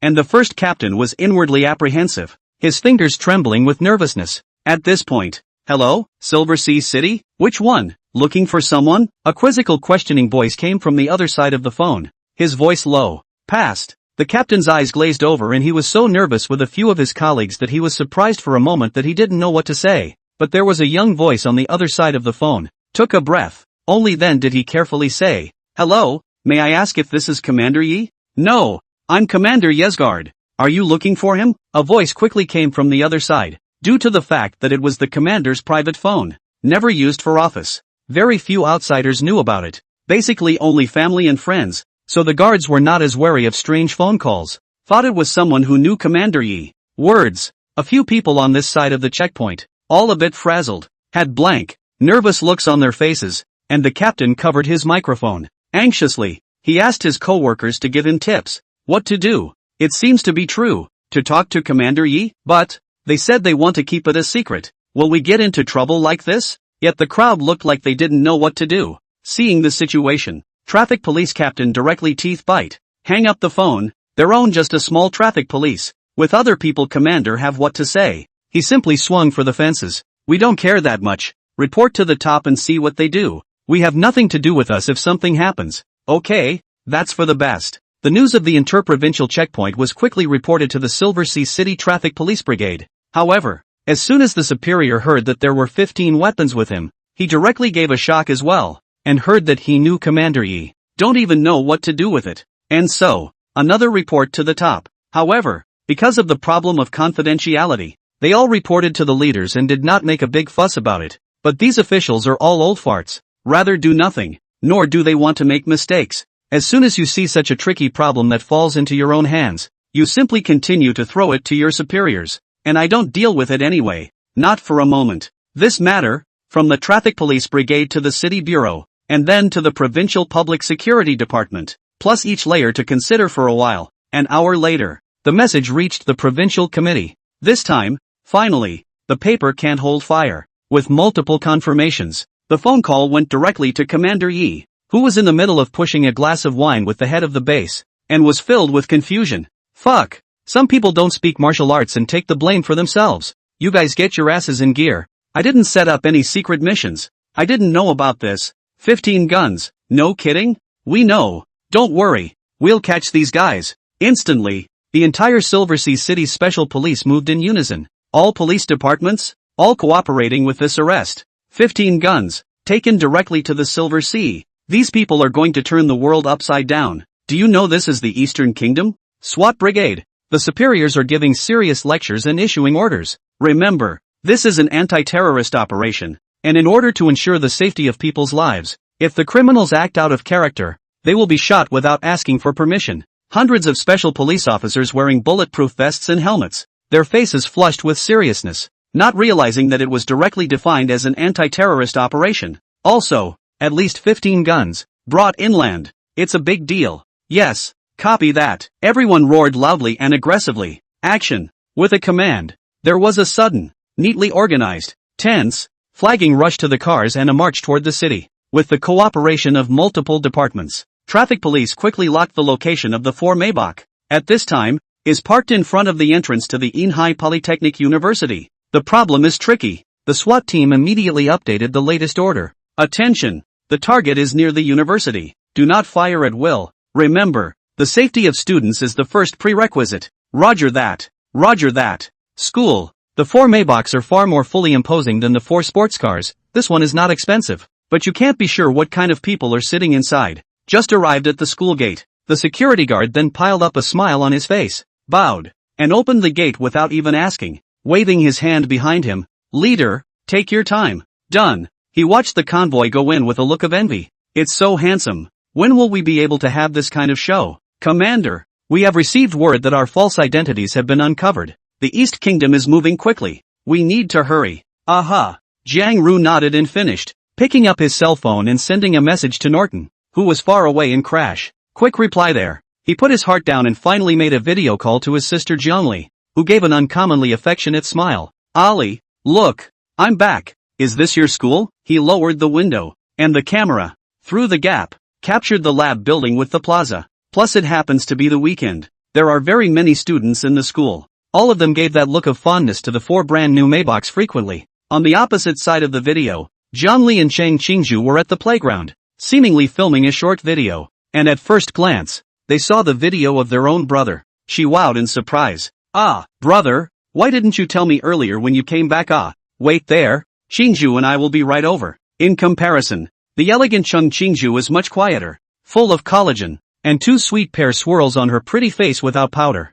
Eyes lit up. Behaving herself, she said, Brother Jiangji, you're back. Seeing that his old sister was about to come over, Jiangji stopped her. Ah Ali, you and Qingju don't come over. Have you forgotten what's going on with brother right now? The commotion may be a bit big later. Remember, don't talk to anyone about the fact that I'm coming back. Ha, brother, what do you mean? Zhang Li's little head buzzed a little. Uncertainty blinked. Just remember what I said. Remember Anan. No one has come to see you today. You and Qingju continue to busy yourselves. I'm leaving. In another half a month, I should be back. By the way, tell mom and dad that I'm fine. I shouldn't have time to call them, and I'll show them a video. Jiangji put the things that should be instructed, one after another. If one meets Zhangli, one's identity will definitely be found out. So, it's best not to meet, because he knew that the Silver Sea City police, now, were moving fast to capture themselves, everything they had contact with in their fleet. None can escape being questioned.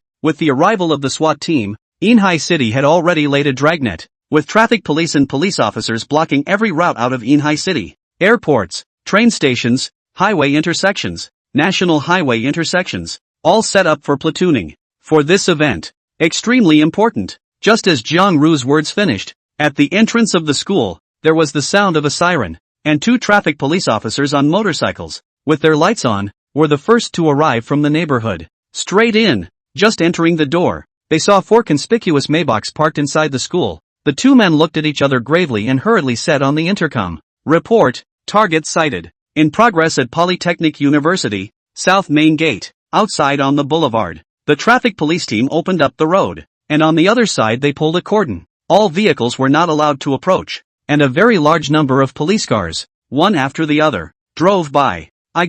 What happened? How to deploy so many police cars? Ah, never seen. Over there is. Polytechnic University? Is there a leader coming? It's possible. In no time at all, there was a very large crowd of people waiting feverishly by the blockade lines on both sides of the road. Woo! Emergency warning lights came on. A very large number of people, dumbfounded, watching from the side of the fire. A series of 8 special police explosion-proof car, gradually feel a little wrong. Crap, so many SWAT teams. Holy shit, the cell phone signal is gone. What happened? What's going on? 8 SWAT cars at once.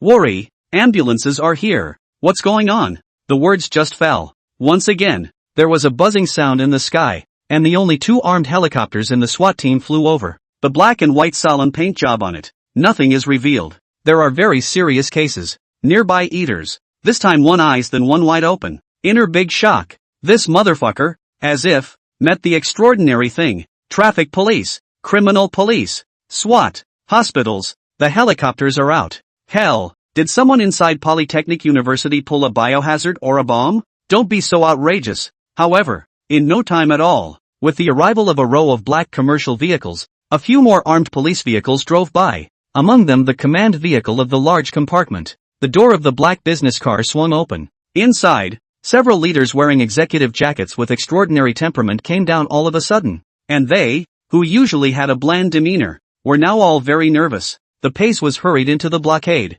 Holy shit, isn't that the secretary and mayor of Inhai City? Which buddy is it? It's alarming the entire city of Inhai? The hearts of the surrounding crowd were getting more and more shocked. Mouth open enough to swallow an egg. In such a short time, just around Polytechnic University, hundreds of police, traffic police, armed police, and special police were all surrounded. So much so that the crowd of onlookers grew. No, is this a revolt at tech? A dude said in a stunned voice, and everyone's jaws dropped. Exaggerated.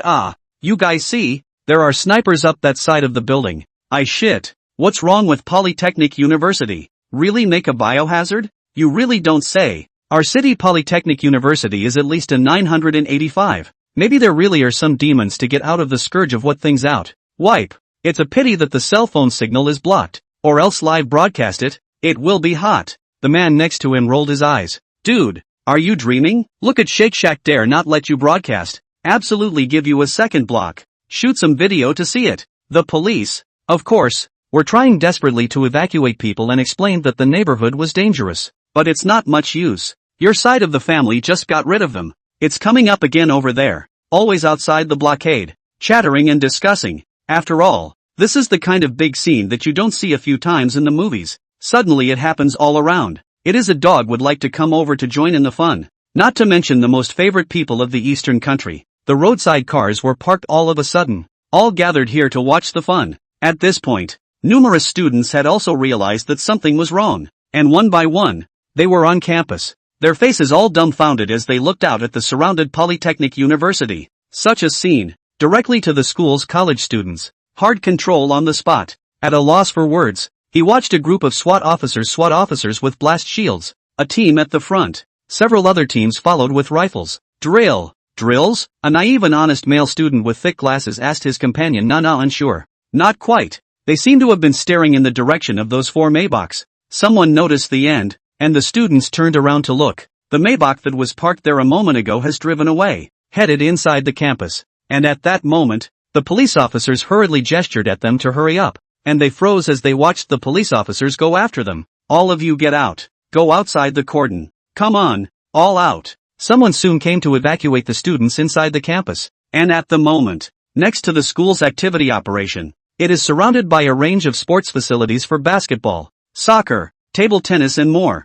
Youthful students, too, have been known to move out of the stereo, play and sing inside. It was hilarious. Suddenly 4 black cars drove by, their doors slammed open, and a dozen or so cons rushed out, pulling guns straight from their arms. The scene has a cinematic quality to it. The suited tough guy dashed down from the car, pulling out his gun at once and firing at the sky. The sound of bullets discharging instantly exploding across the campus. Sudden and exciting. Bang! Bang! A very large number of students in the surrounding area were directly startled with a jolt of fear, and then turned their heads to look blankly without knowing what to do. Immediately, each one of them was too shocked and frightened to move. A dozen or so suited toughs, very orderly, formed an encirclement, forcing a portion of the students together. Especially, the gun was raised and aimed at them. The gunshots just now, still echoing through the empty campus. No one dared to doubt that it was a fake gun. And 20 or 30 students, all at once, were taken hostage. He was grabbed by the base suit warrior and blocked in front of Jiangji's car. Back seat. Yuri, the bald guy, had closed his eyes, and there was a zipping sound coming from the mechanism on the back of his head. Click. Tanya got out of the car and ruffled her long red hair, revealing a valiant smile. Her tantalizing and deadly figure in her tight combat uniform was too perfect. She ran her hands down to her waist. 2 guns appear. Bang! Bang! Bang! The 2 gun muzzles burst into sparks at the same time, and the bright street lamps on Jiang Ji's vehicle, exploding out of the arc of electricity, were smashed, and the black Maybach that Jiang Ji rode in, it blended into the darkness at once. Around the students who froze in fear, and then lowered their heads, a moment of unbelievable eyes wide open. Just that, sister? Why is it gone? Being a hero unit in Red Alert, Tanya has the ability to kill elite fighters in seconds, even if one person faces the last team. Can't even fuck Tanya. And in reality, how exactly is her combat power? Jiangji is not clear. Just know that the base Tanya and Yuri, these 2 people, only one can be produced. Rarer than a commander. Apparently, Tanya had searched for a suitable combat position herself, and the hyperspace teleportation. The distance was too far to be used rashly. Previously teleporting base cars to Australia just blew up a lot of parts. Don't dare take a chance. All pay attention. They're all my East Kingdom students. Don't hurt them unless it's necessary. Jiangji sat in the car and instructed with the walkie-talkie. Yes, Commander. Aside from the 24 or so juvenile college students caught in the act, the rest of the active playground dispersed in an instant. Exploding gunfire scared the shit out of them. At this time, the college students who ran far away, one by one, their faces were as white as snow, feeling a burst of fear and panic, looking at the 4 convoys. I wonder what these gringos are up to. And as soon as the gunshots on this side rang out, the Silversea City police officers who rushed in at the front door all had their hearts pumped hard. Mayor Silversea was even more headstrong. His face was screwed together, his hands clenched tightly, gripped by his heart. He immediately ordered with a stern face, nothing must happen to the students. Director Yang, let our people must protect the students. And whatever conditions the criminals have, we'll fulfill them as much as possible. Director Yang also had a head cold. I know. Hurriedly, he said, picking up the walkie-talkie and ordering, in the event of student casualties, no one could afford the responsibility. Students, the existence of version T0. Report, we have located the suspects. They have not harmed the students but are holding hostages. Fine. Make sure the hostages are safe. Finishing up on the walkie-talkie, Chief Young looked to the mayor. Mayor, let's go over there and see what this group is up to. Well, the mayor swept him off his face. Director Yang's heart went cold. It seems that the mayor does not want to go over there. Said the wrong thing? Forget it, go on your own. He waved his hand and called on a group of police officers. There are SWAT officers with blast shields on the front. Advance toward the activity playground. By now, the school leaders were also alarmed, and a group of school leaders came in panic and fast, and the principal shook a hand with the mayor. Then he issued a disgruntled question to Director Yang. What's the situation? Why would such a group of villains run into our school? I don't care how you handle it. You must guarantee the safety of my students. Yes, yes, yes. Don't worry, you're old man. We will definitely focus on student safety. Director Yang compensated with a smile. He couldn't afford to mess with the president of a 985 institution. A group of people joined forces and were quick on their feet, and in no time at all they saw the group of students being held hostage, and the SWAT brigade slowly pushing their way forward. Several rows of SWAT. Vigilantly, he moved forward in small steps. However, in the face of such an encirclement, a dozen people over there, ignoring, from the face could not see a bit of fear and panic. Calm a bit too much, just calmly watching the SWAT team approach. Nor does it stop. These people, why are they like cold robots? Director Yang frowned, as if it wasn't them who were in a desperate situation. It's too stable, taking people by surprise, not like bandits, disciplined rather like elite ace soldiers. After all, in general, is even more vicious outlaws, surrounded by SWAT, but also anxious to start negotiating conditions. And these people, it was as if he was sure that as long as there were hostages, he would be fine, and he wasn't in the least bit anxious. It's good that they don't make a sound. The SWAT team continued to push forward, but Jiang Zhu was in no hurry, and the old principal was in a hurry. Quickly make you people stop. If you go up there again, what if you hurt the students? Director Young is also in a difficult position. It was impossible to really rush up and directly firefight on campus, and for the first time, he felt that the initiative had been taken away by someone else. Still surrounded. All stop. Helplessly, Director Yang loudly stopped the SWAT unit, then took a loudspeaker and shouted, "You're surrounded. Give up your fearless resistance." He started with a very official shout. 15 big men in suits, unfazed, one grabbing a student by the back of his collar, gun pressed against his temple. Who dares to move? Say your conditions. You shouldn't have any deep grudges against the students. Don't hurt the hostages, and we'll try to satisfy you as long as we can. No one's talking. Director Yang glanced at the mayor and shouted again. No, you guys talk. I just don't understand. Such a big battle. You guys go to rob a bank. I understand. Run the school to make things difficult for the students for what?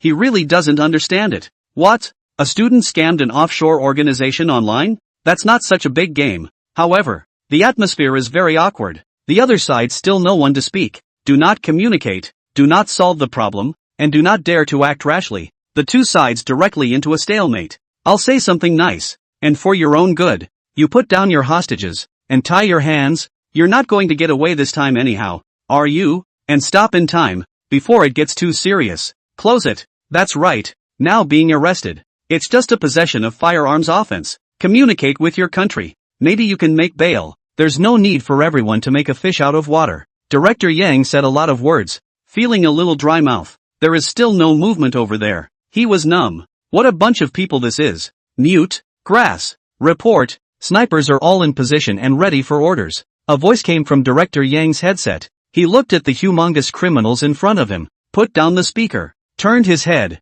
and whispered, "Are you sure you can kill them all without harming the hostages? No. Then you report shit." Yang bureaus instantly rolled their eyes. Lifting up the horn again, he said loudly, "Okay, you won't listen to me when I say something nice, right? So let's just stand still and see who has more patience. Do you want to drink water? Do you want to eat? Do you want to go to the toilet? I don't believe that you guys are really not made of iron. Somebody, get some rice and drinks over here. Then we'll see who can last longer." In short, this group of people, no matter what, would definitely be arrested, and since they had been discovered, within the Eastern Kingdom, they could not fly, and it's all surrounded. Run again, he can directly resign. The entire officialdom of the Silver Sea are going to double. Now this thing, it has alarmed the very top. How can we not let this group get away? At this point, Zhang Ji's cell phone was also out of signal, and all the surrounding ones were blocked, but he had the base's contact with him. Specialty is not affected. Commander, It should be close. Good. After communicating with Norton, Zhang Ji looked around through the window. He had to find a school building and go up to the roof. He pulled out his walkie-talkie and spoke. There was still a stalemate outside, when suddenly, a large man moved, stirring everyone's nerves. Thought they were going to start negotiating. Who knows? He just got in the car, started it, and then slowly, drove towards a building, and the big man holding the hostage outside, moved. Always shield the car behind you. This operation, to the police officers in Silversea City who froze in their tracks. What are they doing? Can't read. Can't it be that they still think they can run away? Just kidding. If this lets them run away, when I, Donghua, want to come and go as I please? The behavior of the thugs gave numerous people a good laugh. Now you know how to run? Where have you been? Listen up front. The school is completely surrounded. Don't try to resist. There's room for maneuver now. Put down your weapons and we'll contact your embassy and try to get a lighter sentence as long as there's no conflict. Director Yang took the opportunity to say, trying to break the psychological defense of this group of humongous bandits. He looked at the group that was drifting away. A grunt and a laugh. Run? Where can I go? Keep up. Let's see what they're up to. Director Yang waved his hand. The initiative was finally back on his side. At the moment, it seems that the other party has no intention of harming the hostages. Everyone pay attention to keeping a safe distance. No one is allowed to shoot without orders. Yes, the Maybach doesn't travel fast. The two parties were like this, in the spacious campus, moving a little bit to the side of a building, and the crowd of students surrounding the onlookers was getting bigger and bigger. Among the crowd, two girls stood out. Their skin was as white as snow and as delicate as silk, as if it could be blown away. The delicate skin exuded a faint luster, as crystal clear as a pearl. Extremely striking. Ali, let's go back to the dormitory. Don't watch the fun. It's too dangerous here. Cheng Qingju showed a timid face and gently tugged on Zhang Li's corner of his coat ran. At this moment, however, Zhang Li was as if she was attracted by a powerful force, completely unable to listen to Cheng Qingju's advice. There was a gleam of excitement and curiosity in her eyes. Are you kidding? This hilarious not to see. This life do not know cannot meet again well. Qingju, do not be afraid. We are in the back of the crowd. So many students Zhang Li chirped, obviously very excited. Things don't happen to you. Of course they're not afraid. The dozen or so students, both male and female, who were being held hostage were now weak in the knees and stomachs, being pushed around by the base's fighters like puppets on strings. The cool touch on his forehead. Don't dare move at all. That's definitely a real gun. Soon, the Maybach stopped, and all eyes, were fixed on the car, and it was obvious that there was the big man sitting in the car, the mastermind behind the group. There was a click. The four car doors opened together. A few warriors very consciously approached the doors, blocking Jiang Ji completely. He hung his head. His footsteps were not slow. Directly into the middle of the building, a bald guy came down, smiling wickedly. Only no one could see it. It was night and the mind device behind his head couldn't see it either. Following Jiang Ji up the stairs piece by piece, and then the rest of the group. Two men rushed in early to clear the field. So, Zhang Ru walked by without bumping into a single person as they headed straight for the rooftop. Far away, Zhang Li fiercely froze, full of confusion thinking about the figure that just flashed by. How? With the old brother's body type is a bit like this. It can't be possible, right? But it's just very similar. Qingju, have you noticed that the person just now seems to look a bit like my brother? Zhang Li turned back, stunned and puzzled.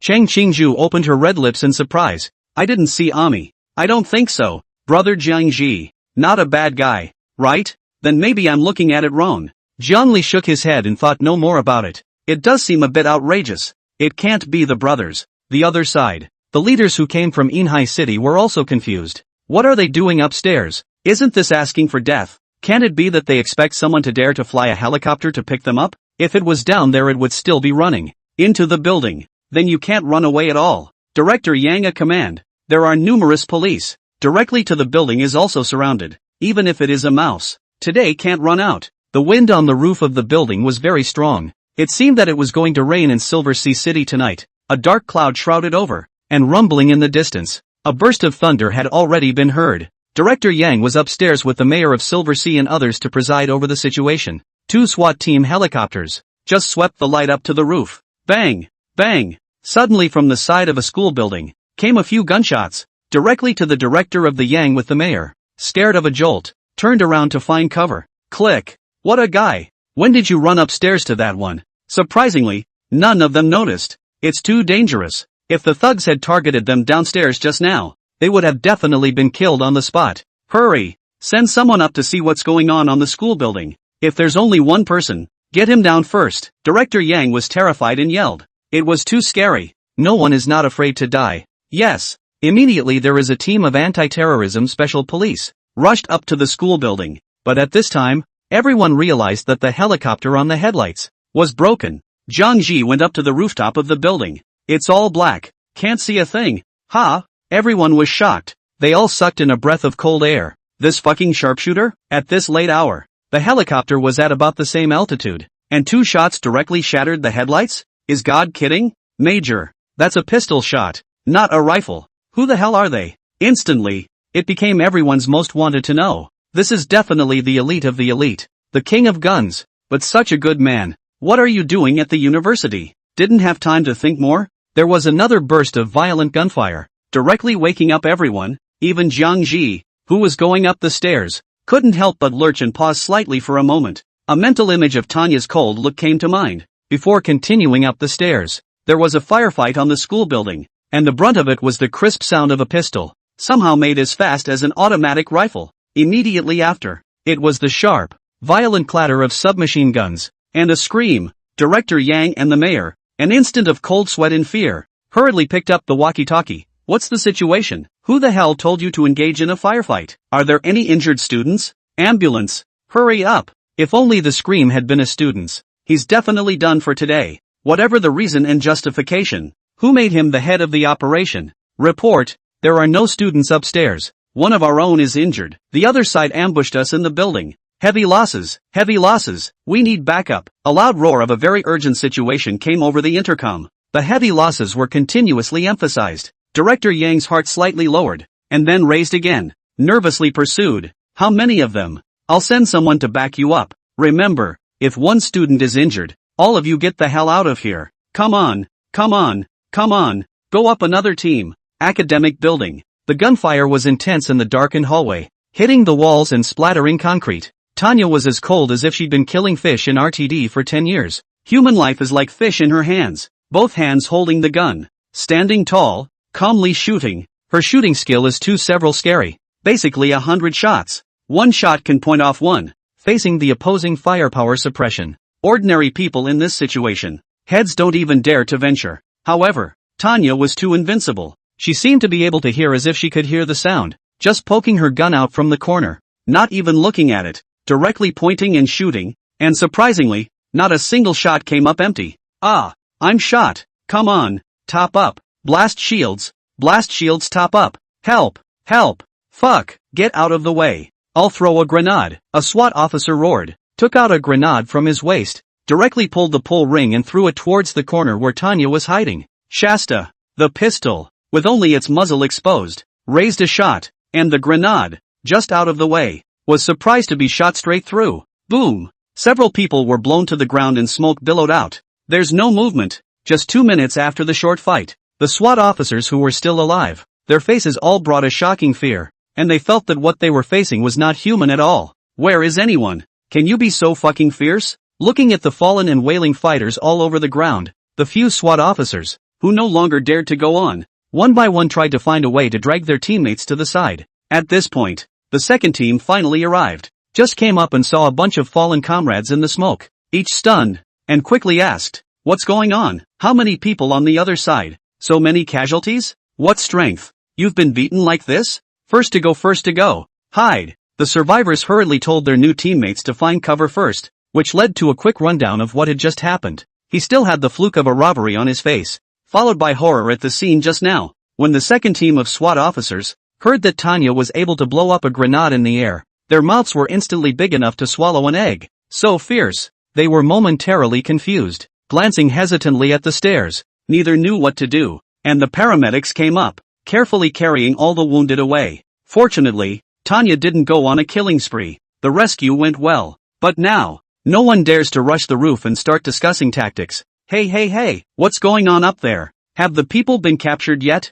Why are there so many injuries? How can we explain it back? Director Yang's painless questioning voice came. The SWAT officers rolled their eyes in unison. You'll know if you come and try it. But that's certainly something they can't say. Their mission is to complete the mission. Not yet. The enemy shooting is very accurate. At present cannot rush up. First surround the school building, and then slowly think of a way. He is separated from their large force. Absolutely cannot go. There's no movement upstairs. At the same time as the encirclement was formed, Tanya's athletic figure jumped decisively from the second-floor window of the side staircase. She is the shadow that hides in the darkness, without being noticed by anyone. Director Yang and others are waiting below. He wants to see how these people can run today. Catching must pull off a layer of their skin. Run your own precinct Wu hole. More and more police forces gathered at the Silver Sea Polytechnic University. There was no movement on the school building, but at this time, behind the building where Jiang Ji went up, suddenly there were gunshots. At once, another shock for the many. The dozen or so encircling people didn't even see where Tanya was. They were directly cleared out, and Tanya was once again like a nimble wildcat, scurry into the building. Not much longer. She then went up to the roof of the building. Jiang Ji looked back. After a fight, Tanya's body was clean and dry, her face as well as charming and cold, without a fluctuation. Commander. Tanya respectfully greeted Jiang Ji. He nodded and didn't say anything. Those who achieved great things didn't bother with small things. If that's not ruthless, how would one build a true Third Reich in the future? With the competition for spaceships on the horizon, and one could never face the armies of the Upper East Side, and then raise your hand with the numbered chips, right? The students who were held hostage, is that none of them dared to raise their heads, but any thought of peeking is a big BB. Jiang Ji lit a cigarette and waited on the rooftop. The cops down there were waiting. Fight the stalemate. Rumble. The thundercloud grew louder and louder, and in the distance, a lightning bolt, bright as day, spread from the sky to the earth, spectacularly majestic. It lit up the night sky for a moment. Jiang Ji, who had been staring at the sky, a slight smile. Just put out the cigarette in your hand. Let's go. Here we are. Buzz off. Rumble. The thunder continued as if the heavens and earth were roaring, silencing all the whispers of the world, and the hum of the helicopters was unheard over the continuous thunder. Although the headlights were shattered by Tanya, but it was also a blur to see something after the eyes adjusted to the darkness. Report. The other side is making a move. It's approaching from the entrance of the building, towards the center of the rooftop, so we can get our men to push up. Yes, Director Yang exclaimed from below. Run to the rooftop and cut yourself off. As long as his own people blocked the entrance to the building, these people would completely lose their way back. And he couldn't believe that there were still people who didn't love their lives. And Jiang Ji had been protected by the crowd in the center. Snipers are having trouble keeping an eye on him. Giggle, giggle. Director Yang was excitedly giving orders down there, when suddenly, an extremely blinding, sun-like light, swept through the campus in a shocking manner from the air, shaking everyone's eyes into a squint. Very many people cannot help but raise their hands to block. At the same time, a doubt appeared in their minds. Where in the sky is the headlight? People were looking up. Hit the eyes again. Boom! It was as if Director Yang's head was struck by a bolt from the blue. The entire group became frozen in place. The body was also completely stiff in place and unable to move. An extremely shocked look appeared on his face, as if he had seen an unbelievable scene. The legs began to weaken uncontrollably, barely able to stand, and the original shocked expression gradually transformed into disbelief and extreme horror, and beads of sweat flowed down from his forehead like a spring, turning sweaty. Oh, God! You're making some kind of international joke. Fuck that. Fighters, driving to the city of Silver Sea? And Mayor Inhai, at this moment, was also stunned out of his mind, his eyes shocked and unbelievable, pointing his finger in the air at the behemoth that suddenly appeared from the darkness. Hardly a word. Jinhai City, the first-tier big city in the eastern country, with international standards. His power as a mayor is equivalent to that of a governor in other places. Now, he felt like the sky was falling. The behemoth in the sky. I don't know if it's a fighter jet or what, but it's a large flying machine, and extremely sci-fi movie in TV style, not part of reality in general. It looks, heal the bottom of the vortex nozzle, in the shape of a fighter jet, complete with float, slowly hammering down in the air, while the overall appearance of, crap, Quinjets. This is the Quinjet from the reunion.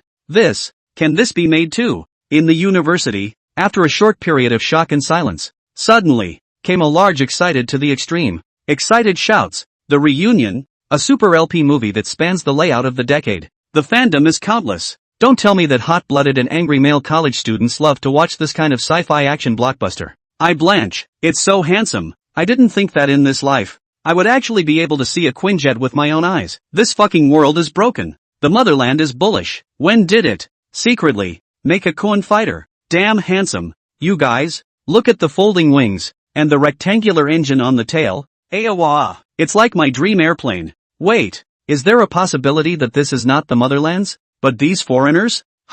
It's impossible. How can it fly into Silver Sea City in a big way? This mustn't stir up the nation and shock the world? Hasn't the world been shocked enough lately? As soon as the flying machine in the sky was unveiled, for a moment, the entire university was abuzz with enthusiastic murmurs coming from all around, followed by shocked cheers, and it was only then that Chief Yang, who was full of shock, and a group of older leaders, heard it, and the muscles in the mayor's face were twitching, eyelids jumping straight up. The heart had a very bad feeling about it. Does anyone know? What is a Quinjet? He asked the people around him as his throat moved, feeling unusual, otherwise, nor does it return to cause these college students to boil with excitement and thrill. Mayor, the Quinjet, a very advanced fighter from the sci-fi movie Avengers, is estimated to surpasses a 6th-generation plane. A man next to him, also responding with difficulty, looked into the air. His head was cold. Words, the mayor and young director of a group of leaders, brain buzzing, scalp tingling, body to goosebumps like, the crowd couldn't believe their ears. Beyond, 6th generation? Has the world gone so crazy? Even if they didn't know what a reunion was, they heard clearly that it was a movie, a science fiction movie, beyond the 6th generation. Is it ours? The mayor's voice faltered a little, and when he said it, he felt untrue to himself, but apparently, not as soon as he finished thinking about it. There's no telling when the 6th generation will come out, not to mention beyond the 6. But Director Yang is even more confused than he is. Good lord, you're the biggest official. You don't even know, and you're asking us here? As soon as the flying machine appeared, all the people present did not dare to act rashly. That big guy could easily kill everyone on the scene. What? Trying to bring down an airplane with a few rifles? Just be a normal person. Don't even dare to have that thought. The phone, hurry up, give me the phone. Reacting, the mayor hurriedly asked his secretary for the phone. This situation was now beyond his ability to handle. Foreign fighters,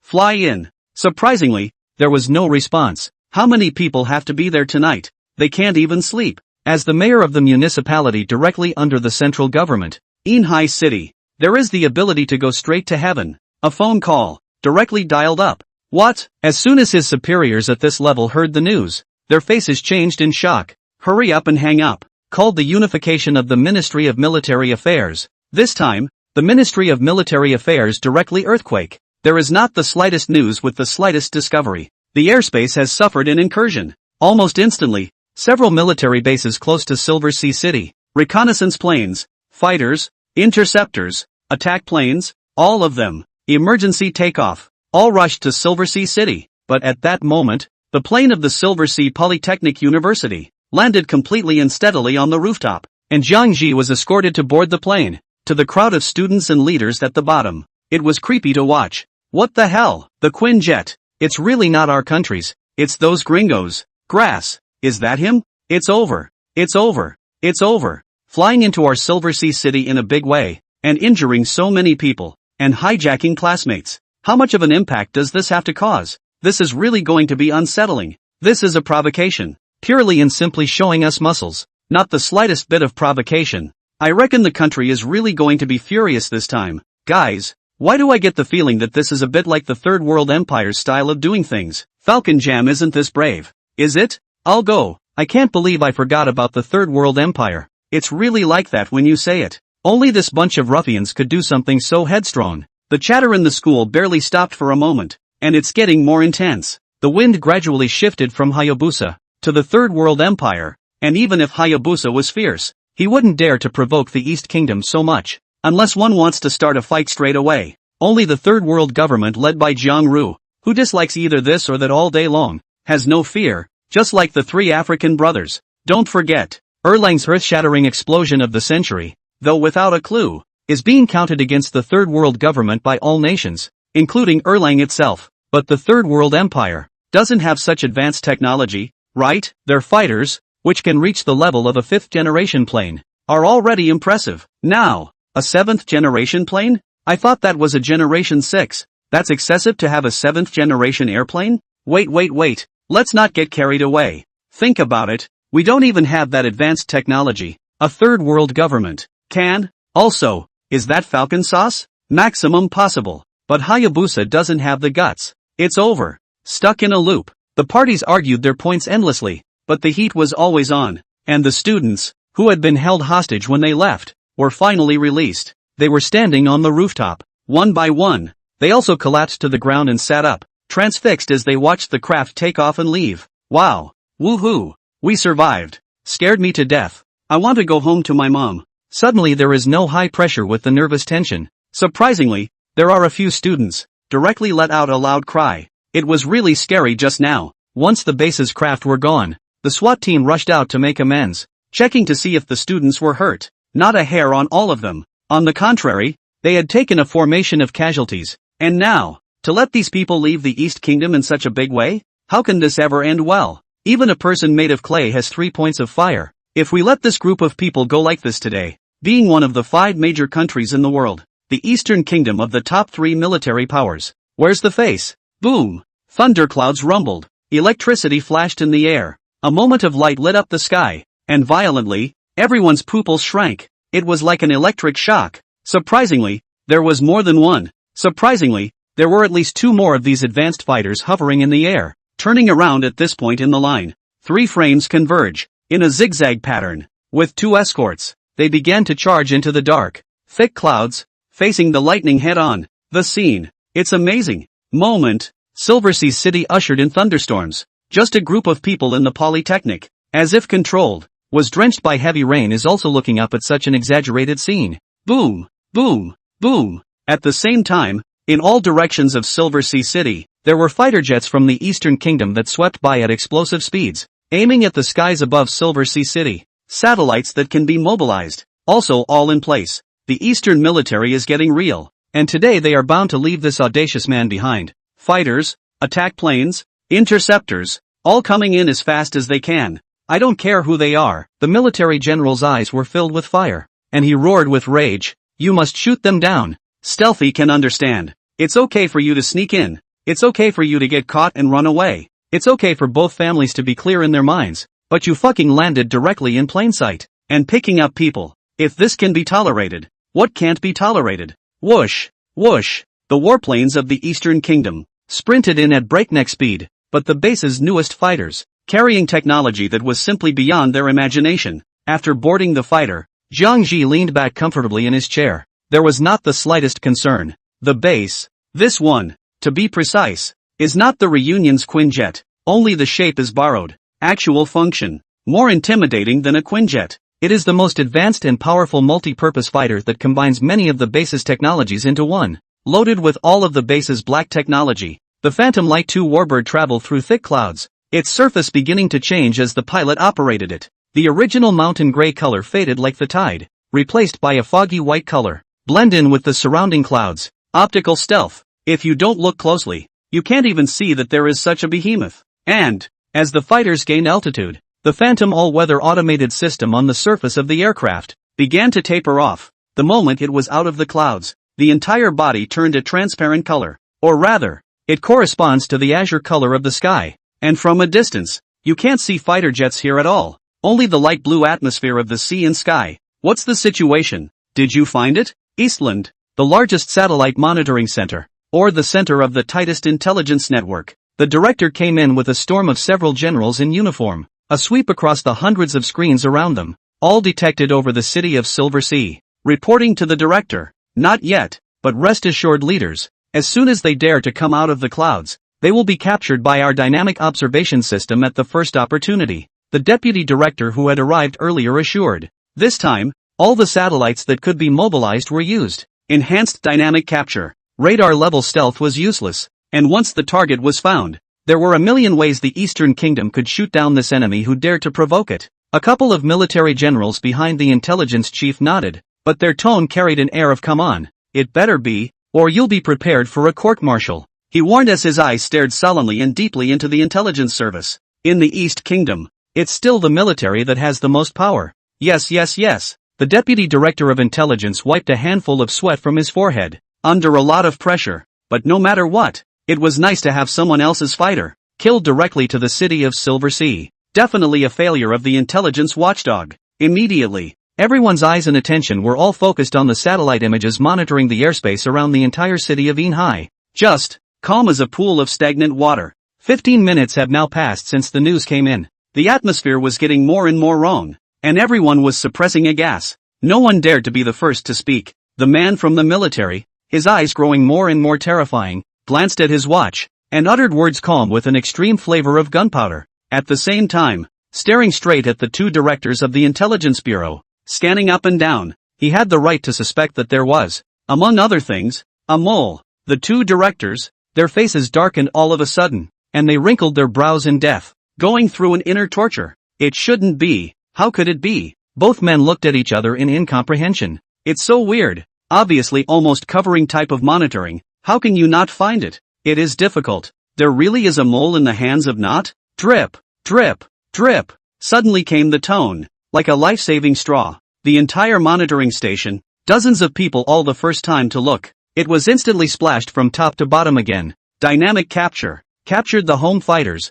Bad news. The faces of those people from the military instantly became gloomy to the extreme, as if they were covered by a thick layer of dark clouds. Their eyes revealed an uncontrollable anger, lips pursed up tightly, brows furrowed into a frown, and one of them even involuntarily clenched his fists, as if he wanted to grab something to vent his inner dissatisfaction. The whole scene was unusually tense. It's so depressing that it takes your breath away. With their own fighters arriving and no sign of the enemy, the answer was obvious. The other side had long since run out of sight. Think of how to explain it in court. One of the generals laughed under his breath. Only the words were chilling. Think well, otherwise no one will be able to protect you. Swish. After saying this with big hands for a moment, a few people left at a fast pace. Now that the situation has come to this, Dongguk can only do his best to find the person who started it all. Otherwise, it's hard to calm the public.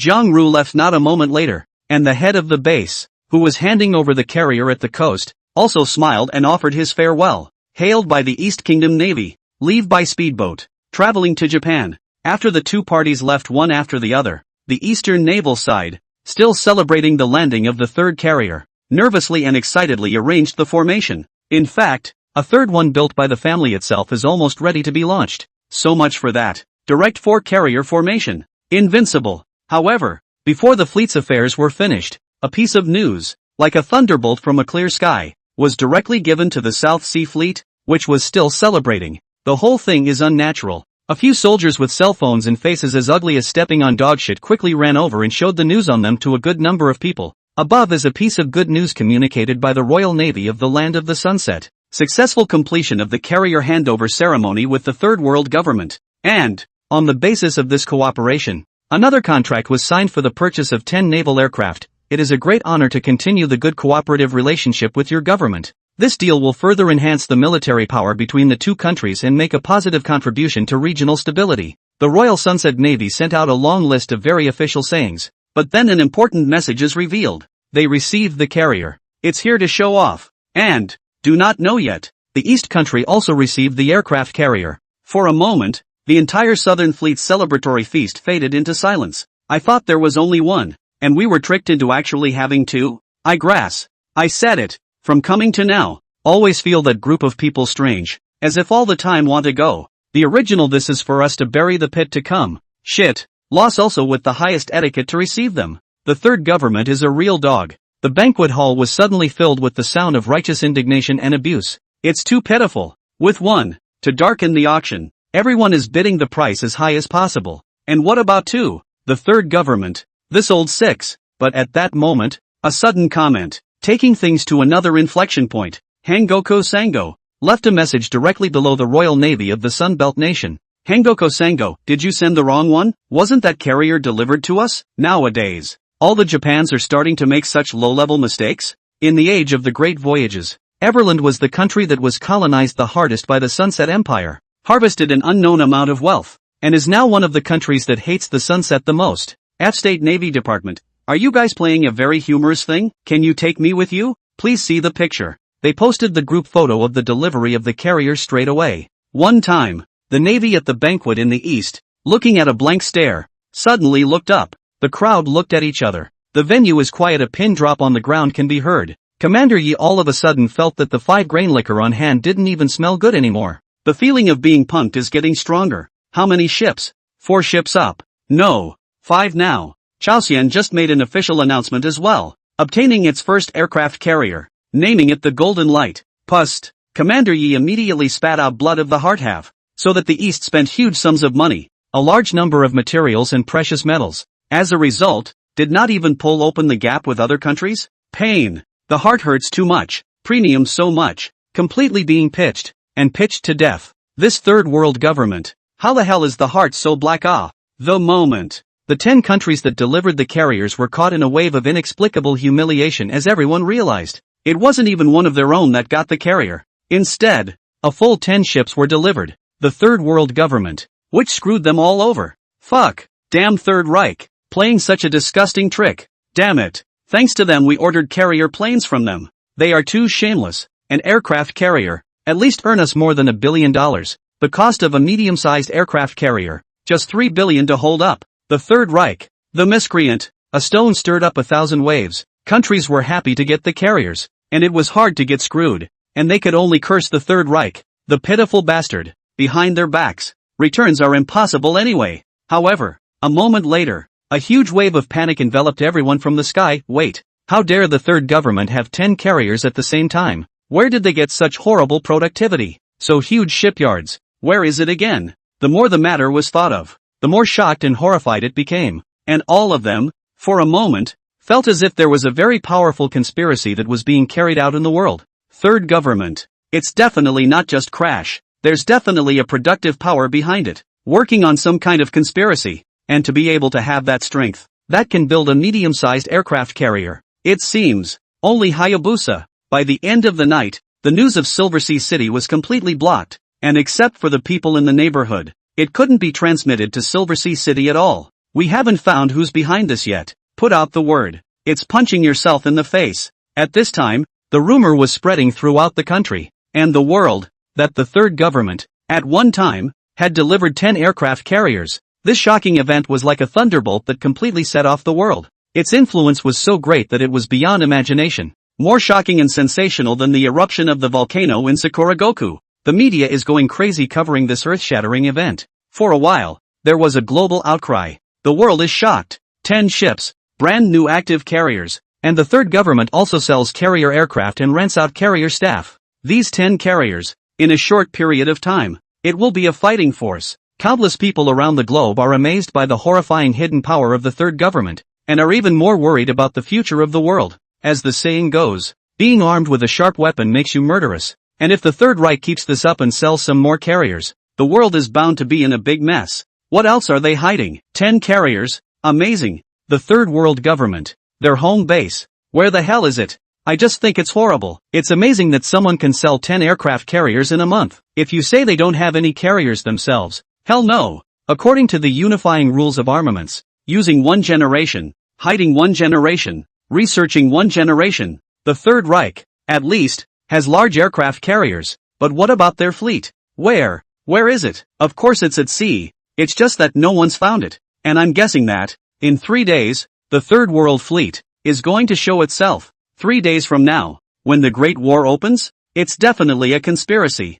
Brothers, it's a conspiracy of capital. They want to reshuffle the world and they're worried about being swarmed. That's why they've propped up the Third World. It's definitely the falconry's doing. Flush them. No way. It's all over the place now. Hayabusa is going to screw the Third World hard this time. How can it still be Hayabusa? 10 carriers startled the world. But the conversation, on the other hand, has been centered around the Battle of Crash, which officially begins in 3 days. Because of these carriers, all in preparation for this spaceship competition, there is no country that can spare the technology on the ship. Although even so far, none of them had broken through the hull of the spaceship to get inside, and the countries had been trying to figure out how to do it. And the spaceship was just like a most hardened iron lump. Fire, extreme cold, heat, corrosion. Can't even get that one. It seemed that the substance that caused the hull, a dead silence, did not react chemically with anything as if it was very high in elemental inertia. However, this doesn't detract from grabbing the right to divide the spaceship first. It's been a long time.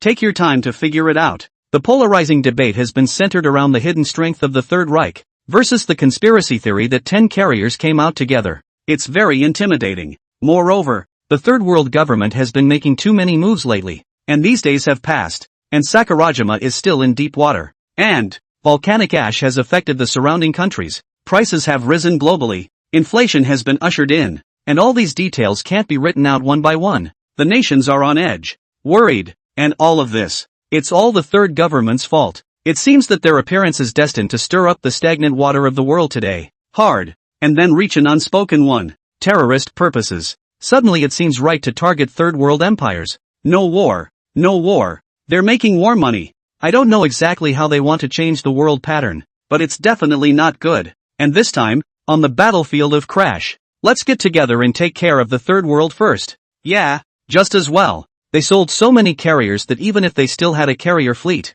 they wouldn't be able to carry the siege. This incident, the Third World Empire, instead of from 10 aircraft carriers, shocked the peoples. Rather, it makes everyone fear its existence. Because the productivity shown by the base is so horrible and counterintuitive that everyone just wants a flagging opponent. Not one that can ride on everyone's head. The transcendent presence of peeing at any time. Despite, on the surface, the Third World shows a lot of ground, with the military in general, but behind their backs, they don't know where they are, but certainly one that's been sneaking around for years. There are plans, organized. There is a conspiracy of one world capitalist groups, as evidenced by Sakura, and once the Third World got into the picture, it is now almost on the verge of controlling the life and death of the people of Sakura. Materials are all in the hands of Third World industry. A monopoly was reached. Right in the middle of this hot discussion, time flashed by, and another day passed, and in the middle of the eastern country, the matter of Silver Sea City secretly spread on the internet. There's a bit of a catch-22. Just the populace. It is difficult to recognize the truth. Rather, it did not cause a very strong reaction. But the folk did not. Does not mean that the top did not. The foot of the Son of Heaven has occurred a big shake. After a multifaceted process of elimination, there are no surprises. The Third World Empire became the most suspected. Play that video again. A secret department, sitting in a multitude of bigwigs. A Jiang resigned to get out of the car, was captured on video and let go. Actually, they've seen it all hundreds or thousands of times. And Jiangji opened the car door, revealing only a little bit of hair, along with a little bit of skin. See, yellow, Asian, and backwards fits with the third government of Crash, and with our exclusion. The Third World Empire is the prime suspect. So, it is necessary for us to discuss whether or not to change our strategy for the battlefield in Crash. 2 days from now. After saying that, this military region boss, the secretary of the military commission, put down the remote control pen in his hand, hands propped up on the solid wood conference table. Unfathomable eyes swept across the room. Without intention, a self-belonging aura can suppress the whole scene. Previously, East Kingdom's decision is to stay out of it and just take the fruits of victory. East Kingdom, overhead world, can't that be written? But suddenly this happened, being plainly slapped in the face. How can I not take revenge for this arrow? Do you mean that we work with Hayabusa Nation to probe the bottom of the Third World government? Someone below asked a question. It's kind of a showdown. It's like this. Maybe it's not a very good decision. The Third World government. The people are not clear. We are not clear? It's not Hayabusa or any other country behind it. It's kind of like it came out of nowhere. And now all of a sudden 10 carriers came out. And last night at the Hexagon building, the lights were on all night. And it's not something that can be done by manpower anymore. The Hexagon, with its lights on all night, is certainly not as literal as that. It's often lit up, though, but this time, it's lit specifically for the base. The public is guessing at conspiracy theories, and the major powers, after all this time of thorough investigation and spying, basically have the door open. No conspiracy theories. There is no great power to support it. The Third World, being the Third World, so much so that 10 carriers out at once can be a great way to get the leadership of the world. Didn't sleep all night. It's creepy. Same as the horror stories. According to the grapevine, Hayabusa has shifted its biggest enemy from the east to the Third World Empire, and last night was all about negotiations. What's it going to take to get rid of this threat? It was estimated that, for the remaining 2 days, the action on Hayabusa's side would be even more intensive. East Country. Those involved in this meeting nodded silently. The Third World was indeed coming into its own a bit, as if it were a giant, surfacing, and no one thought about it. It's hidden. It's that exaggerated. So, let's contact Hay8 and renegotiate? First, contact the Third World government and ask about this. If they're giving any kind of statement, and if they're pretending to be confused, contact Hayabusa's side. Yes, 2 days follow. Trees want to be quiet but the wind does not stop. The mountain rain wants to be full of wind. The surface seems to be calm. The country's secretly, early to be busy. A variety of secret meetings. Secret video. It was all going on fiercely with the world still in harmony on the surface. and the last 2 days were marked by an increasing movement of the world's transferring troops. Crash, I-gang, transportation ships, supply ships, coming from all over the globe, densely filled the harbor, not to mention the port of Aegean, the entire Persian Gulf. It's all ships floating on the ocean, from Saudi Arabia, Erlang, Kuwait, Kotal and other Persian Gulf countries, have logged on and then rushed to this last point in time. Fired up and rushed to crash. Crash, a world in space and time. There is no such country in reality. This time the war, absolutely the world attention, have the power, all gathered here. A showdown. The heat is more than any topic. Last day, in the desert, at night, Zhang Ji, along with Norton, Xavier, Alpha, Nolan, and many of the base's officers, were also having a bit of trouble sleeping. After all this time on the layout, the base has finally taken control of the entire crash with its horrific building capabilities, with signaling base stations everywhere, as well as hidden bases. The base seems to be playing a game of go with the world. They're black, the base is white. All of them were spread out in the crash, and although there were many more black pieces than white pieces, Zhang Ji and the others didn't have the slightest worry on their faces. Talking and laughing with Norton and others, the mood came up. Zhang Ji also made people open a few bottles of good wine, dozens of people to raise a glass together. Fuck a better tomorrow. Yes, they only have anticipation, not nervousness, this excitement before the big battle, with the need to reveal the real strength. And then look at the wonderful surprised and exaggerated expressions of the countries. Indeed, I can't sleep. I haven't updated in the last 2 days because I'm revising, and then I'll start a single chapter to clarify. The ones on the bookshelf might still be read. It's no longer searchable outside, because the small author is also the first time to write tomatoes. Do not know will be so sealed, and no tomatoes without a responsible editor, is to find their own customer service, and then revised. The day before yesterday, revised once, review today out of the results. It didn't pass. Then it was revised again. Other stations, is out of the question. The editor in charge will tell the author where and where need to be changed. Change, but also very quickly. Tomato review and the editor in charge is separate, so change it once. It takes 1 to 5 days for results. I should have known that was the case. Just don't write it that way. It's still updating if it should. I'll try posting this chapter, but it's just a dime a dozen. Oh, intersection, oh haha, it's actually more trouble to change the text than it is to write it, since no one said exactly where to change it. I had to go chapter by chapter, and it's not clear where he draws the line on this standard of all shelf space. I'm searching for Godzilla to come out, and it makes sense for me to throw in a nuke, doesn't it? Where does it map reality? The backstory is written to be in the direction of sci-fi, so why limit the human mind? No global resource consolidation. By what access to the stars? Anyway, it's just not allowed to write this or that. It was fine before it was sealed. Sealed? The whole text is a problem. A little bit wrong. We must change. Tomato audit and editorial is separate. No way. Can only listen to the audit of the Big Brother? The other stations? Directly scolded. There are editorial in the editorial. Editorial and auditing fights to go. We're eating melon. Well, enough of this nonsense. I'll just have to trouble you all to wait until the book is released to continue updating. Remember to never move out of the bookshelf. Otherwise you won't be able to find it. Just this one thing. Class dismissed. Zhang Ji fiercely poured a mouthful of a bottle of treasured red wine worth more than $100,000, feeling the hot and spicy sensation down his throat. The blood flow was hyperactive.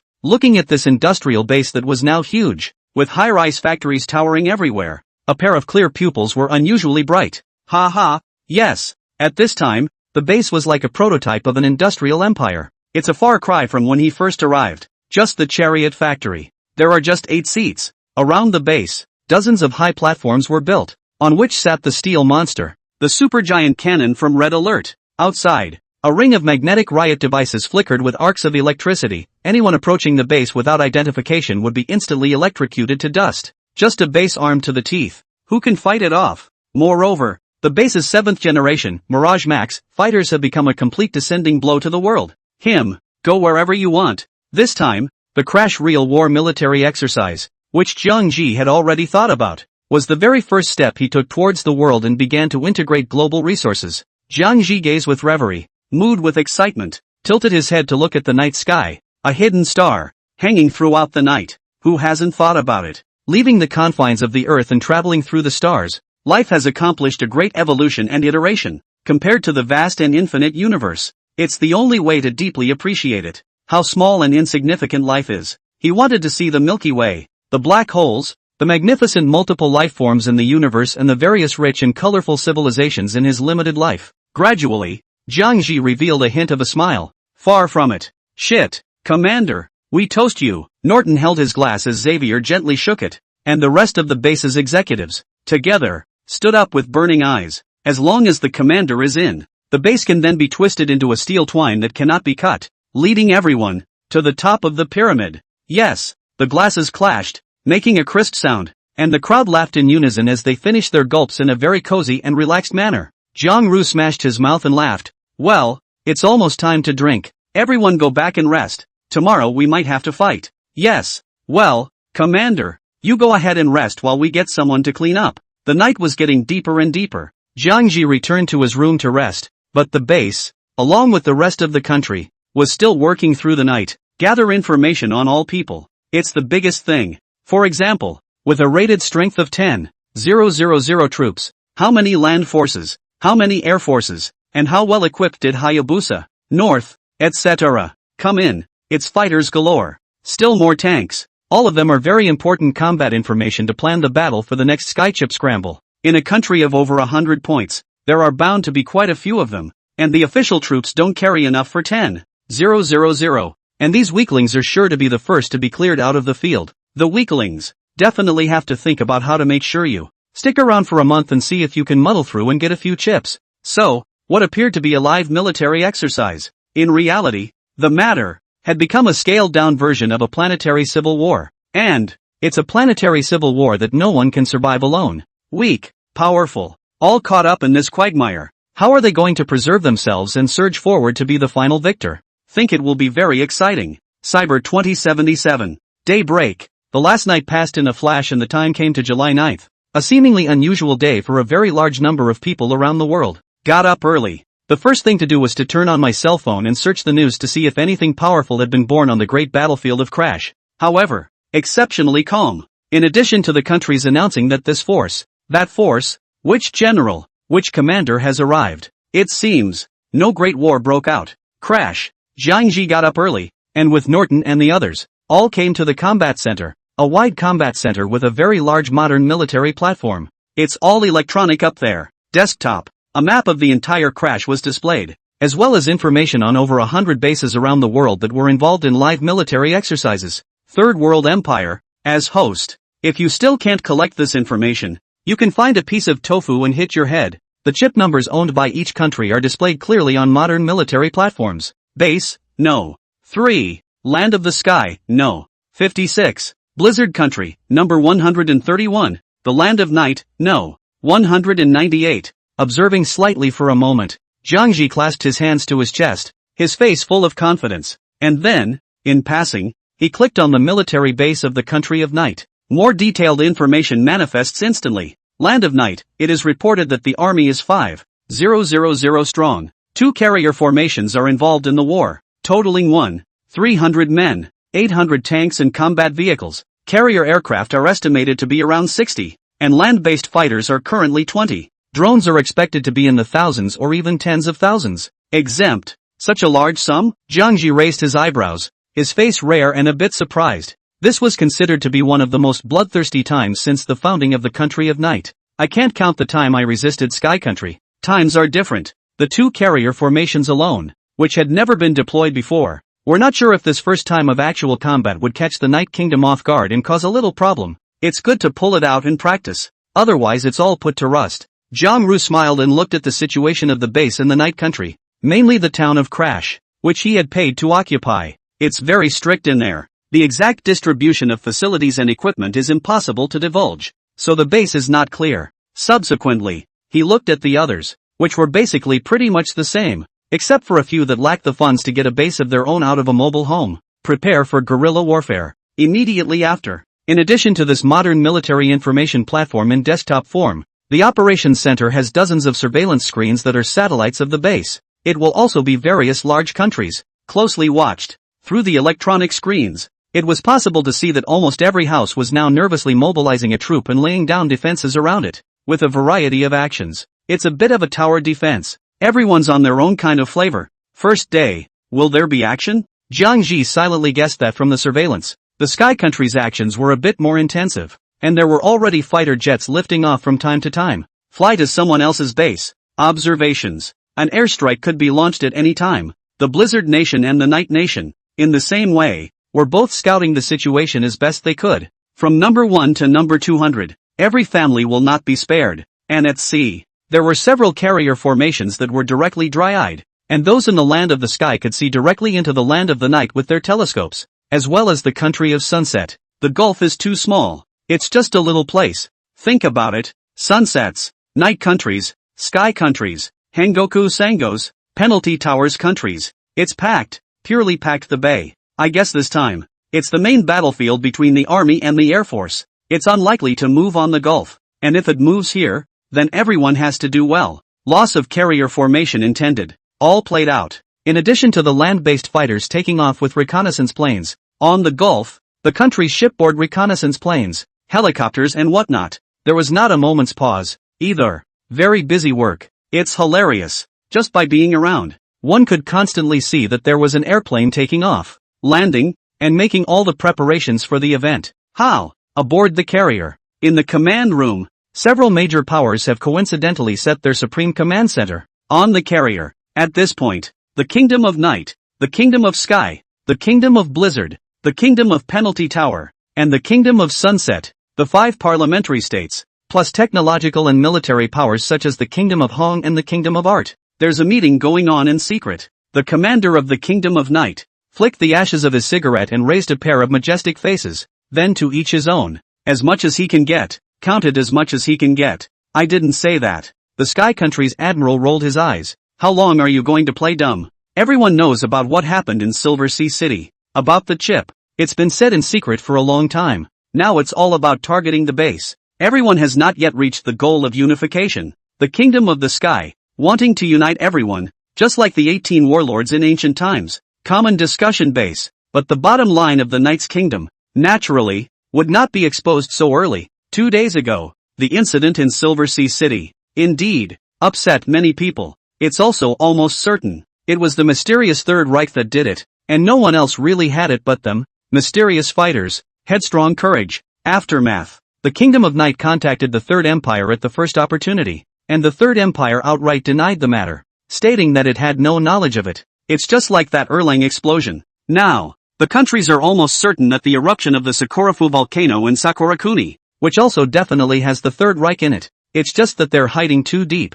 It has been made impossible to see. Nukes are hiding too? Speaking of the incident in Jinkai City, the commander of the Night Country, his face darkened all of a sudden, and the incident was simply seen as a disgrace to the Night Country. Several other countries, also looking across the video conferencing screen, with if anything, a smirk, at the commander of the Night's Kingdom, holding him up to the fire. A moment of silence. The commander of the Night Country pursed his lips with a bit of anger. Talking about Silver Sea City, say, when will you do it? What about the others? Blizzard Country, Hong Country, Art Country, what are your opinions? Originally, this matter, Honghua and Artqua, were not involved at all. Considering the two countries, one with GDP and one with a lot of cannon fodder, Sky Country ghosted them in, plus his own Northern Alliance. This one, almost 80% of the troops assembled to participate in this practical military exercise are not 18 vassals anymore. If you really do it, that's 100 vassals. After a little bit of consideration,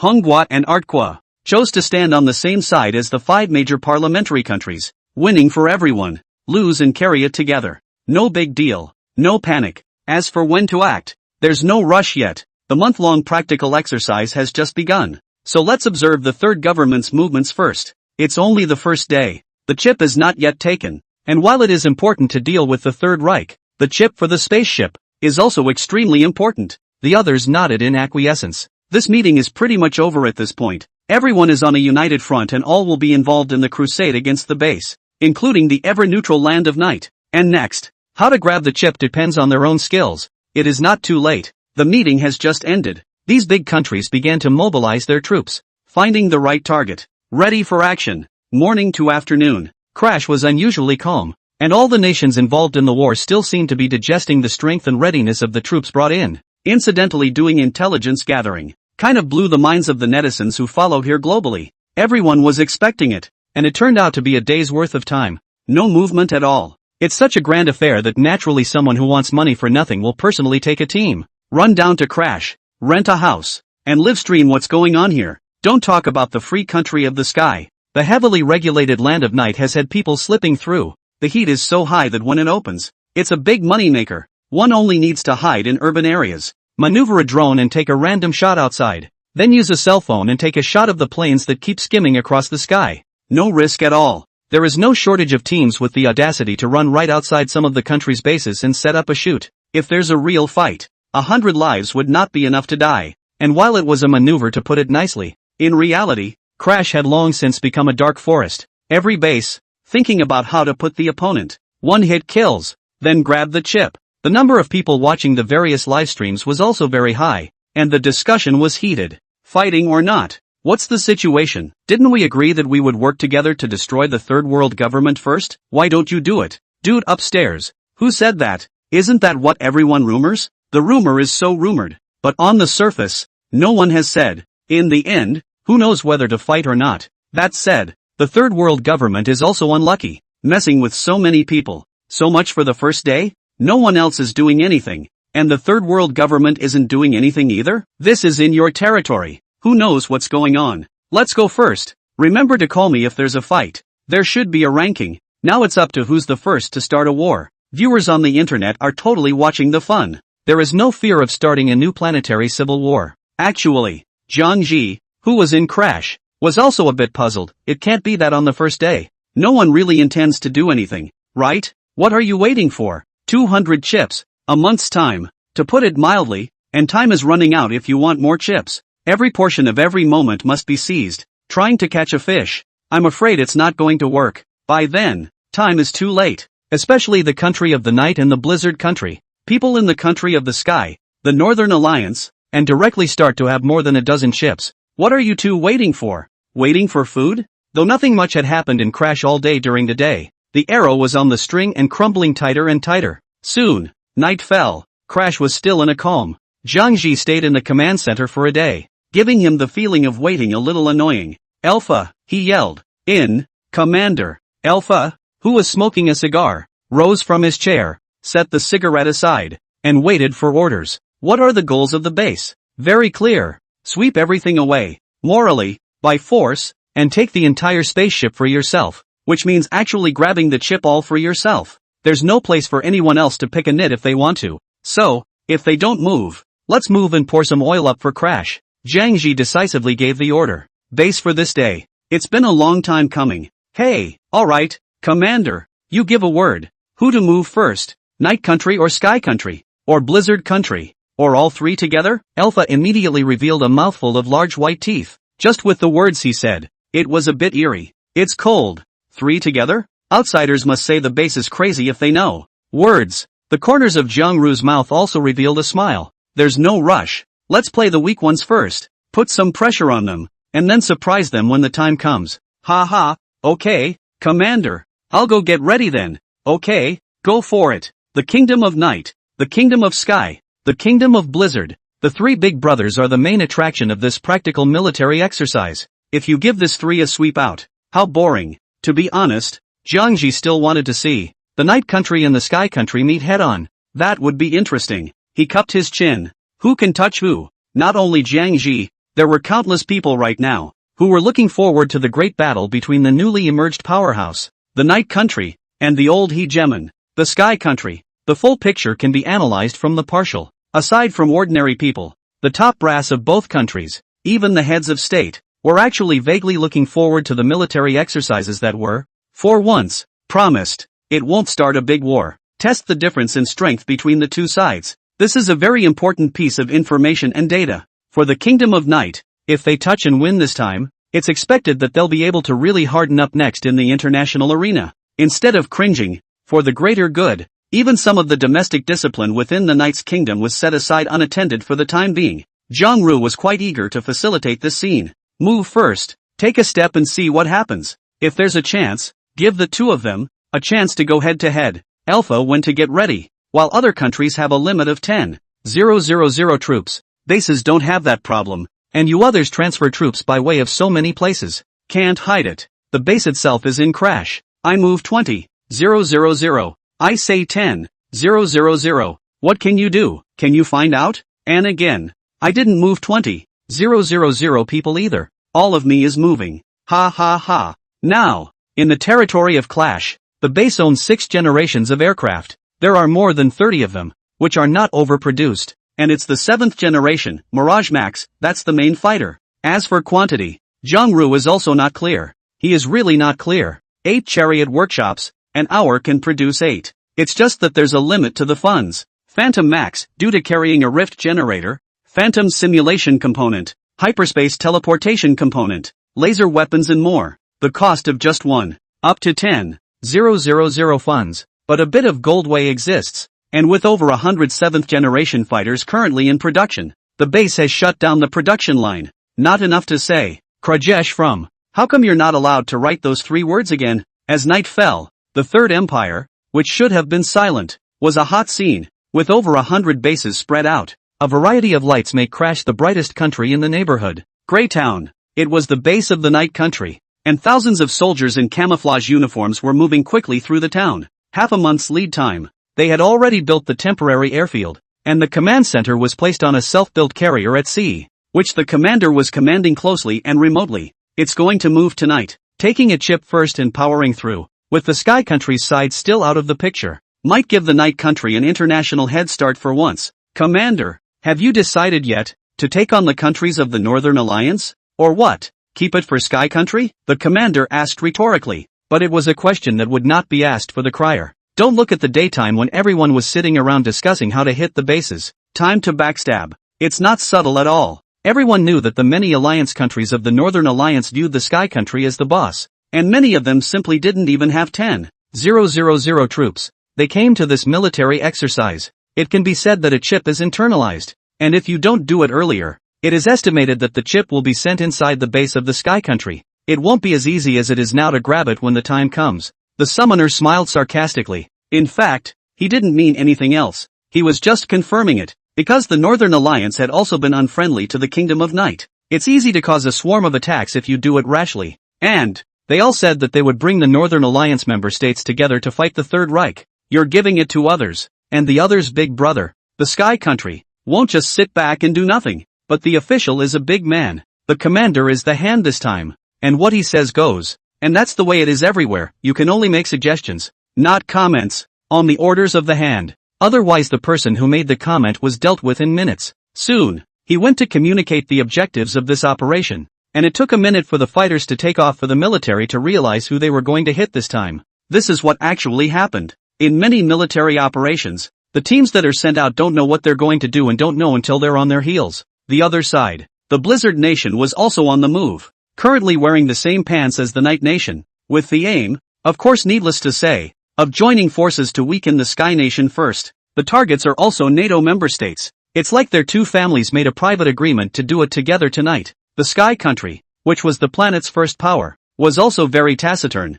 mobilizing its troops at the first opportunity, getting ready for a hot battle tonight. The Sky Country naturally wouldn't make a move against the Northern Alliance minions, targeting the alliance of hostile countries, like some of the countries in Central Europe, the Black Continent, and the Eastern Continent. All are allies of the Kingdom of Night. The other two big 5 parliamentary countries, the Penalty Tower Country and the Sunset Empire, were sitting together and conferring at the moment, and these two had always had the idea of an independent gateway. Nay, strength is not enough. For the time being, what about following the Sky Country? They were a bit hesitant to make a move on those weak ones in their own Northern Alliance, or a move against another Stormy Night Alliance? One thing should be clear. Although for the time being, the Penalty Tower Country and the Sunset Country temporarily follow the Sky Country, but these two families have the idea that the robbed ships will never be handed over to the Sky Country. Judas has an ambitious second and third brother. While the two families were deliberating, there was another side of the situation that was a bit unique, with Daily Nation urgently contacting Arc Nation, video conferencing a pass. The officer of the Dali Country, then full of eager smiles. I said, "Big brother, take me to charge once more. This time I promise not to drag my feet." The Arc Nation general's face darkened, seeing the people of the Dali Country. When they heard this, they almost sprayed out a mouthful of bruised blood. If it were not for this piggyback, what about the world pattern today? It is not certain. Get out. Zip. It's blacked out. Ahem. The Dalian officer coughed twice. unable to hide the embarrassment on his face. Damn. Just said a word, and hung up on me. Fuck. If you don't take me for a ride, I'll find someone else. In addition to these countries, the rest, too, are looking for help at the first opportunity to face the now dark forest like Third Reich. It is necessary to hold on to the warmth of the group. Meanwhile, the ambitious Hengoku Sango, along with the always ambitious and idealistic Chao Xinhua, are ready to test the waters tonight. No one expected that. Everyone's all touching. Gradually, the time came to 10 o'clock in the evening, and due to the fact that it was summer, and due to the location of the Third Reich, the sky was only now completely dark. The moon is dark and the wind is high. Easy to kill. Pick up. Base. Airport. Bald slugger Alpha, not caring about his image at all, crouched by the airport with a gleam of excitement in both eyes. The base's 7th-generation aircraft is on its first mission. In the Third Reich, where air defenses are now all over the place and satellites are all over the place, whether or not it would have been detected is a question worth examining. And this time the action. There are not so many sets, not so many programs, simple and rough. It is a fight for air power and counter-air power. Who bomb missiles can hit enemy bases, just about take half the wins. Preemptive strike. Extremely important. The sky is fine. Roger that. In an instant, a series of commands were given down, and the 8 Mirage Max fighters on the airfield directly took off vertically. It is a versatile and integrated fighter, except for being too big to be used as a carrier aircraft. Almost the rest. It can be used for stealthy reconnaissance, material transportation, overdrive pursuit, bombing strikes, and other multi-functions. The engine is sufficient to enable vertical takeoff and landing with a full load of weight. It took a huge amount of manpower and resources from the base to develop it. Very advanced. Once off the ground, the fighter's hidden rectangular nozzles in the tail blasted out tail flames and flew off in 4 directions as a unit of 2. Buzz. The Mirage fighter that lifted off the ground directly activated optical stealth. The outer layer of the special material on its surface became like glass all of a sudden. If the Phantom fighters are nowhere to be seen during the day, then at this point, it blends completely into the darkness. What a coincidence. The base fighters had just taken off, and at sea, on the Sky Country carriers, for a moment, a cluster of fighters took off, a full 15 frames. This scene was instantly monitored by the countries that had carriers at sea. All of them were aghast in their hearts and sent out 15 fighters at a time. Is this the strength of Sky Country? It's so strong. And a few moments later, 3 more fighter swarms took off, startling the crowd and the commander of the Night Kingdom. Hurry up and check the situation. Don't be sneaking up on your own. 4 whole fighter groups, 60 fighters. The Sky Kingdom is too powerful to be under this strike. As far as the Night Kingdom and the Blizzard Kingdom are concerned, there is no preparation. Can't even carry it. Oola, woo. In a blink of an eye, all of Crash,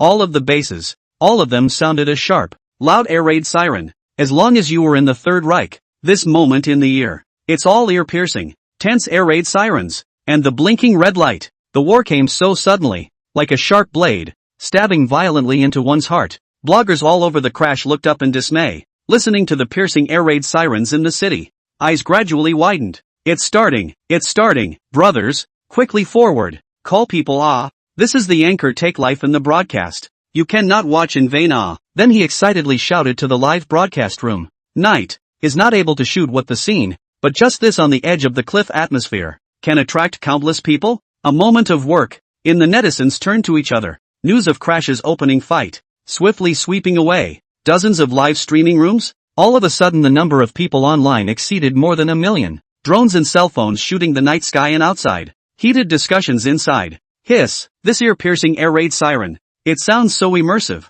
It feels like going to war. How exciting. There is no understand brother. Now who fights Ahua? I don't know, but I've watched a dozen live broadcasts, and they're all in different cities, and they've all pulled the air raid sirens. Is it a full-blown war? Holy shit, is that intense? We Night Country to do it yet? Never at this time. Still love peace, neutral and then love. Someone else to drive the spaceship home. Would love to see the fight. Yes there is. Go search for that Black Morning Puma. He's live streaming right next to a military base. It's exciting. I'll check it out. Boom boom boom. The crowd swarmed, all of them pouring into the live stream of Morning Biao. A black man with a big beard who looked a bit menacing, grinning at the moment with a big happy white tooth, looked at the people more and more. Live room. Sold shouted, family, brush the gift, or may not see me tomorrow. I am now located. Is the Black Continent our country's military base outside? Everyone can vaguely see. Inside a lot of people, now all manic. Today,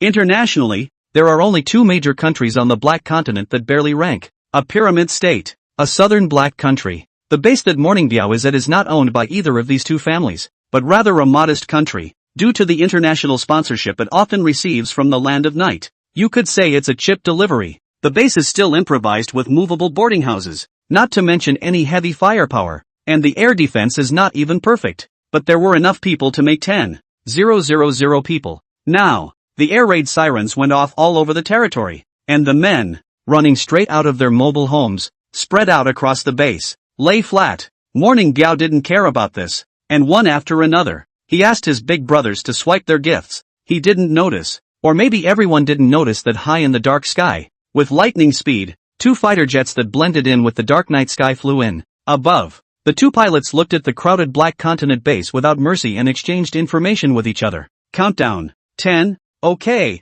2 words from two people decided the life and death of thousands of people. And after the unity of opinion, 10 seconds later, just as the two were about to press the launch button, suddenly, the alarm of a target sighting came from the fighters. Stop the operation. As soon as the radar scanned, a dozen red dots, instantly, appeared in radar range and flew towards the space at fire speed. Someone has the same goal as us. See, after a short exchange, the two pressed the switch channel button and immediately reported the situation of the investigation. 004 to base. 004 calling. The instant battle situation has been automatically uploaded. Requesting feedback. Base received. Hold on. The base AI has built an instant battle network, which is also available in other countries, meaning enemies detected by the radar of either fighters or other reconnaissance aircraft. It's all message synchronization. At the first time, this anomaly will be uploaded to the Military Data Information Center, where it will be analyzed and tracked by specialists. Scene. The pilot had just inquired not more than a few seconds before the voice from the base came. 004. You are illuminated by the Sky Country's carrier fleet, Model T-35, number 15. You seem to have the same target. You have already alerted the command center. Please wait. 004 received. Be safe. Understood. Mirage 7. First time in combat, stealthy cloaking performance can actually hide from the radar of the close-by lay feet. No one can afford to pack their bags, but with a little care and attention, safety is not a problem. In addition to the hyperspace teleportation device, the Phantom Max fighters are equipped with a small iron curtain generator. As long as it's not careless, there's absolutely nothing wrong with it. What's even scarier is that the combat labs, right now, are also developing more advanced fighter types with more combat modes. In the future, it might replace the existing missile bombing mode of operation. Back on topic. In the command center of the base, Zhang Ji, Alpha, Norton, and all the others were there, all looking at the satellite monitoring screen of the fighters that had taken off from several everyone. Then from time to time you glance at the road-based air defense radar. Depending on which fighters the base's air defenses can and cannot sweep now, some preparations will have to be made accordingly. A nearby communications officer suddenly blurted out, Commander, 004 has encountered a Sky Country fighter group, requesting instructions. Request what? Fuck just. Alpha's loud voice was just halfway through his shout. Just shut up and look at Zhang Ji. He remembered what the commander had said. Let's not rush to fuck Sky Country and Night Country first. Commander, fuck them or not. What am I doing? Zhang Ji's eyes rolled. Fuck. Just don't hurt their main force. This kind of should be done. Anyway, the Sky Country has many fighters, not afraid of losing so little. Got it. Pass the word. Fuck it and be done with it. Alpha got cool and slapped the table big time. Roger that. Scene. The two Mirage fighters were ordered to quickly find a position. What was it like to be a 7th generation? In their first battle, can it crush the 5th generation or not? Below, Funeral Biao's face that was excited and thrilled a moment ago had turned white, and the airborne fighter group trailed a long tail flame that was already visible to the naked eye in the night sky. Damned brothers, the base of our Black Continent compatriots seems to have been targeted. I have to run for it. He picked up the HD broadcasting equipment on the stand, scattered his legs and ran for the car. The people with him, one drove the car, and Morningbiao also took the equipment out and aimed it at the sky to shoot. Specially prepared, and after a long focus, it was surprisingly blurry to see the tail flames of the fighter jet. Such a scene. The enthusiasm of the audience in the live broadcast room was instantly ignited and boiled over. I second that. It's really on. Come up with 15? Ha ha ha. Cool. I didn't expect to see such an exciting scene on the first night I watched the live broadcast. 15 fighter planes, to cover bombing? Yeah, exciting. Blow it up. The blurred images could not resist the enthusiasm of the audience. 15 fighters, it's seemed, opened the event. Mantis, the yellow bird is in the back. In the sky, 15 T-35 carrier planes cross the sky without the slightest hint of concealment, demonstrating their dominance. Being the world's hegemon, it never even occurred to them to dare any insignificant country to take the initiative to attack their own country. Not in the land of night or the land of blizzard. Strength allows them to be so confident. Hey, I see the target. I don't know what they were thinking up there. Let's exterminate these Negroes. All of them are some trash. Ha ha, don't care so much. Just carry out the orders. The mission is easy and so are we. Isn't that good? The vibe of this fighter group could be heard in the exchange channel, and it was still a pleasant one. Didn't give a damn about the black continent base underneath. That's what they can accomplish with their hands. Alright, let's get ready. Distribute the bearings and take care of it all at once. There should be a follow-up unit coming to search for the chip later. Okay. After the words were said, 15 fighters began to detour, preparing to blow this black continent base to the ground from multiple directions at once. Froze. Nearby, there were 2 enemy planes, blending in with the night sky, the 2 pilots inside, their hands constantly dialing the operating keys. Then, the air that was empty a moment ago. The sudden appearance of 4 weapon probes was so bizarre that no one noticed, and then the probes reversed direction slightly. Locked, the pilot of the base was on the screen, and in the calmness of his gaze, he used his laser probe and locked on to 2 targets. Light prism tank technology from the Allies. Each Mirage fighter was equipped with 2 laser emitters. One could lock onto 2 targets at once. 2 probes would be 4. So, for a moment, the Sky Nation's battle group, with 8 T-35s, was locked on for the moment. Probes following their movements. Drip, drip, drip, drip, drip, drip, drip, drip, drip. Suddenly, sharp alarms rang out from the 8 locked T-35s, and the pilots carried tactical helmets that flashed red on their given goggles. Alert him that he's been targeted by the enemy. The 8 pilots, momentarily confused, looked at the search radar screen, which was empty and devoid of any enemy air units. Air defense radar? I'm locked in. I'm locked on too. What happened? With our stealth, this shouldn't be happening. Those dead pigs on the black continent. Where do they have the technology to break our stealth? Me too. The 8 pilots shouted over the channel in a momentary bit of panic, and their bodies tensed up for a split second, keeping an eye out for the anti-aircraft missiles below. Aha, you guys are locked in? How come I'm not? The intel given from above at all. This base's air defense isn't perfect. There's nothing we can do about it. Neither have I. Is there a glitch in your system? Ha, 8 were locked up. 7 were fine, giving the 15 pilots in the air a momentary fog. What the hell? If you want to lock it, you should also lock it together and launch the anti-aircraft ones. Why do you still lock half of it and leave half? Do you want to see our strength? Whatever. Let's launch a round of air-to-ground missiles and blow them around. Yes. In fact, the 4 probes in the night were extremely abrupt, as if a bug had appeared in a perfect world. But it really isn't easy to spot. Seeing that there were no anti-aircraft missiles rising from the ground, the Sky Country's fighter group didn't think much about it and directly pressed the launch button. Dozens of missiles whizzed away at once. Viao's teammates at this time hate to put their feet into the gas tank. The engine is overwhelmed by the sound of whine. They finally escaped from the range of the strike. Stop far away. Continue to live streaming with your device heart-stoppingly. At the same time, the 2 Mirage fighters at the base, seeing the Sky Country's fighter group, actually helped themselves to striking tonight's target. There was a moment of joy on his face. There was no rush to attack either. After several rounds of indiscriminate missile bombardment, this base on the Black Continent was completely set ablaze, and during the night the movable boarding house burned with a blazing fire. The soldiers inside, there were even more deaths and injuries, and they were directly beaten without the ability to fight back. 10,000 people. It sounds like a lot, but in reality, it's not much at all, and if we gathered together, we wouldn't be able to fit in a playground. Eyes are almost there. The 2 pilots of the base pressed the attack button at once. Zip!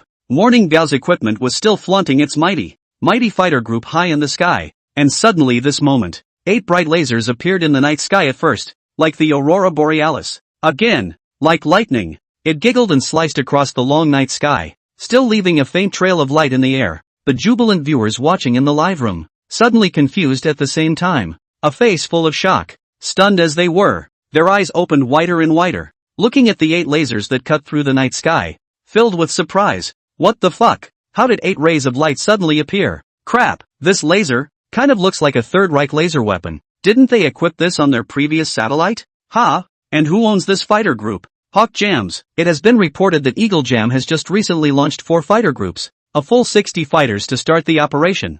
I'll go. In an instant, countless viewers stood up with a sudden sense of excitement. This was only the first day. Hawk Jam really fought with the Third Empire, and so on. Nope. Rather, it was the Third Reich, which initiated the attack on Eagle Jam. Holy shit. Yeah, it's really coming together wonderfully, and it's increasingly giving a sense of surprise that it's only the first day. And it's like Mars on Earth. That's a lot of gunpowder. Hiss. It's really worthy of the Third Reich. I've never seen them so rigid in this world. There's one thing to be said for the Third Reich being so reckless. The Eagle Sauce is stealing a march on them by not hitting them. How dare they take the initiative? Is this too much time to live? Yeah. If you're as fierce as the Third Reich, can you beat Eagle Sauce? Don't argue yet. Look. Can this wave hit? 8 lasers. If this gives Eagle Sauce to destroy 8 T-35s, Eagle Sauce will have to gnash his teeth, right? At once, the attention of an unknown number of viewers around the world was suddenly focused on the live screen. 8 lasers bright as day. The light flashed,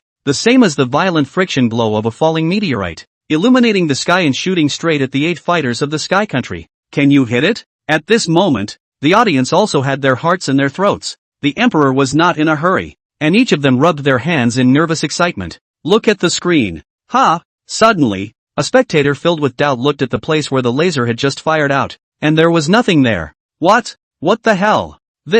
What's the deal again? I remember the laser coming from there, but why doesn't it look like anything? Me too. Yeah, where's the stuff? Where's the carrier that fires the laser? Where did it go? And it's thousands of meters up. It can't be a small drone. It can't fly up there. As one person asked the question, there were as many people who noticed it all at once, but squint and look carefully. Froze without even a hair. Holy shit, there's filth. The Third Reich is hiding things. While everyone was wondering, in the sky, the fighter group from the Sky Country was even more shocked and panicked than the audience. No ghosts on the search radar, but the panoramic camera outside the fighter, along with the infrared system, had already tracked the scene, and there were 8 lasers coming at breakneck speed, and it was fired from very close to them. There's no way to dodge. A moment. Boom. High in the sky like fireworks. The fighter jet blew up, splattering countless sparks and bursting into pieces. Very grand and amazing. 8 T-35 fighters. None of them escaped. Such a short distance. Lightning speed. Autonomous avoidance did not have time. Lost a big chunk of it all at once. The pilots of the 7 remaining Sky Country fighters were instantly thrown into a panic, yelling over the channel. Shatter, where are the enemy planes? We can't find the enemy plane. Run. Why? How did they do it? The T-35 is already one of our most advanced fighters. Did you see the target? No. All 7 had panic and confusion in their voices, hurriedly maneuvering the fighters to prepare for evacuation. It was simply an unequal battle. Everyone else had launched an attack, but they hadn't even seen where the enemy was. How's this gonna play out? Run first. Let's split up and run. Sprinkle jamming bombs. Fine. The remaining 7 people, who were under immense psychological pressure at this time, couldn't even speak properly, maneuvering their fighters to hurry and escape, simultaneously scattering a barrage of jamming bombs. The air is like popping fireworks. However, it didn't work at all, and in the next moment, the urgent sound of being locked in their fighters came from their fighters, and cold sweat broke out from several people's foreheads in an instant. The hairs on his body stood on end. It feels as if there's a ghost staring at my back. There was still nothing on the search radar, and the panoramic camera, too, couldn't pick up anything. The probe of the laser emitter is too small. Who could have noticed this thing? Together with the phantom system, which constantly and automatically simulates the surroundings, it always keeps the fighter stealthy and blends in with the night. Next moment, 2 different aerials once again erupted with 7 searing rays of energy, just as if they had suddenly appeared out of thin air. It can literally scare the soul out of a person. A moment of radicalization. The 7 pilots of the Sky Country, indeed, turned white with fear and shouted in the channel in terror. Fuck! It's doing it again. Can you duck? Jump! As soon as the man finished speaking, he ripped off his oxygen mask and pressed the emergency ejection button, sending the seat, along with the man, flying straight out of the fighter jet. What expensive advanced T-35 fighters. Fuck off. Dog lives matter. Upon hearing this, the remaining 6 also didn't hesitate at all, directly ejecting, and the next moment the fighters violently exploded, stepping into the footsteps of the 8 just now. And Morning Biao's live feed, the audience was really like seeing a ghost, rubbing their eyes vigorously. The place where the laser had just exploded, there was still no hair. Everyone. There was a moment of creepiness. The Third Reich. What the fuck have you got going on here? Void solitaire? At this point, on the Gulf, the nuclear-powered carriers of the Sky Nation were in disarray. His grandma's just dispatched. I've got a fighter group, and I'm just lost? The military power of the Sky Country, as early as the first moment, had monitored the anomaly, and the satellite images were directly tracked over. Only the remnants of 15 exploded fighters were visible. Synchronized data. The data from the fighter jet, linked to the Military Information Data Center, was instantly synchronized with a scene captured before the explosion. There are no fighters. No warning. It was locked on straight away. Then the laser fired over and blew up. It's that simple. But it was the people in the command center. Looking at all, the eyes narrowed. Just inside clearly suppressed anger. Mature laser weapons. Don't even have to think about it. It's definitely from the Third World government. The only ones who have used sophisticated laser weapons so far. This is running into an old enemy. Adam Adolf, a 3-star general of the Sky Country in military uniform, crossed his arms with a dangerous aura leaking out of his eyes and said in a deep voice, "Good guts. This laser, it's the Third World government. Right. I didn't trouble him. How dare he come after us? Send someone to pick up the pilot first. Take another good look at how they attacked." A series of bursts of words, all with a wave of anger. The heart is annoyed. A small Third World government. By what right dare to provoke my big Sky Empire so 3 times? Who the hell is he to do that? Don't you know how to spell death? Adolf crossed his arms in an air of Admiral's majesty and swept over to a couple of other screens. Thankfully the rest of the fighter group was clear. The home Sky Country came with a total of 2 carrier battle groups this time. The ship carries about 120 aircraft. 15 is already 1/8 battle damage. It's only the first day. It's simply a huge loss. Contact the ground forces and send someone to find those 3 chips and bring them back. Adolf could only console himself with the chips now. When the chips were first distributed, they were held in heat-proof, very strong safes, without fear of missile bombing, and all are equipped with signal search, and no fear of being hidden. Yes, General, contact has been made, and by the looks of things, the ground forces will only need to send out 2 companies to take care of the remaining remnants. At those words, Adolf sneered with a stream of disdain, full of condescension, as well as a haughty look. How many of the Black Continents playing with the Night Country and the Blizzard Country can withstand a round of beating from us? Beyond the words, not a single one that can fight. General, on our side, there are also a few that have been hit by the Night Kingdom and the Blizzard Kingdom. Should we send ground troops to intercept them? Soldiers are also tricky. It looked like over 100 countries, but in reality, it was still a fight between the Sky Alliance and the Stormy Night Alliance, with the exception of a few ambitious guys. Of course we have to go. Adolf did not hesitate in the slightest. Light and with the words of the superior. Indeed no one put in his eyes. And then let the fighter swarms go to prey on the battlefield. Let's see if the Kingdom of Night dares to fight us head on. Ha? Yes, sir. Anyway, it's a messy next. Too many countries doing it tonight. Third World Empire, Everland, Night Country, Sky Country, Blizzard Country. The calmness of the day seemed to be just for this big storm at night. Incomplete statistics. At least nearly 24 countries have bases that have been hit, and after some strikes in the air, it's the ground troops that go forward to search for the chips. Maybe hostile countries. Naturally, they will not allow the chip to fall into your hands so easily, and start cutting each other off and clashing on the ground. Straight up crash. It's become a total pandemonium battlefield. Beyond everyone's expectations, the 3 ground troops that the Night Country had detached, 1,000 or so, went forward to pick up the chips, and were directly bombed plus strafed by a swarm of fighters from the Sky Country swathe. The angry Land of Night also sends fighters. The situation erupted very violently. The battlefield was too big to be written in a sentence or two. Every place was fought. Sneak attacks, interceptions, yellow birds, hit this team, try to take the chip back, and here comes another old 6 team. Gradually, everyone found out. 10,000 people. Simply not enough to fight. Enough. This side to go a few teams to search the chip. Fight. To support. There are still people to be sent over there to intercept hostile countries. Or there's still the old 6 to go. Wait for someone else to finish fighting. Grabbing the fruits of victory. It's simply not enough. And if we keep fighting like this, the base camp will be deserted. And the fire is getting hotter and hotter. Especially with the Night Kingdom and the Sky Kingdom. Most intense. The 2 families had been holding their breath.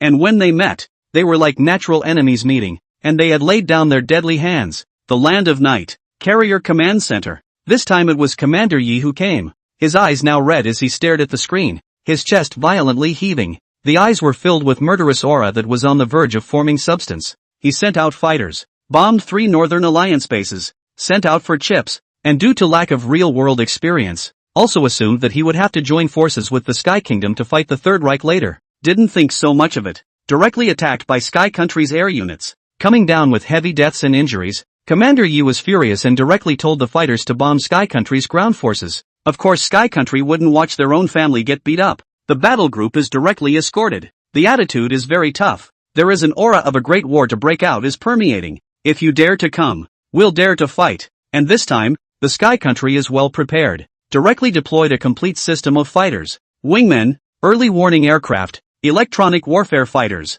carrying anti-radiation missiles, medium and close-range fighting rounds. Tighten up. In today's air combat, the performance gap of a single fighter, not enough to mention, can reflect the combat power, but a whole air combat system, similar to an aircraft carrier fleet group. Very many systems that provide combat power to the fighter fleet. A little bit of this advancement and a little bit of that advancement in the whole system, all blended together, can make a huge difference. Commander, calm down. The other side is ready. It's not very safe for us to charge head-on like this. Air combat is a hierarchical field, where the overall system can't keep up and the gap will be thousands of miles, and rushing to a place where the enemy is fully prepared. It is very irrational behavior. Commander Yi was certainly angry again, but he had to restrain himself at this time, send the AWACS and escort planes to lift off, and from today onwards, they will be on standby in the air all day long until the end of the 1-month military exercise. Yes, send out fighters and wait for my orders. Ground troops, continue to spread out and advance.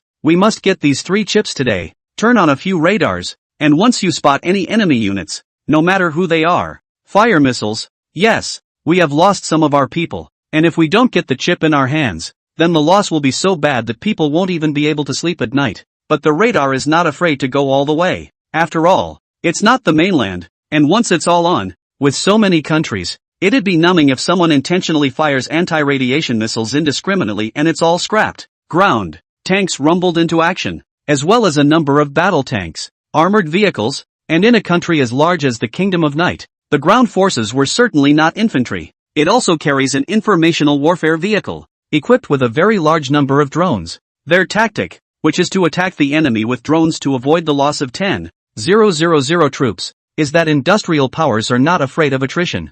The other side, the base's multi-purpose armored vehicles, also divided into 4 squads, went forward to collect the results of the battle, except for 004, who encountered the Sky Country's fighter group. The remaining 3, all went off without a hitch. The combat power of the Mirage Max fighter, so powerful that it was unparalleled, did not need the support of the air combat system at all, and its superb maneuverability was just like that of a sci-fi movie, directly stealthy and invisible, while firing missiles at low altitude. Turn on the machine gun strafing. Missile bombing cannot destroy the air defense. Direct, simple and rough with machine guns to hit the people below, is not a way. The full-grade bigot kills the newbie village. Along the way, the troops at the base also encountered a number of other teams, along with the occasional helicopter passing overhead, neither side sure who the other was. Restraint was maintained. Very consciously each circled around the other without meeting head-on, or else a random gunshot would go off under this kind of high pressure. It's just a big battle. In the big chaos of crash,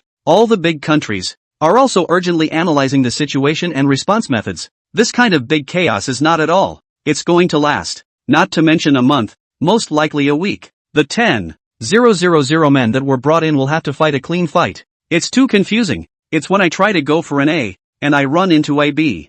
I don't even know who it is at night, so I just start fighting, and then I end up next to an old 6C, with a D who's ready to fight a B. Can it not be messed up? But the initial confusion is inevitable, because it's the first time for anyone to fight this kind of real-life military exercise. With more than 100 countries, the situation is bound to be chaotic. Just as quickly, numerous countries found ways to deal with it. The first being to either attack one target at a time and keep their forces concentrated. Secondly, complete restraint. Be the oldest 6. Save your power, meddle into the final round. Let someone else grab it first, and then finally once again grab that person in one fat wave. Third, send only fighters to make trouble, muddy the waters, watch them kill each other, and finally harvest the battlefield. It was almost dawn when the decisions were taken out. After a night of fighting, Crash was littered with battle fires and thick black smoke, like an apocalyptic ruined city. Sky Country Carrier. Adolf saw the aerial photos and nodded his head in satisfaction. Not bad. This is the effect we want. Even if we can't destroy the Third Reich, we have to make them a broken country. This great war presses on.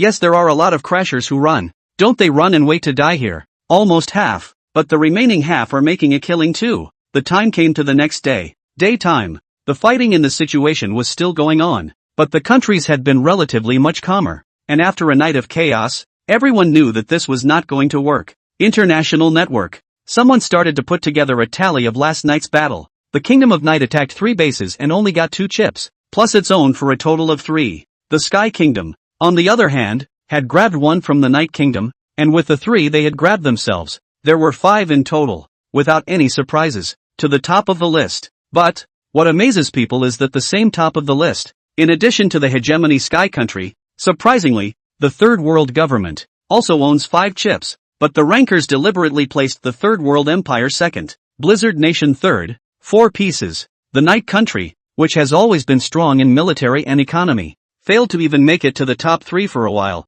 leaving everyone in a state of shock. And Central Europe's Little King, Leto-e, along with the Penalty Tower Kingdom and the Everland Kingdom, were all 3 pieces, with the Penalty Tower Kingdom coming in 4th, Leto-e coming in 5th, and the Night Kingdom becoming 6th outright. Domestic. The internet is straight up miserable. Though the Land of Night, it is said, has not had any notable international battles that have demonstrated its country's superior strength, but there's no doubt about it. He is recognized as one of the top 3 powers in the world. The people of the Land of Night were quite proud of this, but suddenly, the chip ranking on the first day fell directly to the 6th. It would be hard to get people to accept that. No, why only took so many chips on the first day. The gap with Sky Country is a little bit too big.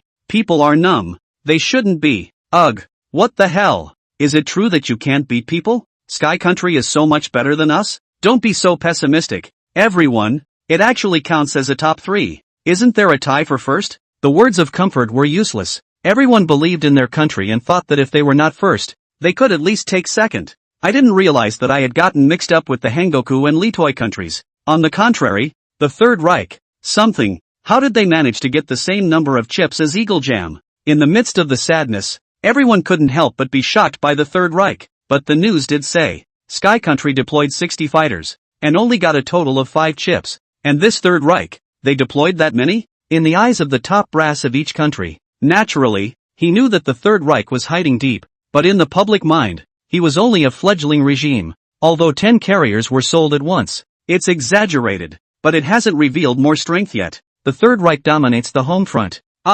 Maybe this half month. Well prepared. I guess the next. It's going to be pulled apart. Pretty much. The first day was horrible. I counted more than 20 countries eliminated out. Let's see what today has to say. I hope the Land of Night stands up. The international network only counts the number of chips in each country, but nothing else. The war situation. How each country fought. Because that's not something anyone can count at a moment's notice. And chip words. Use the Explorer to find out which one has how many chips. The results of the first day's fighting in Crash were a sensation to the world, and the situation in the countries fought so intensely that it has not now stopped during the daytime of the second day. There's friction everywhere. Only, apparently, it's much better than last night, now that everyone's learned the hard way not to take the initiative and wait to be the oldest 6. Either that or concentrate your forces. Just hit one. The only difference is that the bases are on the move and not stopping. With dozens of military bases across the territory and a constant stream of people departing, cooperate with air power to eliminate other countries' bases.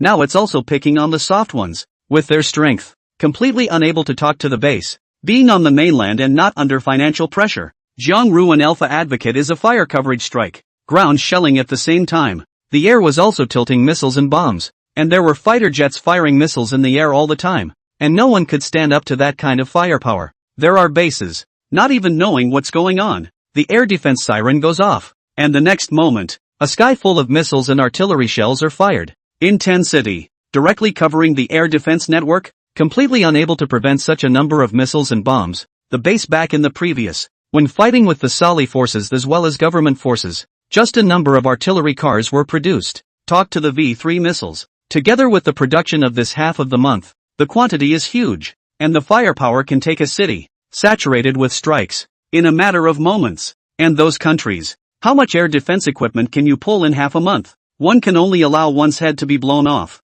One day, the number of chips owned by the Third World Empire is rising in horrific numbers. 6 sheets, 7 sheets, 8 sheets, afternoon, that brings it to 10. The horribly exaggerated firepower directly made the three families of the Night Country, the Sky Country, and the Blizzard Country, who were at sea and monitoring with spy satellites, look dumbfounded. Intense missile bomb attacks are too scary. Just the small town of Gray in the Night Country, with adequate air defense. Commander Yi wouldn't dare to say that he could defend the base from this covering strike. Commander Yi looked at yet another base, destroyed by the intensive bombs and artillery shells. He directly sucked in a mouthful of cold air and spoke in an exaggerated tone. This Third Reich, is it still human? How did they get to this point? In half a month, with their ammunition stockpiles? If the Third Reich was a country that had been in power for decades, he could understand that it was normal to have that kind of heritage. But last month, they had only just come through a bitter battle to take the crash, and in half a month's time, they had become so pompous.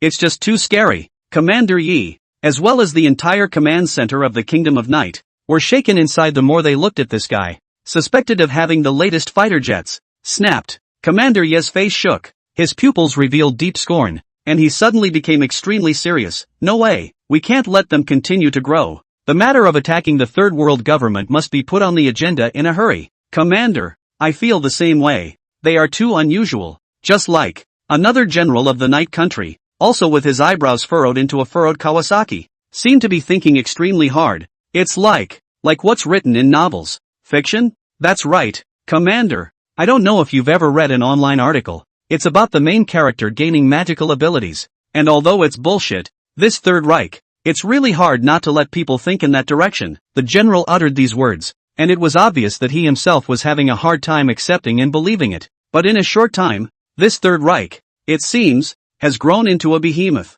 Laser weapons, advanced stealth fighter, radiation engineers, terrorbots, any one of these things, are leaking extraordinary. These technologies, put in any country, are required to spend a huge amount of manpower and resources to research out. Can be so Third Reich, keep it handy. Plus 10 carriers, popping up without a word. This productivity is overly scary, and it's taken countries this long. Neither has gotten to the bottom of the Third Reich. Under all possibilities, least likely, favoritism is the most likely. Commander Yi was also shocked by his subordinate's words. Looking at the screen, the base area that was saturated with fire coverage and strikes. In a daze, a novel? Ability? He immediately felt a boulder pressing down on his chest, thinking of all the behavior of the Third World. It seems really resembled. It's just that it's too unbelievable. But, regardless of what's really going on, it's undeniable that the Third Reich has the ability to get stronger quickly. Commander Yi took a deep breath. Contact the Sky Country,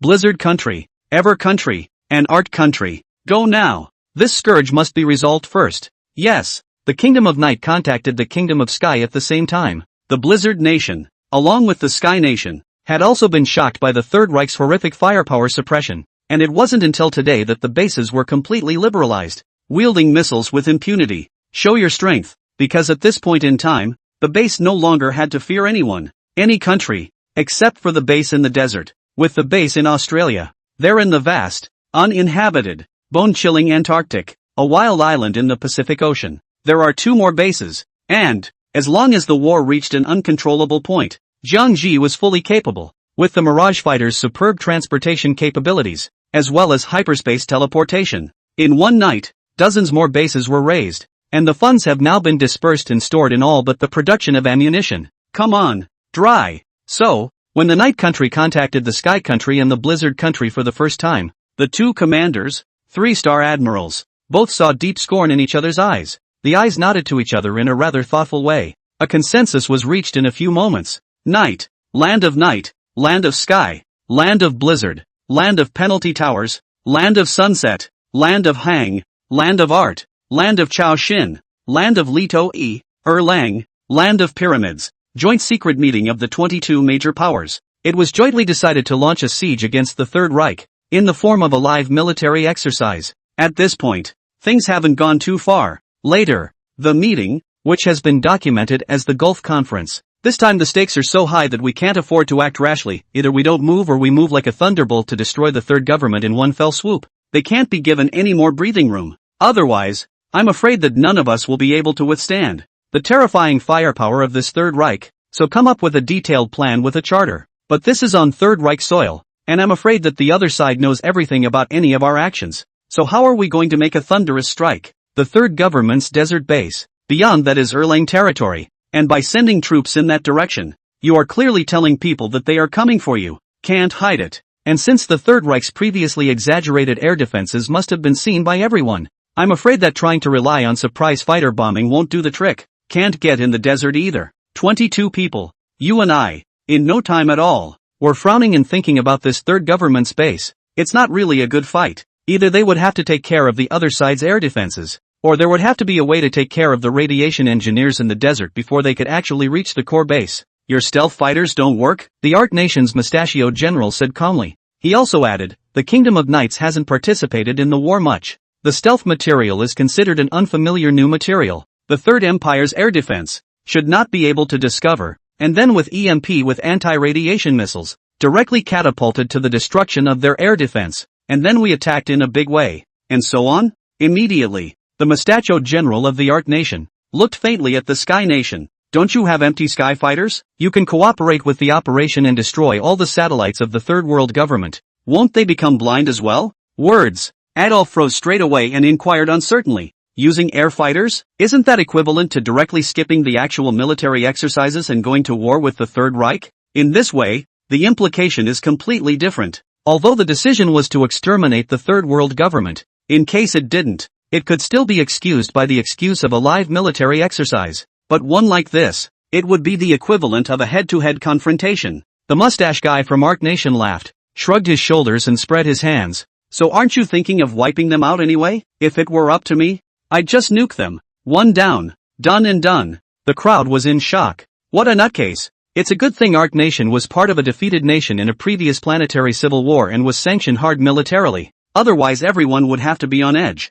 But obviously, the mustache guy's words made the crowd a little hesitant. Were they and the others really prepared to eliminate the Third World government in one fell swoop? If these people were brought in, no, what will be the consequences? Either we still report to the top of our country and seek a collective opinion? Suddenly, someone suggested so, hesitantly. Now this meeting was all just a decision by their general in charge of this practical military exercise. States do not yet know. No way. The Night Country's Commander Yi negated this proposal and said in a serious tone, everyone, if we don't report it, and something happens, we can still take the responsibility. If we report it, it will be a problem between countries, not a problem of this practical military exercise. You mean, it fails and we take the blame? Commander Yi swept towards the questioner. Undeniable. You want to humiliate the country? That's the question. The great righteousness. The crowd opened their mouths. All of them could not find a reason to refute. Commander Yi continued. As the person in charge of the countries that can undertake this practical military exercise,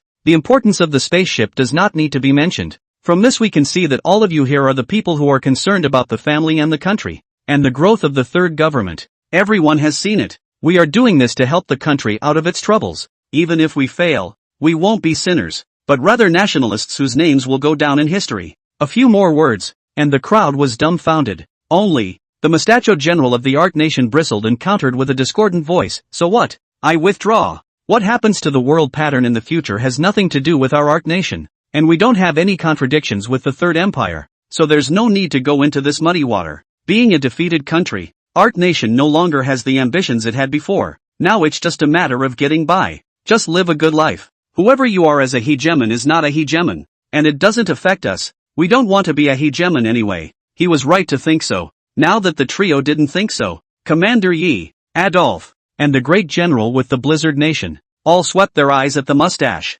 bringing a hint of displeasure in their eyes. Sure enough, when he said that, several generals from several countries started to get misty-eyed. Yeah, how about the Third Reich? What's that got to do with us? And no contradictions. Come to think of it, the one who had a conflict with the Third Empire seemed to be the Kingdom of Night besides the Kingdom of Sky, and the layout of the two families had been broken. Then there's an Erlang. The rest of it was a mouthful and painless. Then, to fight or not to fight the Third Reich, the hegemony is not the turn of a few of us. Chao Xinquo bore the brunt of it and directly said, I also quit. Pyramid State, I'm out too. Have you thought this through? The Third Empire is bordering you. So if you have ambitions in the future, do you think you'll be able to run away? This was said by the general of the Erlang Kingdom. They are suffering from it. The Canal Nations, which occupy the heart of the world's shipping, said, I'll stay out of it. Then, I'll just collect the toll for every ship that passes through. You can't get away with it either. Do you think the Third Reich, with its character, would be willing to give you a toll? And don't forget that the canal is very close to the Third Reich. For a moment, the conversation went off on a bit of a tangent though, but without prejudice to the majority of those present, who still decided to get involved in this hands-on. Disagreements arose for a while, and Art Nation was adamant about not getting involved, and shut down the video conference. The Pyramid Kingdom and the Canal Kingdom, being spoken to, were still hesitating, while the generals of the Chaoshin Kingdom were persuaded by Commander Yi, decided to get on board. At the end of the day, it was just one artistic country that withdrew, and the remaining 21 countries all decided to stay for the next few days, carefully deploy a plan, then launch a lightning attack. When the consensus was reached, the battlefield of Crash turned supine by nightfall, except for the Third Reich, who was as mad as a hatter, crazy chip grabbing. The rest, eerily quiet. Evening. International network. Someone counted the number of chips in real time, and when the netizens took a look, they directly froze, full of surprise and disbelief. First, the Third World Government. Chip count 14. Second, Sky Country. 5 pieces. Netizens from countries all over the world directly issued skeptical questions. This record simply stunned everyone. 14 pieces. Nearly 3 times as many as Sky Country directly? Evening. How did they do that? Can't believe it. Did the Third Reich go and steal it? Is this data really okay? How could they get so much in one day? It feels incredible. If it had been 1 or 2 slices it would have been fine. 14 slices is an amount that is no longer a surprise, but a shock. Minus the 4 from last night. They took 9 in one day? Meaning, destroyed 90,000 people? Lean. It's like a killing machine. There's no telling who was so miserable as to be so cleared out of the Third Reich. And while the netizens don't know, the others involved do. Both the Northern Alliance. There's also the Stormy Night Alliance. It can be said that the Third Reich, with the exception of the neutral ones, is offending all that it can, and acting as if it wants to be the boss itself. It's only 10 o'clock at night. They were still attacking, and hadn't stopped for a day, except that Crash was eerily quiet, and the base had noticed. And tonight, several big countries are very calm, and surprisingly, they do not go out to grab the chip.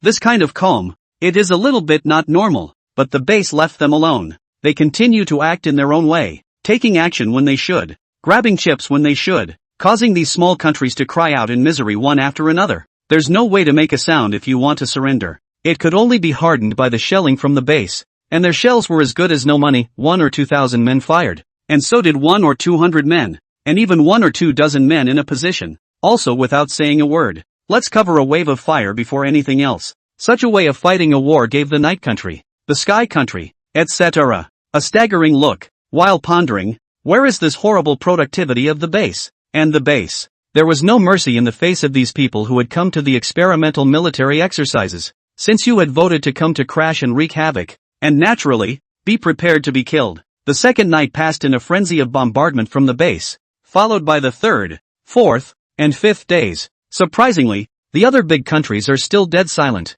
At this point, the base had already taken a total of 70 chips. Sky Country only had a mere 13. Night Country was 11. And this was a masterless chip they were looking for. There were just over 100 participating countries. There are dozens of chips. It was cast in crashes immediately afterward. And the base. All robbed themselves. But the quietness of these great powers oozes an air of great danger. And they have been mobilizing all sorts of supplies from their homelands for the past few days. Large transport planes, transport ships, sailed to the Gulf from all over the world, transported by these great powers. Who knows what they shipped over? Well hidden, but obviously well prepared for a huge battle. The time of the 22 Nations Conference. Although Commander Yi said not to report on the native, and that everyone would take the blame for the loss. As soon as he went back, he reported it. It was agreed above. It's just that if things fall apart, say you didn't know about it. So, he has mobilized another huge amount of war material, ready to fight the Third Reich, in a decisive battle, to solve this scourge that does not speak of military virtue.